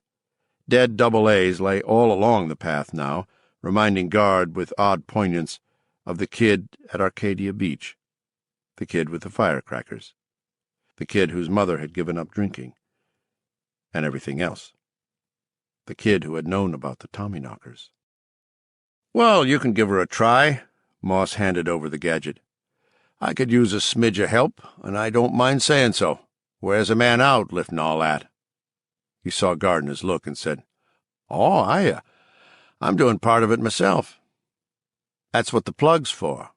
You can try it, but I don't think you'll have much luck. You ain't like us." "I noticed. I'm the one that isn't going to have to buy a set of teeth from Sears and Roebuck when all this is over." Moss looked at him sourly and said nothing. Guard used his handkerchief to wipe off the brown coating of wax Moss had left on the earplug, then stuck it in his ear. He heard a distant sound like the one you heard when you held a conch shell to your ear. He pointed the antenna at the pump as he had seen Moss do, then cautiously flickered the antenna upward. The quality of the dim seashore rumble in his ear changed. The pump moved the tiniest bit. He was sure it wasn't just his imagination. But an instant later, two other things happened. He felt warm blood coursing down his face from his nose, and his head was filled with a blaring voice. "Carpet your den, or your whole home, for less," screamed some radio announcer, who was suddenly sitting right in the middle of Gardner's head and apparently yelling into an electric bullhorn. "And yes, we do have a new shipment of throw rugs. The last one sold out fast, so be sure—" "Ow, Jesus, shut up!" Gardner had cried. He dropped the handset and reached for his head. The earphone was dragged out of his ear, and the blaring announcer cut out. He had been left with a nosebleed and a head that was ringing like a bell. Freeman Moss, startled out of his taciturnity, stared at Gardner with wide eyes. "What in Christ's name was that?" he asked. "That," Gardner said weakly, "was WZON, where it's only rock and roll because that's the way you like it. You mind if I sit down for a minute, Moss? Think I just pissed myself." "Your nose is bleeding, too." "No shit, Sherlock," Gardner said. "Think maybe you better let me use the lifter after this." Guard had been more than happy to abide by that. It took them the rest of the day to get all the equipment out to the trench, and Moss was so tired when the last piece arrived that Gardner had to practically carry the man back to his truck. "Feel like I just chopped 2 cord of wood and shit my brains out while I was doing it," the older man gasped. After that, Guard hadn't really expected the man to come back. But Moss had shown up promptly at 7 the next day. He had been driving a beat-up split-grill Pontiac instead of his truck. He got out of the Pontiac, banging a dinner bucket against his leg. "Come on, let's get to it." Gardner respected Moss more than the other 3 helpers put together. In fact, he liked him. Moss glanced at him as they walked out to the ship with the morning dew of that Friday morning wetting down the cuffs of their pants. "Caught that one," he grunted. "You're okay, too, I guess." That was about all Mr. Freeman Moss had to say to him that day. They sank a nest of hoses into the trench and rigged more hoses, outflow hoses this time, to direct the water they pumped out downhill on a slope that ran a bit southeast of Bobby's place. These dumper hoses, as Moss called them, were big wide-bore rolls of canvas that Guard supposed had been scavenged from the VFD. "Ah, yeah, got a few there, got a few other places," Moss said, and would offer no more on that subject. Before starting the pumps, he had Gardner pound a number of U-shaped clamps over the dumper hoses. "Else they'll go whipping around spraying water everywhere. If you've ever seen a fireman's hose out of control, you know someone can get hurt. And we ain't got enough men to stand around holding a bunch of piston hoses all day. Not that there'd be any volunteers standing in line, right?" Freeman Moss had looked at him silently, saying nothing for a moment. Then he grunted. "Pound those clamps in good. We'll still have to stop pretty often to pound 'em back in. They'll loosen up." "Can't you control the outflow so you don't have to bother with all this clamping shit?" Gardner asked. Moss rolled his eyes impatiently at his ignorance. "Sure," he said, "but there's one fuck of a lot of water down in that hole, and I'd like to get it out before doomsday, if it's all the same to you." Gardner held out his hands, half laughing. "Hey, "I was just asking," he said. "Peace." The man had only grunted in his inimitable Freeman Moss style. By 9:30, water was pouring downhill and away from the ship at a great rate. It was cold and clear and as sweet as water can be, which is sweet indeed, as anyone with a good well could attest. By noon they had created a brand-new stream. It was 6 feet wide, shallow but brawling right along, carrying pine needles, loamy black topsoil, and small shrubs away. There was not much for the men to do but to sit around and make sure none of the plump, straining dumper hoses came free and started to fly around spraying water like bombed-out fire hydrants. Moss shut the pumps down regularly in sequence, so that they could pound in loose clamps or switch them to a new place if the ground was getting loose where they had been. By 3 o'clock the stream was rolling larger bushes downstream, and just before 5 o'clock Gardner heard the rending rumble of a biggish tree going over. He got up and craned his neck, but it had happened too far down the new stream's course to see. "Sounded like a pine," Moss said. It was Gardner's turn to look at Moss and say nothing. "Might have been a spruce," Moss said, and although the man's face remained perfectly straight, Gardner believed Moss might just have made a joke. A very small one, but a joke just the same. "Is this water reaching the road, do you think?" "Oh, I should suspect." "It'll wash it out, won't it?" "Nope. Town crew's already putting in a new culvert. Large bore. Suppose they'll have to detour traffic a couple of days while they tear up the Tarvey. But they ain't so much traffic out here as they used to be, anyway." "I noticed," Gardner said. "Damn good thing, if you ask me. Summer people are always a pain in the ass." "Look here, Gardner. I'm going to cut the outflow on these pumps way down, but they'll still pump 15, maybe 17 gallons a minute overnight. With 4 pumps working, that's 3,800 gallons an hour all night long. Not bad for running on automatic. Come on, let's go. Yon ship's lovely, but it makes my blood pressure jumpy. I'll drink one of your beers before I head home to the missus, if you'll let it be so." Moss had shown up again yesterday, Saturday, in his old Pontiac, and had promptly run the pumps up to capacity, 35 gallons per minute each, 8,400 gallons an hour. This morning, no Freeman Moss. He had finally played out like the others, leaving Gardner to consider the same old options. First option, business as usual. Second option, run like hell. He had already come to the conclusion that if Bobby died, he would suffer a fatal accident soon afterward. It might take as long as half an hour for him to have it. If he decided to run, would they know in advance? Gardner didn't think so. He and the rest of Haven still played poker the old-fashioned way, with all the cards dealt face down. Oh, and by the way, gang, how far would he have to run to get out of the reach of them and their Buck Rogers gadgetry? Actually, Gard didn't think it would be that far. Derry, Bangor, even Augusta, all those might be too close. Portland? Maybe. Probably. Because of what he thought of as the cigarette analogy. When a kid started to smoke, he was lucky if he could get through half a butt without puking his guts out or almost fainting. After 6 months' experience, he might be able to get through 5 or 10 butts a day.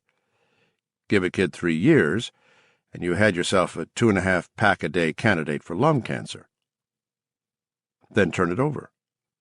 Tell a kid who has just finished his first butt and who is wandering around green-faced and gagging that he has to quit smoking, and he'll probably fall down and kiss your ass. Catch him when he's doing 5 or 10 smokes a day, and you've got a kid who probably doesn't care much one way or another, although a kid habituated even at that level may find himself eating too many sweets and wishing for a smoke when he's bored or nervous. Ah, Gardner thought, but take your smoking vet. Tell him he's got to quit the coffin nails, and he clutches his chest like a man who's having a heart attack, only he's just protecting the smokes in the breast pocket of his shirt. Smoking, Gardner knew from his own mostly successful efforts to either quit the habit or at least damp it down to a less lethal vice, is a physical addiction. In the first week off cigarettes, smokers suffer from jitters, headaches, muscle spasms. Doctors may prescribe B12 to quiet the worst of these symptoms. They know, however, that there are no pills to combat the ex-smoker's feelings of loss and depression during the 6 months which begin the instant the smoker crushes out his last butt and starts his or her lonely voyage out of addiction. And Haven, Gardner thought now, running the pumps up to full power, is like a smoke-filled room. They were sick here at first. They were like a bunch of kids learning to smoke corn shucks out behind the barn. But now they like the air in the room. And why not? They're the ultimate chain smokers. It's in the air they breathe, and God knows what kinds of physiological changes are going on in their brains and bodies.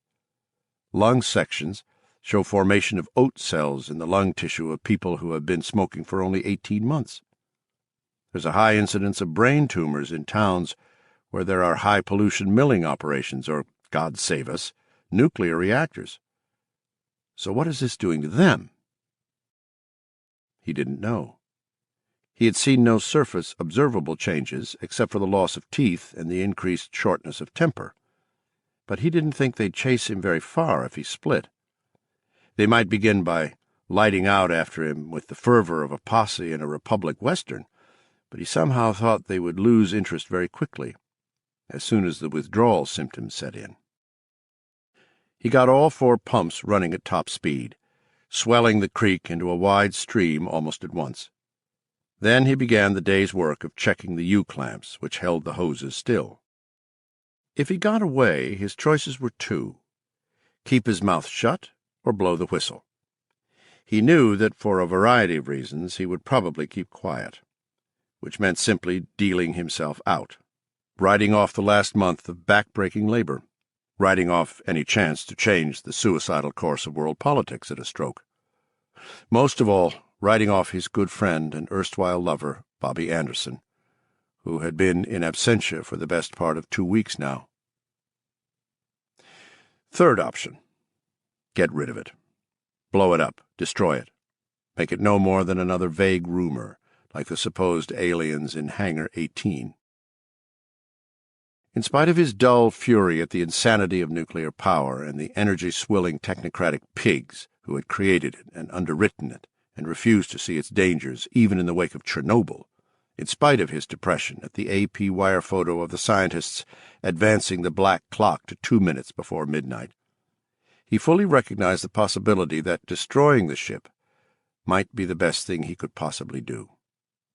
The oxidation of whatever had been impregnated in the surface of its hull, deliberately, he had no doubt, had created a cornucopia of mind-blowing gadgets out here.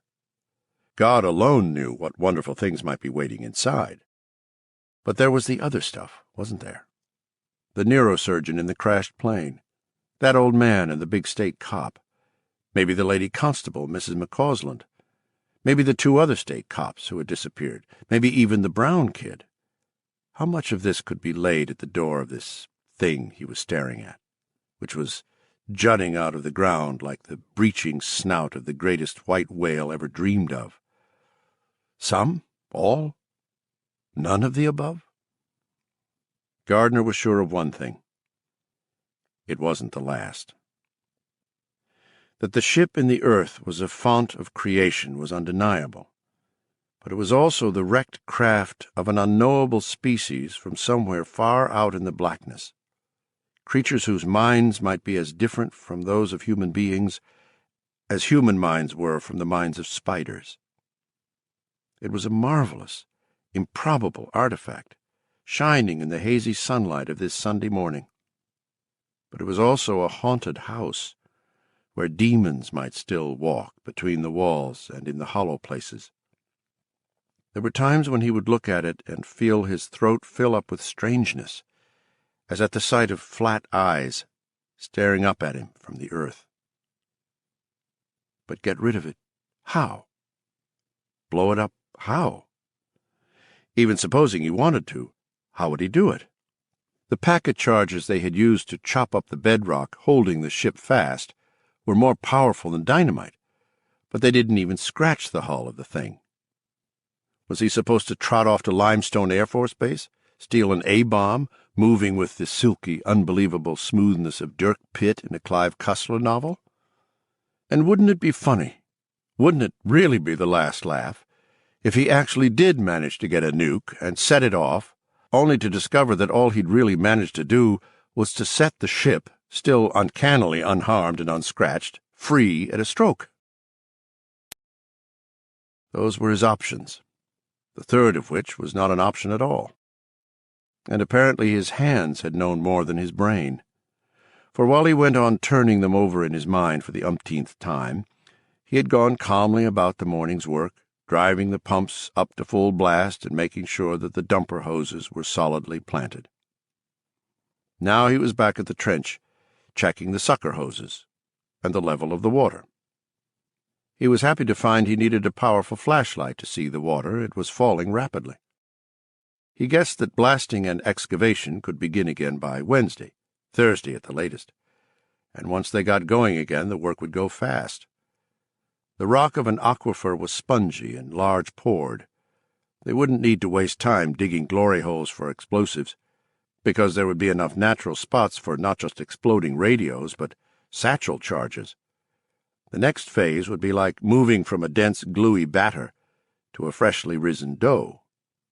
Guard stood bent over the cut in the earth for some time, shining the big light into the black depths. Then he clicked it off, meaning to inspect the clamps again. Here it was, only 8:30 in the morning, and already he wanted a drink. He turned around. Bobby was standing there. Gardner's mouth dropped open.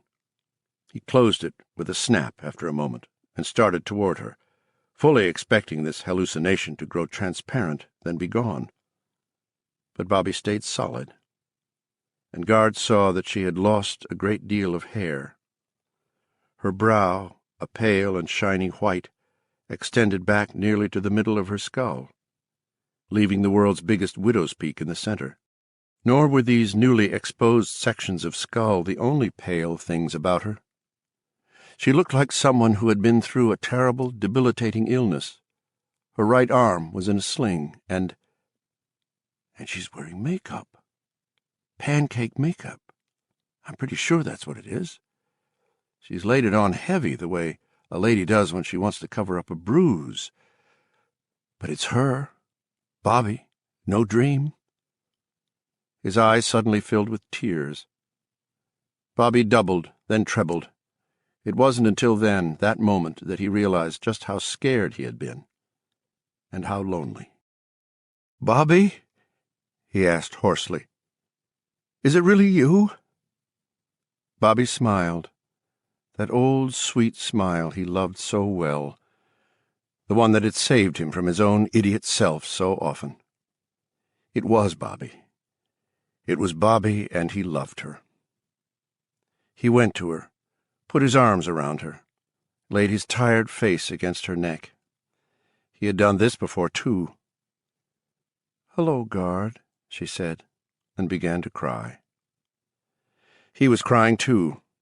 He kissed her, kissed her, kissed her. His hands were suddenly all over her. Her free one was on him. "No," he said, still kissing her. "No, you can't." "Shh, I have to. It's my last chance, Guard. Our last chance." Kissed. They kissed. Oh, they kissed, and now her shirt was unbuttoned, and this was not the body of a sex goddess. It was white and sickish, the muscles flabby, the breasts saggy, but he loved it, and he kissed her, and their tears were all over each other's faces. "Guard, my dear, always my— Shh, oh, please, I love you, Bobby, I love, kiss me, kiss, yes." Pine needles under them, sweetness, her tears, his tears. They kissed, kissed, kissed. And as he entered her, Guard realized two things at once: how much he had missed her, and that not a single bird was singing. The woods were dead. Kissed. 12. Guard used his shirt, not very clean anyway, to wipe swatches of brown makeup from his naked body. It hadn't just been on her face. Had she come out here expecting to make love to him? Something it might be just as well not to think about. Now, anyway. Although they both should have been Thanksgiving dinner for the no-see-ums and moose-flies, spouting sweat as they had been doing, he hadn't a single bite. He didn't think Bobby had either. It's not only an IQ booster, he thought, looking at the ship. It's got every insect repellent on the market beat hollow. He tossed his shirt aside and touched Bobby's face, running a finger down her cheek, picking up a little more of the makeup. Most of it, however, had either been sweated off or washed away by her tears. "I hurt you," he said. "You loved me," she answered. "What?" "You hear me, guard. I know you do." "Are you angry?"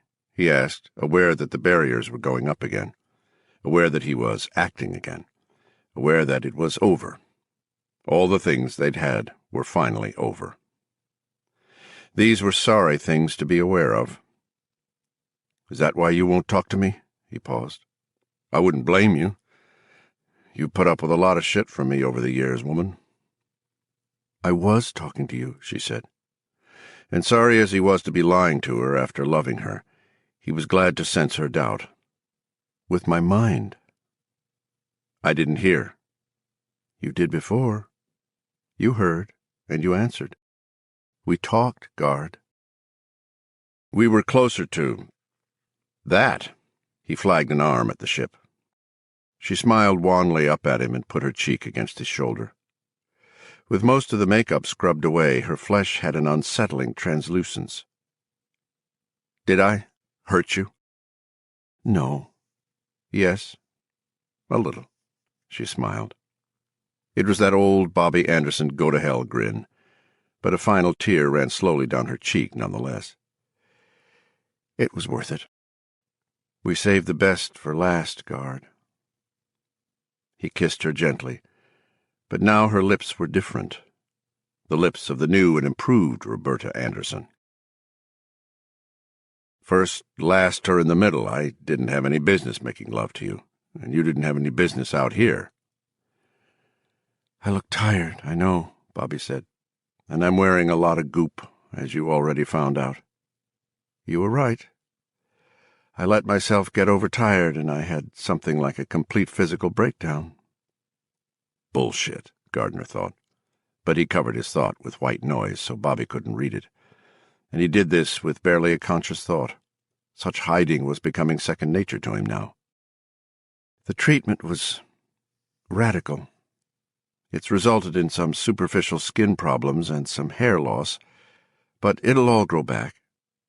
"Oh," Gardner said, thinking, "You still can't lie for shit, Bobby. Well, I'm glad you're all right. But you maybe ought to take a couple of days off, put your feet up." "No," Bobby said quietly. "This is the time for the final push, guard. We're almost there. We started this, you and me." "No," Gardner said. "You started it, Bobby. You literally stumbled over it, back when Peter was alive, remember?" Guard saw pain in Bobby's eyes at the mention of Peter. Then it was gone. She shrugged Guard's qualification off. "You were here soon enough. You saved my life. I wouldn't be here without you. So let's do it together, Guard. I bet it's no more than another 25 feet down to that hatchway." Gardner had a strong hunch she was right, but he suddenly didn't feel like admitting it. There was a spike turning and turning in his heart, and the pain was worse than any hangover headache he'd ever had. "If you think so, I'll take your word for it." "What do you say, guard? One more mile, you and me." He sat thoughtfully looking at Bobby, noticing again how still, how almost malignant the woods seemed with no bird-song in them. This is how it would be. This is how it will be, if one of their asshole power plants ever does melt down. The people will have smarts enough to get out, if they're warned in time, that is, and if the power plant in question and the NRC have balls enough to tell them. But you can't tell an owl or woodpecker to clear the area. You can't tell a scarlet tanager not to look at the fireball.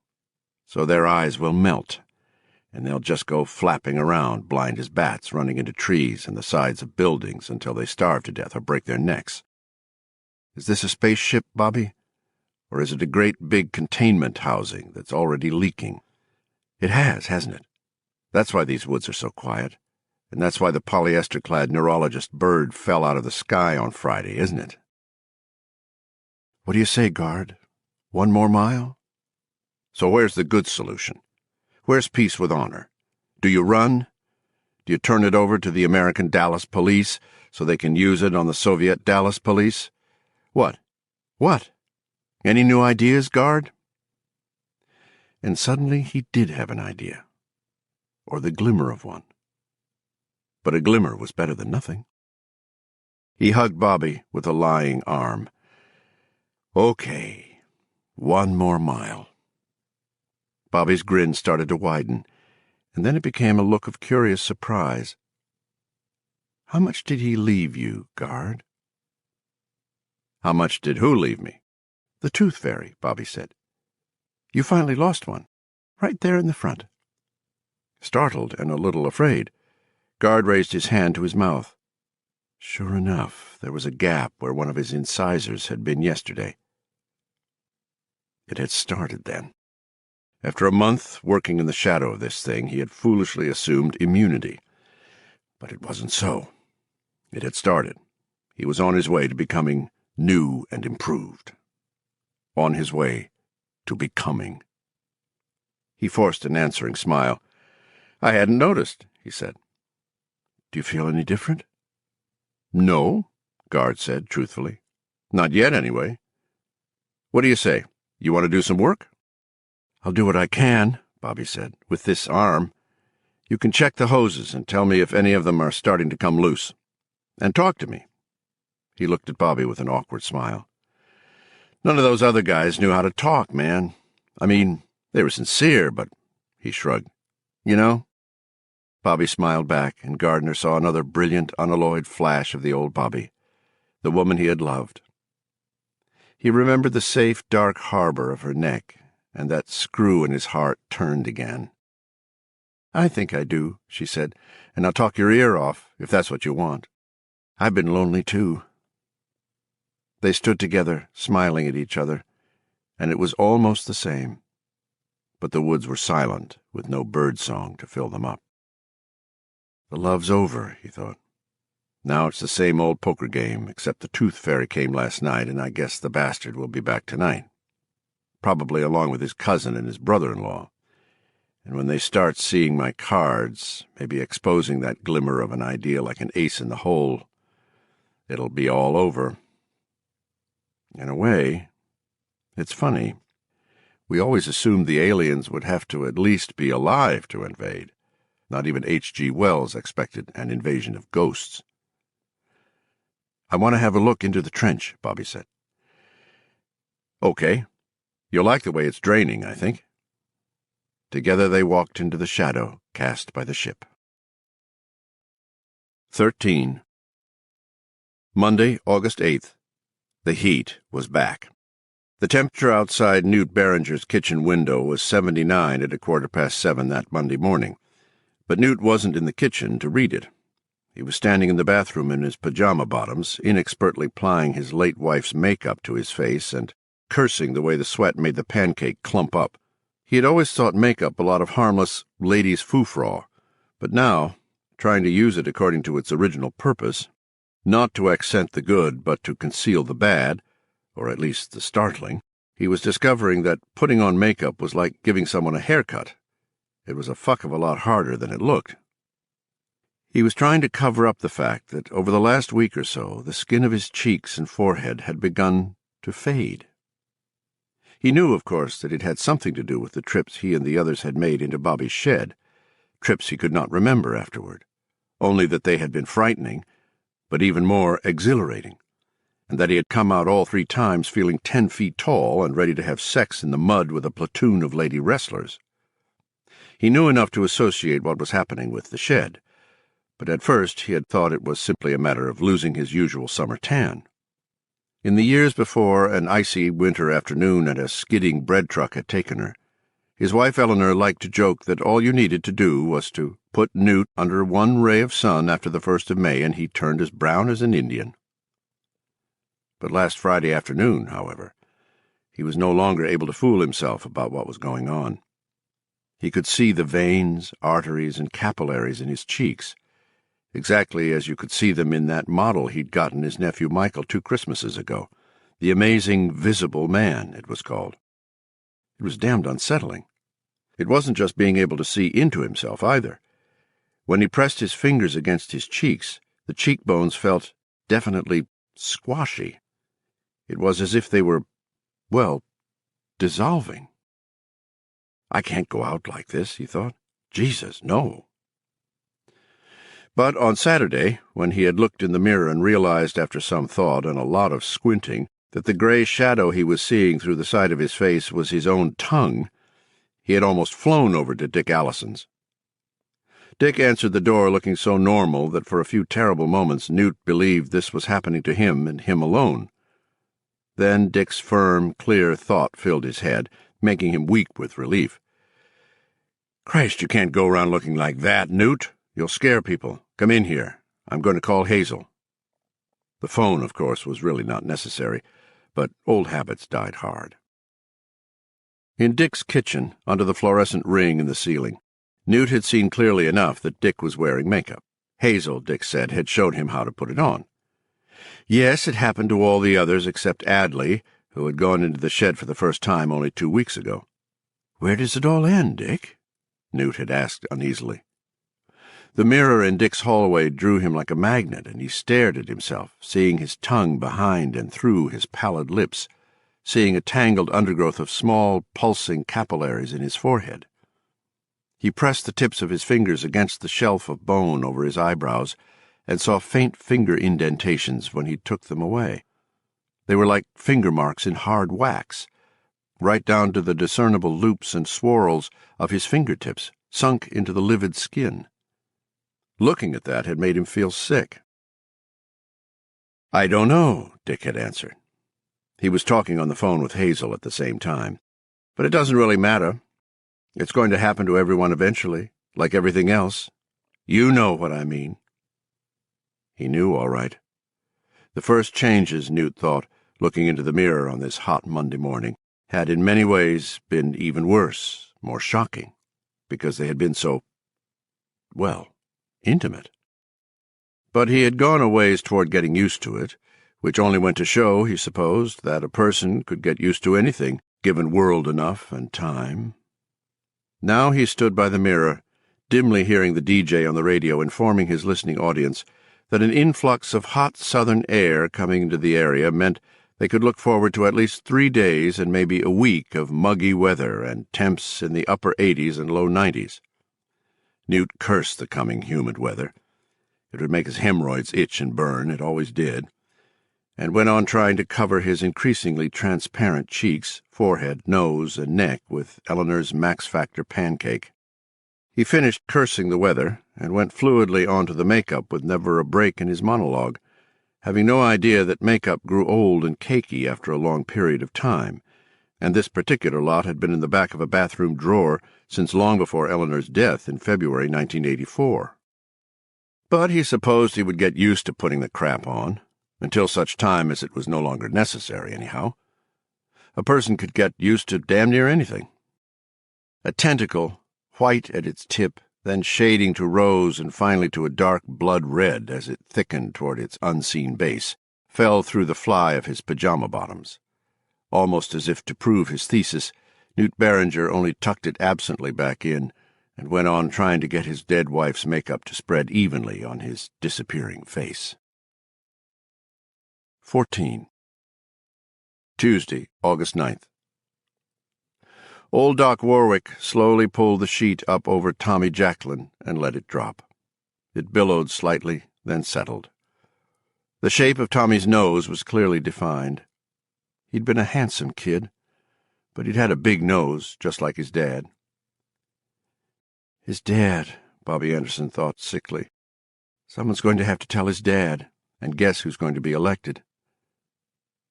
Such things shouldn't bother her anymore, she knew, things like the Jacqueline boy's death, things like knowing she would have to get rid of guard when they reached the ship's hatchway. But they sometimes still did. She supposed that would burn away in time. A few more trips to the shed, that was all it would take. She brushed aimlessly at her shirt and sneezed. Except for the sound of the sneeze and the stertorous breathing of Hester Brookline in the other bed of the makeshift little clinic the doc had set up in his sitting-cum-examination room, there was only shocked silence for a moment. Kyle. He's really dead? No, I just like to cover him up that way sometimes for a joke, Warwick said crossly. Shit, man.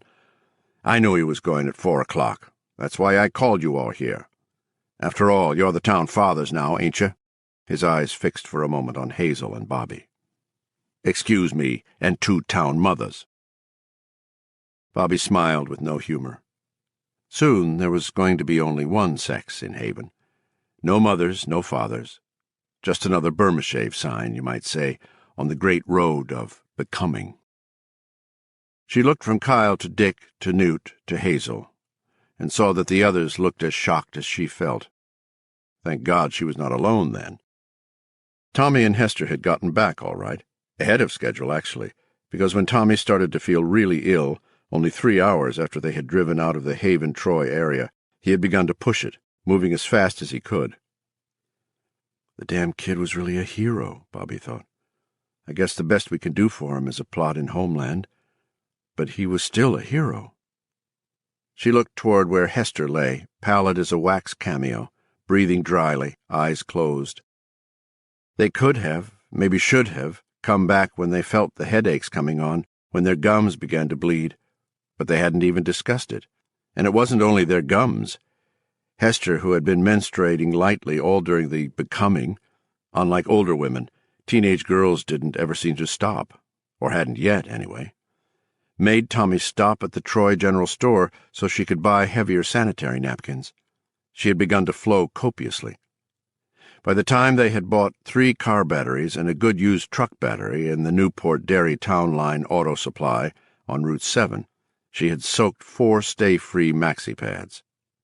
Their heads began to ache, Tommy's worse than Hester's. By the time they had gotten half a dozen Allstate batteries at the Sears store and well over 100 C, D, and double and triple A cells at the Dairy True Value Hardware, which had just gotten a new shipment in, they both knew they had to get back, quick. Tommy had begun to hallucinate.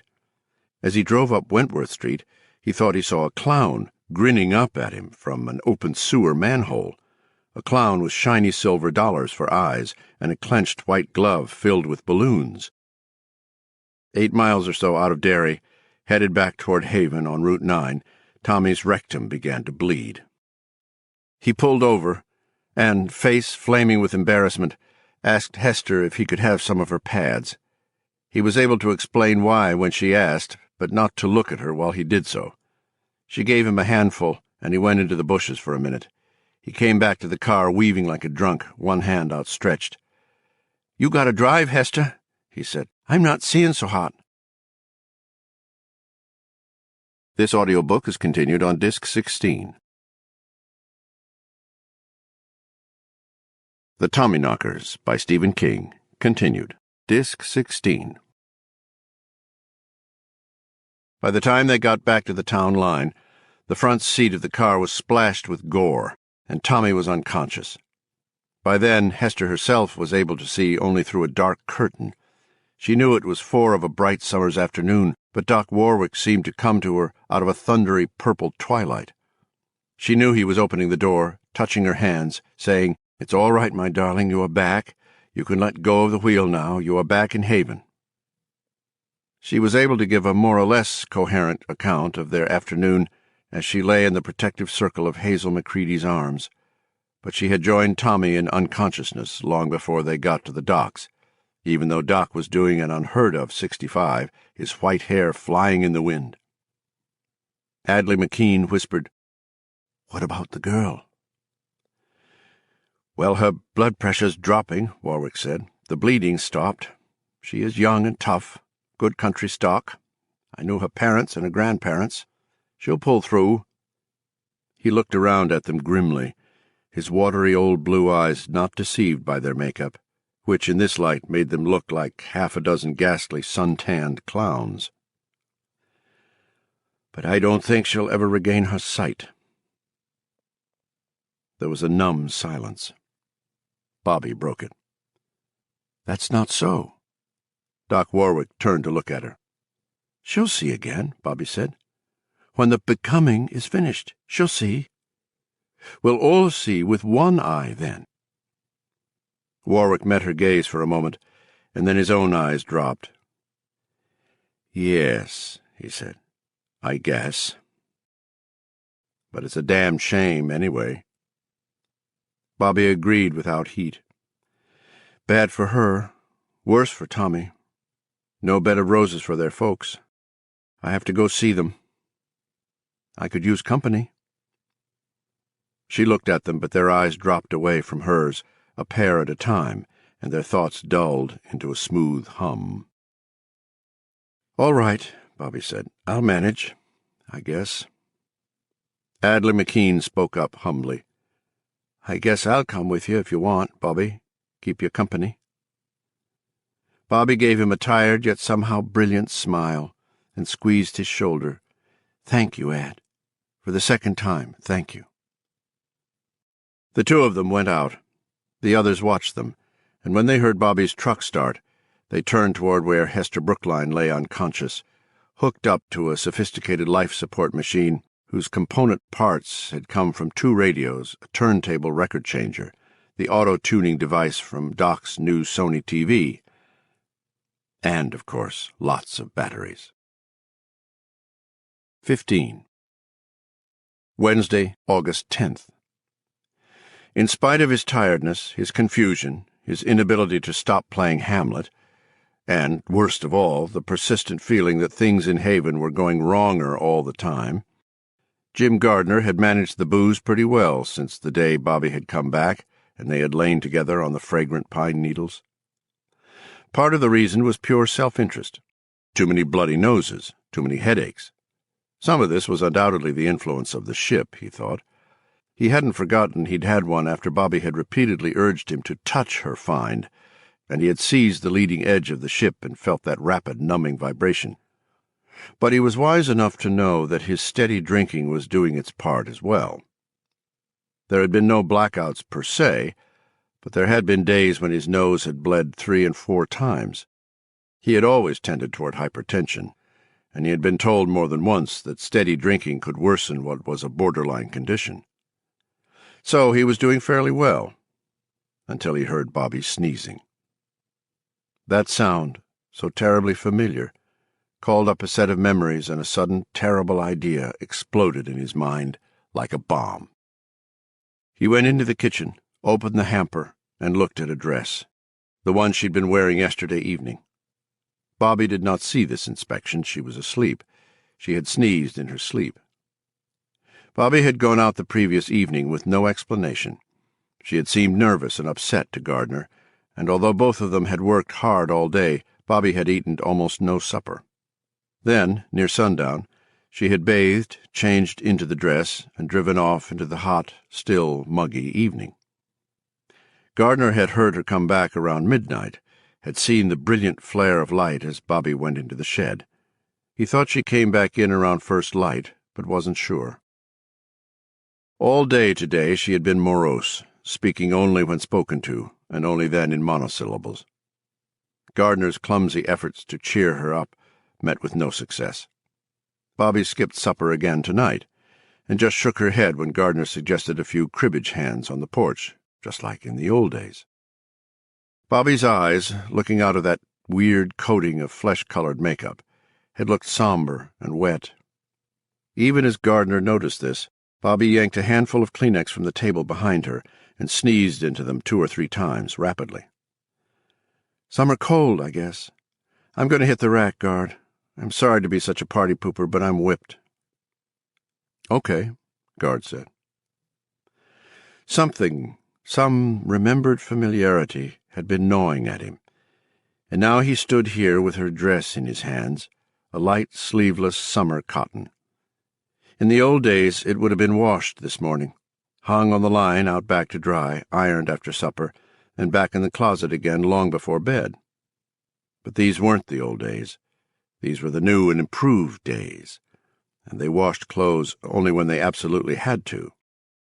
After all, there were more important things to do, weren't there?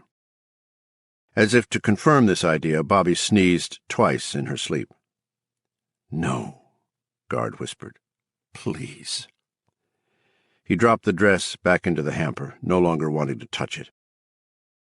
He slammed the lid and then stood stiffly, waiting to see if the sound would wake Bobby. She took the truck, went to do something she didn't want to do, something that upset her, something formal enough to need a dress.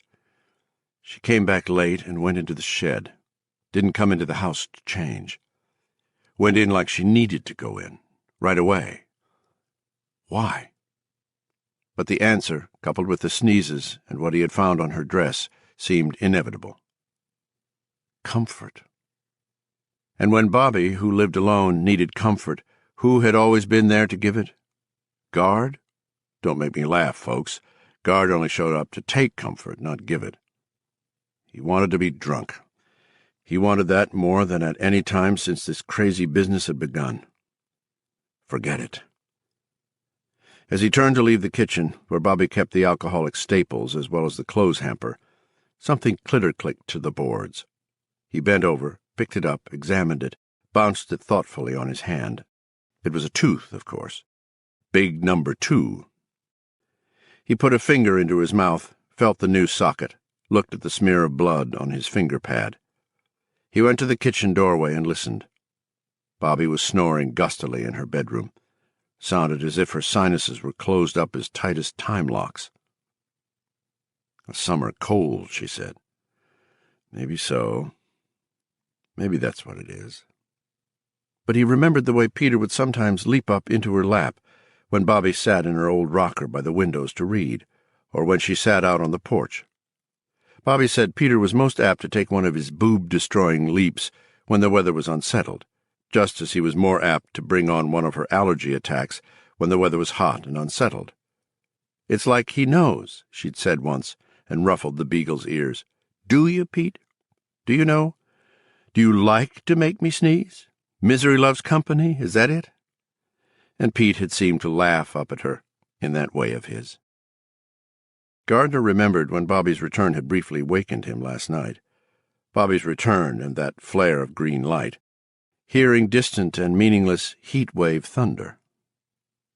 Now he remembered that sometimes Pete needed a little comfort too, especially when it thundered. Pete was deathly afraid of that sound, the sound of thunder. Dear Christ, has she got Peter out in that shed? And if she does, in God's name, why? There had been smears of some funny green goo on Bobby's dress, and hairs. Very familiar short brown and white hairs. Peter was in the shed, and had been all this time. Bobby had lied about Peter being dead. God alone knew how many other things she had lied about. But why this? Why? Gardner didn't know. He changed direction, went to the cupboard to the right and beneath the sink, bent, pulled out a fresh bottle of scotch, and broke the seal. He held the bottle up and said, "To man's best friend." He drank from the neck, gargled viciously and swallowed. First swallow. "Peter. What the fuck did you do to Peter, Bobby?" He meant to get drunk. Very drunk. Fast. Book 3. The Tommyknockers. I slept, and I dreamed the dream. This time there was no disguise anywhere. I was the malicious, male-female dwarf figure, the principle of joy and destruction.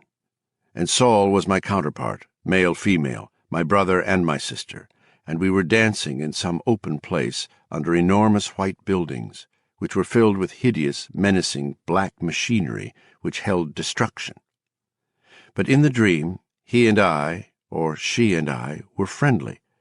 We were not hostile. We were together in spiteful malice. There was a terrible yearning nostalgia in the dream, the longing for death. We came together and kissed, in love. It was terrible. And even in the dream I knew it, because I recognized in the dream those other dreams we all have, when the essence of love, of tenderness, is concentrated into a kiss or a caress. But now it was the caress of two half-human creatures, celebrating destruction. Doris Lessing, The Golden Notebook. Chapter 1. Sissy. 1.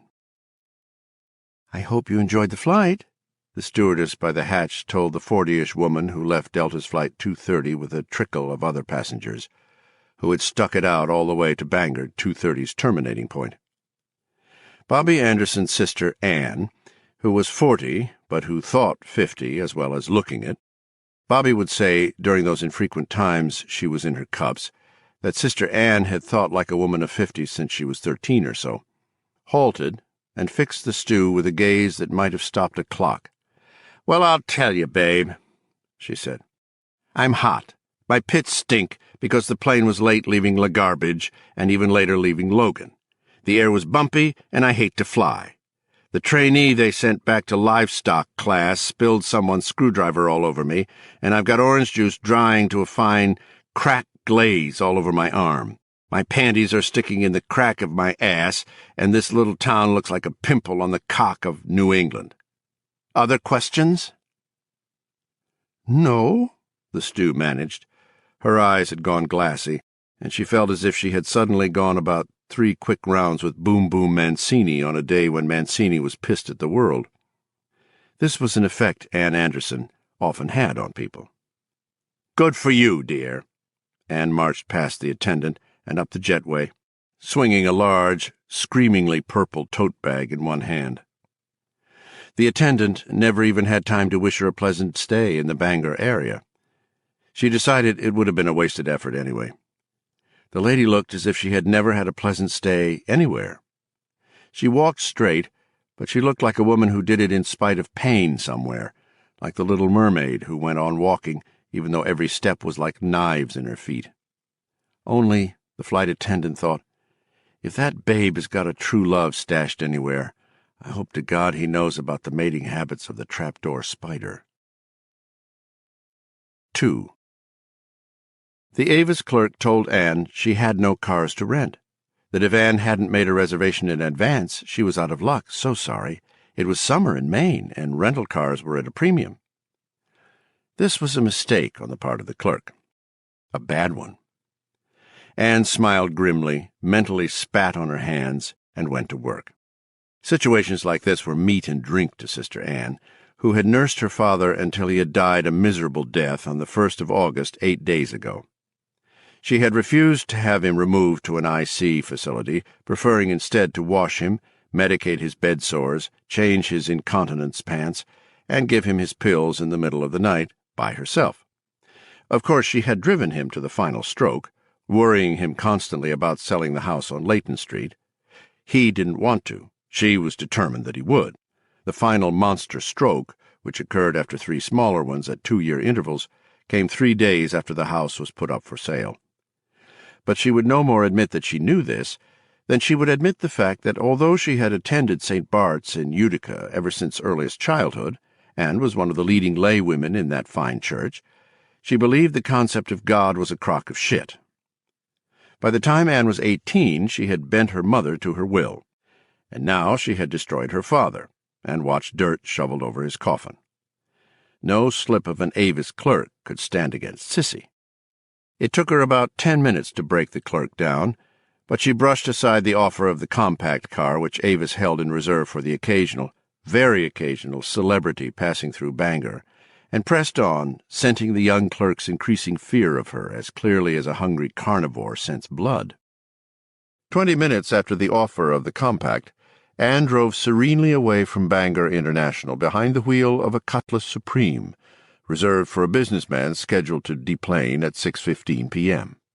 By that time the clerk would be off duty, and besides, she had been so unnerved by Anne's steady flailing that she wouldn't have cared if the cutlass had been earmarked for the President of the United States. She went tremblingly into the inner office, shut the door, locked it, put a chair under the knob, and smoked a joint one of the mechanics had laid on her. Then she burst into tears. Anne Anderson had a similar effect on many people. 3. By the time the clerk had been eaten, it was going on 3 o'clock. Anne could have driven straight to Haven. The map she'd picked up at the Avis counter put the mileage at less than 50, but she wanted to be absolutely fresh for her confrontation with Roberta. There was a cop at the X-shaped intersection of Hammond and Union Streets. A streetlight was out, which she thought typical of this little running sore of a town, and she stopped halfway across to ask him for directions to the best hotel or motel in town. The cop intended to remonstrate with her for holding up traffic in order to ask for directions, and then, at the look in her eyes, the warm look of a fire in the brain which has been well banked and might flare at any time, decided it might be less trouble to give her the directions and get rid of her. This lady looked like a dog the cop had known when he was a kid, a dog who thought it fine fun to tear the seats from the pants of kids passing on the way to school. That kind of hassle on a day when both the temperature and his ulcer were too hot he didn't need. He directed her to Cityscape Hotel out on Route 7 and was glad to see the ass end of her going away. 4. Cityscape Hotel was full. That was no trouble for Sister Anne. She got herself a double, then bullied the harried manager into giving her another because the air conditioner in the first rattled, and because the color on the TV was so bad she said that all the actors looked like they had just eaten shit and would soon die.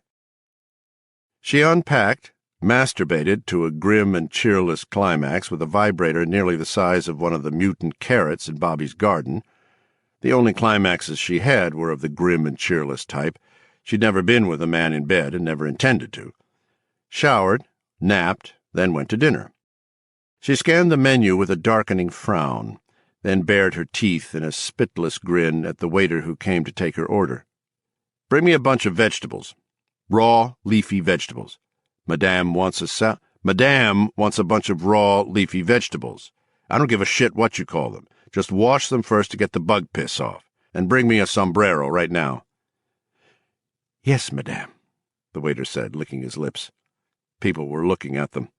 A few smiled, but those who got a look at Anne Anderson's eyes soon stopped. The waiter started away, and she called him back, her voice loud and even and undeniable. "A sombrero," she said, "has Kahlua and cream in it. Cream. If you bring me a sombrero with milk in it, chum, you're going to be shampooing with the motherfucker." The waiter's Adam's apple went up and down like a monkey on a stick. He tried to summon the sort of aristocratic, pitying smile which is a good waiter's chief weapon against vulgar customers. To do him full credit, he got a pretty good start on that smile. Then Anne's lips curved up in a grin that froze it dead. There was no good nature in that grin. There was something like murder in it. "I mean it, chum," Sister Anne said softly. The waiter believed her. 5. She was back in her room at 7:30. She undressed, put on a robe, and sat looking out the 4-story window. In spite of its name, Cityscape Hotel was actually far out on Bangor's outskirts. The view Anne looked out on was, except for the lights and the small parking lot, one of almost unalloyed darkness. That was exactly the sort of view she liked. There were amphetamine capsules in her purse. Anne took one of them out, opened it, poured the white powder onto the mirror of her compact, made a line with one sensibly short nail, and snorted half of it. Her heart immediately began to jackrabbit in her narrow chest. A flush of color bloomed in her pallid face. She left the rest for the morning. She had begun to use yellow jackets this way shortly after her father's first stroke. Now she found she could not sleep without a snort of this stuff, which was the diametric opposite of a sedative. When she had been a little girl, a very little girl, her mother had once cried at Anne in utter exasperation, "You're so contrary, cheese it physic ya!" Anne supposed it had been true then, and that it was true now, Not that her mother would ever dare say it now, of course. Anne glanced at the phone and then away. Just looking at it made her think of Bobby, of the way she had refused to come to Father's funeral. Not in words, but in a cowardly way that was typical of her, by simply refusing to respond to Anne's increasingly urgent efforts to communicate with her. She had called twice during the 24 hours following the old bastard's stroke, when it became obvious he was going to snuff it. The phone had not been answered either time. She called again after her father died, this time at 1:04 on the morning of August 2nd. Some drunk had answered the telephone. "I'd like Roberta Anderson, please," Anne said. She stood stiffly at the pay-phone in the lobby of Utica Soldiers' Hospital. Her mother sat in a nearby plastic chair, surrounded by endless brothers and endless sisters, and their endless Irish potato faces, weeping and weeping and weeping. "Right now." "Bobby," the drunk voice at the other end said, "you want the old boss or the new and improved boss?" "Spare me the bullshit, Gardner. Her father can't talk to Bobby now." The drunk, it was Gardner, all right, she recognized the voice now, broke in. Anne closed her eyes. There was only one piece of phone-related bad manners she hated worse than being broken in upon. "She's out in the shed with the Dallas police. They're all getting even newer and more improved." "You tell her sister Anne, click." Dry rage turned the sides of her throat to heated flannel. She held the telephone handset away from her and looked at it the way a woman might look at a snake that has bitten her. Her fingernails were white going on purple. The piece of phone manner she hated most was being hung up on. 6. She had dialed back at once, but this time, after a long pause, the telephone began to make a weird sirening noise in her ear. She hung up and went over to her weeping mother and her harp relatives. "Did you get her, Sissy?" her mother asked Anne. "Yes." "What did she say?" Her eyes begged Anne for good news. "Did she say she'd come home for his funeral?" "I couldn't get a commitment one way or another," Anne said. And suddenly all of her fury at Roberta, who had had the temerity to try to escape, suddenly burst out of her heart, but not in shrillness. Anne would never be still, or shrill. That shark-like grin surfaced on her face. The murmuring relatives grew silent and looked at Anne uneasily. The two old ladies gripped their rosaries. She did say that she was glad the old bastard was dead. Then she laughed. Then she hung up. There was a moment of stunned silence. Then Paula Anderson clapped her hands to her ears and began to shriek. 7. Anne had had no doubt, at least at first, that Bobby would be at the funeral. Anne meant for her to be there, and so she would be. Anne always got what she wanted. That made the world nice for her, and that was the way things should be. When Roberta did come, she would be confronted with the lie Anne had told, probably not by their mother, who would be too pathetically glad to see her to mention it, or probably even to remember it, but surely by one of the Harp uncles. Bobby would deny it, so the Harp uncle would probably let it go, unless the Harp uncle happened to be very drunk, which was always a good possibility with Mama's brothers. But they would all remember Anne's statement, not Bobby's denial. That was good. Fine, in fact. But not enough. It was time, over time, that Roberta came home. Not just for the funeral, for good. She would see to it. Leave it to Sissy. 8.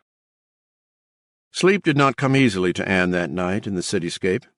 Part of it was being in a strange bed. Part of it was the dim gabble of TVs from other rooms and the sense of being surrounded by other people, just another bee trying to sleep in just another chamber of this hive, where the chambers were square instead of hexagonal. Part of it was knowing that tomorrow would be an extremely busy day. Most of it, however, was her continuing dull fury at being balked. It was the thing which she hated above all others. It reduced such annoyances to minor piffles. Bobby had balked her. So far she had balked her utterly and completely, necessitating the stupid trip, during what the weather forecasters were calling the worst heat wave to hit New England since 1974. An hour after her lie about Bobby to her mother and the Harp aunts and uncles, she had tried to phone again, this time from the undertaker's. Her mother had long since tottered home, where Anne supposed she would be sitting up with her cunt of a sister Betty, the two of them drinking that shitty claret they liked, wailing over the dead man while they got slopped. She got nothing but that sirening sound again. She called the operator and reported trouble on the line. "I want you to check it, locate the trouble, and see that it's corrected," Anne said. "There's been a death in the family, and I need to reach my sister as soon as possible." "Yes, ma'am. If you'll give me the number you're calling from—" "I'm calling from the undertaker's," Anne said. "I'm going to pick out a coffin for my father and then go to bed. I'll call in the morning. Just make sure my call goes through then, honey." She hung up and turned to the undertaker. "Pine box," she said. "Cheapest one you've got." "But, Miss Anderson, I'm sure you'll want to think about—" "I don't want to think about anything," Anne barked. She could feel the warning pulses which signaled the onset of one of her frequent migraine headaches. "Just sell me the cheapest pine box you've got so I can get the fuck out of here. It smells dead." "But—" the undertaker was flabbergasted.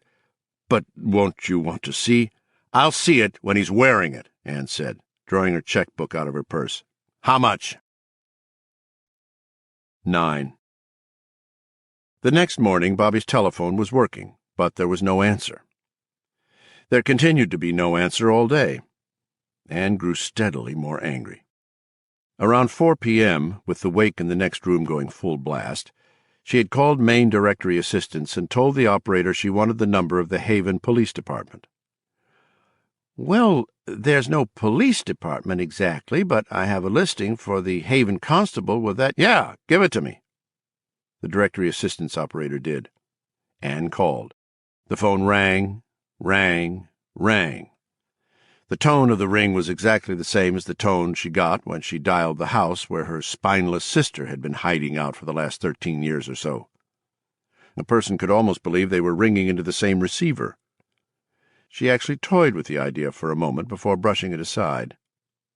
But giving such a paranoid thought even a moment's house-room was unlike her, and it made her angrier. The rings sounded alike because the same little dipshit backwoods phone company sold and serviced all the phone equipment in town, that was all. "Did you get her?" Paula asked timidly, coming to the door. "No. She doesn't answer. The town constable doesn't answer. I think the whole fucking town went to Bermuda. Jesus!" She blew a lock of hair off her sweaty forehead. "Perhaps if you called one of her friends—" "What friends? The loony she shacked up with?" "Sissy, you don't know—" "I know who answered the phone the one time I did get through," she returned grimly. "After living in this family, it's easier for me to tell when a man's drunk by his voice." Her mother said nothing. She had been reduced to wet-eyed, trembling silence, one hand hovering at the collar of her black dress, and that was just how Anne liked her. "No, he's there. And they both know I'm trying to get through, and why. And they're going to be sorry they fucked with me." "Sissy, I do so wish you wouldn't use that "Shut up!" Anne screamed at her, and of course her mother did. Anne picked up the telephone again. This time when she dialed directory assistance, she asked for the number of the Haven mayor. They didn't have one of those either. There was something called a town manager, whatever the fuck that was. Muffled little clicks, like rat's claws on glass, as the operator looked things up on her computer screen. Her mother had fled. From the other room came the theatrically overblown sobs and wails of Irish grief. Like a V-2 rocket, Anne thought. An Irish wake was powered by liquid fuel, and in both cases the liquid was the same. Anne closed her eyes. Her head thumped. She ground her teeth together. It produced a bitter metallic taste. She closed her eyes and imagined how good, how wonderful it would be to perform a little surgery on Bobby's face with her fingernails. "Are you still there, honey?" she asked without opening her eyes. "Or did you suddenly run off to the WC?" "Yes, I have it. Give it to me." The operator was gone. A robot recited a number in odd, herky-jerky cadences. Anne dialed it. She fully expected no answer, but the phone was picked up promptly. "Selectman's. Newt Barringer here. Well, it's good to know someone's there. My name's Ann Anderson. I'm calling from Utica, New York. I tried to call your constable, but apparently he's gone fishing." Berenger's voice was even. "He's a she, Miss Anderson. She died unexpectedly last month. The office hasn't been filled. Probably won't be until next town meeting." This stopped Anne for only an instant. She focused instead on something which interested her more. "Miss Anderson? How did you know I was a miss, Berenger?" There was no pause. Berenger said, "Ain't you Bobby's sister? If you are, and if you were married, you wouldn't be Anderson, would you?" "You know Bobby, then, do you?" "Everyone in Haven knows Bobby, Miss Anderson. She's our resident celebrity. We're real proud of her." It went through the meat of Anne's brain like a sliver of glass. A resident celebrity. Oh, dear bleeding Christ. "Good job, Sherlock. I've been trying to reach her on whatever passes for phones up there in Moose Paw County to tell her father died yesterday and he's going to be buried tomorrow." She had expected some conventional sentiment from this faceless official. After all, he knew Bobby. But there was none. "Been some trouble with the phones out her way," was all Berenger said. Anne was again put momentarily off pace. Very momentarily. Anne was never put off pace for very long. The conversation was not going as she had expected.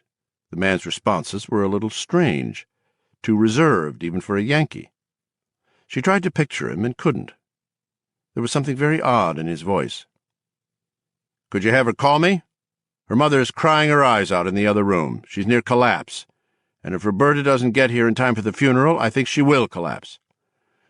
"Well, I can't make her call you, Miss Anderson, can I?" Berenger returned with infuriating, drawly slowness. "She's a grown woman. But I'll surely pass the message along." "Maybe I'd better give you the number," Anne said through clenched teeth. "I mean, we're still here at the same old stand, but she calls so seldom these days, she might have forgotten. It's—" "No need," Berenger interrupted. "If she don't remember or have it written down, there's always directory assistance, ain't there? I guess that's how you must have gotten this'n."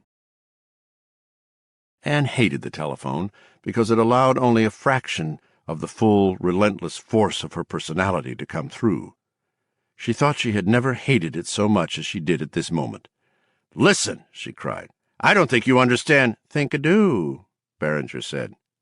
This was the second interruption, and the conversation was not 3 minutes old. "I'll go out before I have my dinner and pass it on. Thanks for calling, Miss Anderson." "Listen," before she could finish, he did the thing she hated the most.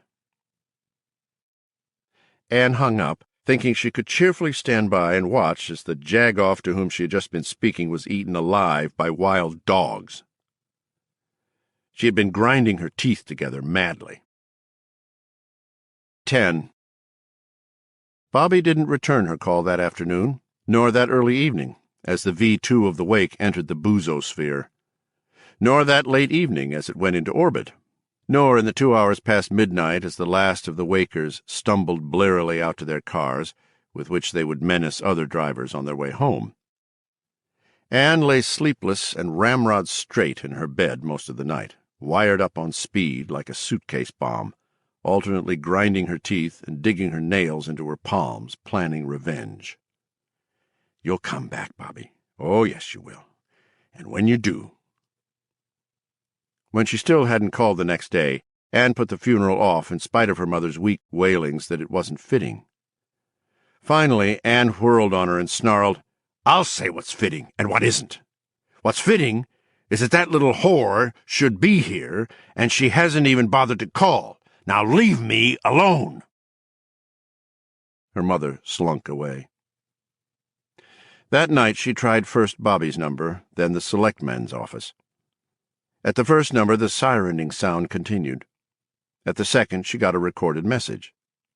She waited patiently until the beep, and then said, "It's Bobby's sis again, Mr. Berenger, cordially hoping that you'll be afflicted with syphilis that won't be diagnosed until your nose falls off and your balls turn black." She called directory assistance back and asked for 3 Haven numbers, the number of Newt Berenger, a Smith, Any Smith, dear. In Haven they're all related. And a Brown. The number she received in response to this last request was, by virtue of alphabetical order, Bryant's. She got the same siren howl at each number. "Shit!" Anne yelled, and threw the phone at the wall. Upstairs in bed, her mother cringed and hoped Bobby would not come home, at least not until Anne was in a better mood. 11. She put the funeral and interment off yet another day. The relatives began to rumble, but Anne was more than equal to them, thank you. The funeral director took one look at her and decided the old Mick could rot in his pine box before he got involved. Anne, who spent the whole day on the phone, would have congratulated him on making a wise decision. Her fury was rapidly passing all previous bounds. Now all the phones into Haven seemed out of service. She could not delay the funeral another day longer, and she knew it. Bobby had won this battle. All right. So be it. But not the war. Oh, no. If she thought that, the bitch had several more things coming, and all of them would be painful. Anne bought her plane tickets angrily but confidently, one from upstate New York to Bangor, and 2 returns. 12.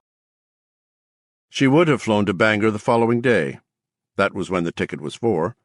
But her idiotic mother fell down the back stairs and broke her hip. Sean O'Casey had once said that when you lived with the Irish, you marched in a fool's parade, and oh, how right he had been. Her mother's screams brought Anne in from the backyard, where she had been lying on a chaise longue, soaking up some sun, and going over her strategy for keeping Bobby in Utica once she had gotten her here. Her mother was sprawled at the bottom of the narrow staircase, bent at a hideous angle, and Anne's first thought was that for a row of pins she would gladly have left the stupid old bitch there until the anesthetic effects of the claret began to wear off. The new widow smelled like a winery. In that angry, dismayed moment, Anne knew that all of her plans would have to be changed, and she thought that their mother might actually have done it on purpose. Gotten drunk to nerve herself up, and then not just fallen, but jumped downstairs. Why? To keep her from Bobby, of course. But you won't, she had thought, going to the phone. You won't. If I want a thing to be, if I mean a thing to be, that thing will be. I am going to Haven, and I'm going to cut a wide swath there. I'm going to bring Bobby back, and they're going to remember me for a long time, especially the hayseed dork who hung up on me. She picked up the phone and punched the medic's number. It had been pasted to the phone ever since her father's first stroke, with quick, angry stabs of her forefinger. She was grinding her teeth. 13. Thus it was the 9th of August before she could finally get away. In the caesura there was no call from Bobby, and Anne didn't try to get her again, or the hick town manager, or Bobby's drunk fuck in Troy. He had apparently moved in so he could poke her full-time. Okay, let them both fall into a lull. That would be very fine. Now she was here in Bangor's Cityscape Hotel, sleeping badly, and grinding her teeth. She had always ground her teeth. Sometimes it was so loud it awoke her mother in the night, and on a few occasions even her father, who slept like a brick. Her mother mentioned it to the family doctor when Anne was 3. That fellow, a venerable upstate New York GP, whom Doc Warwick would have felt right at home with, looked surprised. He considered a moment, then said, "I think you must be imagining that, Mrs. Anderson." "If I am, it must be catching," Paula had said. "My husband's heard it too." They looked toward Anne, who was building a shaky tower of blocks, one on top of the other. She worked with grim, unsmiling concentration. As she added a 6th block, the tower fell down, and as she started to rebuild it, they both heard the grim, skeletal sound of Anne grinding her baby teeth together. "She also does that in her sleep?" the doctor asked. Paula Anderson nodded. "Well, it'll probably go away," the doctor said. "It's harmless." But, of course, it didn't go away, and it wasn't harmless. It was bruxism, a malady which, along with heart attacks, strokes, and ulcers, often afflicts driven, self-assertive people. The first of Anne's baby teeth to fall out was noticeably eroded. Her parents commented on it, then forgot it. By then, Anne's personality had begun to assert itself in more gaudy and startling ways. By 6 1/2, she was already ruling the Anderson family in some strange way you could never quite put your finger on. And they had all gotten used to the thin, slightly gruesome whisper of Anne's teeth grinding together in the night. The family dentist had noticed the problem wasn't going away, but getting worse by the time Anne was 9, but it wasn't treated until she was 15, when it began to cause her actual pain. By then she had worn her teeth down to the live nerves. The dentist fitted her with a rubber mouth splint taken from a mold of her teeth, then an acrylic one. She wore these appliances, which are called night guards, to bed every night. At 18 she was fitted with all-metal crowns on most of her top and bottom teeth. The Andersons couldn't afford it, but Anne insisted. They had allowed the problem to slide, and she was not going to allow her skinflint father to turn around when she was 21 and say, "You're a grown-up now, Anne, it's your problem. If you want crowns, you pay the bill." She had wanted gold, but that really was beyond their means. For several years thereafter, Anne's infrequent smiles had a glittery, mechanized look that was extremely startling. People often actually recoiled from that grin. She took a grim enjoyment from these reactions, and when she had seen the villain Jaws in one of the later James Bond movies, she had laughed until she thought her sides would split. This unaccustomed burst of amusement had left her feeling dizzy and ill. But she had understood exactly why, when that huge man first bared his stainless steel teeth in a shark-like grin, people had recoiled from her, and she almost wished she hadn't finally had porcelain fused over the metal. Yet, she thought, it was perhaps better not to show oneself so clearly. It could be as unwise to wear your personality on your sleeve as it was to wear your heart there. Maybe you didn't have to look as though you could chew your way through a door made of oak planks to get what you wanted, as long as you knew you could. Bruxism aside, Anne also had had a lot of cavities, both as a child and as an adult. In spite of Utica's fluoridated water and her own strictly observed regimen of oral hygiene, she often flossed her teeth until her gums bled. This was also due in large part to her personality rather than her physiology. Drive and the urge to dominate afflict both the softest parts of the human body, stomach and vitals, and the hardest, the teeth. Anne had a chronic case of dry mouth. Her tongue was nearly white. Her teeth were dry little islands. Without a steady flow of saliva to wash away crumbs of food, cavities began quickly. By this night, when she lay sleeping uneasily in Bangor, Anne had better than 12 ounces of silver amalgam fillings in her mouth. On infrequent occasions, she had set off airport metal detectors. In the last 2 years, she had begun to lose teeth in spite of her frantic efforts to save them. 2 on the top right, 3 on the bottom left. In both cases, she had opted for the most expensive dental bridge work available. She had to travel to New York City to have the work done. The dental surgeon removed the rotting husks, flayed her gums to the dull white of the jawbone, and implanted tiny titanium screws. The gums were sewn back together and healed nicely. Some people reject metal implants in the bone, but Anne Anderson had no trouble at all accepting them, leaving 2 little titanium posts sticking out of the flesh. The bridge work was placed over the metal anchors after the flesh around them had healed. She didn't have as much metal in her head as Guard did.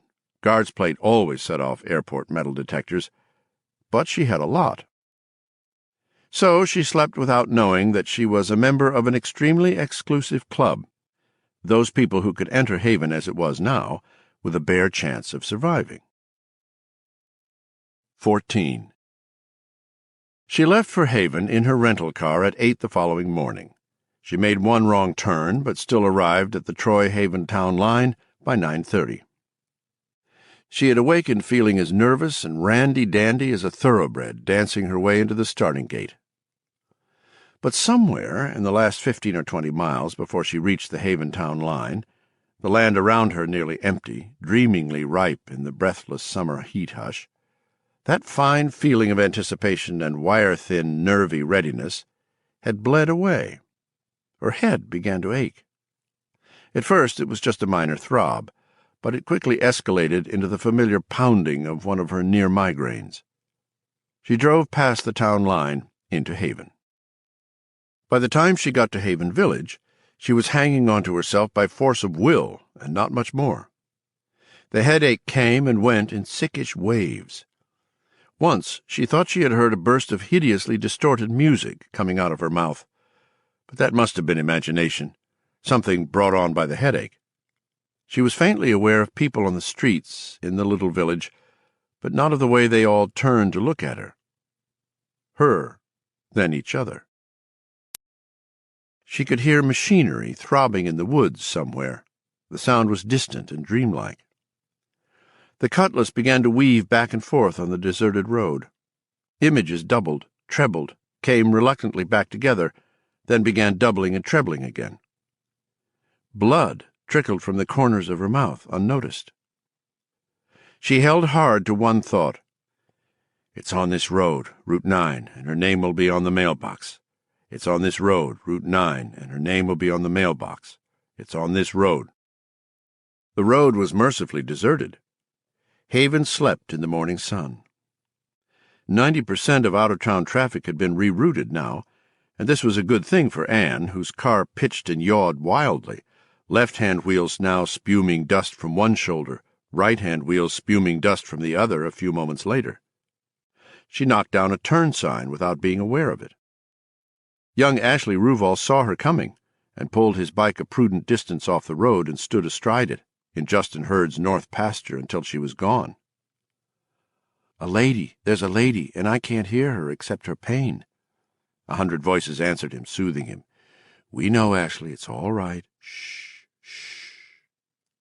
Ashley grinned, exposing his pink, baby-smooth gums.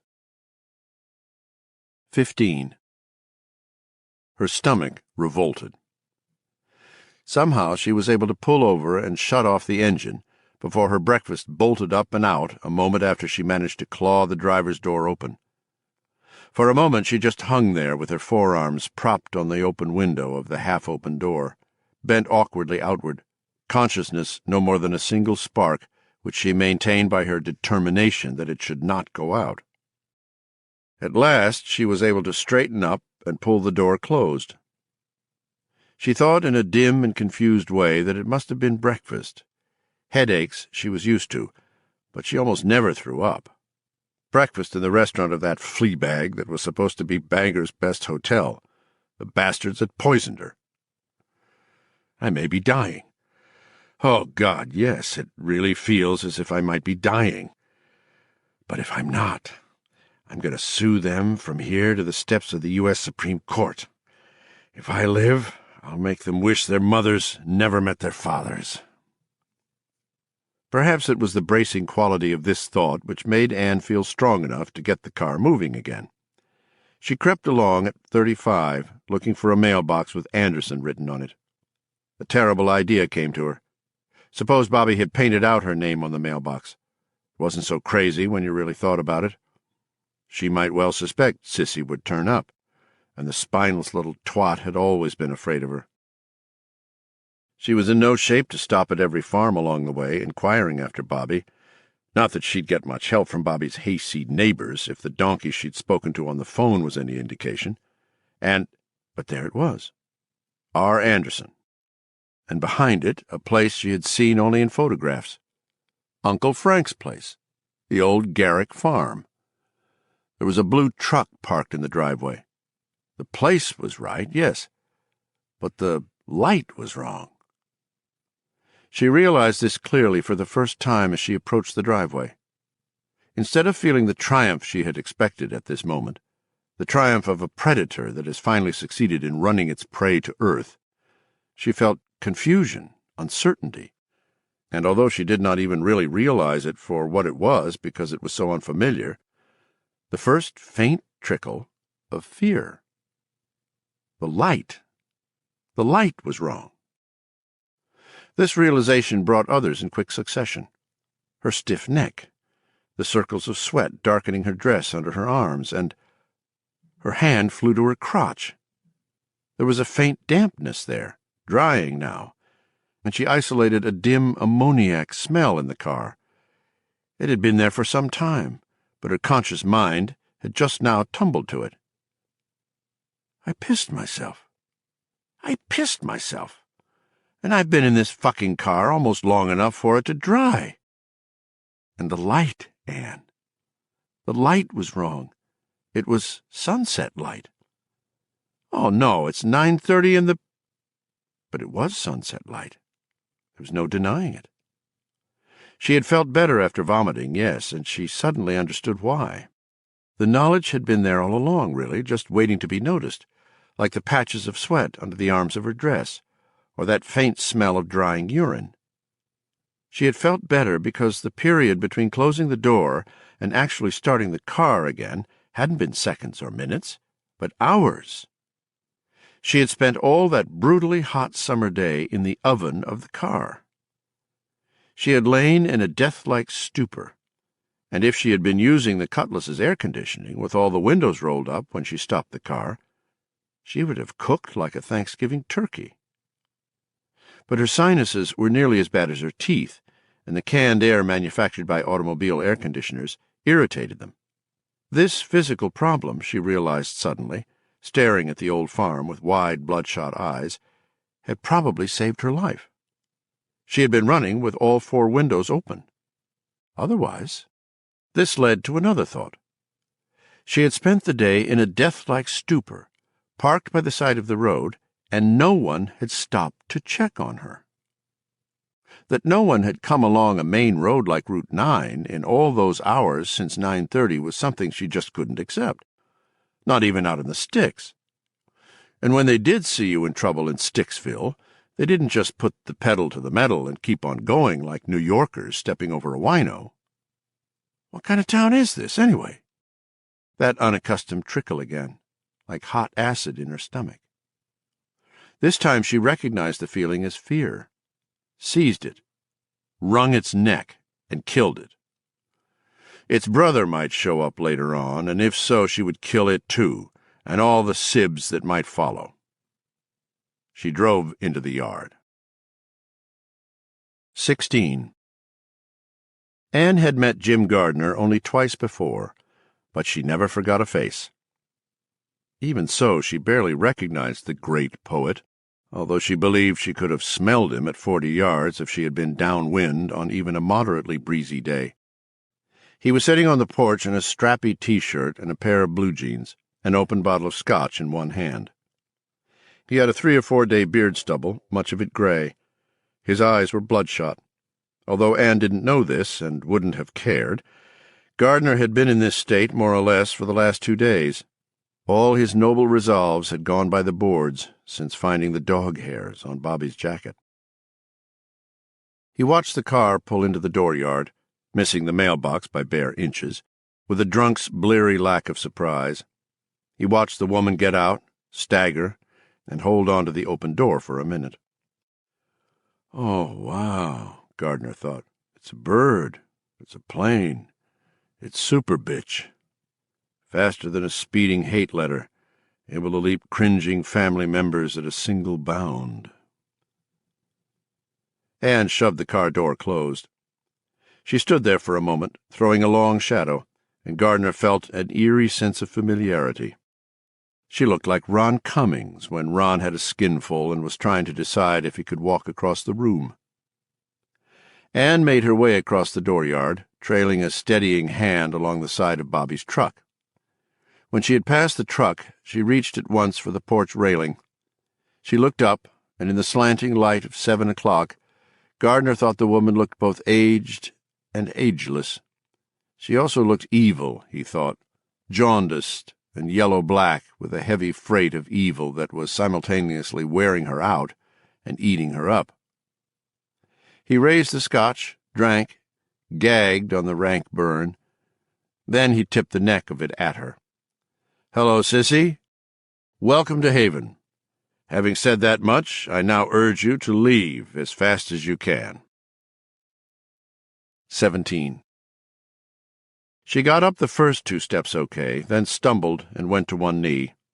Gardner held out a hand. She ignored it. "Where's Bobby?" "You don't look so good," Guard said. "Haven has that effect on people these days." "I'm fine," she said, at last gaining the porch. She stood over him, panting. "Where is she?" Gardner inclined his head toward the house. The steady hiss of water came from one of the open windows. "Shower. We've been working in the woods all day, and it was extremely hot. Bobby believes in showering to remove dirt." Gardner raised the bottle again. "I believe in simply disinfecting. Shorter and pleasanter." "You smell like a dead pig," Anne remarked, and started past him toward the house. "While my own nose is undoubtedly not as keen as your own, dear heart, you have a delicate but noticeable odor of your own," Guard said. "What do the French call that particular perfume? Eau de pisse?" She turned on him, startled into a snarl. People in Utica at least, didn't speak to her that way. Never. But of course they knew her. The great poet had undoubtedly judged her on the basis of his jizz receptacle, Haven's resident celebrity. And he was drunk. "Well," Gardner said, amused but also a trifle uneasy under her smoking gaze, "it was you who brought up the subject of aroma." "So I did," she said slowly. "Maybe we ought to start again," he said with drunken courtesy. "Start what again? You're the great poet. You're the drunk who shot his wife. I have nothing to say to you. I came for Bobby." Good shot, the thing about the wife. She saw his face freeze, saw his hand tighten on the neck of the bottle. He stood there, as if he had at least temporarily forgotten where he was. She offered him a sweet smile. That smart-ass crack about eau de pisse had gotten through, but sick or not, she thought she was still ahead on points. Inside, the shower shut off, and, perhaps it was only a hunch, Gardner had a clear sense of Bobby listening. "You always did like to operate without anesthetic. I guess I never got anything but exploratory surgery before this, huh?" "Maybe." "Why now? After all these years? Why did you have to pick now?" "None of your business." "Bobby's my business." They faced each other. She drilled him with her gaze. She waited for his eyes to drop. They didn't. It suddenly occurred to her that if she started into the house without saying more, he might attempt to restrain her. It wouldn't do him any good, but it might be simpler to answer his question. What difference did it make? "I've come to take her home." Silence again. There are no crickets. "Let me give you a piece of advice, Sister Anne. Spare me. No candy from strangers, no advice from drunks. Do exactly what I told you when you got out of the car. Leave. Now. Just go. This is not a good place to be right now." There was something in his eyes, something desperately honest, that brought on a recurrence of her earlier chill and that unaccustomed confusion. She had been left all day in her car at the side of the road as she lay in a swoon. What sort of people did that? Then every bit of her Anne-ness rose up and crushed these little doubts. If she wanted a thing to be, if she meant a thing to be, that thing would be. So it had been, was, and ever would be. Alleluia. Amen. "Okay, Chumley," she said. "You gave me yours, I'll give you mine. I'm going inside that shack, and about 2 minutes later a very large chunk of shit is going to hit the fan. I suggest you go for a walk if you don't want to get splattered. Sit on a rock somewhere and watch the sun go down and jerk off, or think up rhymes, or do whatever it is great poets do when they watch the sunset. But you want to keep out of what goes on in the house. No matter what. It's between Bobby and me. If you get in my way, I'll rip you up." In Haven, You're more likely to be the rippee than the ripper. Well, that's something I'll have to see for myself, even though I am not from Missouri, Anne said, and started for the door. Gardner tried once more. Anne? Sissy? Bobby's not the same. She— Take a walk, little man, Anne said, and went inside. 18. The windows were open, but for some reason the shades were drawn. Every now and then a puff of faint breeze would stir, sucking the shades into the openings a little way. When it happened, they looked like the sails of a becalmed ship doing their best and failing. Anne sniffed and wrinkled her nose. Blech! The place smelled like a monkey house. From the great poet she would have expected it, but her sister had been raised better. This place was a pigsty. "Hello, Sissy." She turned.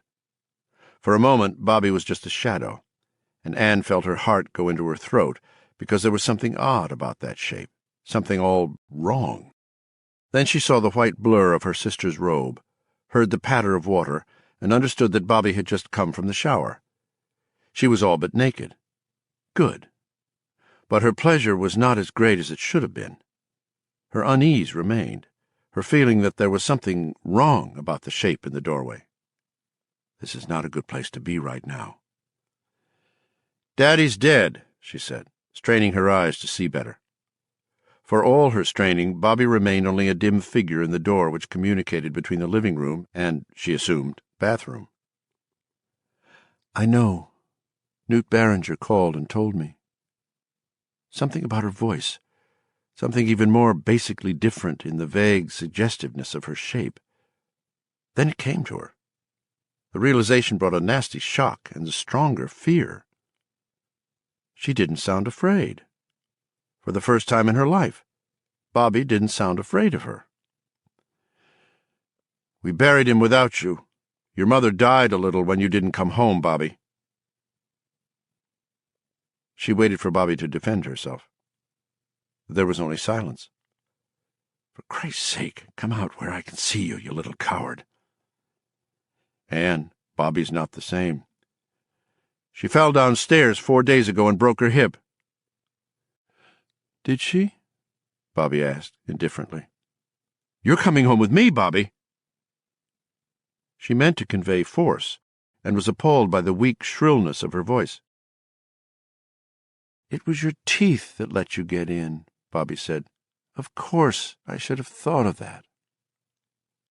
"Bobby, get out here where I can see you."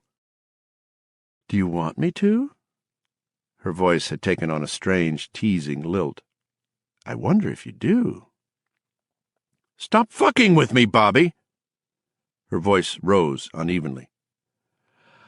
"Oh, listen," Bobby said. "I never thought I'd hear anything like that from you, Anne. After all the years you've fucked with me, with all of us. But okay, if you insist, that's fine, just fine." She didn't want to see. Suddenly Anne didn't want anything but to run, and keep running until she was far away from this shadowy place and this town where they left you fainting all day at the side of the road. But it was too late. She saw the blurred movement of her younger sister's hand, and the lights went on at the same moment the robe dropped with a soft rustle. The shower had washed off the makeup. Bobby's entire head and neck were transparent and jelly-like. Her breasts had swelled bulbously outward and seemed to be merging into one single nippleless outcropping of flesh. Anne could see dim organs in Bobby's stomach that looked nothing at all like human organs. There was fluid circulating in there, but it looked green. Behind Bobby's forehead she could see the quivering sac of mind. Bobby grinned toothlessly. "Welcome to Haven, Anne," she said. She felt herself stepping backward in a spongy dream. She was trying to scream, but there was no air. At Bobby's crotch, a grotesque thatch of tentacles like seagrass wavered from her vagina. The place where her vagina had been, anyway. Anne had no idea if it was still there or not, and didn't care. The sunken valley which had replaced her crotch was enough. That, and the way the tentacles seemed to be pointing toward her, reaching for her. Naked, Bobby began walking toward her. Anne tried to back away and stumbled over a footstool. "No," she whispered, trying to crawl away. "No, Bobby, no." "Good to have you here," Bobby said, still smiling. "I hadn't counted on you. Not at all. But I think we can find a job for you. Positions, as they say, are still open." "Bobby!" She managed this one final terrified whisper, and then felt the tentacles moving lightly on her body. She jerked, tried to move away, and they slithered around her wrists. Bobby's hips thrust out in a movement that was like an obscene parody of copulation. Chapter 2. Gardner Takes a Walk. 1. Gardner took Anne's advice and went for a walk. He went, in fact, all the way out to the ship in the woods. This was the first time he had been out here by himself, he realized, and it would soon be full dark. He felt vaguely afraid, as a child might, passing near a haunted house. Are there ghosts in there? The ghosts of Tommyknockers past? Or are the real Tommyknockers themselves still in there, maybe in suspended animation? Beings like freeze-dried coffee, waiting to be thawed out. And just what were they, anyhow? He sat on the ground by the lean-to, looking at the ship. After a while the moon rose and lit its surface an even more ghostly silver. It was strange, and yet very beautiful. What's going on around here? I don't want to know. What it is ain't exactly clear. I don't want to know. Hey, stop! What's that sound? Everybody look. What's going down? He tipped the bottle up and drank deep. He put it aside, rolled over, and rested his throbbing head on his arms.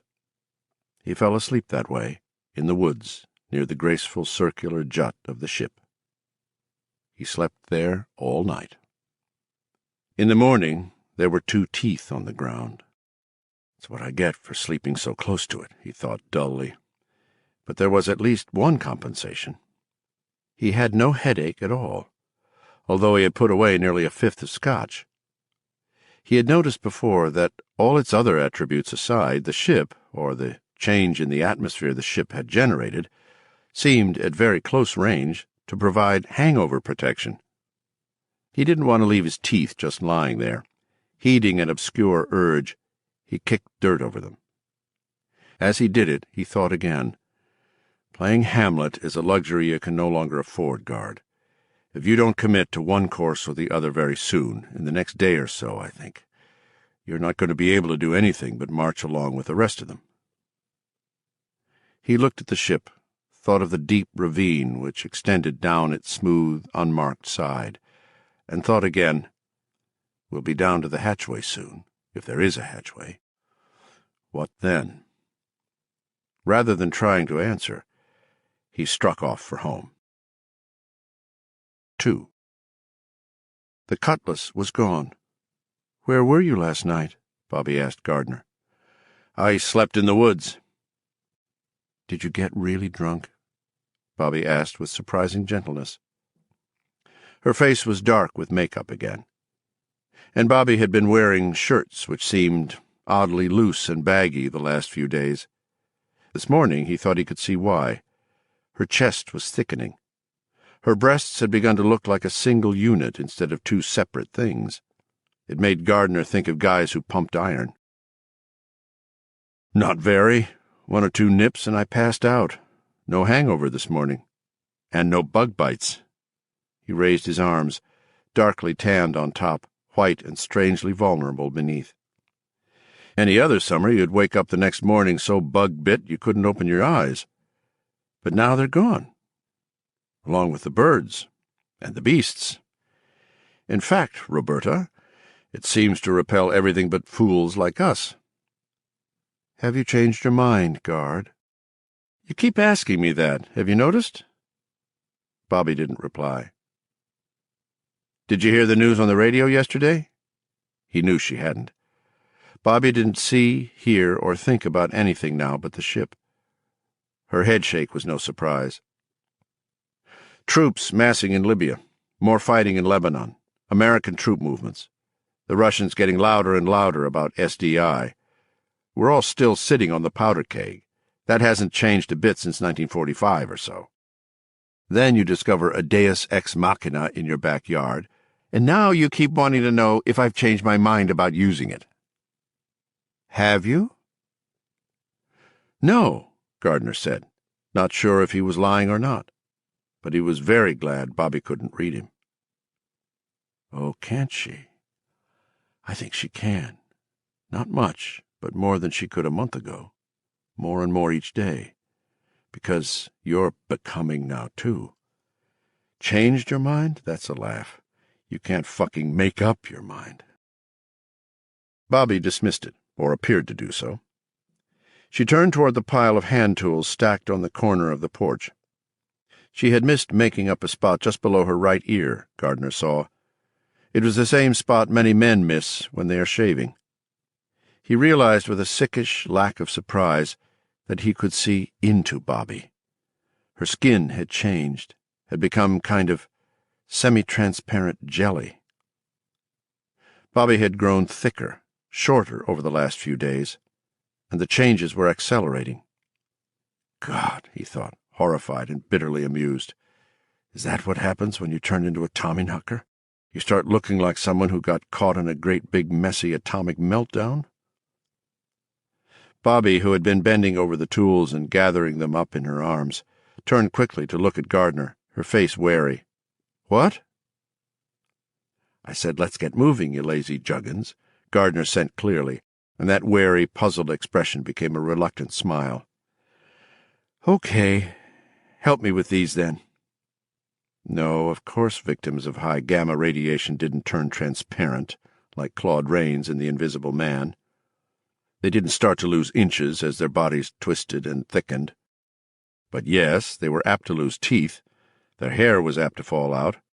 In other words, there was a kind of physical becoming in both cases. He thought again. Meet the new boss. Same as the old boss. Bobby was looking narrowly at him again. I'm running out of maneuvering room, all right, and fast. What did you say, Guard? I said, let's go, boss. After a long moment, Bobby nodded. Yeah, she said. Daylight's wasting. 3. They rode out to the dig on the Tomcat. It did not fly the way the little boy's bike had flown in E.T. Bobby's tractor would never soar cinematically in front of the moon, hundreds of feet above the rooftops. But it did cruise silently and handily 18 inches above the ground, large wheels spinning slowly like dying propellers. It smoothed the ride out a whole hell of a lot. Guard was driving, Bobby standing behind him on the yoke. Your sister left? Guard said. There was no need to yell. The Tomcat's engine was a faint, distant purr. That's right, Bobby said. She left. You still can't lie worth shit, Bobby. And I really do, that I heard her scream just before I hit the patch going into the woods. I think I heard her scream. How much would it take to make a high-stepping, pure D, bald-cutting bitch like Sissy let out a howl? How bad would it have to be? The answer to that one was easy. Very bad. She was never the type to exit gracefully, Bobby said, or to let anyone be graceful if she could help it. She came to bring me home, you know. Watch that stump, Guard. It's a high one. Gardner shoved the gear lever all the way up. The Tomcat rose another 3 inches, skimming over the top of the high stump. Once past, he relaxed his hand and the Tomcat sank back to its previous altitude, 18 inches above the ground. Yes, she just came up here with her bit and her hackamore, Bobby said, sounding faintly amazed. There was a time when she might have taken me, too. As things are now, she never had a chance. Gardner felt cold. There were a lot of ways a person could interpret a remark like that. weren't there? I'm still surprised it took you only one evening to convince her, Gardner said. I thought Patricia McCardle was bad, but your sister made old Patty look like Annette Funicello. I just wiped off some of this makeup. When she saw what was underneath, she screamed, and left so fast you would have thought there were rockets in her heels. It was actually pretty funny. It was plausible.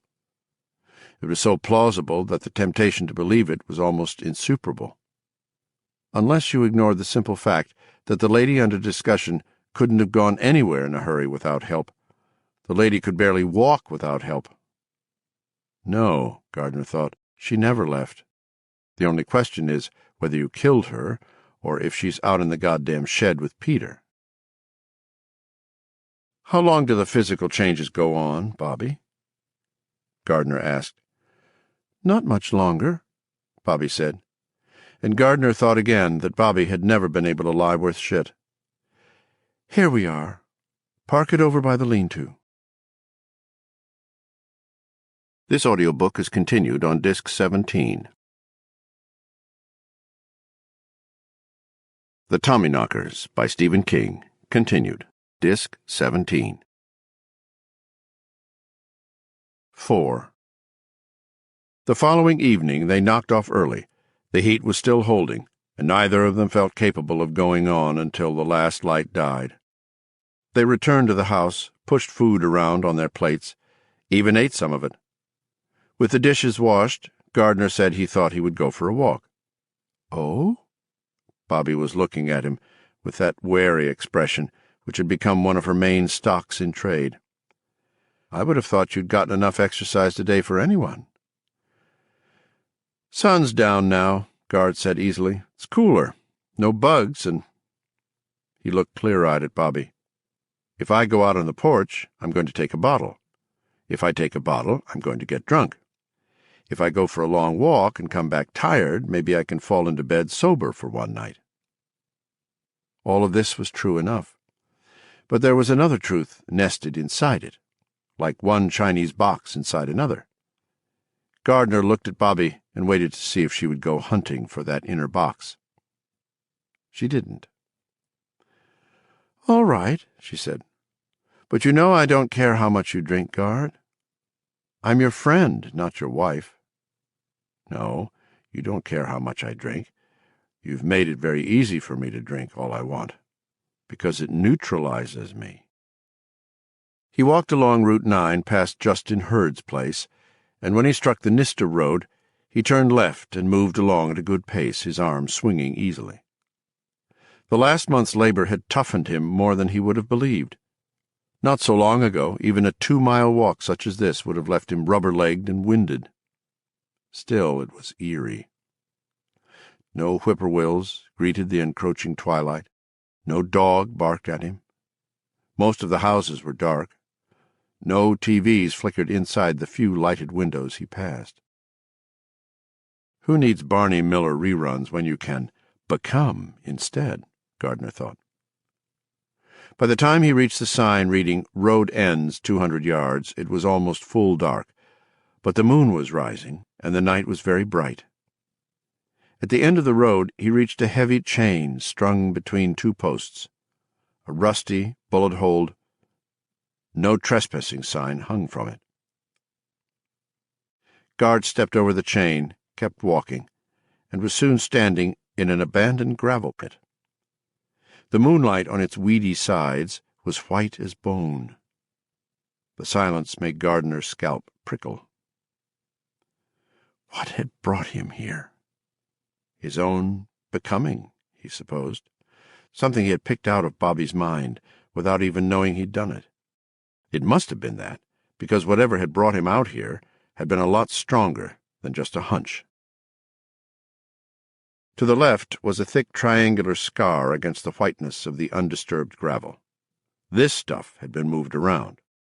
Gardner walked over, shoes crunching. He dug into the fresher gravel, found nothing, moved, dug another hole, found nothing, moved, dug a third, found nothing. Oh, hey, wait a minute. His fingers skimmed across something much too smooth to be a stone. He leaned over, heart thudding, but could see nothing. He wished he had brought a flashlight, but that probably would have made Bobby even more suspicious. He dug wider, letting the dirt run and rattle down the inclined slope. He saw he had uncovered a car headlight. Gardner looked at it, filled with an eerie, skeletal amusement. This is what it's like to find something in the earth, he thought. To find some strange artifact. Only I didn't have to stumble over it, did I? I knew where to look. He dug faster, climbing the slope and throwing dirt back between his legs like a mutt digging for a bone, ignoring his pounding head, ignoring his hands, which first scraped, then chafed, then began to bleed. He was able to clear a level place on the cutlass's hood, just above the right side headlights, where he could stand, and then the work went faster. Bobby and her buddies had done a casual burial job at best. Gardner pulled loose gravel down by the armload, then kicked it off the car. Pebbles shrieked and squealed on the metalwork. His mouth was dry. He was working his way up to the windshield, and he honestly didn't know which would be better, to see something or nothing. His fingers brushed slick smoothness again. Without allowing himself to stop and think, the silent creepiness of the place might have gotten to him then.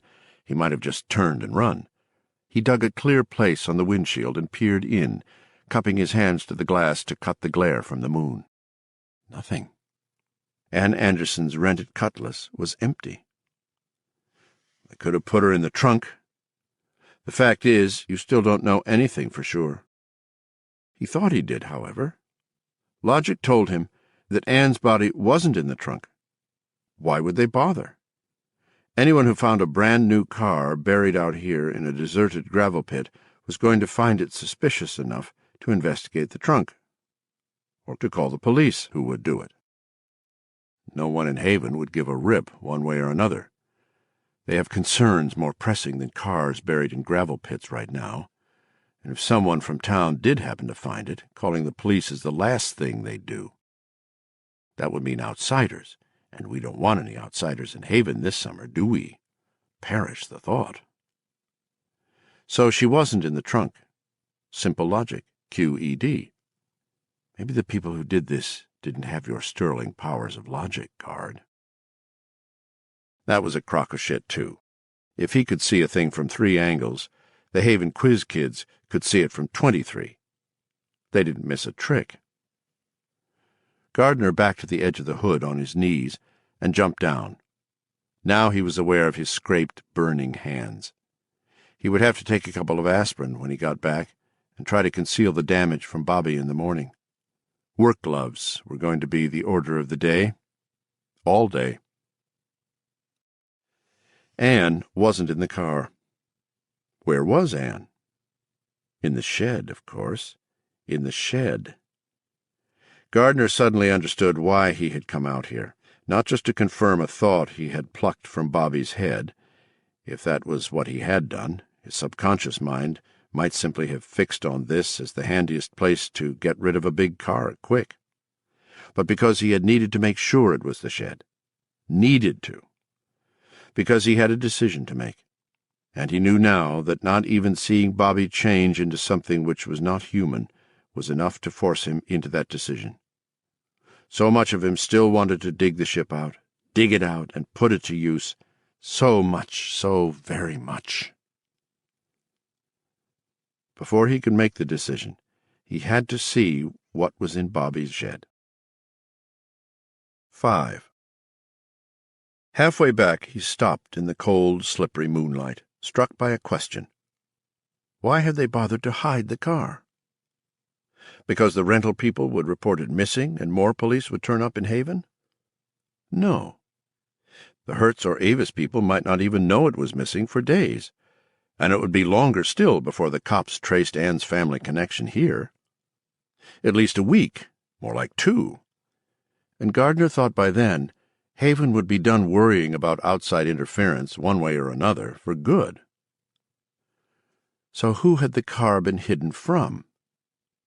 From you, Guard. They hid it from you. They still don't want you to know what they're capable of when it comes to protecting themselves.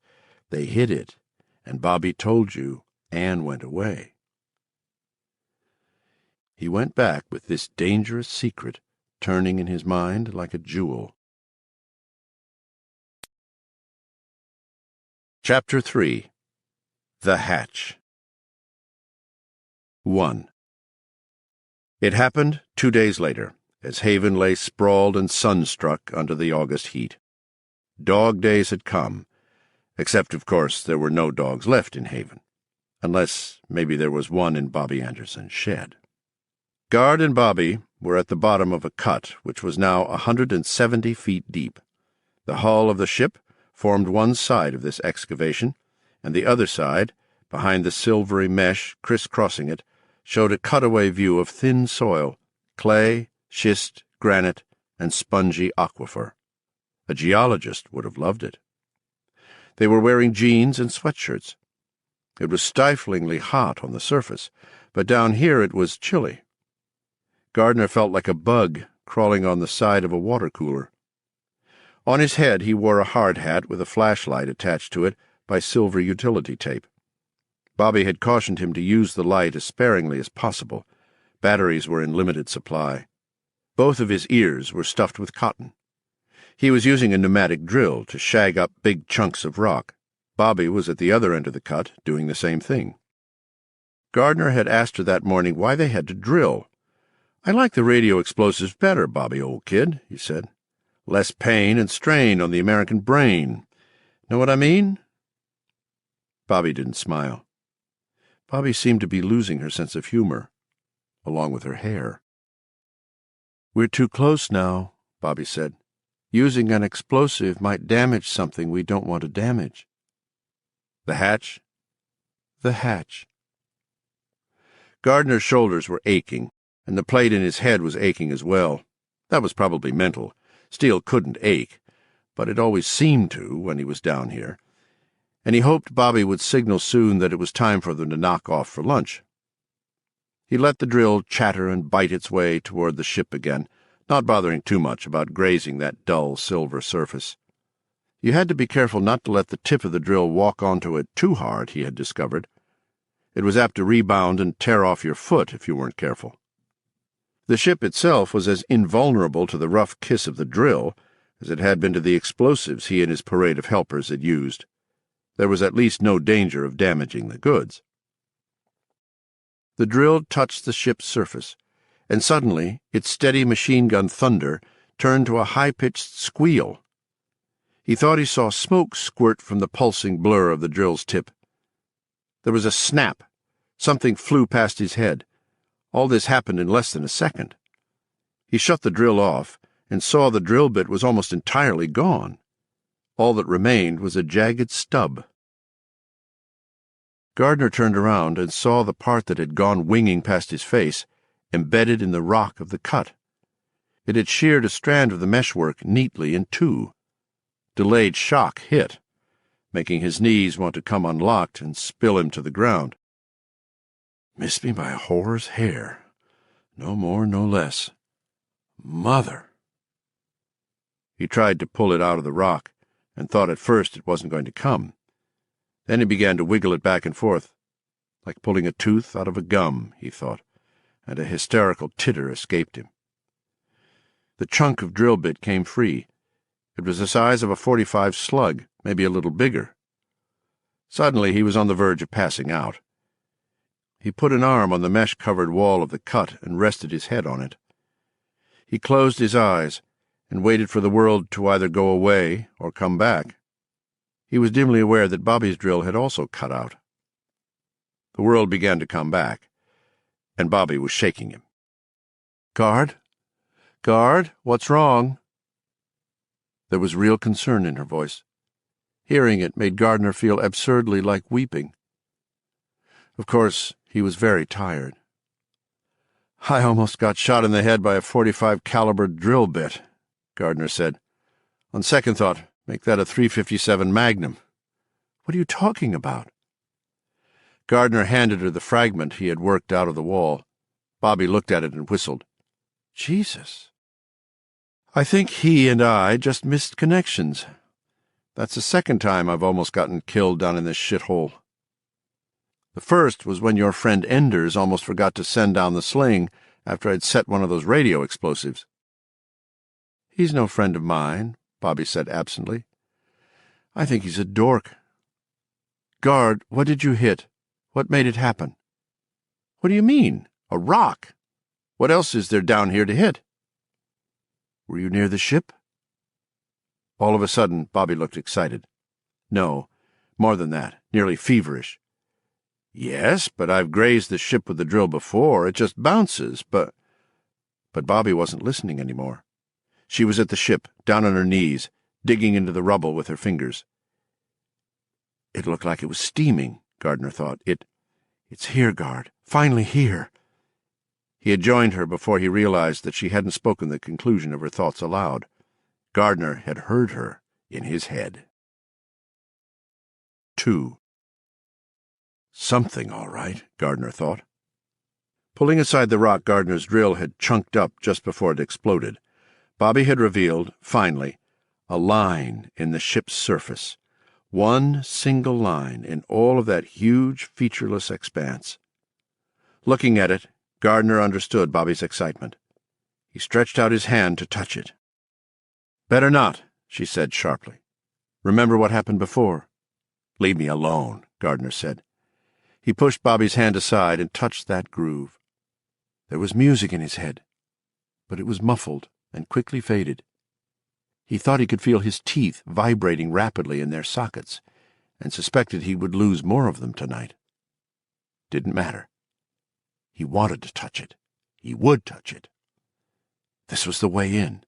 This was the closest they had been to the Tommyknockers and their secrets, their first real sign that this ridiculous thing wasn't just solid through and through. The thought had occurred to him. What a cosmic joke that would have been. Touching it was like touching starlight made solid. It's the hatch, Bobby said. I knew it was here. Gardner grinned at her. We did it, Bobby. Yeah, we did it. Thank God you came back, Guard. Bobby hugged him, and when Gardner felt the jelly-like movement of her breasts and torso, he felt sick revulsion rise in him. Starlight? Maybe the stars were touching him right now. It was a thought he was quick to conceal, and he thought that he did conceal it, that Bobby got none of it. That's one for me, he thought. How big do you think it is? I'm not sure. I think we might be able to clear it today. It's best if we do. Time's gotten short, Guard. How do you mean? The air over Haven has changed. This did it. Bobby rapped her knuckles on the hull of the ship. There was a dim, bell-like note. I know. It makes people sick to come in. You saw the way Anne was. Yes. She was protected to some degree by her dental work. I know it sounds crazy, but it's true. Still, she left in a hell of a hurry. Oh, did she? If that was all, the air poisoning people who came into town, that would be bad enough. But we can't leave any more, Guard. Can't? No. I think you could. You might feel sickish for a few days, but you could leave. It would kill me, and very quickly. And something else. We've had a long siege of hot, still weather. If the weather changes, if the wind blows hard enough, it's going to blow our biosphere right out over the Atlantic Ocean. We'll be like a bunch of tropical fish just after someone pulled the plug on the tank and killed the rebreather. We'll die. Guard shook his head.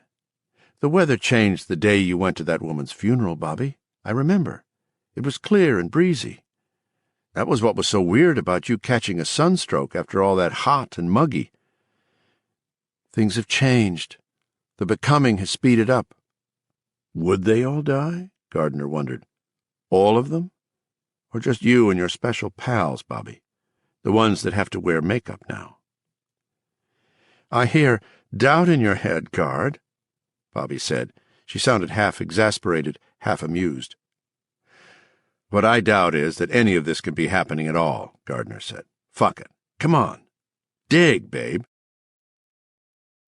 3. They took turns with a pick. One of them would use it for 15 minutes or so, and then both would clear away the rubble. By 3 that afternoon, Guard saw a circular groove that looked about 6 feet in diameter, like a manhole cover. And here, at last, was a symbol. He looked at it wonderingly, and at last he had to touch it. The blast of music in his head was louder this time, as if in weary protest or in weary warning, a warning to get away from this thing before its protection lapsed entirely. But he needed to touch it, confirm it. Running his fingers over this almost Chinese symbol, he thought, a creature who lived under the glow of a different sun conceived this mark. What does it mean? No trespassing? We came in peace? Or is it maybe a plague symbol, an alien version of abandon hope, all ye who enter in here? It was pressed into the metal of the ship like a bas-relief. Merely touching it brought on a species of superstitious dread he had never felt before. He would have laughed if, 6 weeks ago, someone had told him he might feel this way, like a caveman watching an eclipse of the sun, or a medieval peasant watching the arrival of what would eventually become known as Halley's Comet. A creature who lived under the glow of a different sun conceived this mark. I, James Eric Gardner, born in Portland, Maine, United States of America, Western Hemisphere of the world, am touching a symbol made and struck by God only knows what sort of being across a black distance of light years. My God! My God! I am touching a different mind. He had, of course, been touching different minds for some time now, but this was not the same. Not the same at all. Are we really going in? He was aware that his nose was bleeding again, but not even that could make him take his hand away from that symbol. He trailed the pads of his fingers restlessly back and forth across its smooth, unknowable surface. More accurately, are you going to try to go in there? Are you? Even though you know it may, probably will, kill you. You get a jolt every time you touch the thing. What's going to happen if you're foolish enough to go inside? It will probably set up a harmonic vibration in that damned steel plate of yours that will blow your head apart like a stick of dynamite in a rotten turnip. Awfully concerned about your welfare for a man who was on the verge of suicide not very long ago, aren't you, good buddy? He thought, and had to grin in spite of himself. He drew his fingers away from the shape of the symbol, flicking them absently to get rid of the tingle, like a man trying to shake off a good-sized booger. Go on and go for it. What the fuck, if you're going to step out anyway, having your brains vibrated to death inside of a flying saucer is a more exotic way to go than most. Guard laughed aloud. It was a strange sound at the bottom of that deep slit in the ground. What's funny? Bobby asked quietly. What's funny, Guard? Laughing harder, Gardner said, Everything. This is something else. I guess it's laugh or go crazy. You dig it? Bobby looked at him, obviously not digging it, and Gardner thought, of course she doesn't. Bobby got stuck with the other option. She can't laugh because she went crazy. Gardner roared until tears rolled down his cheeks, and some of these tears were bloody, but he did not notice this. Bobby did, but Bobby didn't bother to tell him. 4. It took them another 2 hours to completely clear the hatchway. When they were done, Bobby stuck out a dirty, makeup-streaked hand in Gardner's direction. What? Gardner asked, shaking it. That's it, Bobby said. We're finished with the dig. We're done, Guard. Yeah? Yeah. Tomorrow we go inside, Guard. Guard looked at her without saying anything. His mouth felt dry. Yes, Bobby said, and nodded, as if Guard had questioned this. Tomorrow we go in. Sometimes it seemed like I started this about 1,000,000 years ago. Sometimes like it was just yesterday. I stumbled over it, and I saw it, and I ran my fingers along it and blew off the dirt. That was the start. One finger dragged through the dirt. This is the end. That was a different Bobby at the beginning, Gardner said. Yes, Bobby said meditatively. She looked up, and there was a sunken gleam of humor in her eyes. A different guard, too. Yeah, I guess, it'll probably kill me to go in there. But I'm going to give it a shot. It won't kill you, Bobby said. No? No. Now let's get out of here. I've got a lot to do. I'll be out in the shed tonight. Gardner looked at Bobby sharply, but Bobby was looking upward as the motorized sling trundled down on its cables. I've been building things out there, Bobby said. Her voice was dreamy. Me and a few others. Getting ready for tomorrow. They'll be joining you tonight, Gardner said. It was not a question. Yes. But first I need to bring them out here to look at the hatch. They've been waiting for this day too, Gard. I'll bet they have, Gardner said. The sling arrived. Bobby turned to look at Gardner narrowly. What's that supposed to mean, Gard? Nothing. Nothing at all. Their eyes met. Gardner could feel her clearly now, working at his mind, trying to dig into it.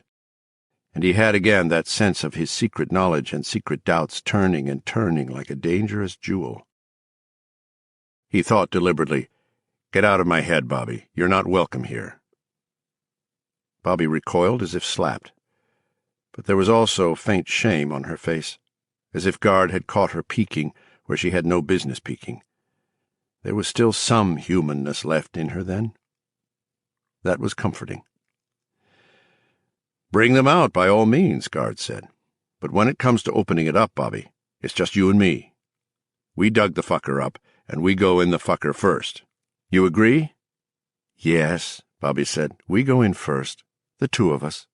No brass bands, no parades. And no Dallas police. Bobby smiled faintly. Not them, either. She held out the sling. You want to ride up first? No, you go. It sounds like you got a schedule and a half still ahead of you. I do. Bobby swung astride the sling, pressed a button, and started up. Thanks again, Gard. Welcome, Gardner said, craning his neck to follow Bobby's upward progress. And you'll feel better about all of this when you become. When you finish your own becoming. Bobby rose up and out of sight. Chapter 4. The Shed. 1. It was August 14th. A quick calculation told Gardner that he had been with Bobby for 41 days, almost exactly a biblical period of confusion or unknown time, as in, he wandered in the desert for 40 days and 40 nights. It seemed longer. It seemed like his entire life. He and Bobby did no more than pick at the frozen pizza Gardner heated up for their supper. I think I'd like a beer, Bobby said, going to the fridge. How about you? Want one, Gard? I'll pass, thanks. Bobby raised her eyebrows but said nothing. She got the beer, walked out on the porch, and Gardner heard the seat of her old rocker creak comfortably as she sat down. After a while, he drew a cold glass of water from the tap, went out, and sat beside Bobby. They sat there for what seemed a long time, not speaking, just looking out into the hazy stillness of early evening. Been a long time, Bobby. You and me, he said. Yes, a long time. And a strange ending. Is that what it is? Gardner asked, turning in his chair to look at Bobby. The end? Bobby shrugged easily. Her eyes slid away from Gardner's. Well, you know. End of a phase. How's that? Any better? If it's le mot juste, then it's not just better, not even the best. Just the only mot that matters. Isn't that what I taught you? Bobby laughed. Yeah, it was. First damn class. Mad dogs, Englishmen, and English teachers. Yeah. Yeah. Bobby sipped her beer and looked out at the old Derry road again. Impatient for them to arrive, Gardner supposed. If the two of them had really said everything there was left to say after all these years, he almost wished he had never heeded the impulse to come back at all, no matter what the reasons or eventual outcome. Such a weak ending to a relationship which had, in its time, encompassed love, sex, friendship, a period of tense détente, concern, and even fear, seemed to make mock of the whole thing, the pain, the hurt, the effort. I always loved you, Gard, Bobby said softly and thoughtfully, not looking at him. And no matter how this turns out, remember that I still do. Now she did look at Gardner, her face a strange parody of a face under the thick makeup. Surely this was some hopeless eccentric who happened to resemble Bobby a little. And I hope you'll remember that I never asked to stumble over the goddamn thing. Free will was not a factor here, as some wise-ass or other has surely said. But you chose to dig it up, Gardner said. His voice was as soft as Bobby's, but he felt a new terror steal into his heart. Was that crack about free will a roundabout apology for his own impending murder? Stop it, Gard. Stop jumping at shadows. Is the car buried out at the end of Nister Road a shadow? His mind returned at once. Bobby laughed softly. Man, the idea that whether or not to dig something like that up could ever be a function of free will. You might be able to stick that to a kid in a high school debate, but we out on de poach, Gard. You don't really think a person chooses something like that, do you? Do you think people can choose to put away any knowledge once they've seen the edge of it? I've been picketing nuclear power plants on that assumption, yes, Gardner said slowly. Bobby waved it away. Societies may choose not to implement ideas. Actually, I doubt even that, but for the sake of argument, we'll say it's so. But ordinary people? No, Gard, I'm sorry. When ordinary people see something sticking out of the ground, they got to dig on it. They got to dig on it, because it might be treasure. And you didn't have the slightest inkling that there would be... Fallout was the word that came to mind. He didn't think it was a word Bobby would like. Consequences? Bobby smiled openly. Not a hint in the world. But Peter didn't like it. No, Peter didn't like it. But it didn't kill him, Gard. I'm quite sure it didn't. Peter died of natural causes. He was old. That thing in the woods is a ship from another world. Not Pandora's box. Not a divine apple tree. I heard no voice from heaven singing, Of this ship shalt thou not eat, lest ye die. Gard smiled a little. But it is a ship of knowledge, isn't it? Yes, I suppose. Bobby was looking toward the road again, obviously not wanting to pursue the topic further. When do you expect them? Gardner asked. Instead of answering, Bobby nodded at the road. Kyle Archambault's caddy was coming, followed by Adley McKean's old Ford. Guess I'll go inside and catch some winks, Gardner said, getting up. If you want to go out to the ship with us, you're welcome to. With you, maybe. With them? He cocked a thumb toward the approaching cars. They think I'm crazy. Also, they hate my guts because they can't read my mind. If I say you go, you go. Well, I think I'll pass, Gardner said, getting up and stretching. I don't like them either. They make me nervous. I'm sorry. Don't be. Just tomorrow. The two of us, Bobby. Right? Right. Give them my best, and remind them I helped, steel plate in my head or not. I will, of course I will. But Bobby's eyes slid away again, and Gardner didn't like that. He didn't like it at all. 2. He thought they might go in the shed first, but they didn't. They stood around outside for a while talking, Bobby, Frank, Newt, Dick Allison, Hazel, the others, and then moved off toward the woods in a tight group. The light was shading down toward purple now, and most of them were carrying flashlights. Watching, Gard felt that his last real moment with Bobby had come and gone. There was nothing now but to go into the shed and see what was in there. Make up his mind once and for all. Saw an eyeball peepin' through a smoky cloud behind the green door. He got up and went through the house to the kitchen in time to see them heading into Bobby's rampant garden. He counted noses quickly, making sure that they were all there, then headed for the cellar. Bobby kept a spare key ring down there. He opened the cellar door and paused one final time. Do you really want to do this? No, he did not. But he meant to do it. And he discovered that, more than fear, he felt a great sense of loneliness. There was literally no one else he could turn to for help.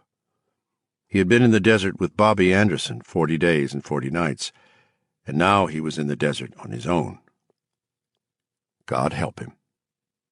To hell with it, he thought. Like the old World War I platoon sergeant was supposed to have said, "Come on, you guys, you want to live forever?"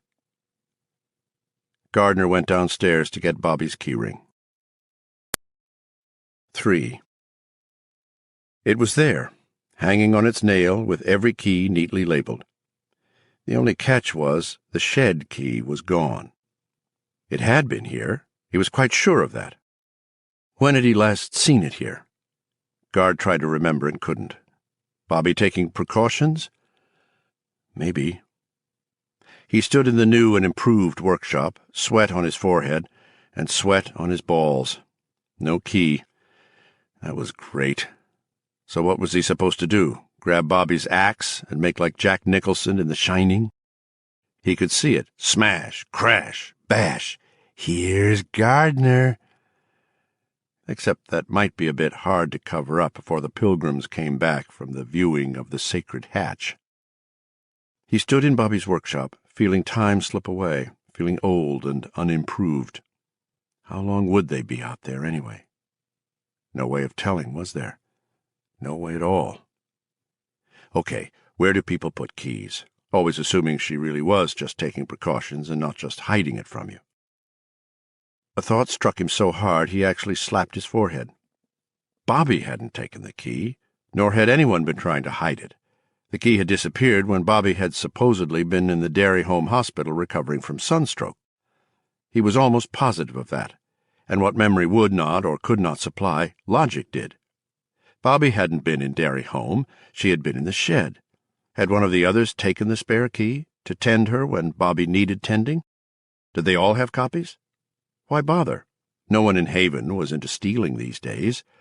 They were into becoming. The only reason the shed was kept locked was to keep him out. So they could just... Gardner remembered watching them arrive on one of the occasions after the something had happened to Bobby. The something that had been a lot more serious than heat prostration. He closed his eyes and saw the caddy. Kyle won. They get out and Archambault splits off from the rest for a moment or two. You're up on one elbow, looking out the window at them. And if you think of it at all, you think he must have stepped around there to tap a kidney. But he didn't. He went around to get the key. Sure, that's what he did, went around to get the key. It wasn't much, but it was enough to get him moving. He ran back up the cellar stairs, headed for the door, then doubled back. In the bathroom, there was an ancient pair of Foster Grant sunglasses on top of the medicine cabinet.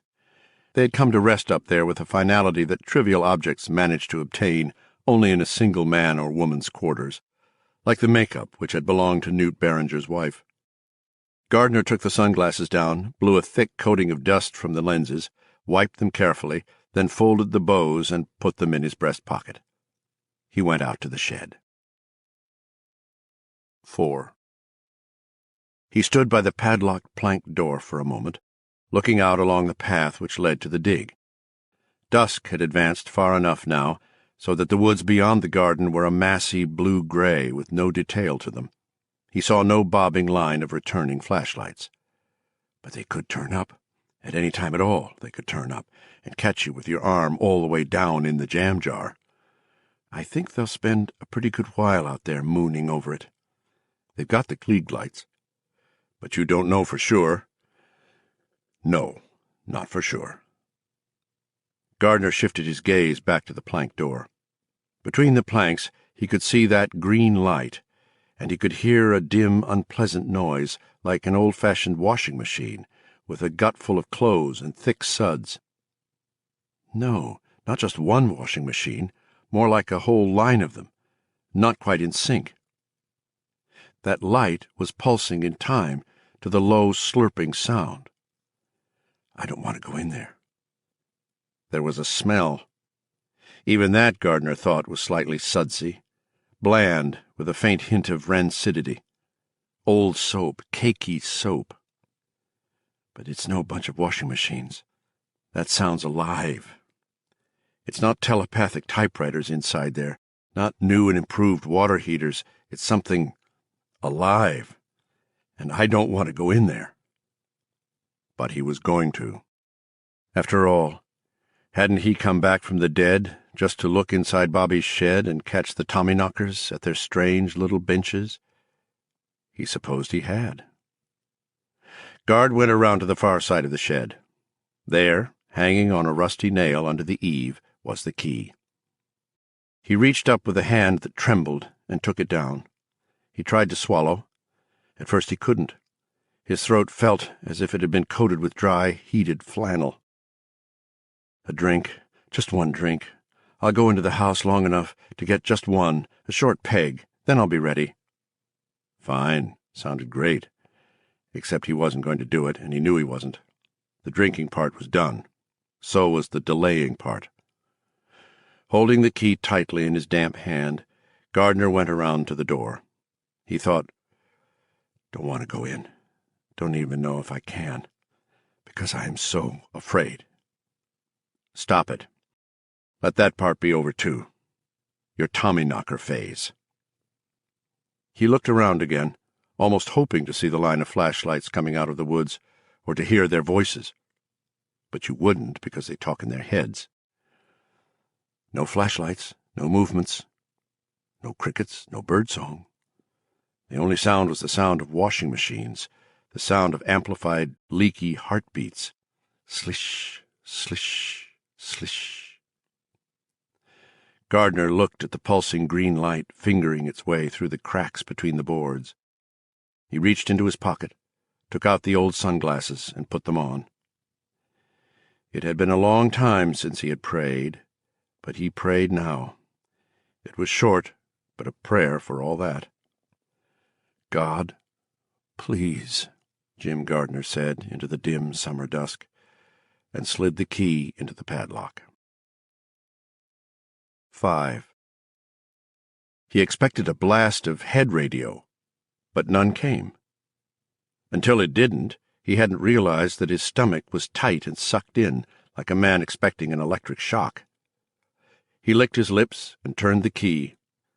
A small noise, barely audible over the low slooching noises from the shed. Click.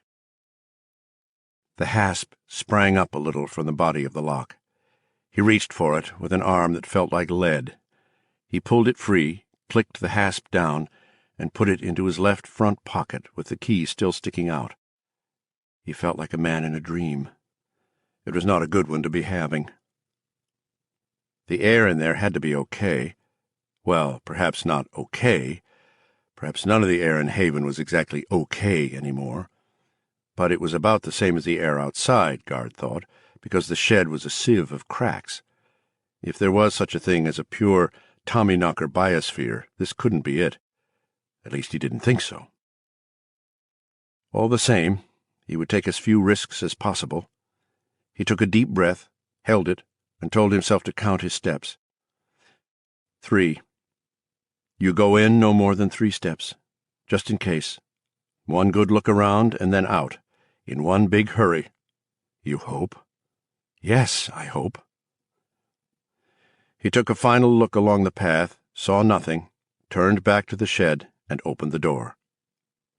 The green glow, brilliant even through the dark glasses, washed over him like corrupt sunlight. 6. At first, he could see nothing at all. The light was too bright. He knew it had been brighter than this on other occasions, but he had never been so close to it before. Close? God, he was in it. Someone standing just outside the open door looking for him now would hardly be able to see him. He slitted his eyes against that brilliant greenness and shuffled forward a step. Then another step. Then a third. His hands were held out in front of him like those of a groping blind man. Which he was. Shit, he even had the dark glasses to prove it. The noise was louder. Slish, slish, slish. Off to the left. He turned in that direction, but didn't go any further. He was afraid to go any further, afraid of what he might touch. Now his eyes began to adjust. He saw dark shapes in the green. A bench, but no Tommyknockers at it. It had simply been shoved back against the wall, out of the way, and— My God, it is a washing machine. It really is. It was all right, one of the old-fashioned kind with wringer roller at the top, but it wasn't making that weird noise. It had also been pushed back against the wall. It was in the process of being modified somehow. Someone was working on it in the best Tommyknocker tradition, but it wasn't running now. Next to it was an Electrolux vacuum cleaner, one of the old long ones that ran on wheels, low to the ground like a mechanical dachshund. A chainsaw mounted on wheels. Stacks of smoke detectors from Radio Shack, most still in their boxes. A number of kerosene drums, also on wheels, with hoses attached to them, and things like arms. Arms, of course they are. They're robots, fucking robots in the making. And none of them looks exactly like the white dove of peace, does it, guard? And slish, slish, slish. Further left. The source of the glow was here. Guard heard a funny, hurt noise escape him. The breath he had been holding ran weakly out like air from a pricked balloon. The strength ran out of his legs in exactly the same way. He reached out blindly. His hand found the bench, and he did not sit but simply plopped down on it. He was unable to take his eyes from the left rear corner of the shed, where Ev Hillman, Ann Anderson, and Bobby's good old beagle Peter had somehow been hung up on posts in 2 old galvanized steel shower cabinets with their doors removed. They hung there, like slabs of beef on meat hooks. But they were alive. Guard saw, somehow, some way, still alive.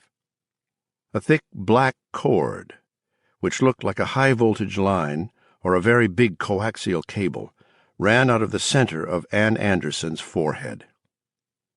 A similar cable ran out of the old man's right eye, and the entire top of the dog's skull had been peeled away. Dozens of smaller cords ran out of Peter's exposed and pulsing brain. Peter's eyes, free of cataracts, turned toward Guard. He whined, "Jesus, oh my Jesus, oh my Jesus Christ." He tried to get up from the bench. He couldn't. Portions of the old man's skull and Ann's skull had also been removed, he saw.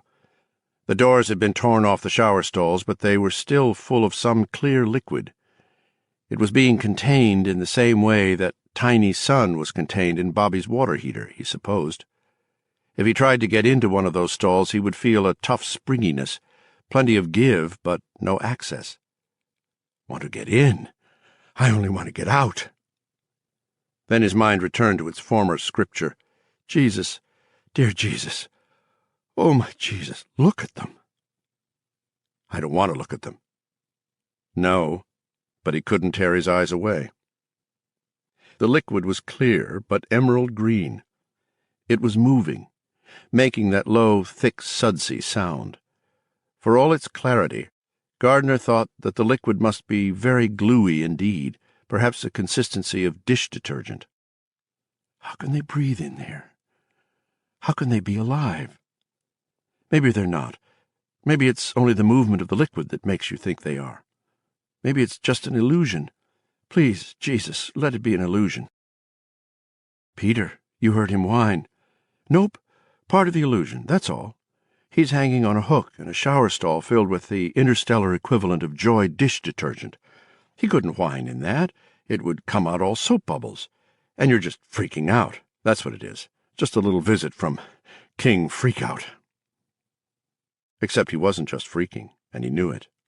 Just as he knew he hadn't heard Peter whine with his ears. That hurt, helpless whining sound had come from the same place the radio music came from, the center of his brain. Ann Anderson opened her eyes. "Get me out of here," she screamed.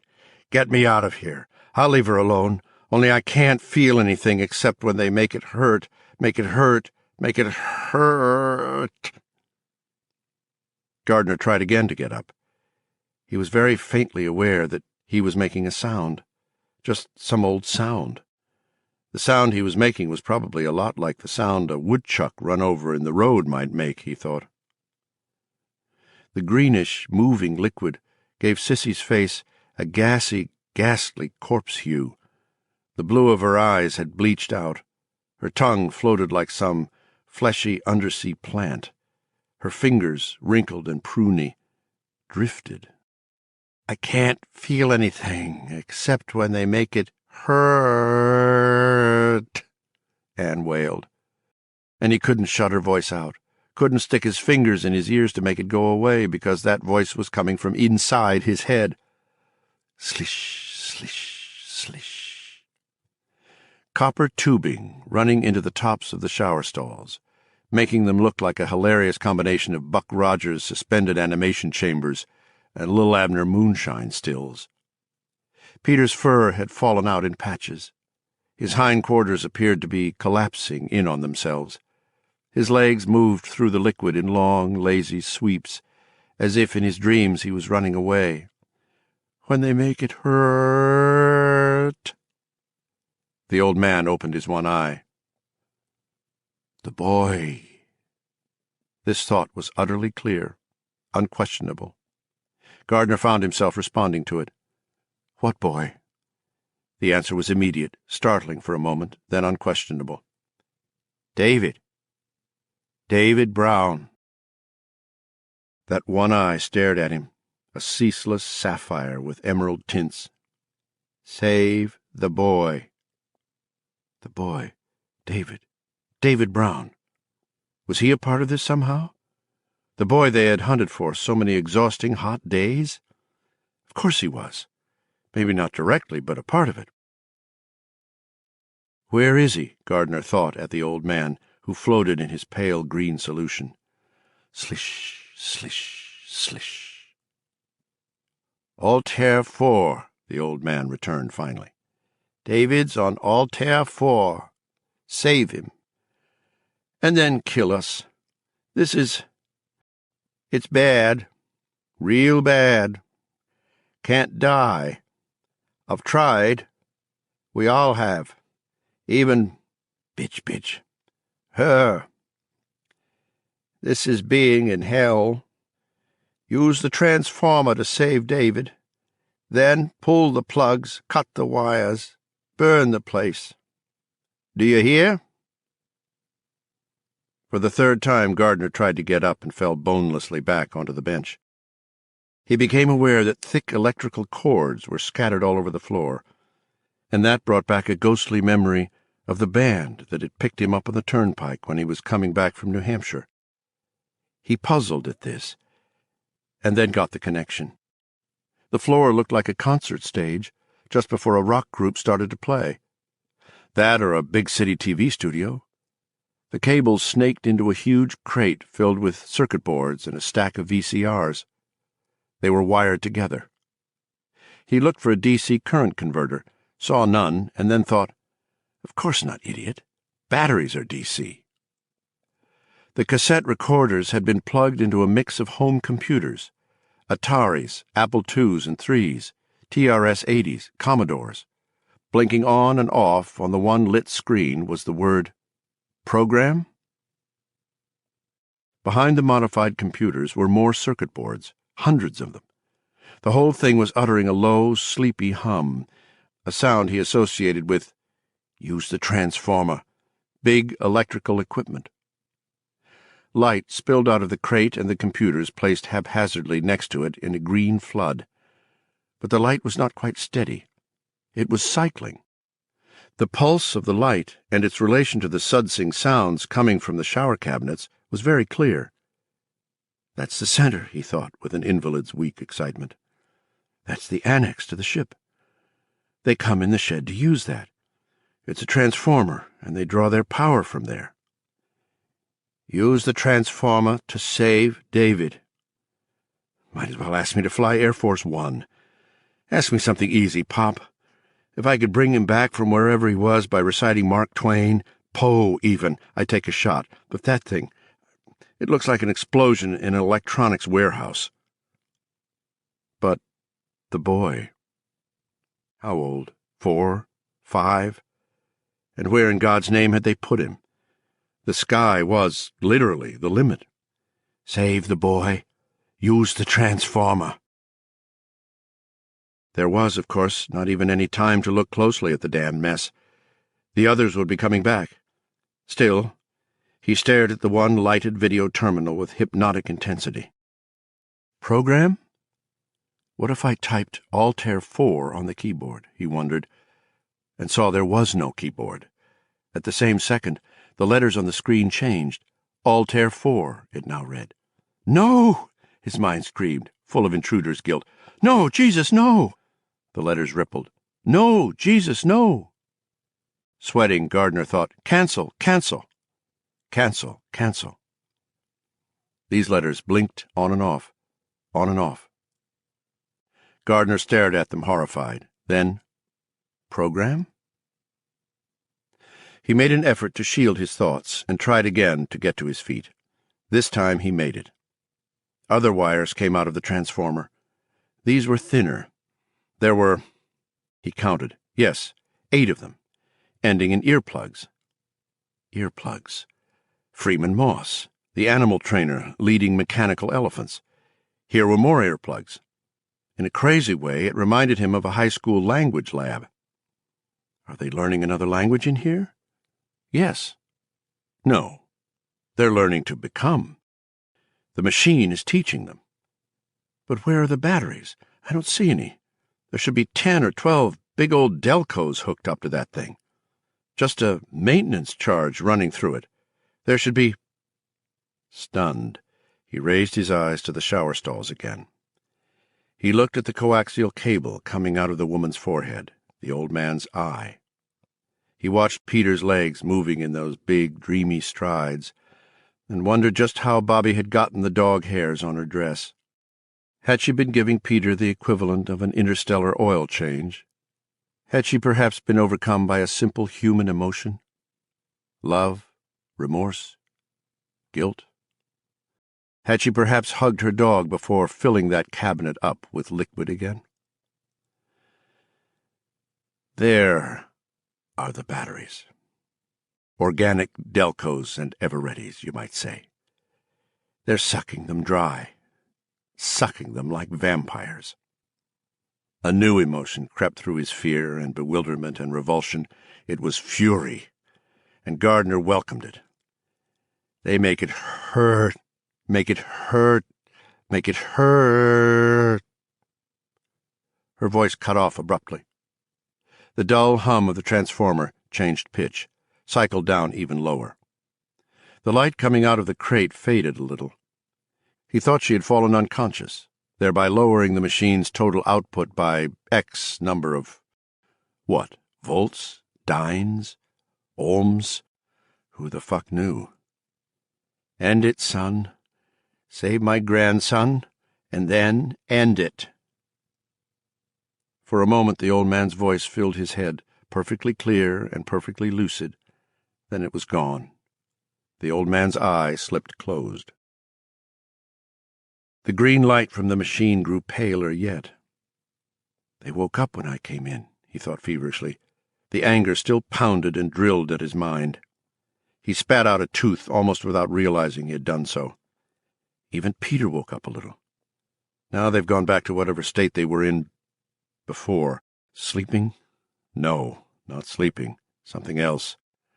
Organic cold storage. Do batteries dream of electric sheep? He thought, and uttered a cracked cackle. He moved backward, away from the transformer. What exactly is it transforming? How? Why? Away from the shower stalls, the cables. His eyes turned toward the array of gadgets ranged against the far wall. The wringer washer had something mounted on top of it, something that looked like the boomerang TV antennas you sometimes saw on the backs of big limos. Behind the washer and to its left was an old-fashioned treadle sewing machine with a glass funnel mounted on its side wheel. Kerosene drums with hoses and steel arms. A butcher knife, he saw, had been welded to the end of one of those arms. Christ, what is all this? What is it for? A voice whispered, Maybe it's protection guard. In case the Dallas police show up early. It's the Tommyknocker yard sale army. Old washing machines with cellular antennas, Electrolux vacuums, chainsaws on wheels. Name it and claim it, baby. He felt his sanity tottering. His eyes were drawn relentlessly back to Peter. Peter, with most of his skull peeled away. Peter, with a bunch of wires plugged into what remained of his head. His brain looked like a pallid veal roast with a bunch of temperature probes stuck into it. Peter, with his legs racing dreamily through that liquid, as if running away. Bobby, he thought in despair and fury. How could you do it to Peter? Christ! The people were bad, awful, but Peter was somehow worse. It was a curse piled on top of an obscenity. Peter, his legs loping and loping as if running away in his dreams. Batteries. Living batteries. He backed into something. There was a dull metallic thump. He turned around and saw another shower cabinet. Little blossoms of rust on its sides, its front door gone. Holes had been punched in the back. Wires had been threaded through these. They now hung limply down, large-bore steel plugs at their tips. For you, guard, his brain yammered. This plug's for you, like the beer commercials say. They'll open up the back of your skull, maybe short out your motor control centers first, so you can't move, and then they'll drill for the place where they get their power. This plug's for you, for all you do, all ready and waiting. Wow, neato, kino. He snatched for his thoughts, which were tightening into a hysterical spiral, and brought them under control. Not for him. At least not originally. This had already been used. There was that faint smell, bland and sudsy. Streaks of dried gunk on the inner walls, the last traces of that thick green liquid. Looks like the Wizard of Oz's semen, he thought. Do you mean Bobby's got her sister floating in a big sperm bank? That weird cackle escaped him again. He pressed the heel of his hand against his mouth, pressed hard to stifle it. He looked down and saw a pair of tan shoes tossed beside the shower cabinet. He picked one up, saw splashes of dried blood on it. Bobby's. Her one pair of good shoes. Her going-out shoes. She was wearing them when she left for the funeral that day. The other shoe was also bloody. Guard looked behind the shower cabinet and saw the rest of the clothing Bobby had been wearing that day. The blood. All that blood.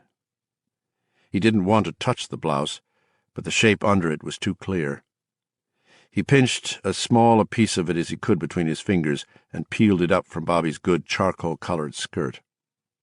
Underneath the skirt was a gun. It was the biggest, oldest-looking gun Gardner had ever seen except for pictures in a book. After a moment, he picked the gun up and rolled the cylinder. There were still 4 rounds in it, 2 gone. Gardner was willing to bet that one of those rounds had gone into Bobby. He pushed the cylinder back into place and stuck it in his belt. At once, a voice spoke up in his mind. "Shot your wife. Good fucking deal. Never mind. The gun might come in handy." "When they see it's gone, it's you they'll come looking for, Guard. I thought you already came to that conclusion." No, that was one thing he didn't think he had to worry about. They would have noticed the changed words on the computer screen, but these clothes hadn't been touched since Bobby took them off, or since they took them off her, which was probably more likely. They must be too exalted when they get in here to bother much about housekeeping, he thought. Damn good thing there's no flies. He touched the gun again. This time the voice in his head was silent. He had decided, perhaps, that there were no wives here to worry about. "If you have to shoot Bobby, will you be able to?" That was a question he couldn't answer. Slish, slish, slish. How long had Bobby and her company been gone? He didn't know, hadn't the slightest idea. Time had no meaning in here. The old man was right. This was hell. And did Peter still respond to his strange master's caress when she came in here? His stomach was on the edge of revolt. He had to get out right now. He felt like a creature in a fairy tale. Bluebeard's wife in the secret room, Jack grubbing in the giant's pile of gold. He felt ripe for discovery, but he held the stiff, bloody garment in front of him as if frozen. Not as if, he was frozen. Where's Bobby? She had a sunstroke. Hell of a strange sunstroke that had soaked her blouse with blood. Gardner had retained a morbid, sickish interest in guns and the damage they could do to the human body. If she had been shot with the big, old gun now in his own belt, he guessed Bobby had no right to be alive. Even if she had been taken quickly to a hospital which specialized in the emergency treatment of gunshot wounds, she probably would have died. They brought me in here when I was blown apart, but the Tommyknockers fixed me up right smart. Not for him. The old shower stall was not for him. Gardner had a feeling that he would be put out of the way with more finality. The shower stall had been for Bobby. They had brought her in here and... What? Why, hooked her up to their batteries, of course. Not Anne, she had not been here then, but to Peter and Hillman. He dropped the blouse, then forced himself to pick it up again and put it back on top of the skirt. He didn't know how much of the real world they noticed when they got in here. Not much, he guessed, but he didn't want to take any extra chances. He looked at the holes in the back of the cabinet, the dangling cords with the steel plugs at their tips. The green light had begun to pulse brighter and more rapidly again. He turned around. Anne's eyes were open again. Her short hair floated around her head. He could still see that unending hate in her eyes, now mixed with horror and growing strangeness. Now there were bubbles. They floated up from her mouth in a brief, thick stream. Thought sound exploded in his head. She was screaming. Gardner fled. 7. Real terror is the most physically debilitating of all emotions. It saps the endocrines, dumps muscle-tightening organic drugs into the bloodstream, races the heart, exhausts the mind. Jim Gardner staggered away from Bobby Anderson's shed on rubber legs, his eyes bugging, his mouth hanging stupidly open, the tongue lolled in one corner like a dead thing, his bowels hot and full, his stomach cramped.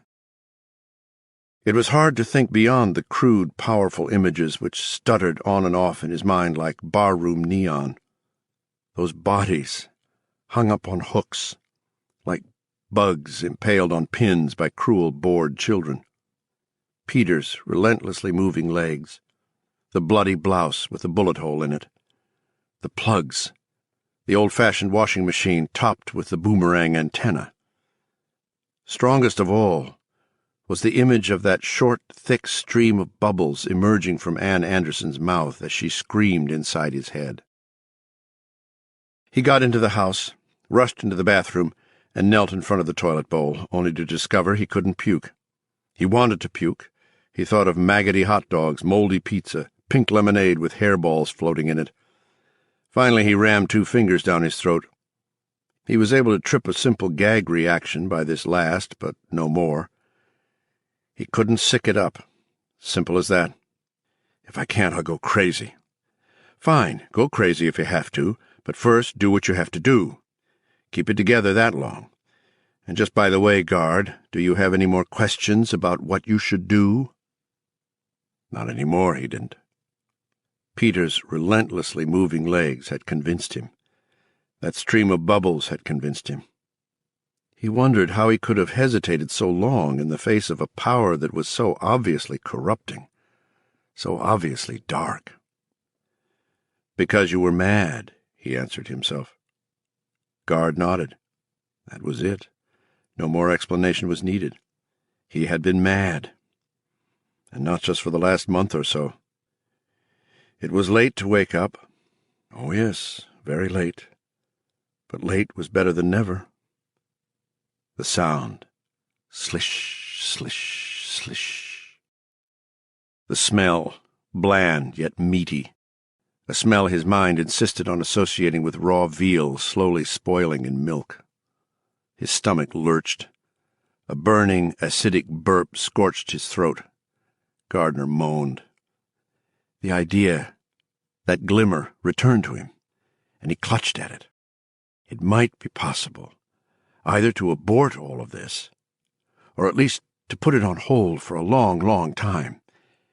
It just might. You got to let the world go to hell in its own way, guard. 2 minutes to midnight or not.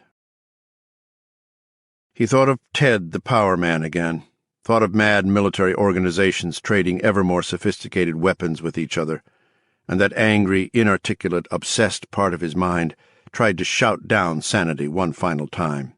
"Shut up," Gardner told it. He went into the guest bedroom and pulled off his shirt. He looked out the window, and now he could see sparks of light coming out of the woods. Dark had come. They were returning. They would go into the shed and maybe have a little séance, a meeting of minds around the shower cabinets, fellowship in the homey green glow of raped minds. Enjoy it, Gardner thought. He put the .45 under the foot of the mattress, then unbuckled his belt. It may be the last time, so... He looked down at his shirt. Sticking out of the pocket was a bow of metal. It was the padlock, of course, the padlock which belonged on the shed door. 8. For a moment, which probably seemed much longer than it actually was, Gardner was unable to move at all. That feeling of unreal fairy-tale terror stole back into his tired heart. He was reduced to a horrified spectator watching those lights move steadily along the path. Soon they would reach the overgrown garden. They would cut through. They would cross the dooryard. They would reach the shed. They would see the missing padlock. Then they would come into the house and either kill Jim Gardner or send his discorporated atoms to Altair 4, wherever that was. His first coherent thought was simple panic, yelling at the top of his voice, "Run! Get out of here!" His second thought was the shaky resurfacing of reason. Guard your thoughts. If you ever guarded them before, guard them now. He stood with his shirt off, his unbuckled and unzipped jeans sagging around his hips, staring at the padlock in his shirt pocket. "Get out there right now and put it back right now!" "No time. Christ, there's no time. They're at the garden." There might be just enough if you quit playing pocket pool and get moving." He broke the paralysis with a final harsh effort of will, bent, snatched up the lock with the key still sticking out of the bottom, and ran, zipping his pants as he went. He slipped out the back door, paused for just a moment as the last 2 flashlights slipped into the garden and disappeared, then ran for the shed. Faintly, vaguely, he could hear their voices in his mind, full of awe, wonder, jubilation. He closed them out. Green light fanning out from the shed door, which stood ajar. Christ guard, how could you have been so stupid? His cornered mind raved, but he knew how. It was easy to forget such mundane things as relocking doors when you had seen a couple of people hung up on posts with coaxial cables coming out of their heads. He could hear them in the garden now, could hear the rustle of the useless giant cornstalks. As he reached toward the hasp, lock in hand, he remembered closing it before dropping it into his pocket. His hand jerked at the thought, and he dropped the goddamn thing. It thumped to the ground. He looked for it, and at first couldn't see it at all. No, there it was. There, just beyond the narrow fan of pulsing green light. There was the lock, yes. But the key wasn't in it anymore. The key had fallen out when the lock thumped to the ground. God, my God, my God, his mind sobbed. His body was now covered with oozing sweat. His hair hung in his eyes. He thought he must smell like a rancid monkey. He could hear cornstalks and leaves rustling louder. Someone laughed quietly. The sound was shockingly near. They would be out of the garden in seconds. He could feel those seconds bustling by like self-important businessmen with pot bellies and attaché cases. He went down on his knees, snatched up the lock, and began to sweep his hand back and forth in the dirt, trying to find the key. Oh, you bastard, where are you? Oh, you bastard, where are you? Oh, you bastard, where are you? Aware that even now, in his panic, he had thrown a screen around his thoughts. Was it working? He didn't know, and if he couldn't find the key, it didn't matter, did it? Oh, you bastard, where are you? He saw a dull glint of silver beyond where he was sweeping his hand. The key had gone much further than he would have believed.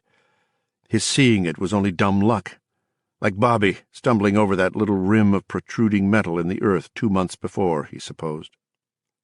Gardner snatched it and bolted to his feet. He would be hidden from them by the angle of the house for just a moment longer, but that was all he had left. One more screw-up, even a little one, would finish him, and there might not be enough time left even if he performed each of the mundane little operations involved in padlocking a door perfectly. The fate of the world may now depend on whether a man can lock a shed door on the first try, he thought dazedly. Modern life is so challenging. For a moment he didn't think he was even going to be able to slot the key in the lock. It chattered all the way around the slit without going in, a prisoner of his shaking hand. Then, when he thought it really was all over, it slid home. He turned it, the lock opened. He closed the door, slipped the arm of the padlock through the hasp, and then clicked it shut. He pulled the key out and folded it into his sweating hand. He slid around the corner of the shed like oil. At the exact moment he did, the men and women who had gone out to the ship emerged into the dooryard, moving in single file. Gardner reached up to hang the key on the nail where he had found it. For one nightmare moment he thought he was going to drop it again and have to hunt for it in the high weeds growing on this side of the shed. When it slipped onto the nail, he let out his breath in a shuddering sigh. Part of him wanted not to move, to just freeze here. Then he decided he'd better not take the risk. After all, he didn't know that Bobby had her key. This audiobook is continued on Disc 18. The Tommyknockers by Stephen King, continued, Disc 18. He continued slipping along the side of the shed. His left ankle struck the haft of an old harrow that had been left to rust in the weeds, and he had to clamp his teeth over a cry of pain. He stepped over it and slipped around another corner. Now he was behind the shed. That sudsing sound was maddeningly loud back here. I'm right behind those goddamn showers, he thought. They're floating inches from me. Literally inches. A rustle of weeds, a minute scrape of metal. Gardner felt simultaneously like laughing and screeching. They hadn't had Bobby's key. Someone had just come around to the side of the shed and taken the key Gardner had hung up again only seconds before. Probably Bobby herself.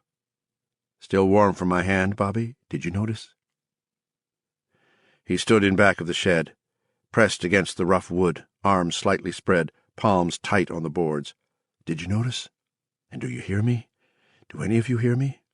Is someone, Allison or Archambault or Barringer, going to suddenly pop his head around here and yell out, 'Peekaboo, guard, we see you'? Is the shield still working?" He stood there and waited for them to take him. They didn't. On an ordinary summer night he probably would not have been able to hear the metallic rattle as the door was unlocked. It would have been masked by the loud ree of the crickets. But now there were no crickets. He heard the unlocking, heard the creak of the hinges as the door was opened, heard the hinges creak again as the door was pushed shut. They were inside. Almost at once the pulses of light falling through the cracks began to speed up and become brighter, and his mind was split by an agonized scream. "Hurts! It hurt!" He moved away from the shed and went back to the house. 9. He lay awake a long time, waiting for them to come out again, waiting to see if he had been discovered. "All right, I can try to put a stop to the becoming," he thought, "but it won't work unless I actually can go inside the ship. Can I do that?" He didn't know. Bobby seemed to have no worries, but Bobby and the others were different now. Oh, he himself was also becoming. The lost teeth proved that. The ability to hear thoughts did, too. He had changed the words on the computer screen just by thinking them. But there was no use kidding himself. He was far behind the competition. If Bobby survived the entry into the ship and her old buddy Guard dropped dead, would any of them, even Bobby herself, spare a tear? He didn't think so. Maybe that's what they all want, Bobby included. For you to go into the ship and just fall over with your brains exploding in one big harmonic radio transmission. It would save Bobby the moral pain of taking care of you herself, for one thing. Murder without tears. That they intended to get rid of him he no longer doubted. But he thought that maybe Bobby, the old Bobby, would let him live long enough to see the interior of the strange thing they had worked so long to dig up. That, at least, felt right. And in the end, it didn't matter. If murder was what Bobby was planning, there was no real defense, was there? He had to go into the ship. Unless he did that, his idea, crazy as it undoubtedly was, had no chance to work at all. Have to try, Guard. He had intended to try as soon as they were inside, and that would probably be tomorrow morning. Now he thought that maybe he ought to press his luck a little further. If he went according to the rag and a bone he supposed he had to call his original plan, there would be no way he could do anything about that little boy. The kid would have to come first. Guard, he's probably dead anyway. Maybe, but the old man didn't think so. The old man thought there was still a little boy left to save. One kid doesn't matter, not in the face of all this. You know it, too. Haven is like a great big nuclear reactor that's ready to go redline. The containment is melting, to coin a phrase. It was logical, but it was Croupier's logic. Ultimately, killer logic. Ted the Power Man logic.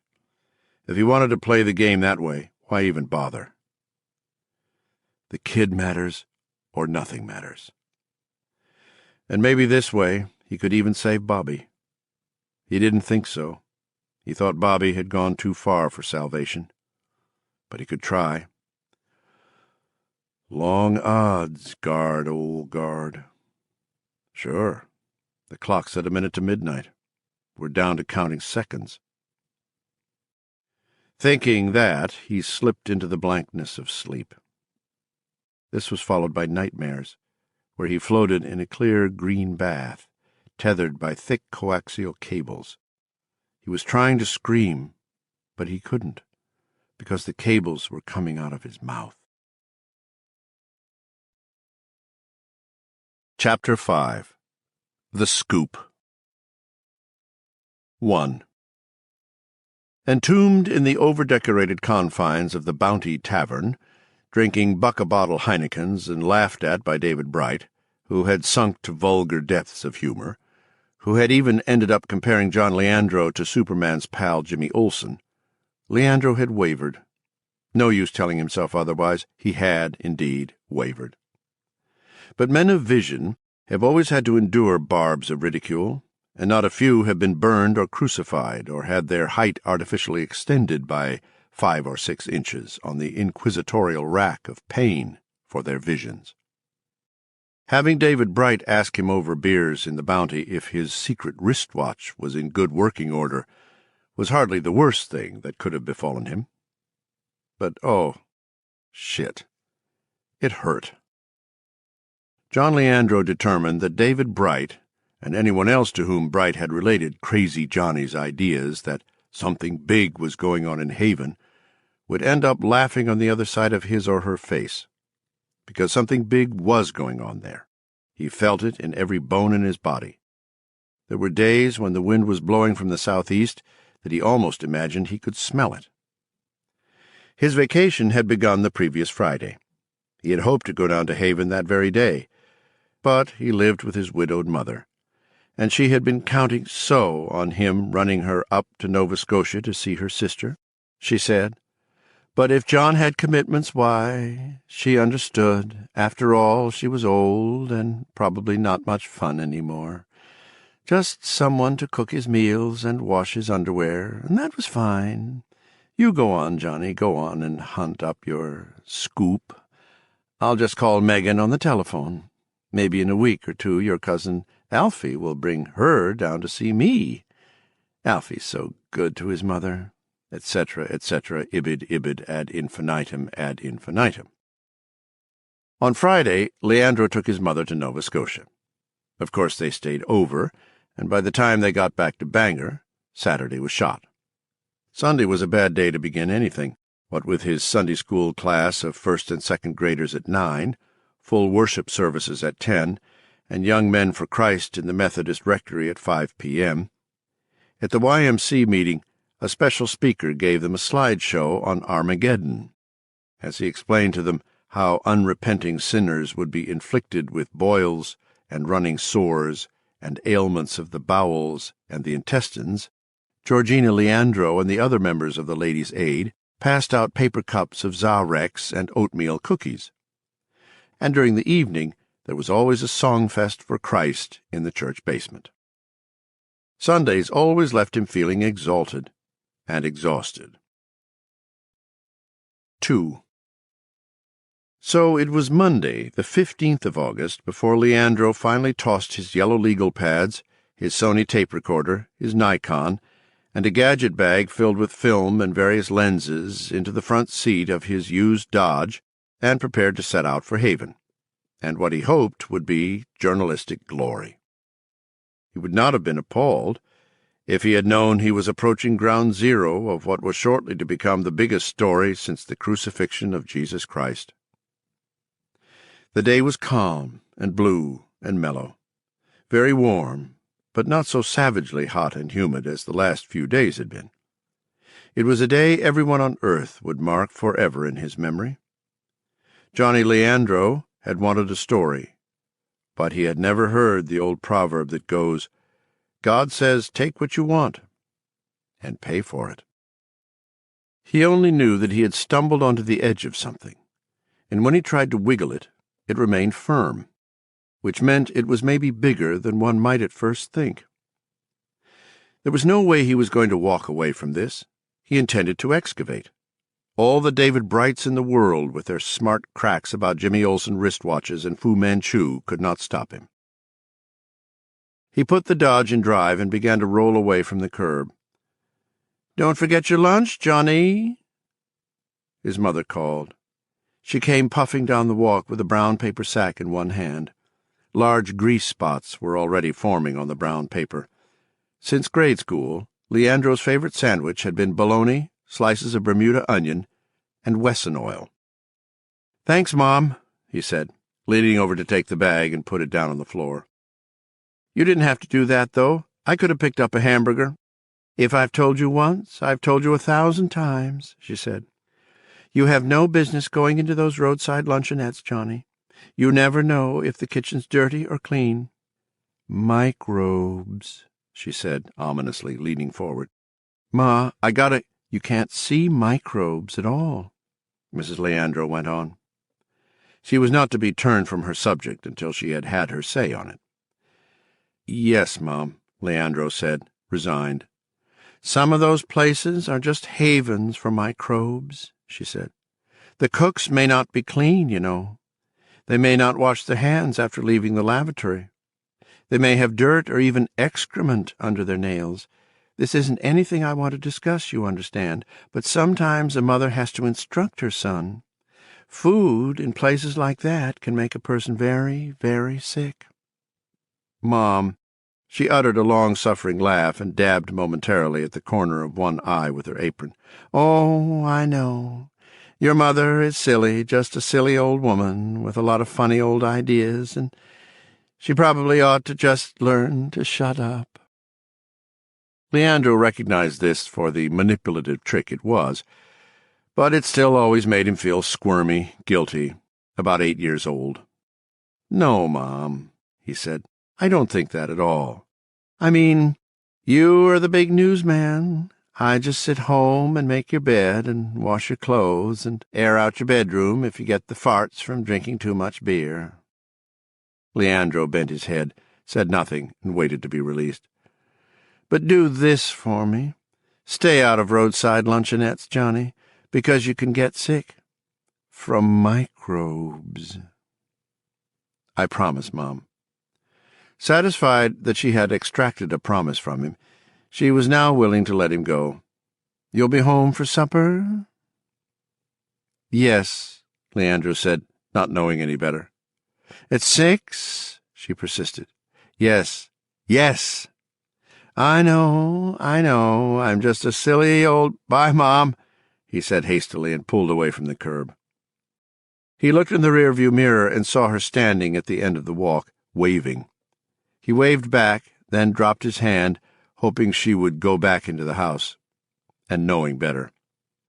When he made a right turn 2 blocks down and his mother was finally gone, Leandro felt a faint but unmistakable lightening of his heart.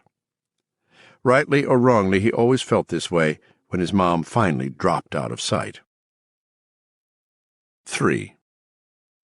In Haven, Bobby Anderson was showing Jim Gardner some modified breathing apparatus. Ev Hillman would have recognized it. The respirators looked very similar to the one he had picked up for the cop, Butch Dugan. But that one had been to protect Dugan from the Haven air. The respirators Bobby was demonstrating drew on reserves of just that. Haven air was what they were used to, and Haven air was what the two of them would breathe if they got inside the Tommyknockers ship. It was 9:30. At that same time, in Derry, John Leandro had pulled over to the side of the road not far from the place where the gutted deer and the cruiser requisitioned to officers' Rhodes and Gabbins had been found. He thumbed open the glove compartment to check on the Smith & Wesson .38 he had picked up in Bangor the week before. He took it out for a moment, not putting his forefinger anywhere near the trigger, even though he knew it was unloaded. He liked the compact way the gun fitted his palm, its weight, the feeling of simple power it somehow conveyed. But it also made him feel a trifle skittery, as if he might have torn off a chunk of something that was far too big for the likes of him to chew. A chunk of what? He wasn't quite sure. Some sort of strange meat. Microbes, his mother's voice spoke up in his mind. Food in places like that can make a person very, very sick. He checked to make sure the carton of bullets was still in the glove compartment, then put the gun back. He guessed that transporting a handgun in the glove compartment of a motor vehicle was probably against the law.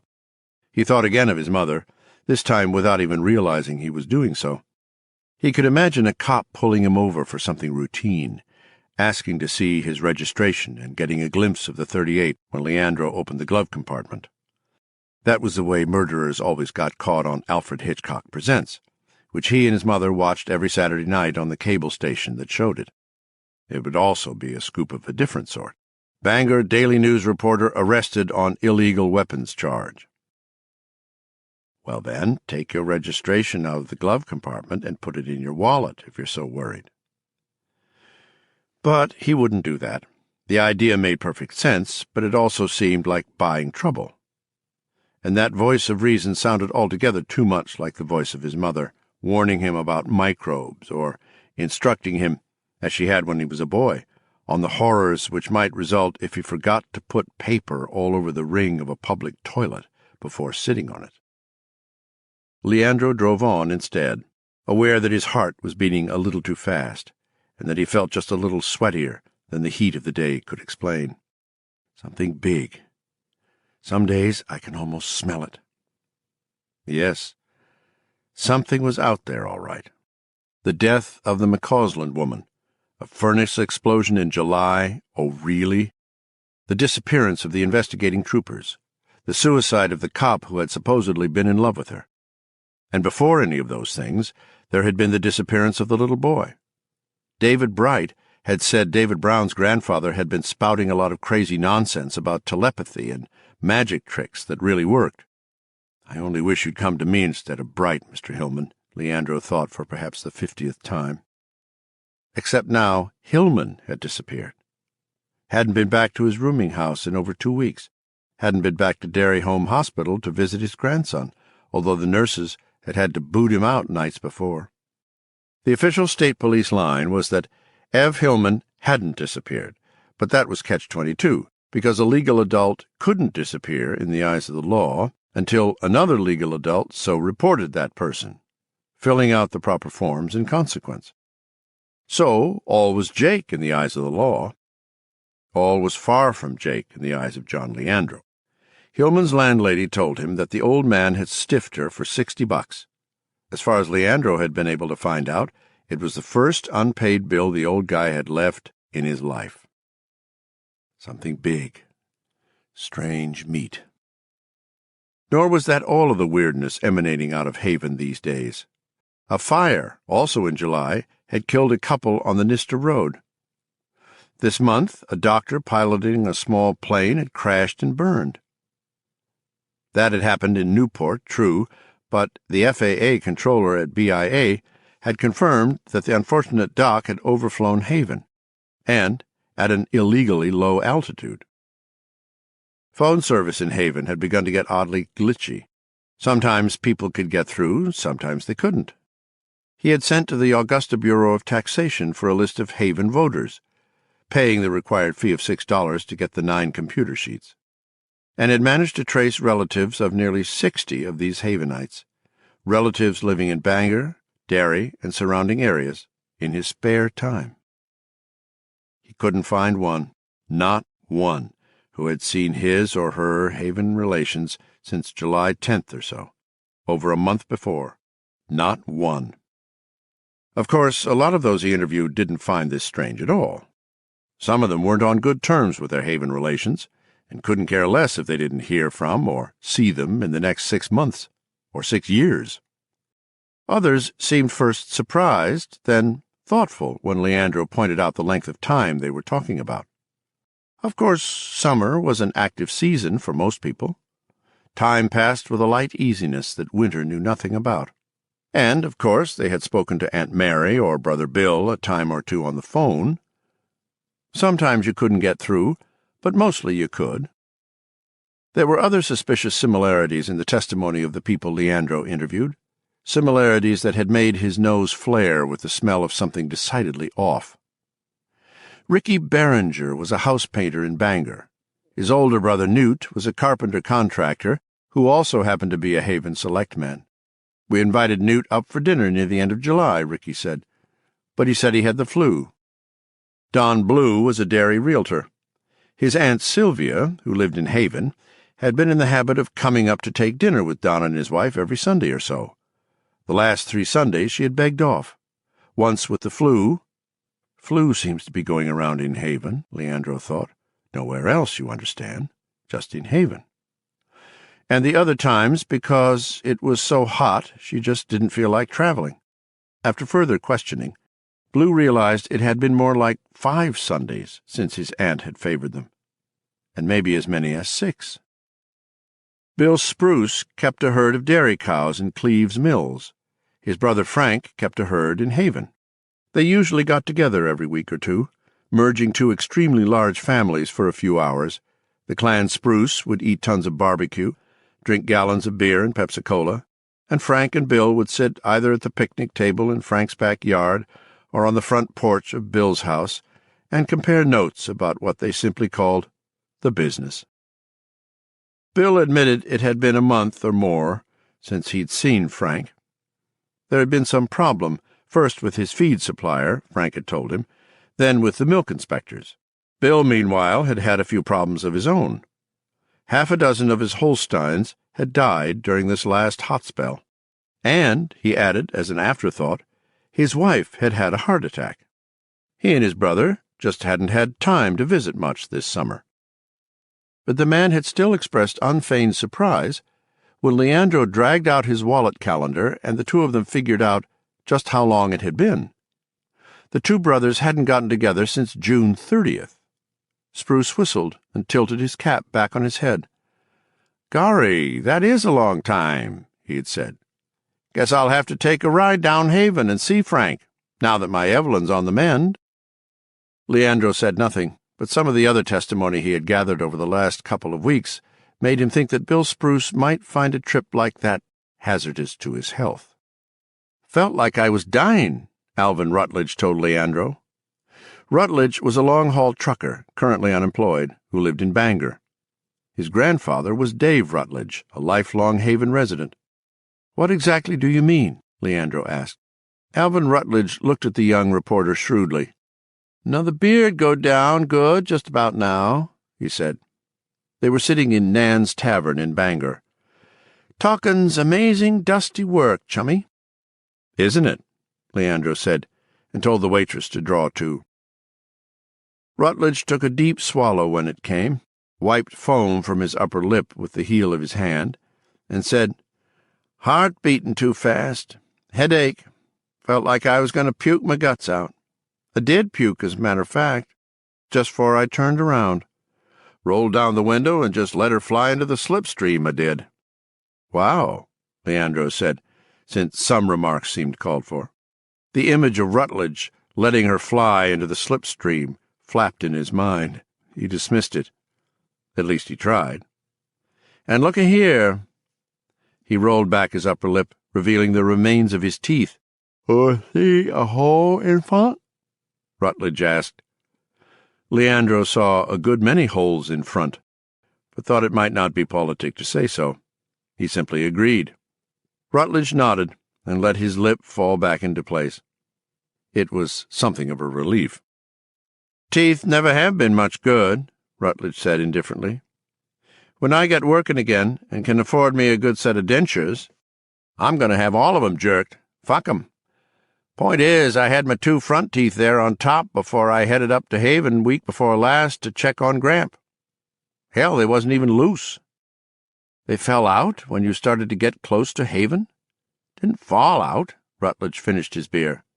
"I puked 'em out." "Oh," Leandro had replied faintly. "You know, another brood go down good. Talkin's thirsty work, I know," Leandro said, signaling the waitress. He was over his limit, but he found he could use another one himself. 4.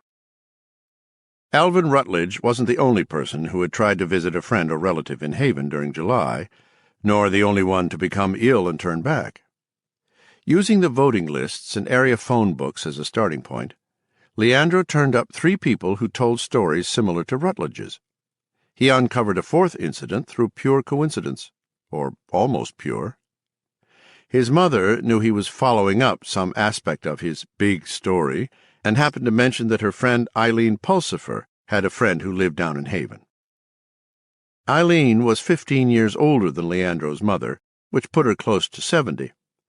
Over tea and cloyingly sweet ginger snaps, she told Leandro a story similar to those he had already heard.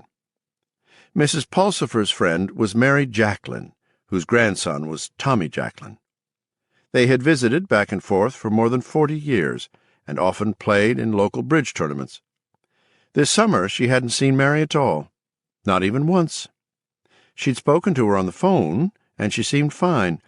Her excuses always sounded believable. But all the same, something about them. A bad headache, too much baking to do.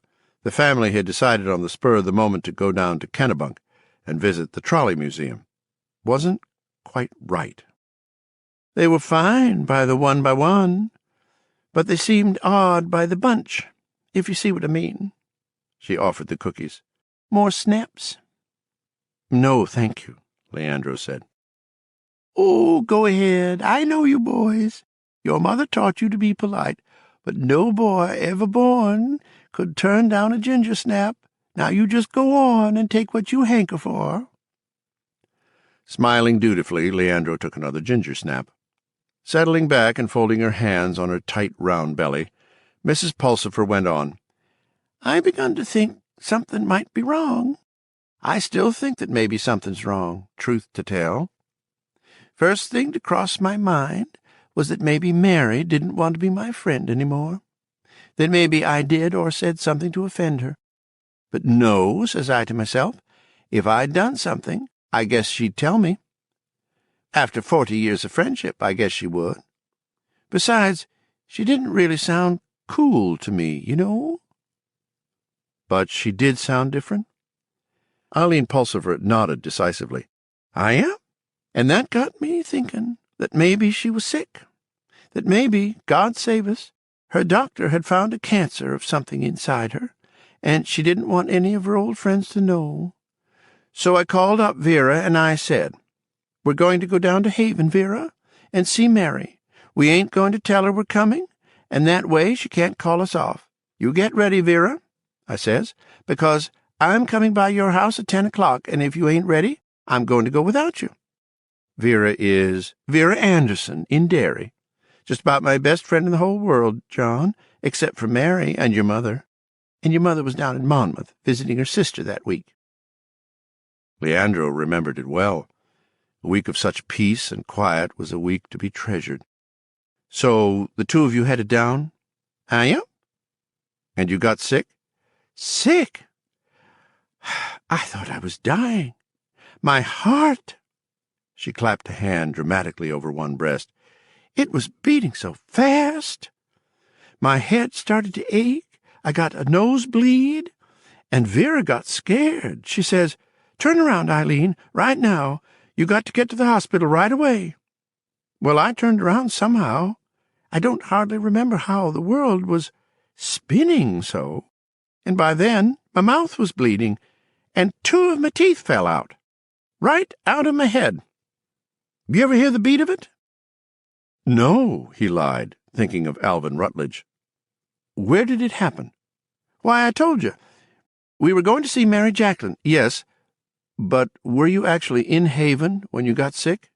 And which way did you come in? Oh, I see. No, we weren't. We were on Old Derry Road in Troy. Close to Haven, then? Oh, about a mile from the town line. I'd been feeling sick for a little time, whoopsie, you know, but I didn't want to say so to Vera. I kept hoping that I would feel better. Vera Anderson hadn't gotten sick, and this troubled Leandro. It didn't fit.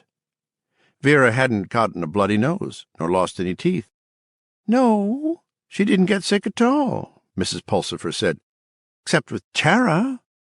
I guess she was sick with that. For me, and for herself, too, I imagine. How do you mean? Well, that road's awful empty. She thought I was going to pass out. I almost did. It might have been 15, 20 minutes before someone came along. She couldn't have driven you? God bless you, John. Vera's had muscular dystrophy for years. She wears great big metal braces on her legs. Cruel-looking things they are, like something you'd expect to see in a torture chamber. Just about makes me cry sometimes to see her. 5. At 9:45 on the morning of August 15th, Leandro crossed into the town of Troy. His stomach was tight with anticipation, and, let's face it, folks, a tingle of fear. His skin felt cold. I may get sick, and if I do, I'm going to leave about 90 feet of rubber reversing out of the area. Got that? I got it, boss, he answered himself. I got it. You may lose some teeth, too, he cautioned himself. But the loss of a few teeth seemed a small price to pay for a story which might win him a Pulitzer Prize. And, just as important, one which would surely turn David Bright green with envy. He passed through Troy Village, where everything seemed fine, if a little slower than usual. The first jag in the normal run of things came about a mile further south, from a direction he wouldn't have expected. He had been listening to WZON out of Bangor. Now the normally strong AM signal began to waver and flutter. Leandro could hear one, no two, no, 3 other stations mixed in with its signal. He frowned. That sometimes happened at night, when radiant cooling thinned the atmosphere and allowed radio signals to travel further. But he had never heard of it happening on an AM bank in the morning, not even during those periods of optimum radio transmission conditions which ham operators call the skip. He ran the tuner on the Dodge's radio and was amazed as a flood of conflicting transmissions poured out of the speakers. Rock and roll, country and western, and classical music stepped all over each other. Somewhere in the background he could hear Paul Harvey extolling Amway. He turned the dial further and caught a clear transmission so surprising he pulled over. He sat staring at the radio with big eyes. It was speaking in Japanese. He sat and waited for the inevitable clarification. This lesson in beginner's Japanese has been brought to you by your local Kyanai's paint dealer. Something like that. The announcer finished. Then came the Beach Boys' Be True to Your School in Japanese. Leandro continued to tune down the kilohertz band with a hand that shook. It was much the same all the way. As it did at night, the tangle of voices and music got worse as he tuned toward the higher frequencies. At last the tangle grew so severe it began to frighten him. It was the auditory equivalent of a squirming mass of snakes. He turned the radio off and sat behind the wheel, eyes wide, body thrumming slightly, like a man on low-grade speed. What is this? Foolish to speculate when the answer lay no more than 6 miles up ahead, always assuming he could uncover it, of course. Oh, I think you'll uncover it. You may not like it when you do, but yeah, I think you'll uncover it with no trouble at all. Leandro looked around. The hay in the field on his right was long and shaggy. Too long and shaggy for August. There hadn't been any first cutting in early July. Somehow he didn't think there was going to be any August cutting either. He looked left and saw a tumble-down barn surrounded by rusty auto parts. The corpse of a '57 Studebaker was decaying in the barn's maw. The windows seemed to stare at Leandro. There were no people to stare, at least not that he could see. A very quiet, very polite little voice spoke up inside him, the voice of a child at a tea party that has become decidedly scary. "I would like to go home, please." Yes, home to Mother. Home in time to watch the afternoon soaps with her. She would be glad to see him back with his scoop, maybe even more glad to see him back without it. They'd sit and eat cookies and drink coffee. They would talk. She would talk, rather, and he would listen. That was how it always was, and it really wasn't that bad. She could be an irritating thing sometimes, but she was safe. Safe, yeah. That was it, safe. And whatever was going on south of Troy on this dozy summer afternoon, it wasn't at all safe. "I would like to go home, please." Right. There had probably been times when Woodward and Bernstein felt that way when Nixon's boys were really putting the squeeze on. Bernard Fall had probably felt that way when he got off the plane in Saigon for the last time. When you saw the TV news correspondents in trouble spots like Lebanon and Tehran, they only looked cool, calm, and collected. Viewers never had a chance to inspect their shorts. The story is out there, and I'm going to get it, and when I collect my Pulitzer Prize,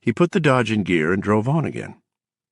He had gone less than 20 yards when he thought suddenly, with crazy exhilaration, "The ability to isolate a simple mathematical series indicates the existence of a general case, doesn't it?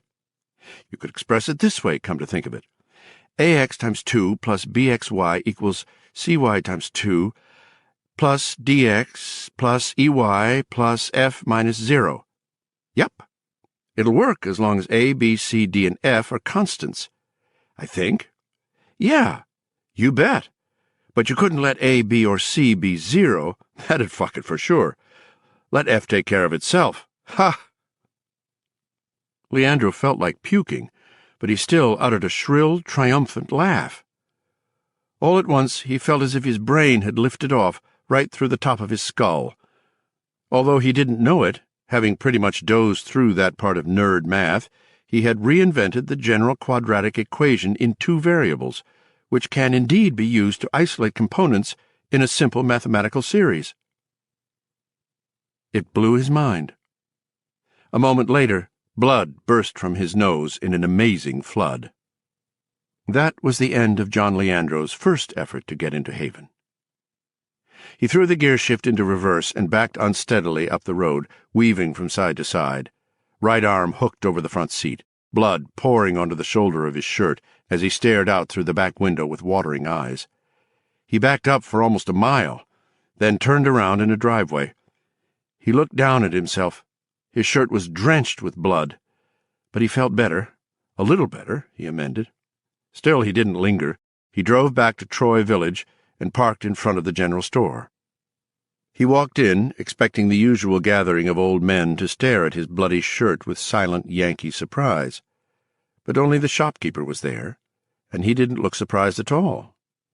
Not at the blood, not at Leandro's question about any shirts he might have in stock.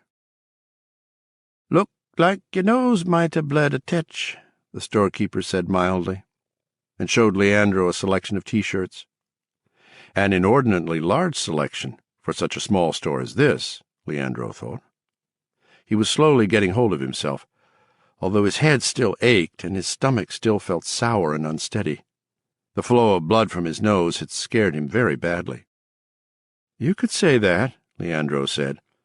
He allowed the old man to thumb through the shirts for him, because there was tacky blood still drying on his own hands. They were sized S, M, L, and XL. "Where the hell is Troy, Maine?" some said. On others there was a lobster and the slogan, "I got the best piece of tail I ever had in Troy, Maine." On others there was a large black fly which looked like a monster from outer space. The Maine state bird, these proclaimed. "You sure do have lots of shirts," Leandro said, pointing to a "where the hell" in an M size. He thought the lobster shirt was amusing, but thought his mother would be less than wild about the innuendo. "Yeah?" the storekeeper said. "Have to have a lot. Sell a lot." "Tourists?" Leandro's mind was already racing ahead, trying to figure out what came next. He had thought he was onto something big. Now he believed it was one hell of a lot bigger than even he had believed. "Some," the storekeeper said, "but there ain't been many down this way this summer. Mostly I sell 'em to folks like you." "Like me?" "Yeah. Folks with bloody noses." Leandro gaped at the storekeeper. "Their noses bleed. They wreck their shirts," the storekeeper said. "Same way you wrecked yours. They want a new one, and if they're just locals, like I expect you are, they ain't got no luggage and no changes. So they stop first place to come to and buy a new one. I don't blame 'em. Driving around in a shirt all over blood like yours would make me puke. Why, I've had ladies in here this summer, nice-looking ladies, too, dressed to the nines, who smelt like guts in a hogshead." The storekeeper cackled, showing a mouth that was perfectly toothless. Leandro said slowly, "Let me get this straight. Other people come back from Haven with bloody noses? It's not just me?" "Just you? Hell no. Shoot a goddamn. The day they buried Ruth McCausland, I sold 15 shirts. That one day. I was thinking about retiring on the proceeds and moving to Florida." The storekeeper cackled again. They was all out-of-towners. He said this as if it explained everything, and perhaps in his mind it did. Couple of 'em was still spouting when they come in here. Noses like fountains. Ears, too, sometimes. Shit a goddamn. And nobody knows about this? The old man looked at Leandro from wise eyes. You do, sonny, he said. Chapter 6. Inside the Ship. 1. You ready, Guard? Gardner was sitting on the front porch, looking out at Route 9. The voice came from behind him, and it was easy, too easy for him not to flash on 100 sleazy prison movies, where the warden arrives to escort the condemned man along the last mile. Such scenes always beginning, of course, with the warden growling, "Are you ready, Rocky?" Ready for this? You gotta be kidding. He got up, turned around, saw the equipment in Bobby's arms, then the little smile on Bobby's face. There was something knowing in that smile that he didn't like. See something funny? He asked. Heard it. Heard you, Guard. You were thinking about old prison movies, Bobby said. And then you thought, ready for this? You gotta be kidding. I caught all of that one, and that's very rare. Unless you're deliberately sending. That's why I was smiling. You were peeking. Yes. And it's getting easier to do, Bobby said, still smiling. From behind his decaying mental shield, Gardner thought, I have a gun now, Bobby. It's under my bed. I got it in the First Reformed Church of the Tommyknockers. It was dangerous, but it would be more dangerous not to know just how deep Bobby's ability to peek now went. Bobby's smile faltered a little. What was that one? She asked. You tell me, he said.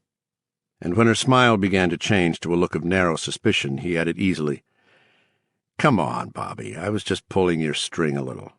I was only wondering what you got there. Bobby brought the equipment over. There were 2 rubber snorkel mouthpieces attached to tanks and homemade regulators. We wear these, she said, when we go inside. Inside. Just the word lit a hot spark in his belly and triggered all sorts of conflicting emotions. Awe, terror, anticipation, curiosity, tension.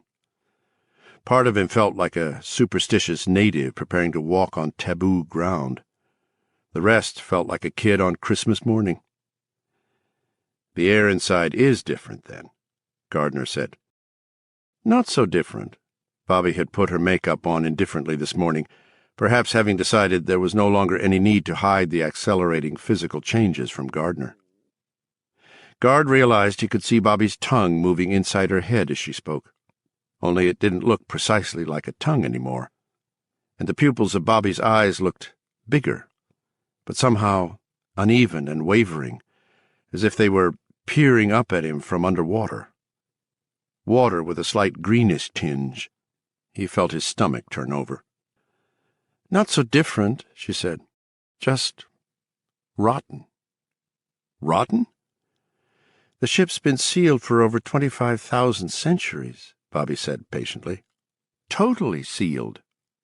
We'd be killed by the outrush of bad air as soon as we opened the hatch. So we wear these. What's in them? Nothing but good old haven air. The tanks are small. 40, maybe 50 minutes of air. You clip it to your belt like this, see? Yes. Bobby offered him one of the rigs. Guard attached the tank to his belt. He had to raise his T-shirt to do it, and he was very glad he'd decided to leave the .45 under the bed for now. Start using the canned air just before I open it up, Bobby said. Almost forgot. Here, just in case you forget. She handed Gardner a pair of nose plugs. Guard stuffed them into a jeans pocket. Well, Bobby said briskly, are you ready then? We're really going in there. We really are, Bobby said almost tenderly. Gardner laughed shakily. His hands and feet were cold. I'm pretty fucking excited, he said. Bobby smiled. I am too. Also, I'm scared. In that same tender voice, Bobby said, No need to be, Guard. Everything will be all right. Something in that tone made Gardner feel more scared than ever. 2. They took the tomcat and cruised silently through the dead woods, the only sound the minute hum of batteries. Neither of them talked. Bobby parked the tomcat by the lean-to, and they stood for a moment looking at the silver dish rising out of the trench. The morning sun shone on it in a pure, widening wedge of light. Inside, Gardner thought again. Are you ready? Bobby asked again. Come on, Rocky. Just one big jolt. You'll never feel a thing. Yeah, fine, Gardner said. His voice was a trifle hoarse. Bobby was looking at him inscrutably with her changing eyes, those floating, widening pupils. Gardner seemed to feel mental fingers fluttering over his thoughts, trying to pull them open.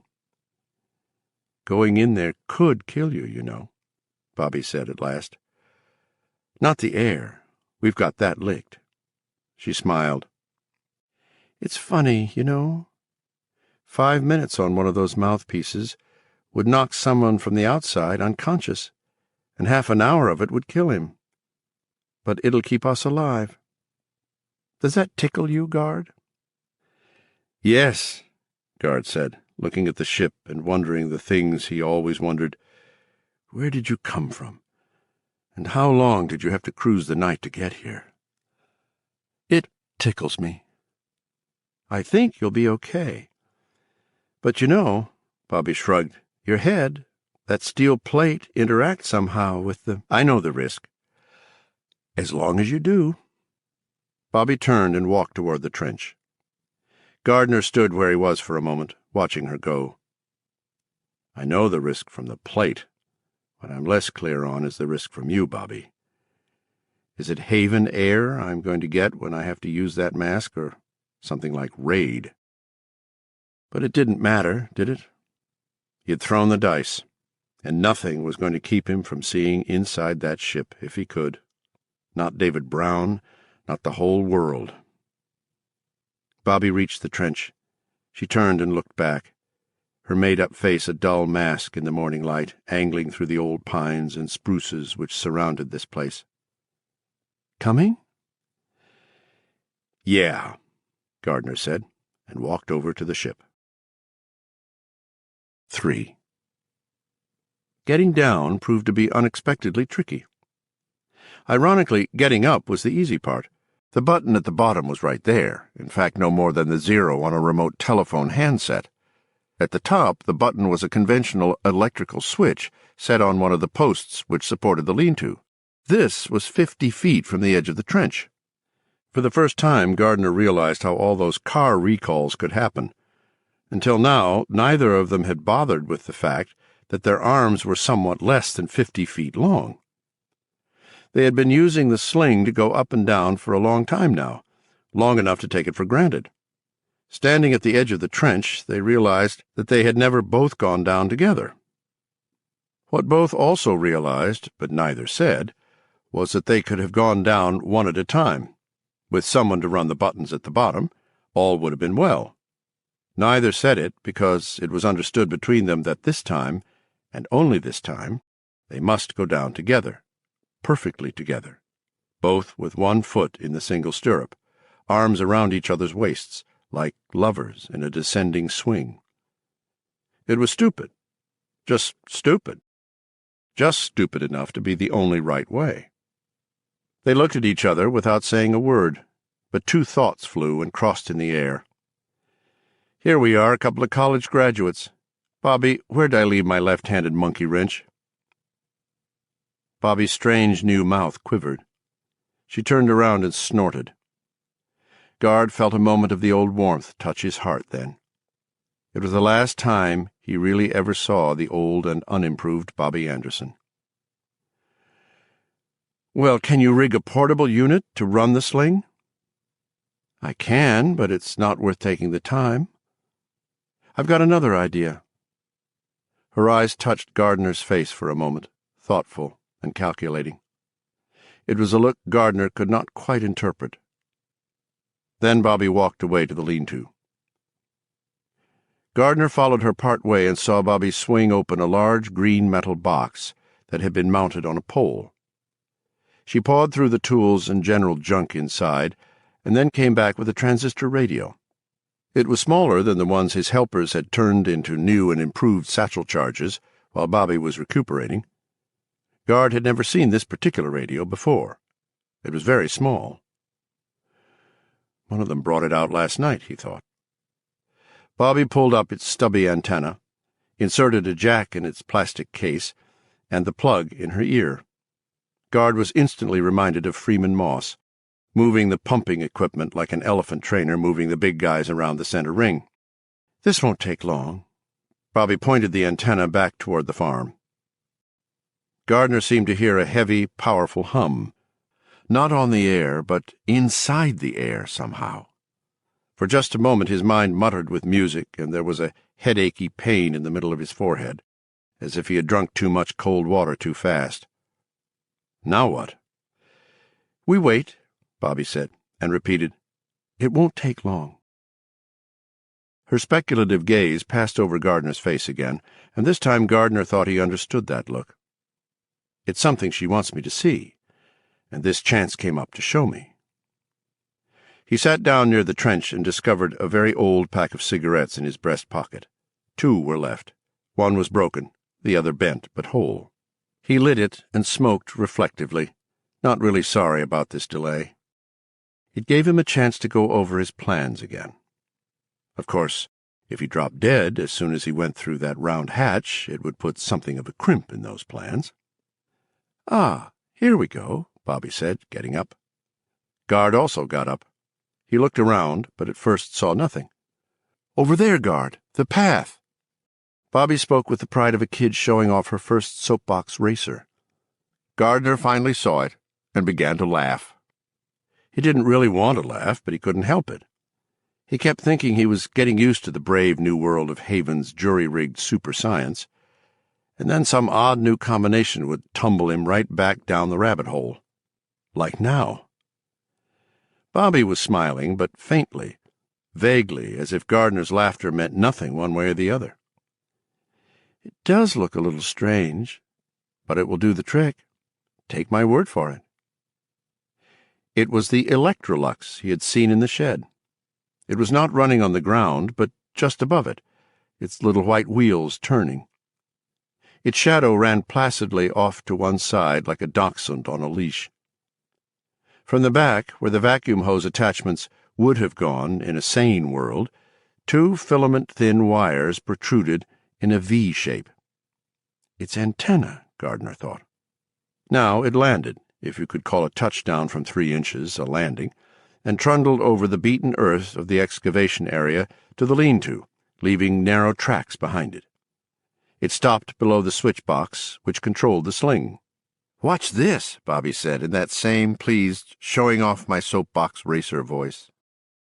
There was a click, a hum. Now a thin black rope began to rise out of the vacuum cleaner's side, like a rope rising out of a wicker basket in the Indian rope trick. Only it wasn't a rope, Gardner saw. It was a length of coaxial cable. It rose in the air, up, up, up. It touched the side of the switch-box and slid around to the front. Gardner felt a crawl of revulsion. It was like watching something like a bat, a blind thing which had some sort of radar, a blind thing that could seek. The end of the cable found the buttons. The black one, which started the sling going down or up, the red one, which stopped it. The end of the cable touched the black one, and suddenly went rigid. The black button popped neatly in. The motor behind the lean-to started up, and the sling started to slip into the trench. The tension went out of the cable. It slipped down to the red stop button, stiffened, pushed it. When the motor had died, leaning over, Gardner could see the sling dangling against the side of the cut about 12 feet down. The cable rose and pushed the black button again, The motor started once more. The sling came back up. When it reached the top of the trench, the motor died automatically. Bobby turned to him. She was smiling, but her eyes were watchful. "There," she said. "Works fine." "It's incredible," Gardner said. His eyes had moved steadily back and forth between Bobby and the Electrolux as the cable ran the buttons. Bobby had not been gesturing with the radio, as Freeman Moss had with his walkie-talkie. But Gardner had seen the little frown of concentration, and the way her eyes had dropped just an instant before the coaxial cable slipped down from the black button to the red one. "It looks like a mechanical dachshund, something out of one of those terminally cute Kelly Freas SF paintings. That's what it looks like. But it's not a robot, not really. It has no brain. Bobby's its brain.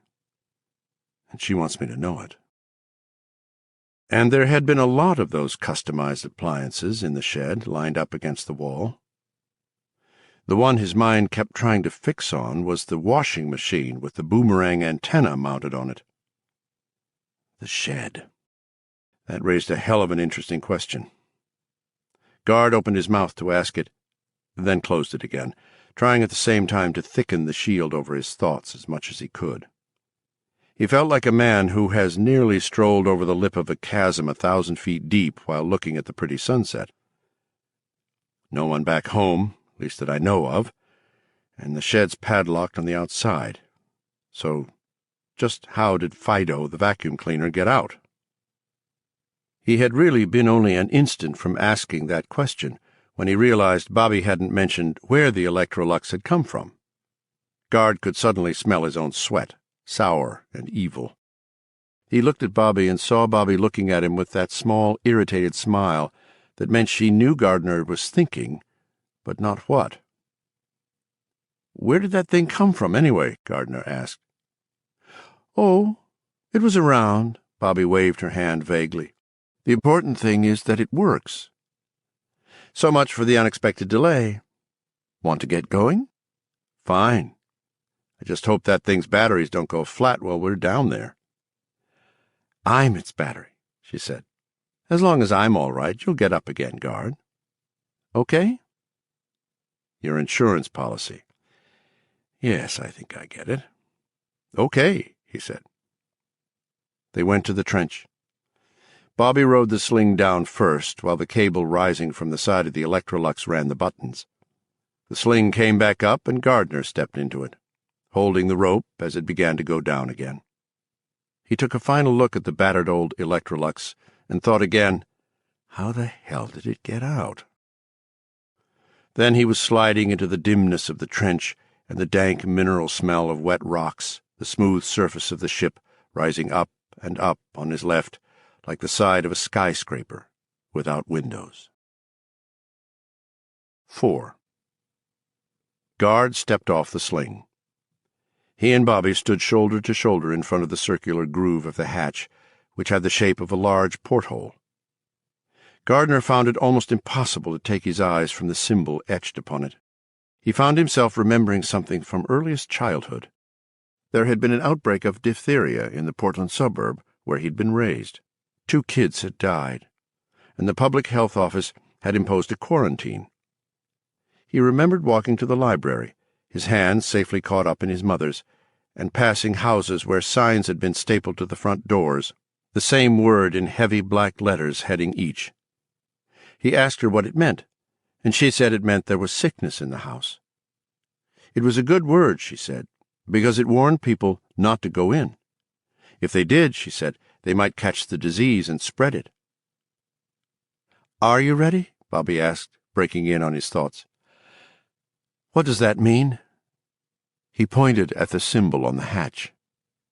"Burma shave." Bobby was unsmiling. "Are you?" "No, but I guess I'm as close as I'll ever get." He looked at the tank clipped to his belt and wondered again if he was going to draw some poison that would explode his lungs at the first breath. He didn't think so. This was supposed to be his reward. One visit inside the holy temple before he was erased once and for all from the equation. "All right," Bobby said. "I'm going to open it." "You're going to think it open," Gardner said, looking at the plug in Bobby's ear. "Yes," Bobby replied dismissively, as if to say, "What else?" "It's going to iris open. There'll be an explosive outrush of bad air, and when I say bad, I mean really bad." "How are your hands?" "What do you mean?" "Cuts?" "Nothing that isn't scabbed over." He held his hands out like a little boy submitting to his mother's pre-dinner inspection. "Okay." Bobby took a pair of cotton work gloves from her back pocket and drew them on. To Guard's inquiring look, she said, "Hangnails on 2 fingers. It might not be enough, but it might." "When you see the hatch start to iris open, Guard, close your eyes. Breathe from the tank. If you whiff on what comes out of the ship, it's going to kill you as quick as a Drano cocktail." "I," Gardner said, "am convinced." He slipped the snorkel mouthpiece into his mouth and used the nose plugs. Bobby did the same. Gardner could feel his pulse in his temples, moving very fast, like someone tapping rapidly on a muffled drum with one finger. "This is it. This is finally it." "Ready?" Bobby asked one last time. Muffled by the mouthpiece, it came out sounding like Elmer Fudd. "Weddy?"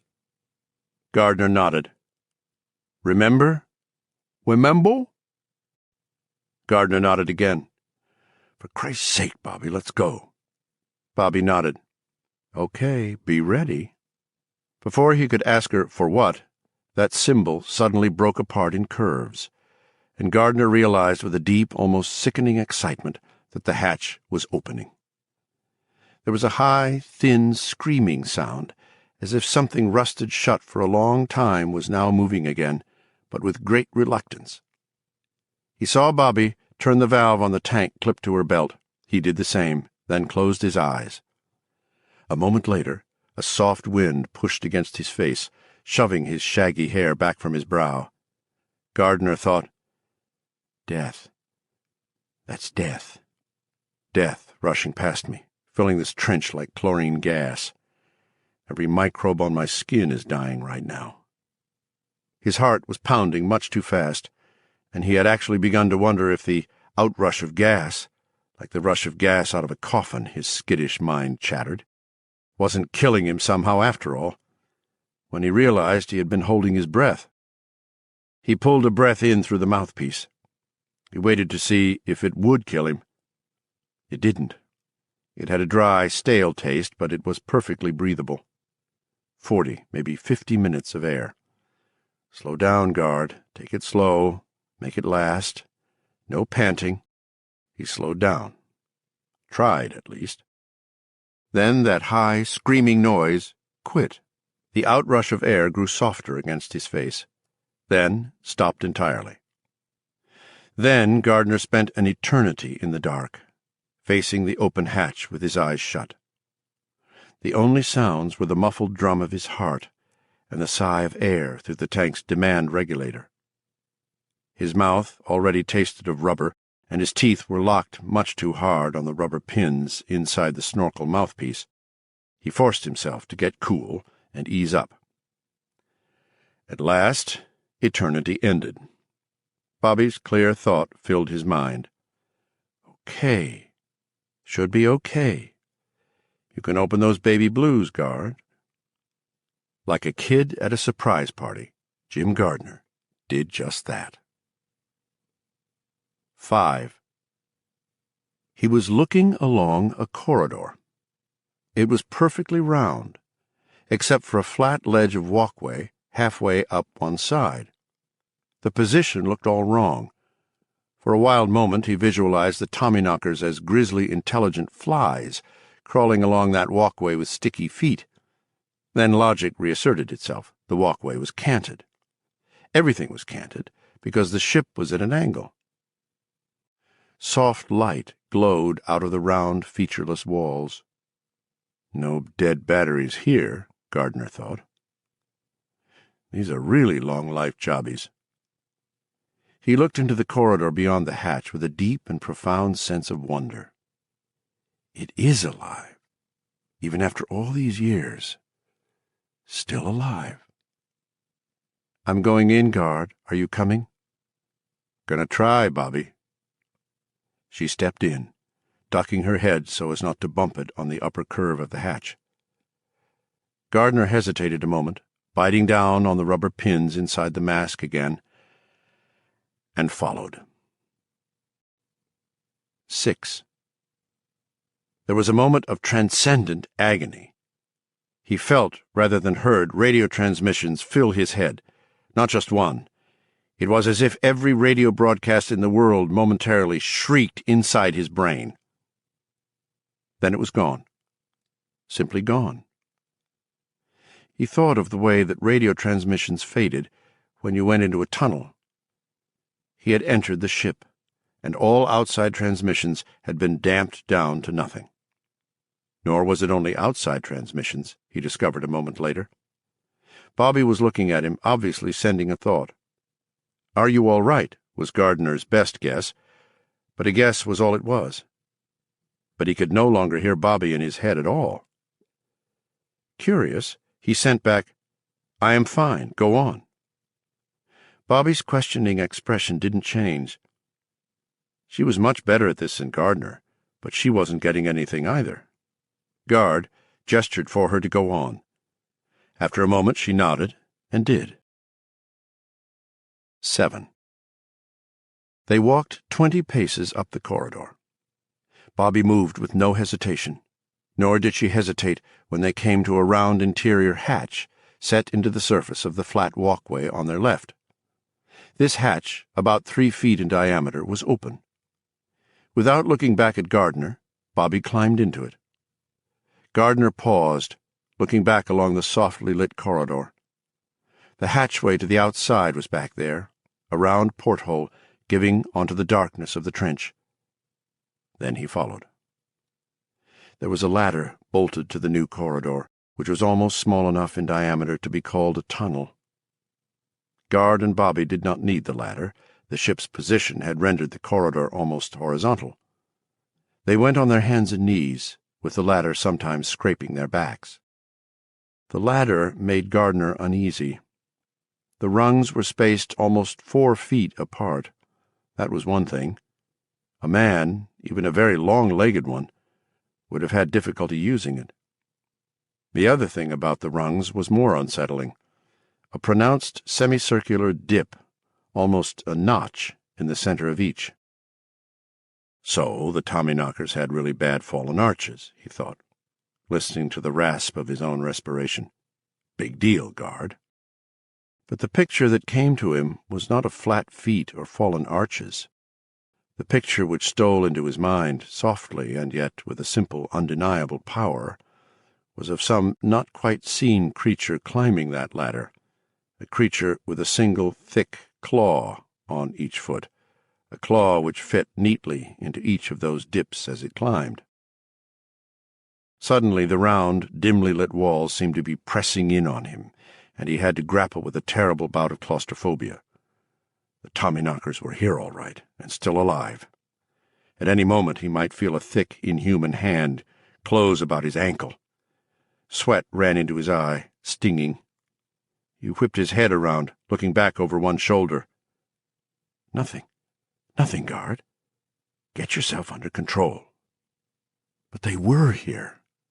Perhaps dead, but somehow alive just the same. In Bobby, for one thing. But you have to see, Guard. Now go. He started crawling again. He was leaving faint, sweaty handprints on the metal, he saw. Human handprints inside this thing, which had come from God knew where.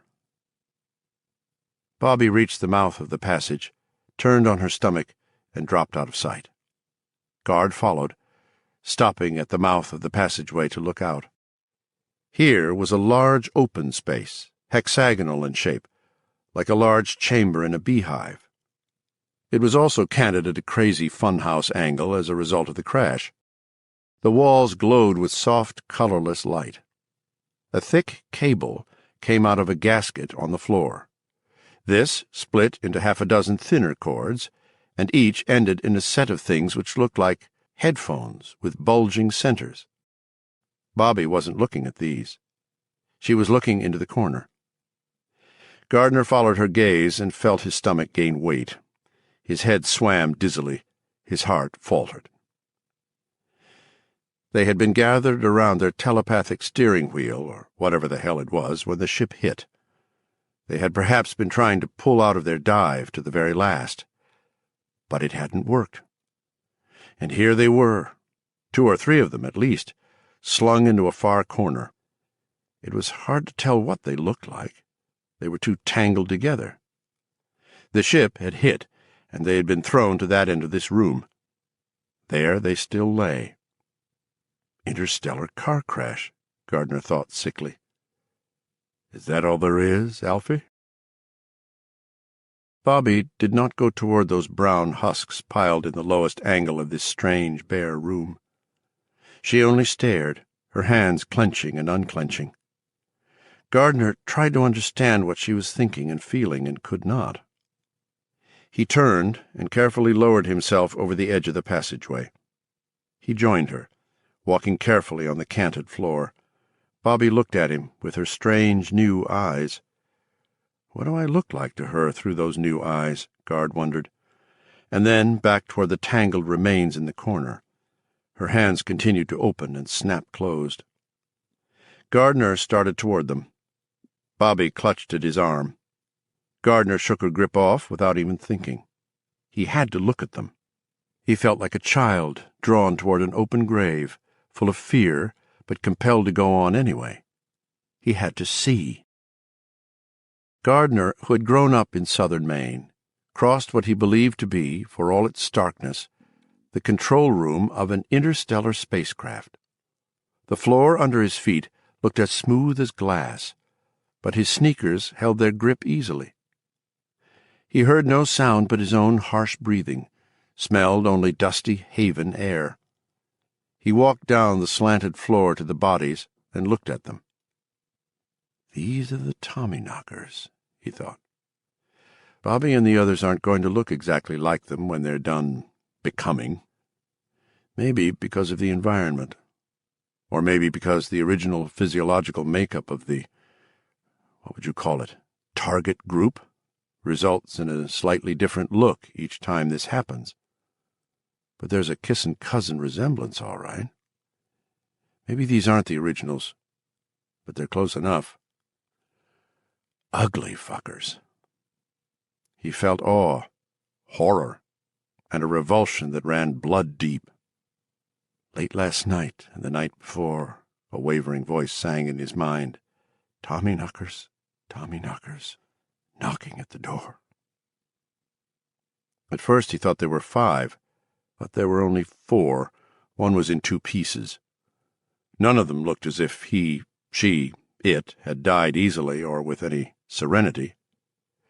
Their faces were ugly and long-snouted. Their eyes were filmed over to the whiteness of cataracts. Their lips were drawn back in uniform snarls. Their skins were scaly but transparent. He could see frozen muscles laid in crisscross patterns around jaws, temples, and necks. They had no teeth. This audiobook is continued on Disc 19. The Tommyknockers by Stephen King, continued, Disc 19. 8. Bobby joined him.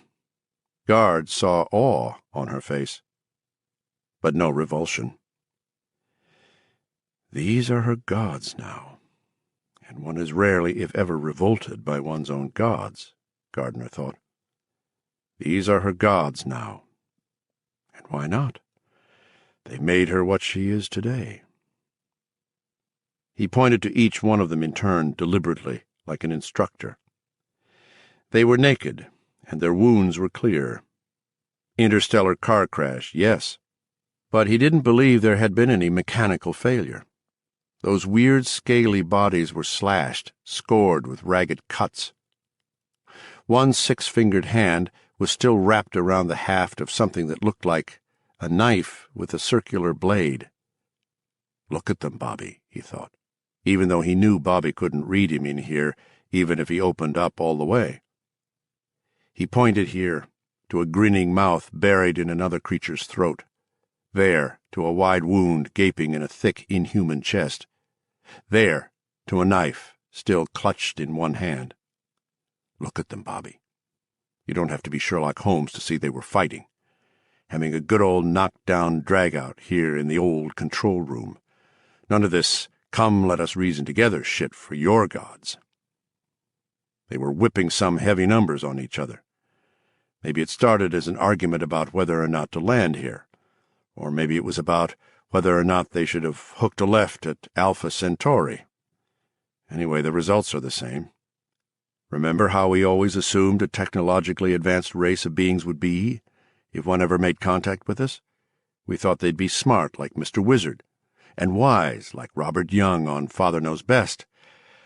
Well, here's the truth, Bobby. The ship crashed because they were having a fight. And where are the blasters, the phasers, the transporter room? I see one knife. The rest they must have done with mirrors, or their bare hands, or those big claws. Bobby looked away, frowning strenuously. A pupil who didn't want to learn the lesson, a pupil who was in fact determined not to learn it. She started to move off. Gardner caught her by the arm and pulled her back, pointed at the feet. If Bruce Lee had had a foot like that, he would have killed 1,000 people a week, Bobby. The Tommyknockers' legs were grotesquely long. They made Gardner think of those guys who don stilts and Uncle Sam suits and march in 4th of July parades. The muscles below the semi-transparent skins were long, ropey, gray. The feet were narrow and not precisely toed. Instead, each foot sloped into that one thick, chitinous claw, like a bird's talon, something like a giant vulture's. Gardner thought of the dips in the ladder rungs. He shuddered. Look, Bobby. See how dark the claws are? That's blood, or whatever they had inside them. It's on the claws because they did most of the damage.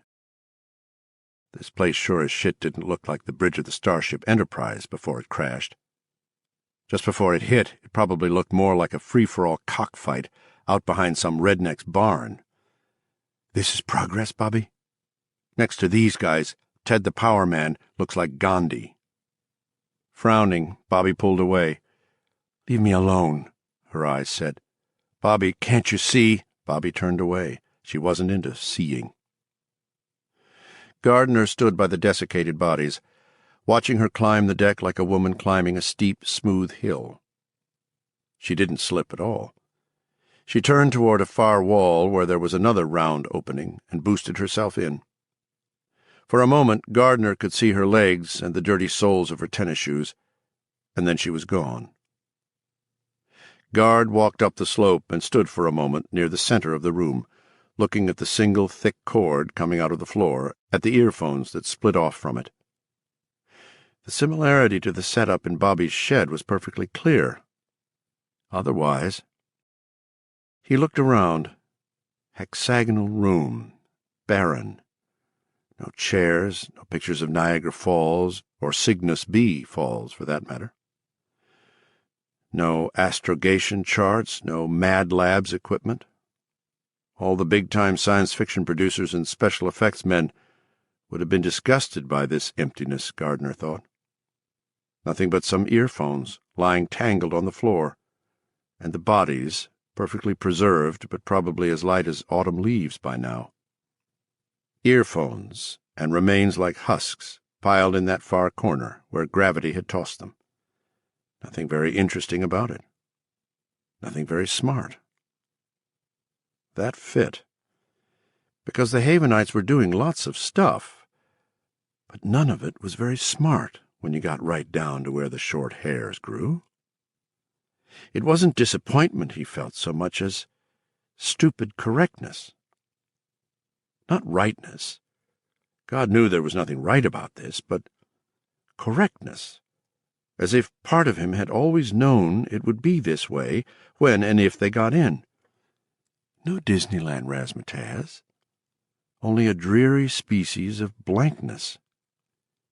He found himself remembering W.H. Auden's poem about running away. Sooner or later, you always ended up in one room under a naked light bulb, playing solitaire at 3 a.m. Tomorrowland, it seemed, ended up being an empty place where people smart enough to capture the stars got mad and tore each other to shreds with the claws on their feet. So much for Robert Heinlein, Guard thought, and followed Bobby. 9.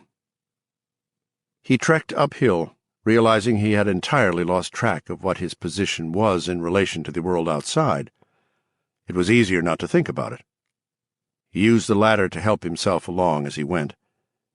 He came to a rectangular porthole and looked through it into something that might have been an engine room. Big metal blocks, square on one end, rounded on the other, marched off in a double row. Pipes, thick and dull silver in color, protruded from the square ends of these blocks and moved off at strange, crooked angles. Like straight pipes coming out of a kid's jalopy, Guard thought. He became aware of liquid warmth on the skin above his mouth. It divided in two and ran down his chin. His nose was bleeding again. Slowly, but as if it meant to keep it up for a while. Is the light brighter in here now? He stopped and looked around. Yes. And could he hear a faint humming? Or was that imagination? He cocked his head. No, not imagination. Machinery. Something had started up. It didn't just start, and you know it. We started it up. We're kicking it over. He bit down hard on the mouthpiece. He wanted out of here. Wanted to get Bobby out. The ship was alive. In a weird way, he supposed it was the ultimate Tommyknocker. It was a howl. It was also the most horrible thing of all. Sentient creature. What? Woke it up, of course. Guard wanted it asleep. All of a sudden he felt too much like Jack nosing around the castle while the giants slept. They had to get out.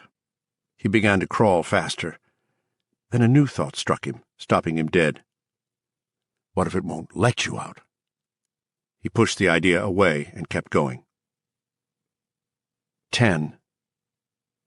The corridor branched into a Y, left arm continuing to angle up, the right turning steeply downward.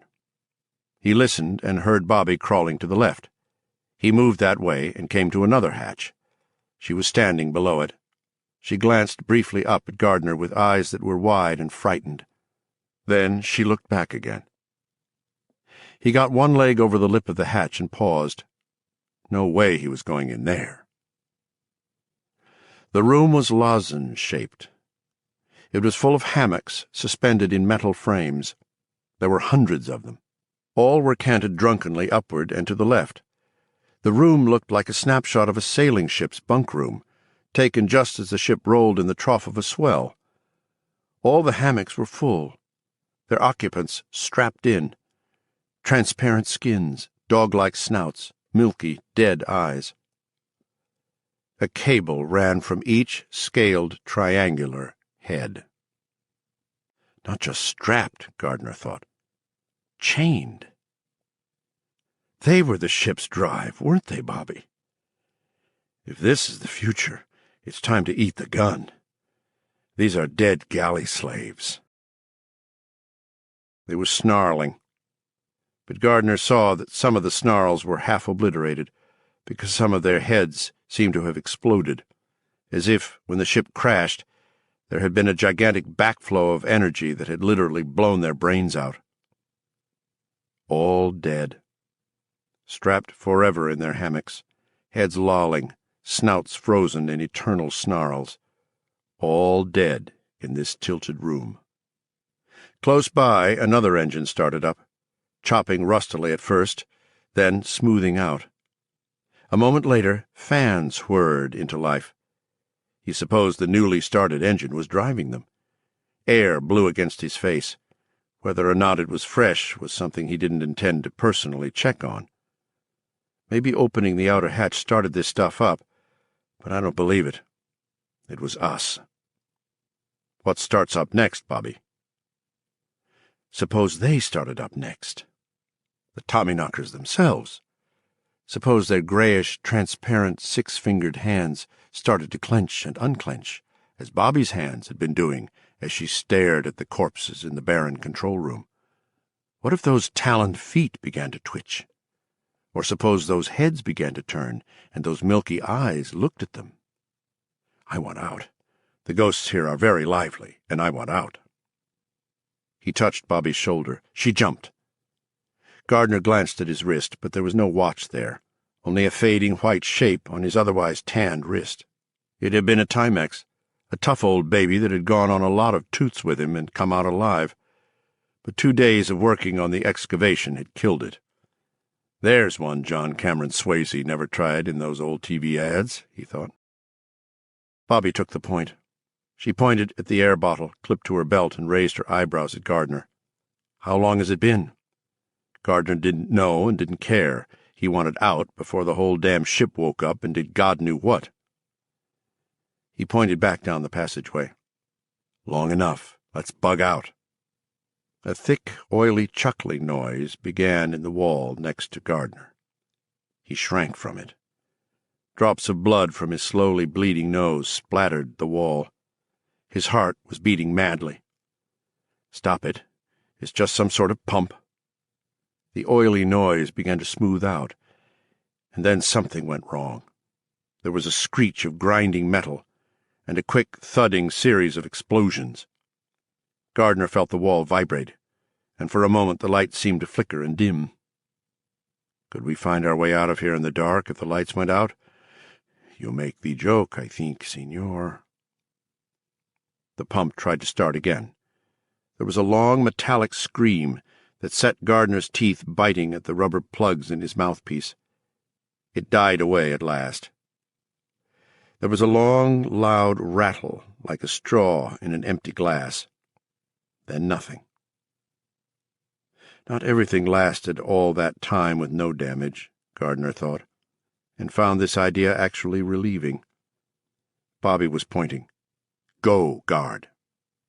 Before he did, he saw Bobby pause and look back once at the ranks of hammocked dead. That frightened look was back on her face.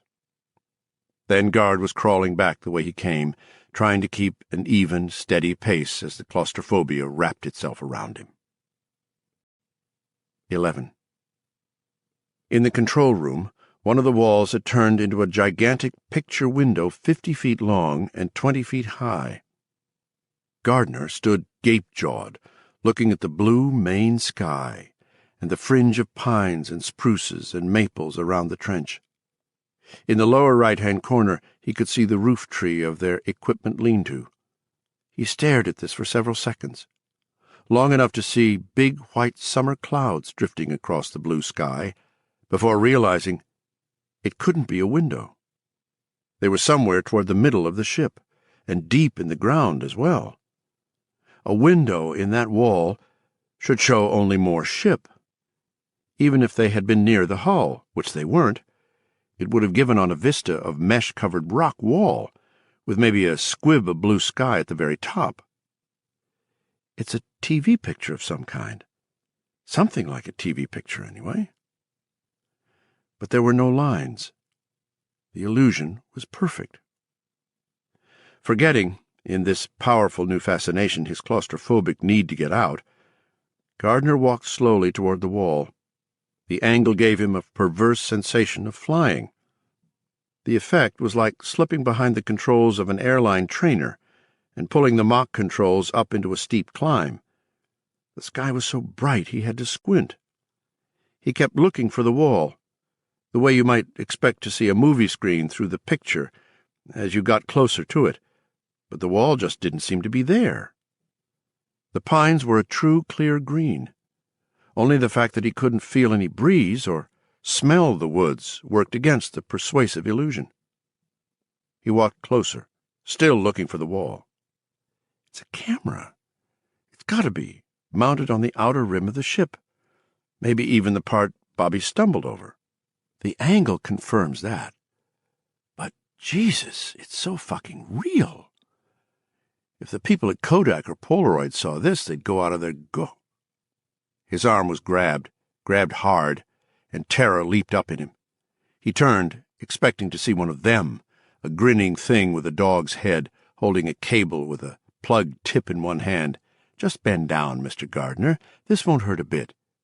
It was Bobby. She pointed to the wall, held out her hands and arms, and jittered them rapidly in some kind of charade, then pointed at the window wall again. After a moment, Gardner got it. In a grisly way, it was almost funny.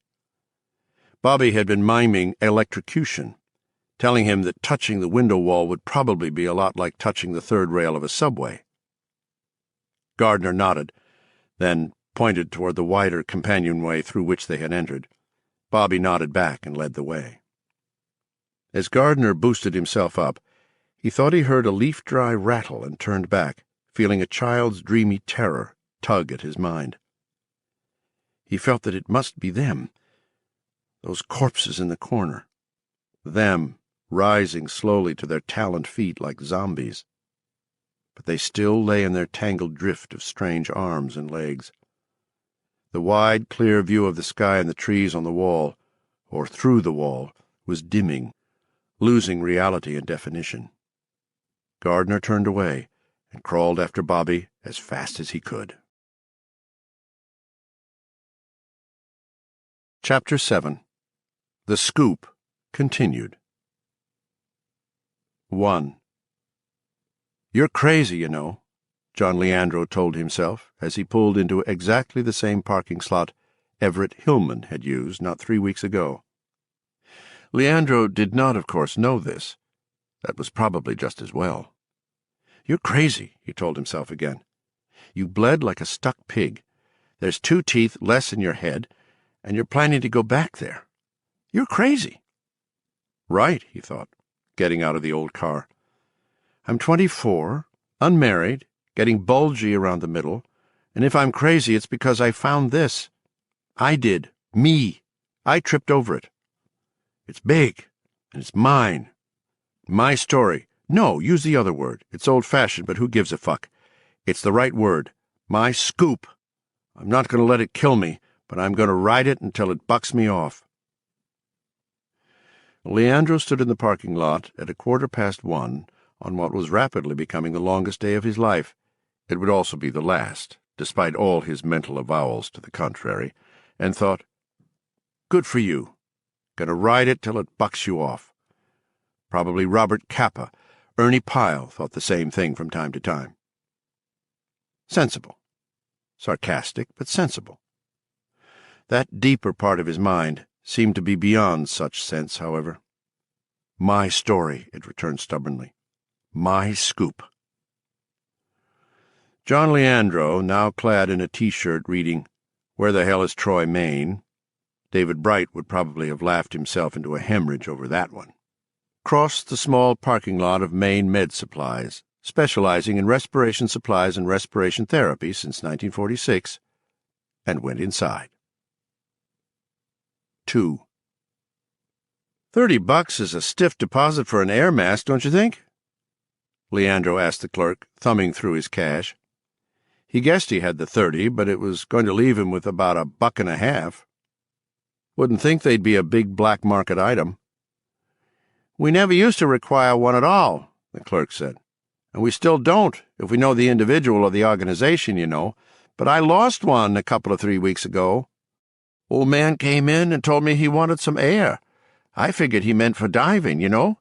He was old, but he looked tough enough for it. So I started telling him about Down East Scuba Dive in Bangor. But he said no, he was interested in ground portability. So I rented it to him.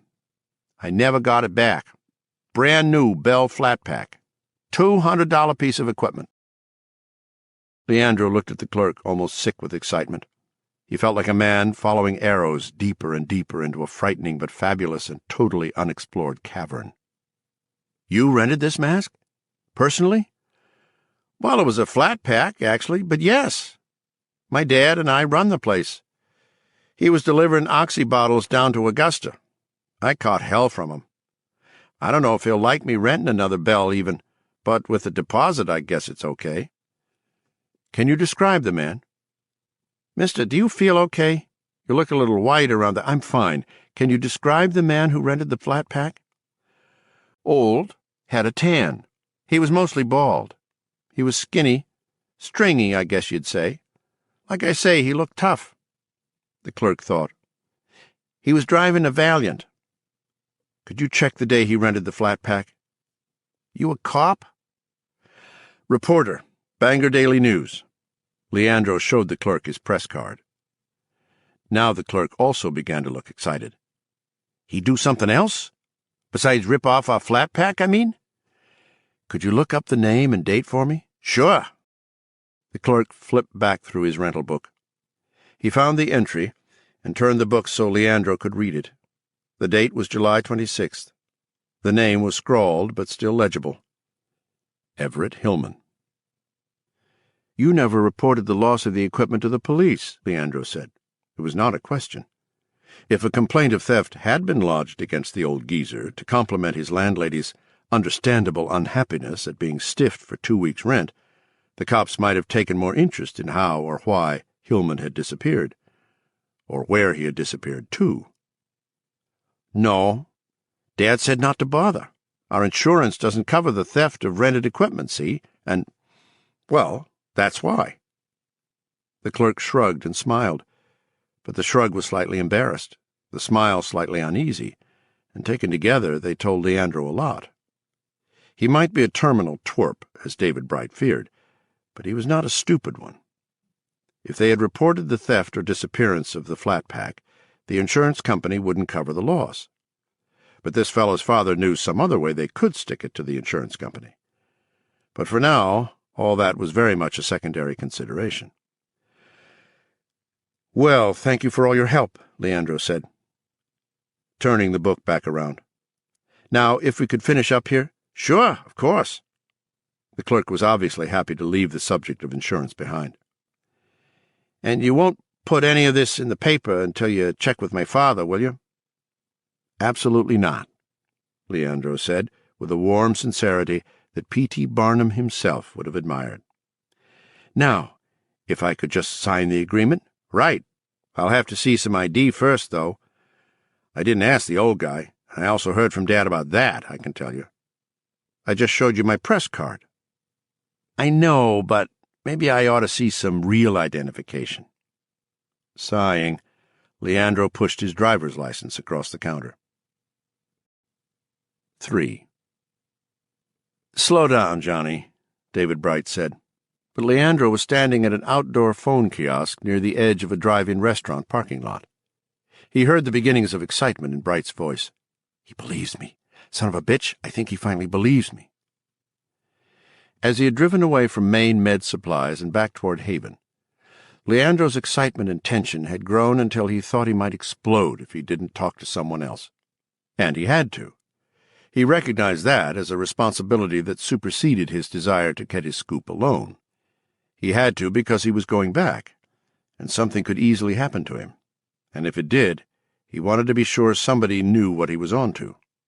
And Bright, as insufferable as he could be, was at least utterly honest. He wouldn't double-cross him. Slow down. Yeah, I got to. He switched the phone to his other ear. The afternoon sun was hot on his neck, but it didn't feel bad at all. He started with the ride to Haven, the incredible jam-up of stations on the radio, the violent nausea, the bloody nose, the lost teeth.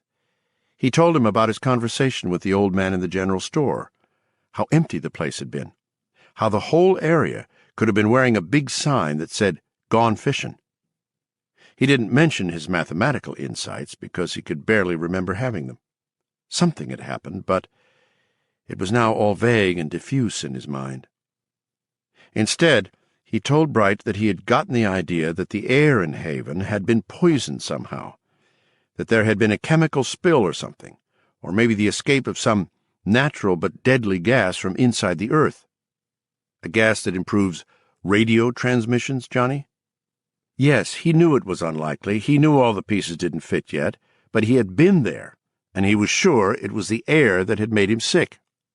So he had decided to get some portable oxygen and go back. He related his coincidental discovery that Everett Hillman, whom Bright himself had dismissed as a nutty old man, had been there before him on exactly the same errand. "So, what do you think?" Leandro said finally. There was a momentary lag, and then Bright said what Leandro believed to be the sweetest words he had ever heard in his life. "I think you are right all the time, Johnny. Something very weird is happening out there, and I advise you very strongly to stay away."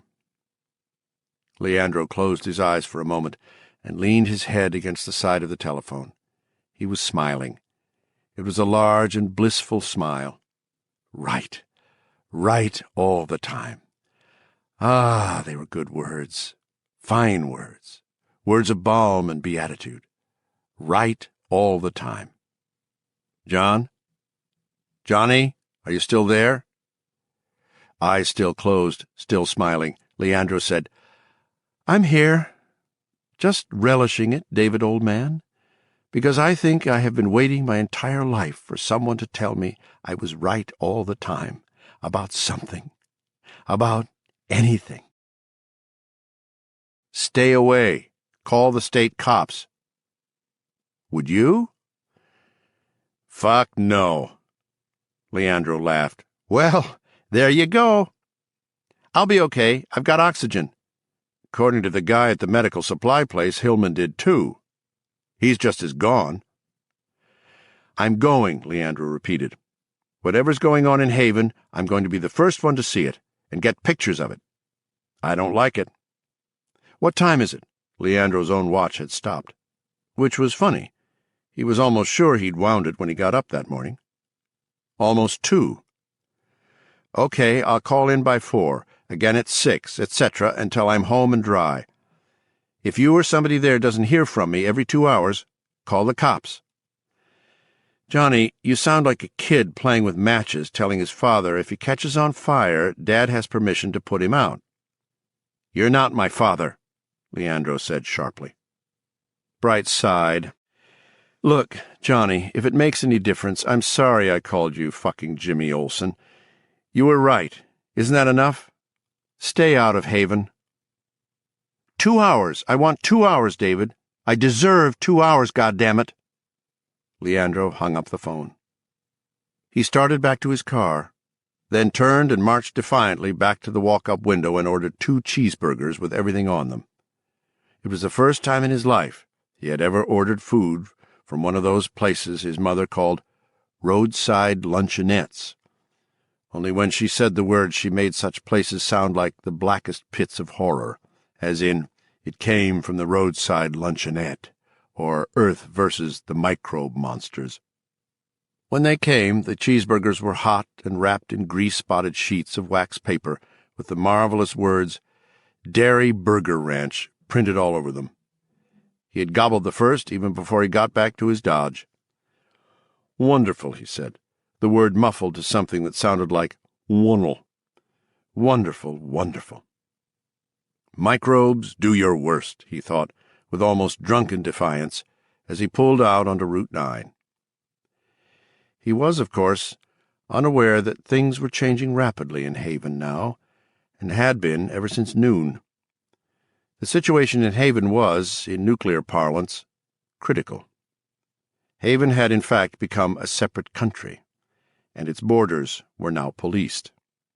Not knowing this, Leandro drove on, tearing into his second cheeseburger, and regretting only that he hadn't ordered a vanilla shake to go with them.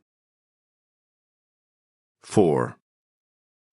By the time he passed the Troy General Store, his euphoria had dissipated, and his former low nervousness had returned. The sky overhead was a clear blue in which a few wispy white clouds floated, but his nerves felt as if there were a thunderstorm on the way.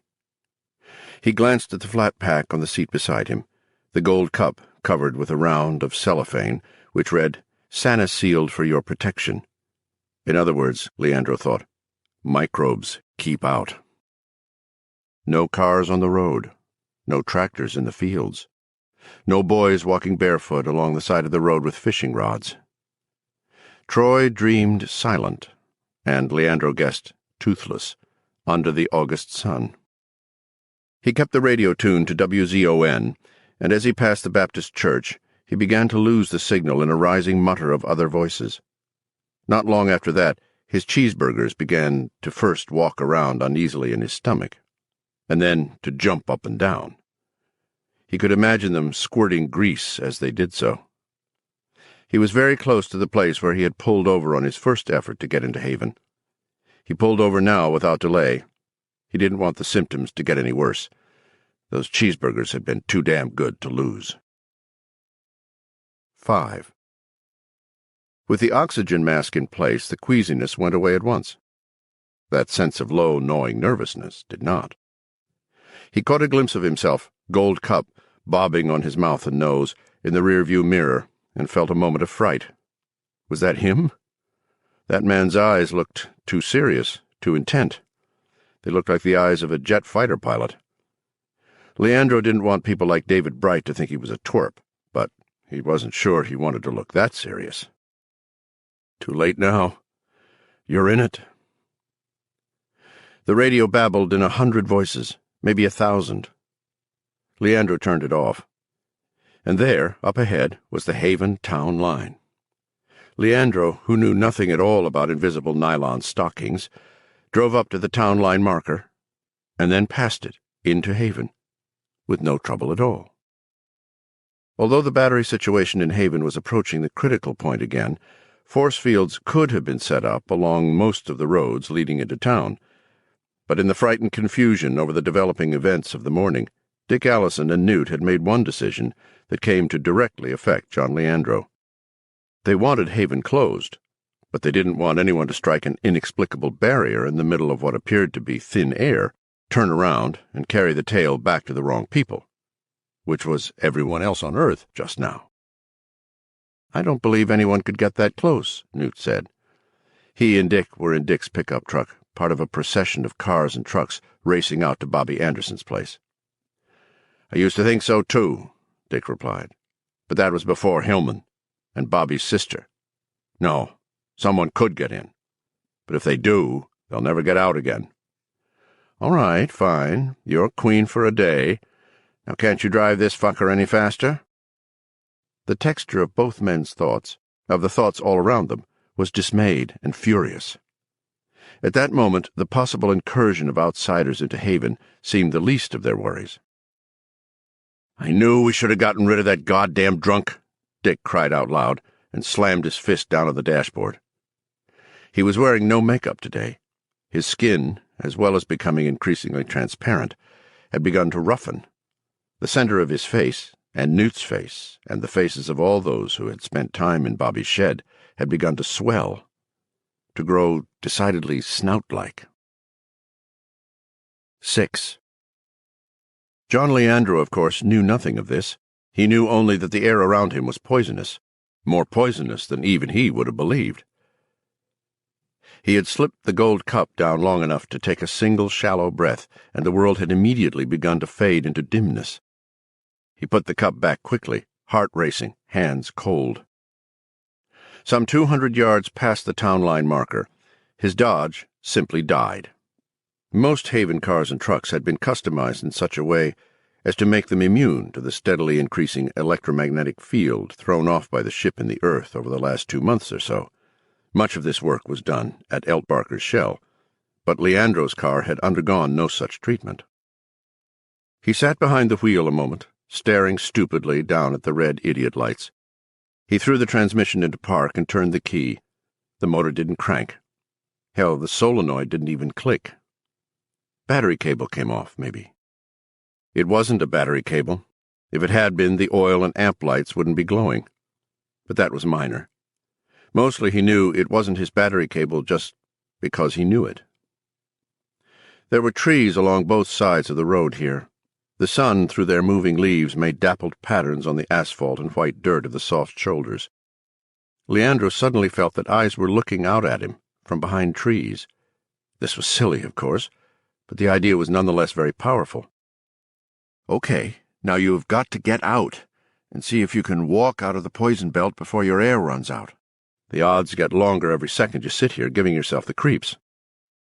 He tried the ignition key once more. Still nothing. He got his camera, hooked the strap over his shoulder, and got out. He stood looking uneasily at the woods on the right side of the road. He thought he heard something behind him, a shuffling sound, and whirled quickly, lips pulled up in a dry grin of fear. Nothing. Nothing he could see. The woods are lovely, dark and deep. Get moving. You're just standing here, using up your air. He opened the door again, leaned in, and got the gun out of the glove compartment. He loaded it, then tried to put it in his right front pocket. It was too big. He was afraid it would fall out and go off if he left it there. He pulled up his new T-shirt, stuck it in his belt, then pulled the shirt down over it. He looked at the woods again, then bitterly at the car. He could take pictures, he supposed, but what would they show? Nothing but a deserted country road. You could see those all over the state, even at the height of the summer tourist season. The pictures wouldn't convey the lack of wood sounds. The pictures would not show that the air had been poisoned. There goes your scoop, Johnny. Oh, you'll write plenty of stories about it, and I've got a feeling you'll be telling a lot of network news filming crews which is your good side. But your picture on the cover of Newsweek, the Pulitzer Prize? Forget it. Part of him, a more adult part, insisted that was dumb, that half a loaf was better than none, that most of the reporters in the world would kill to get just a slice from this loaf, whatever it turned out to be. But John Leandro was a man younger than his 24 years. When David Bright believed he had seen a generous helping of turp in Leandro, he hadn't been wrong. There were reasons, of course, but the reasons didn't change the fact. He felt like a rookie who gets a fat pitch during his first at-bat in the majors and hits an opposite-field triple. Not bad, but at his heart a voice cries out, "Hey, God, if you was going to give me a fat one, why didn't you let me get it all?" Haven Village was less than a mile away. He could walk it in 15 minutes. But then he would never get out of the poison belt before the air in the flat pack ran out, and he knew it. If only I'd rented 2 of these goddamn things. Even if you'd thought of it, you didn't have the cash enough to pay the frigging security deposit on 2. The question is, Johnny, do you want to die for your scoop or not? He didn't. If his picture was going to be on the cover of Newsweek, he didn't want there to be a black border around it. He began to trudge back toward the Troy town line. He got 5 dozen steps before realizing he could hear engines. A lot of them. Very faint. Something going on over on the other side of town. Might as well be something happening on the dark side of the moon. Forget it. With another uneasy glance at the woods, he started walking again. Got another dozen steps and realized he could hear another sound, a low, approaching hum from behind him. He turned. His jaw dropped. In Haven, most of July had been Municipal Gadget Month. As the becoming progressed, most Havenites had lost interest in such things, but the gadgets were still there. Strange white elephants, such as the ones Gardner had seen in Bobby's shed. Many had been pressed into service as border guards. Hazel McCready sat in her town hall office, before a bank of earphones, monitoring each briefly in turn. She was furious at being left behind to do this duty, while the future of everything hung in the balance out at Bobby's farm. But now, someone had entered town after all. Glad of the diversion, Hazel moved to take care of the intruder. 7. It was the Coke machine which had been in front of Cooter's Market. Leandro stood frozen with amazement, watching it approach. A jolly red-and-white rectangle, 6.5 feet high and 4 wide. It was slicing rapidly through the air toward him, its bottom about 18 inches over the road. I've fallen into an ad, Leandro thought. Some kind of weird ad. In a second or two, the door of that thing will open and O.J. Simpson is going to come flying out. It was a funny idea. Leandro started to laugh. Even as he was laughing, it occurred to him that here was the picture. Oh, God, here was the picture. Here was a Coca-Cola vending machine floating up a rural stretch of 2-lane blacktop. He grabbed for the Nikon. The Coke machine, humming to itself, banked around Leandro's stalled car and came on. It looked like a madman's hallucination, but the front of the machine proclaimed that, however much one might want to believe the contrary, this was the real thing. Still giggling, Leandro realized it wasn't stopping. It was, in fact, speeding up. And what was a soda machine, really? A refrigerator with ads on it. And refrigerators were heavy. The Coke machine, a red and white guided missile, slid through the air at Leandro. The wind made a tiny hollow hooting noise in the coin return. Leandro forgot the picture. He leapt to the left. The Coke machine struck his right shin and broke it. For a moment his leg was nothing but a bolt of pure white pain. He screamed into the gold cup as he landed on his stomach at the side of the road, tearing his shirt open. The Nikon flew to the end of its strap and hit the gravelly soft shoulder with a crunch. "Oh, you son of a bitch, that camera cost $400.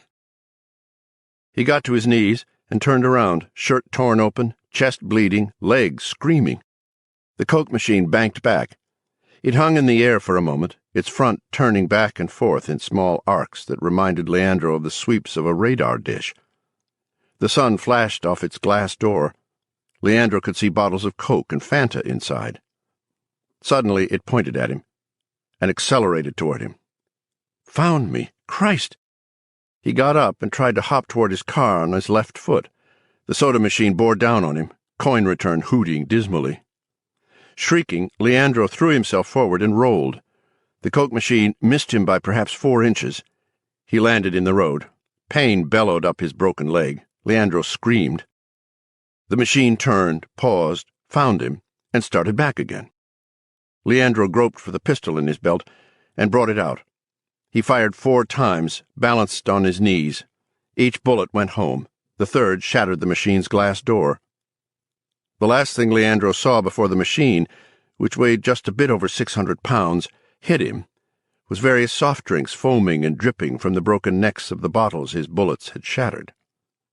Broken bottlenecks coming at him at 40 miles an hour. "Mama?" Leandro's mind shrieked, and he threw his arms up in front of his face in a crisscross.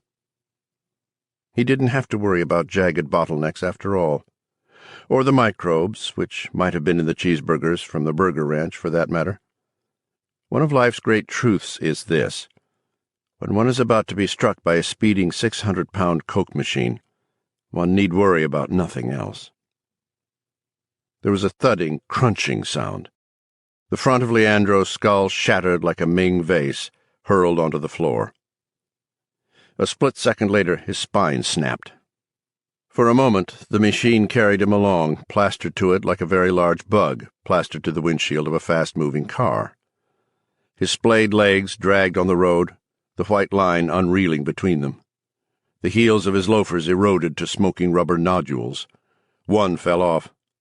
Then he slid down the front of the vending machine and flopped onto the road.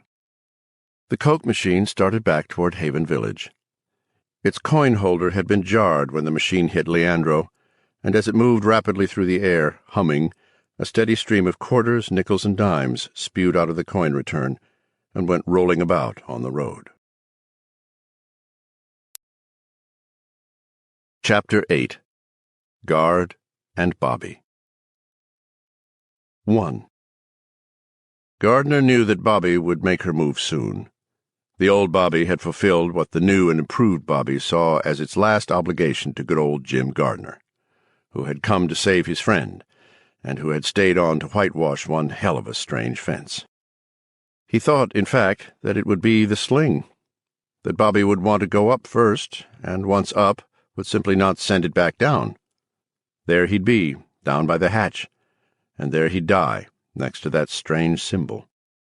Bobby wouldn't even have to deal with the messy reality of murder.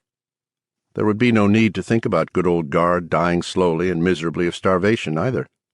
Good old Guard would die of multiple hemorrhages very quickly.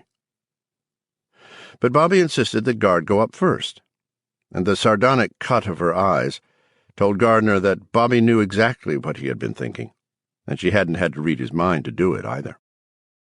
The sling rose in the air, and Gardner clung tightly to the cable, fighting a need to vomit. That need, he thought, was quickly going to become impossible to deny, but Bobby had sent him a thought which came through loud and clear as soon as they wriggled out through the hatch again. Don't take the mask off until you get topside. Were Bobby's thoughts clearer, or was it his imagination? No, not imagination. They had both gotten another boost inside the ship. His nose was still bleeding, and his shirt was sopping with it. The air mask was filling up. It was by far the worst nosebleed he'd had since Bobby first brought him out here. Why not? He had sent back, trying to be very careful and send only that top thought, nothing below it. Most of the machines we heard were air exchangers. Breathing what's in the trench now would do you in just as quick as breathing what was in the ship when we first opened it. The two won't equalize for the rest of the day, maybe longer. Not the sort of thinking one would usually suspect in a woman who wanted to kill you. But that look was still in Bobby's eyes, and the feel of it colored all of Bobby's thoughts. Hanging onto the cable for dear life, biting at the rubber pegs, Gardner fought to hold onto his stomach. The sling reached the top. He wandered away on legs that felt as if they were made of rubber bands and paper clips, barely seeing the Electrolux and the length of cable manipulating the buttons. Count 10, he thought. Count 10, get as far from the trench as you can, then take off the mask and take what comes. I think I'd rather die than feel like this anyway. He got as far as 5 and could hold back no longer. Crazy images danced before his eyes, dumping the drink down Patricia McCardle's dress, seeing Bobby reeling off her porch to greet him when he finally arrived. The big man with the gold cup over his mouth and nose, turning to look at him from the passenger window of a 4-wheel drive as Gardner lay drunk on the porch. If I'd dug in a few different places out at that gravel pit, why, I just might have found that one too, he thought. And that was when his stomach finally rebelled. He tore the mouthpiece off and threw up, groping for a pine tree at the edge of the clearing and clinging to it for support. He did it again, and realized he had never experienced this sort of vomiting in his entire life. He had read about it, however. He was ejecting stuff, most of it bloody, in wads that flew like bullets. And bullets were almost what they were. He was having a seizure of projectile vomiting. This was not considered a sign of good health in medical circles. Gray veils drifted over his sight. His knees buckled. Oh, fuck. I'm dying, he thought. But the idea seemed to have no emotional gradient. It was dreary news, no more, no less. He felt his hand slipping down the rough bark of the pine. He felt tarry sap. Faintly he was aware that the air smelled foul and yellow and sulfuric.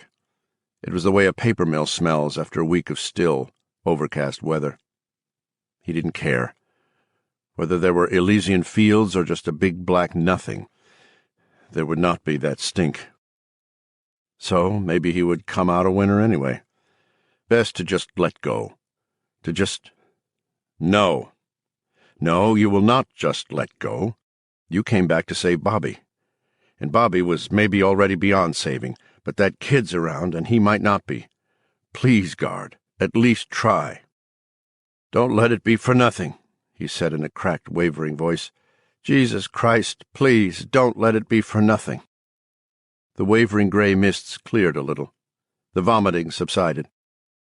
He raised a hand to his face and flung away a sheet of blood with it. A hand touched the back of his neck as he did, and Gardner's flesh pebbled with goosebumps. A hand, Bobby's hand, but not a human hand. Not anymore. Guard, are you all right? All right, he answered aloud and managed to get to his feet. The world wavered, then came back into focus. The first thing he saw in it was Bobby. The look on Bobby's face was one of cold, cheerless calculation. He saw no love there, not even a counterfeit of concern. Bobby had become beyond such things. Let's go, Gardner said hoarsely. You drive. I'm feeling... He stumbled and had to grab at Bobby's bunched, strained shoulder to keep from falling. A little under the weather. 2. By the time they got back to the farm, Gardner was better. The bleeding from his nose had subsided to a trickle. He had swallowed a fair amount of blood while wearing the mouthpiece, and a lot of the blood he had seen in his vomit must have been that. He hoped. He had lost a total of 9 teeth. "I want to change my shirt," he told Bobby. Bobby nodded without much interest. "Come on out in the kitchen after you do," she said. "We have to talk." "Yes, I suppose we do." In the guest room, Gardner took off the T-shirt he had been wearing and put on a clean one. He let it hang down over his belt. He went to the foot of the bed, lifted the mattress, and got the .45. He tucked it into his pants. The T-shirt was too big. He had lost a lot of weight. The outline of the gun butt hardly showed at all if he sucked in his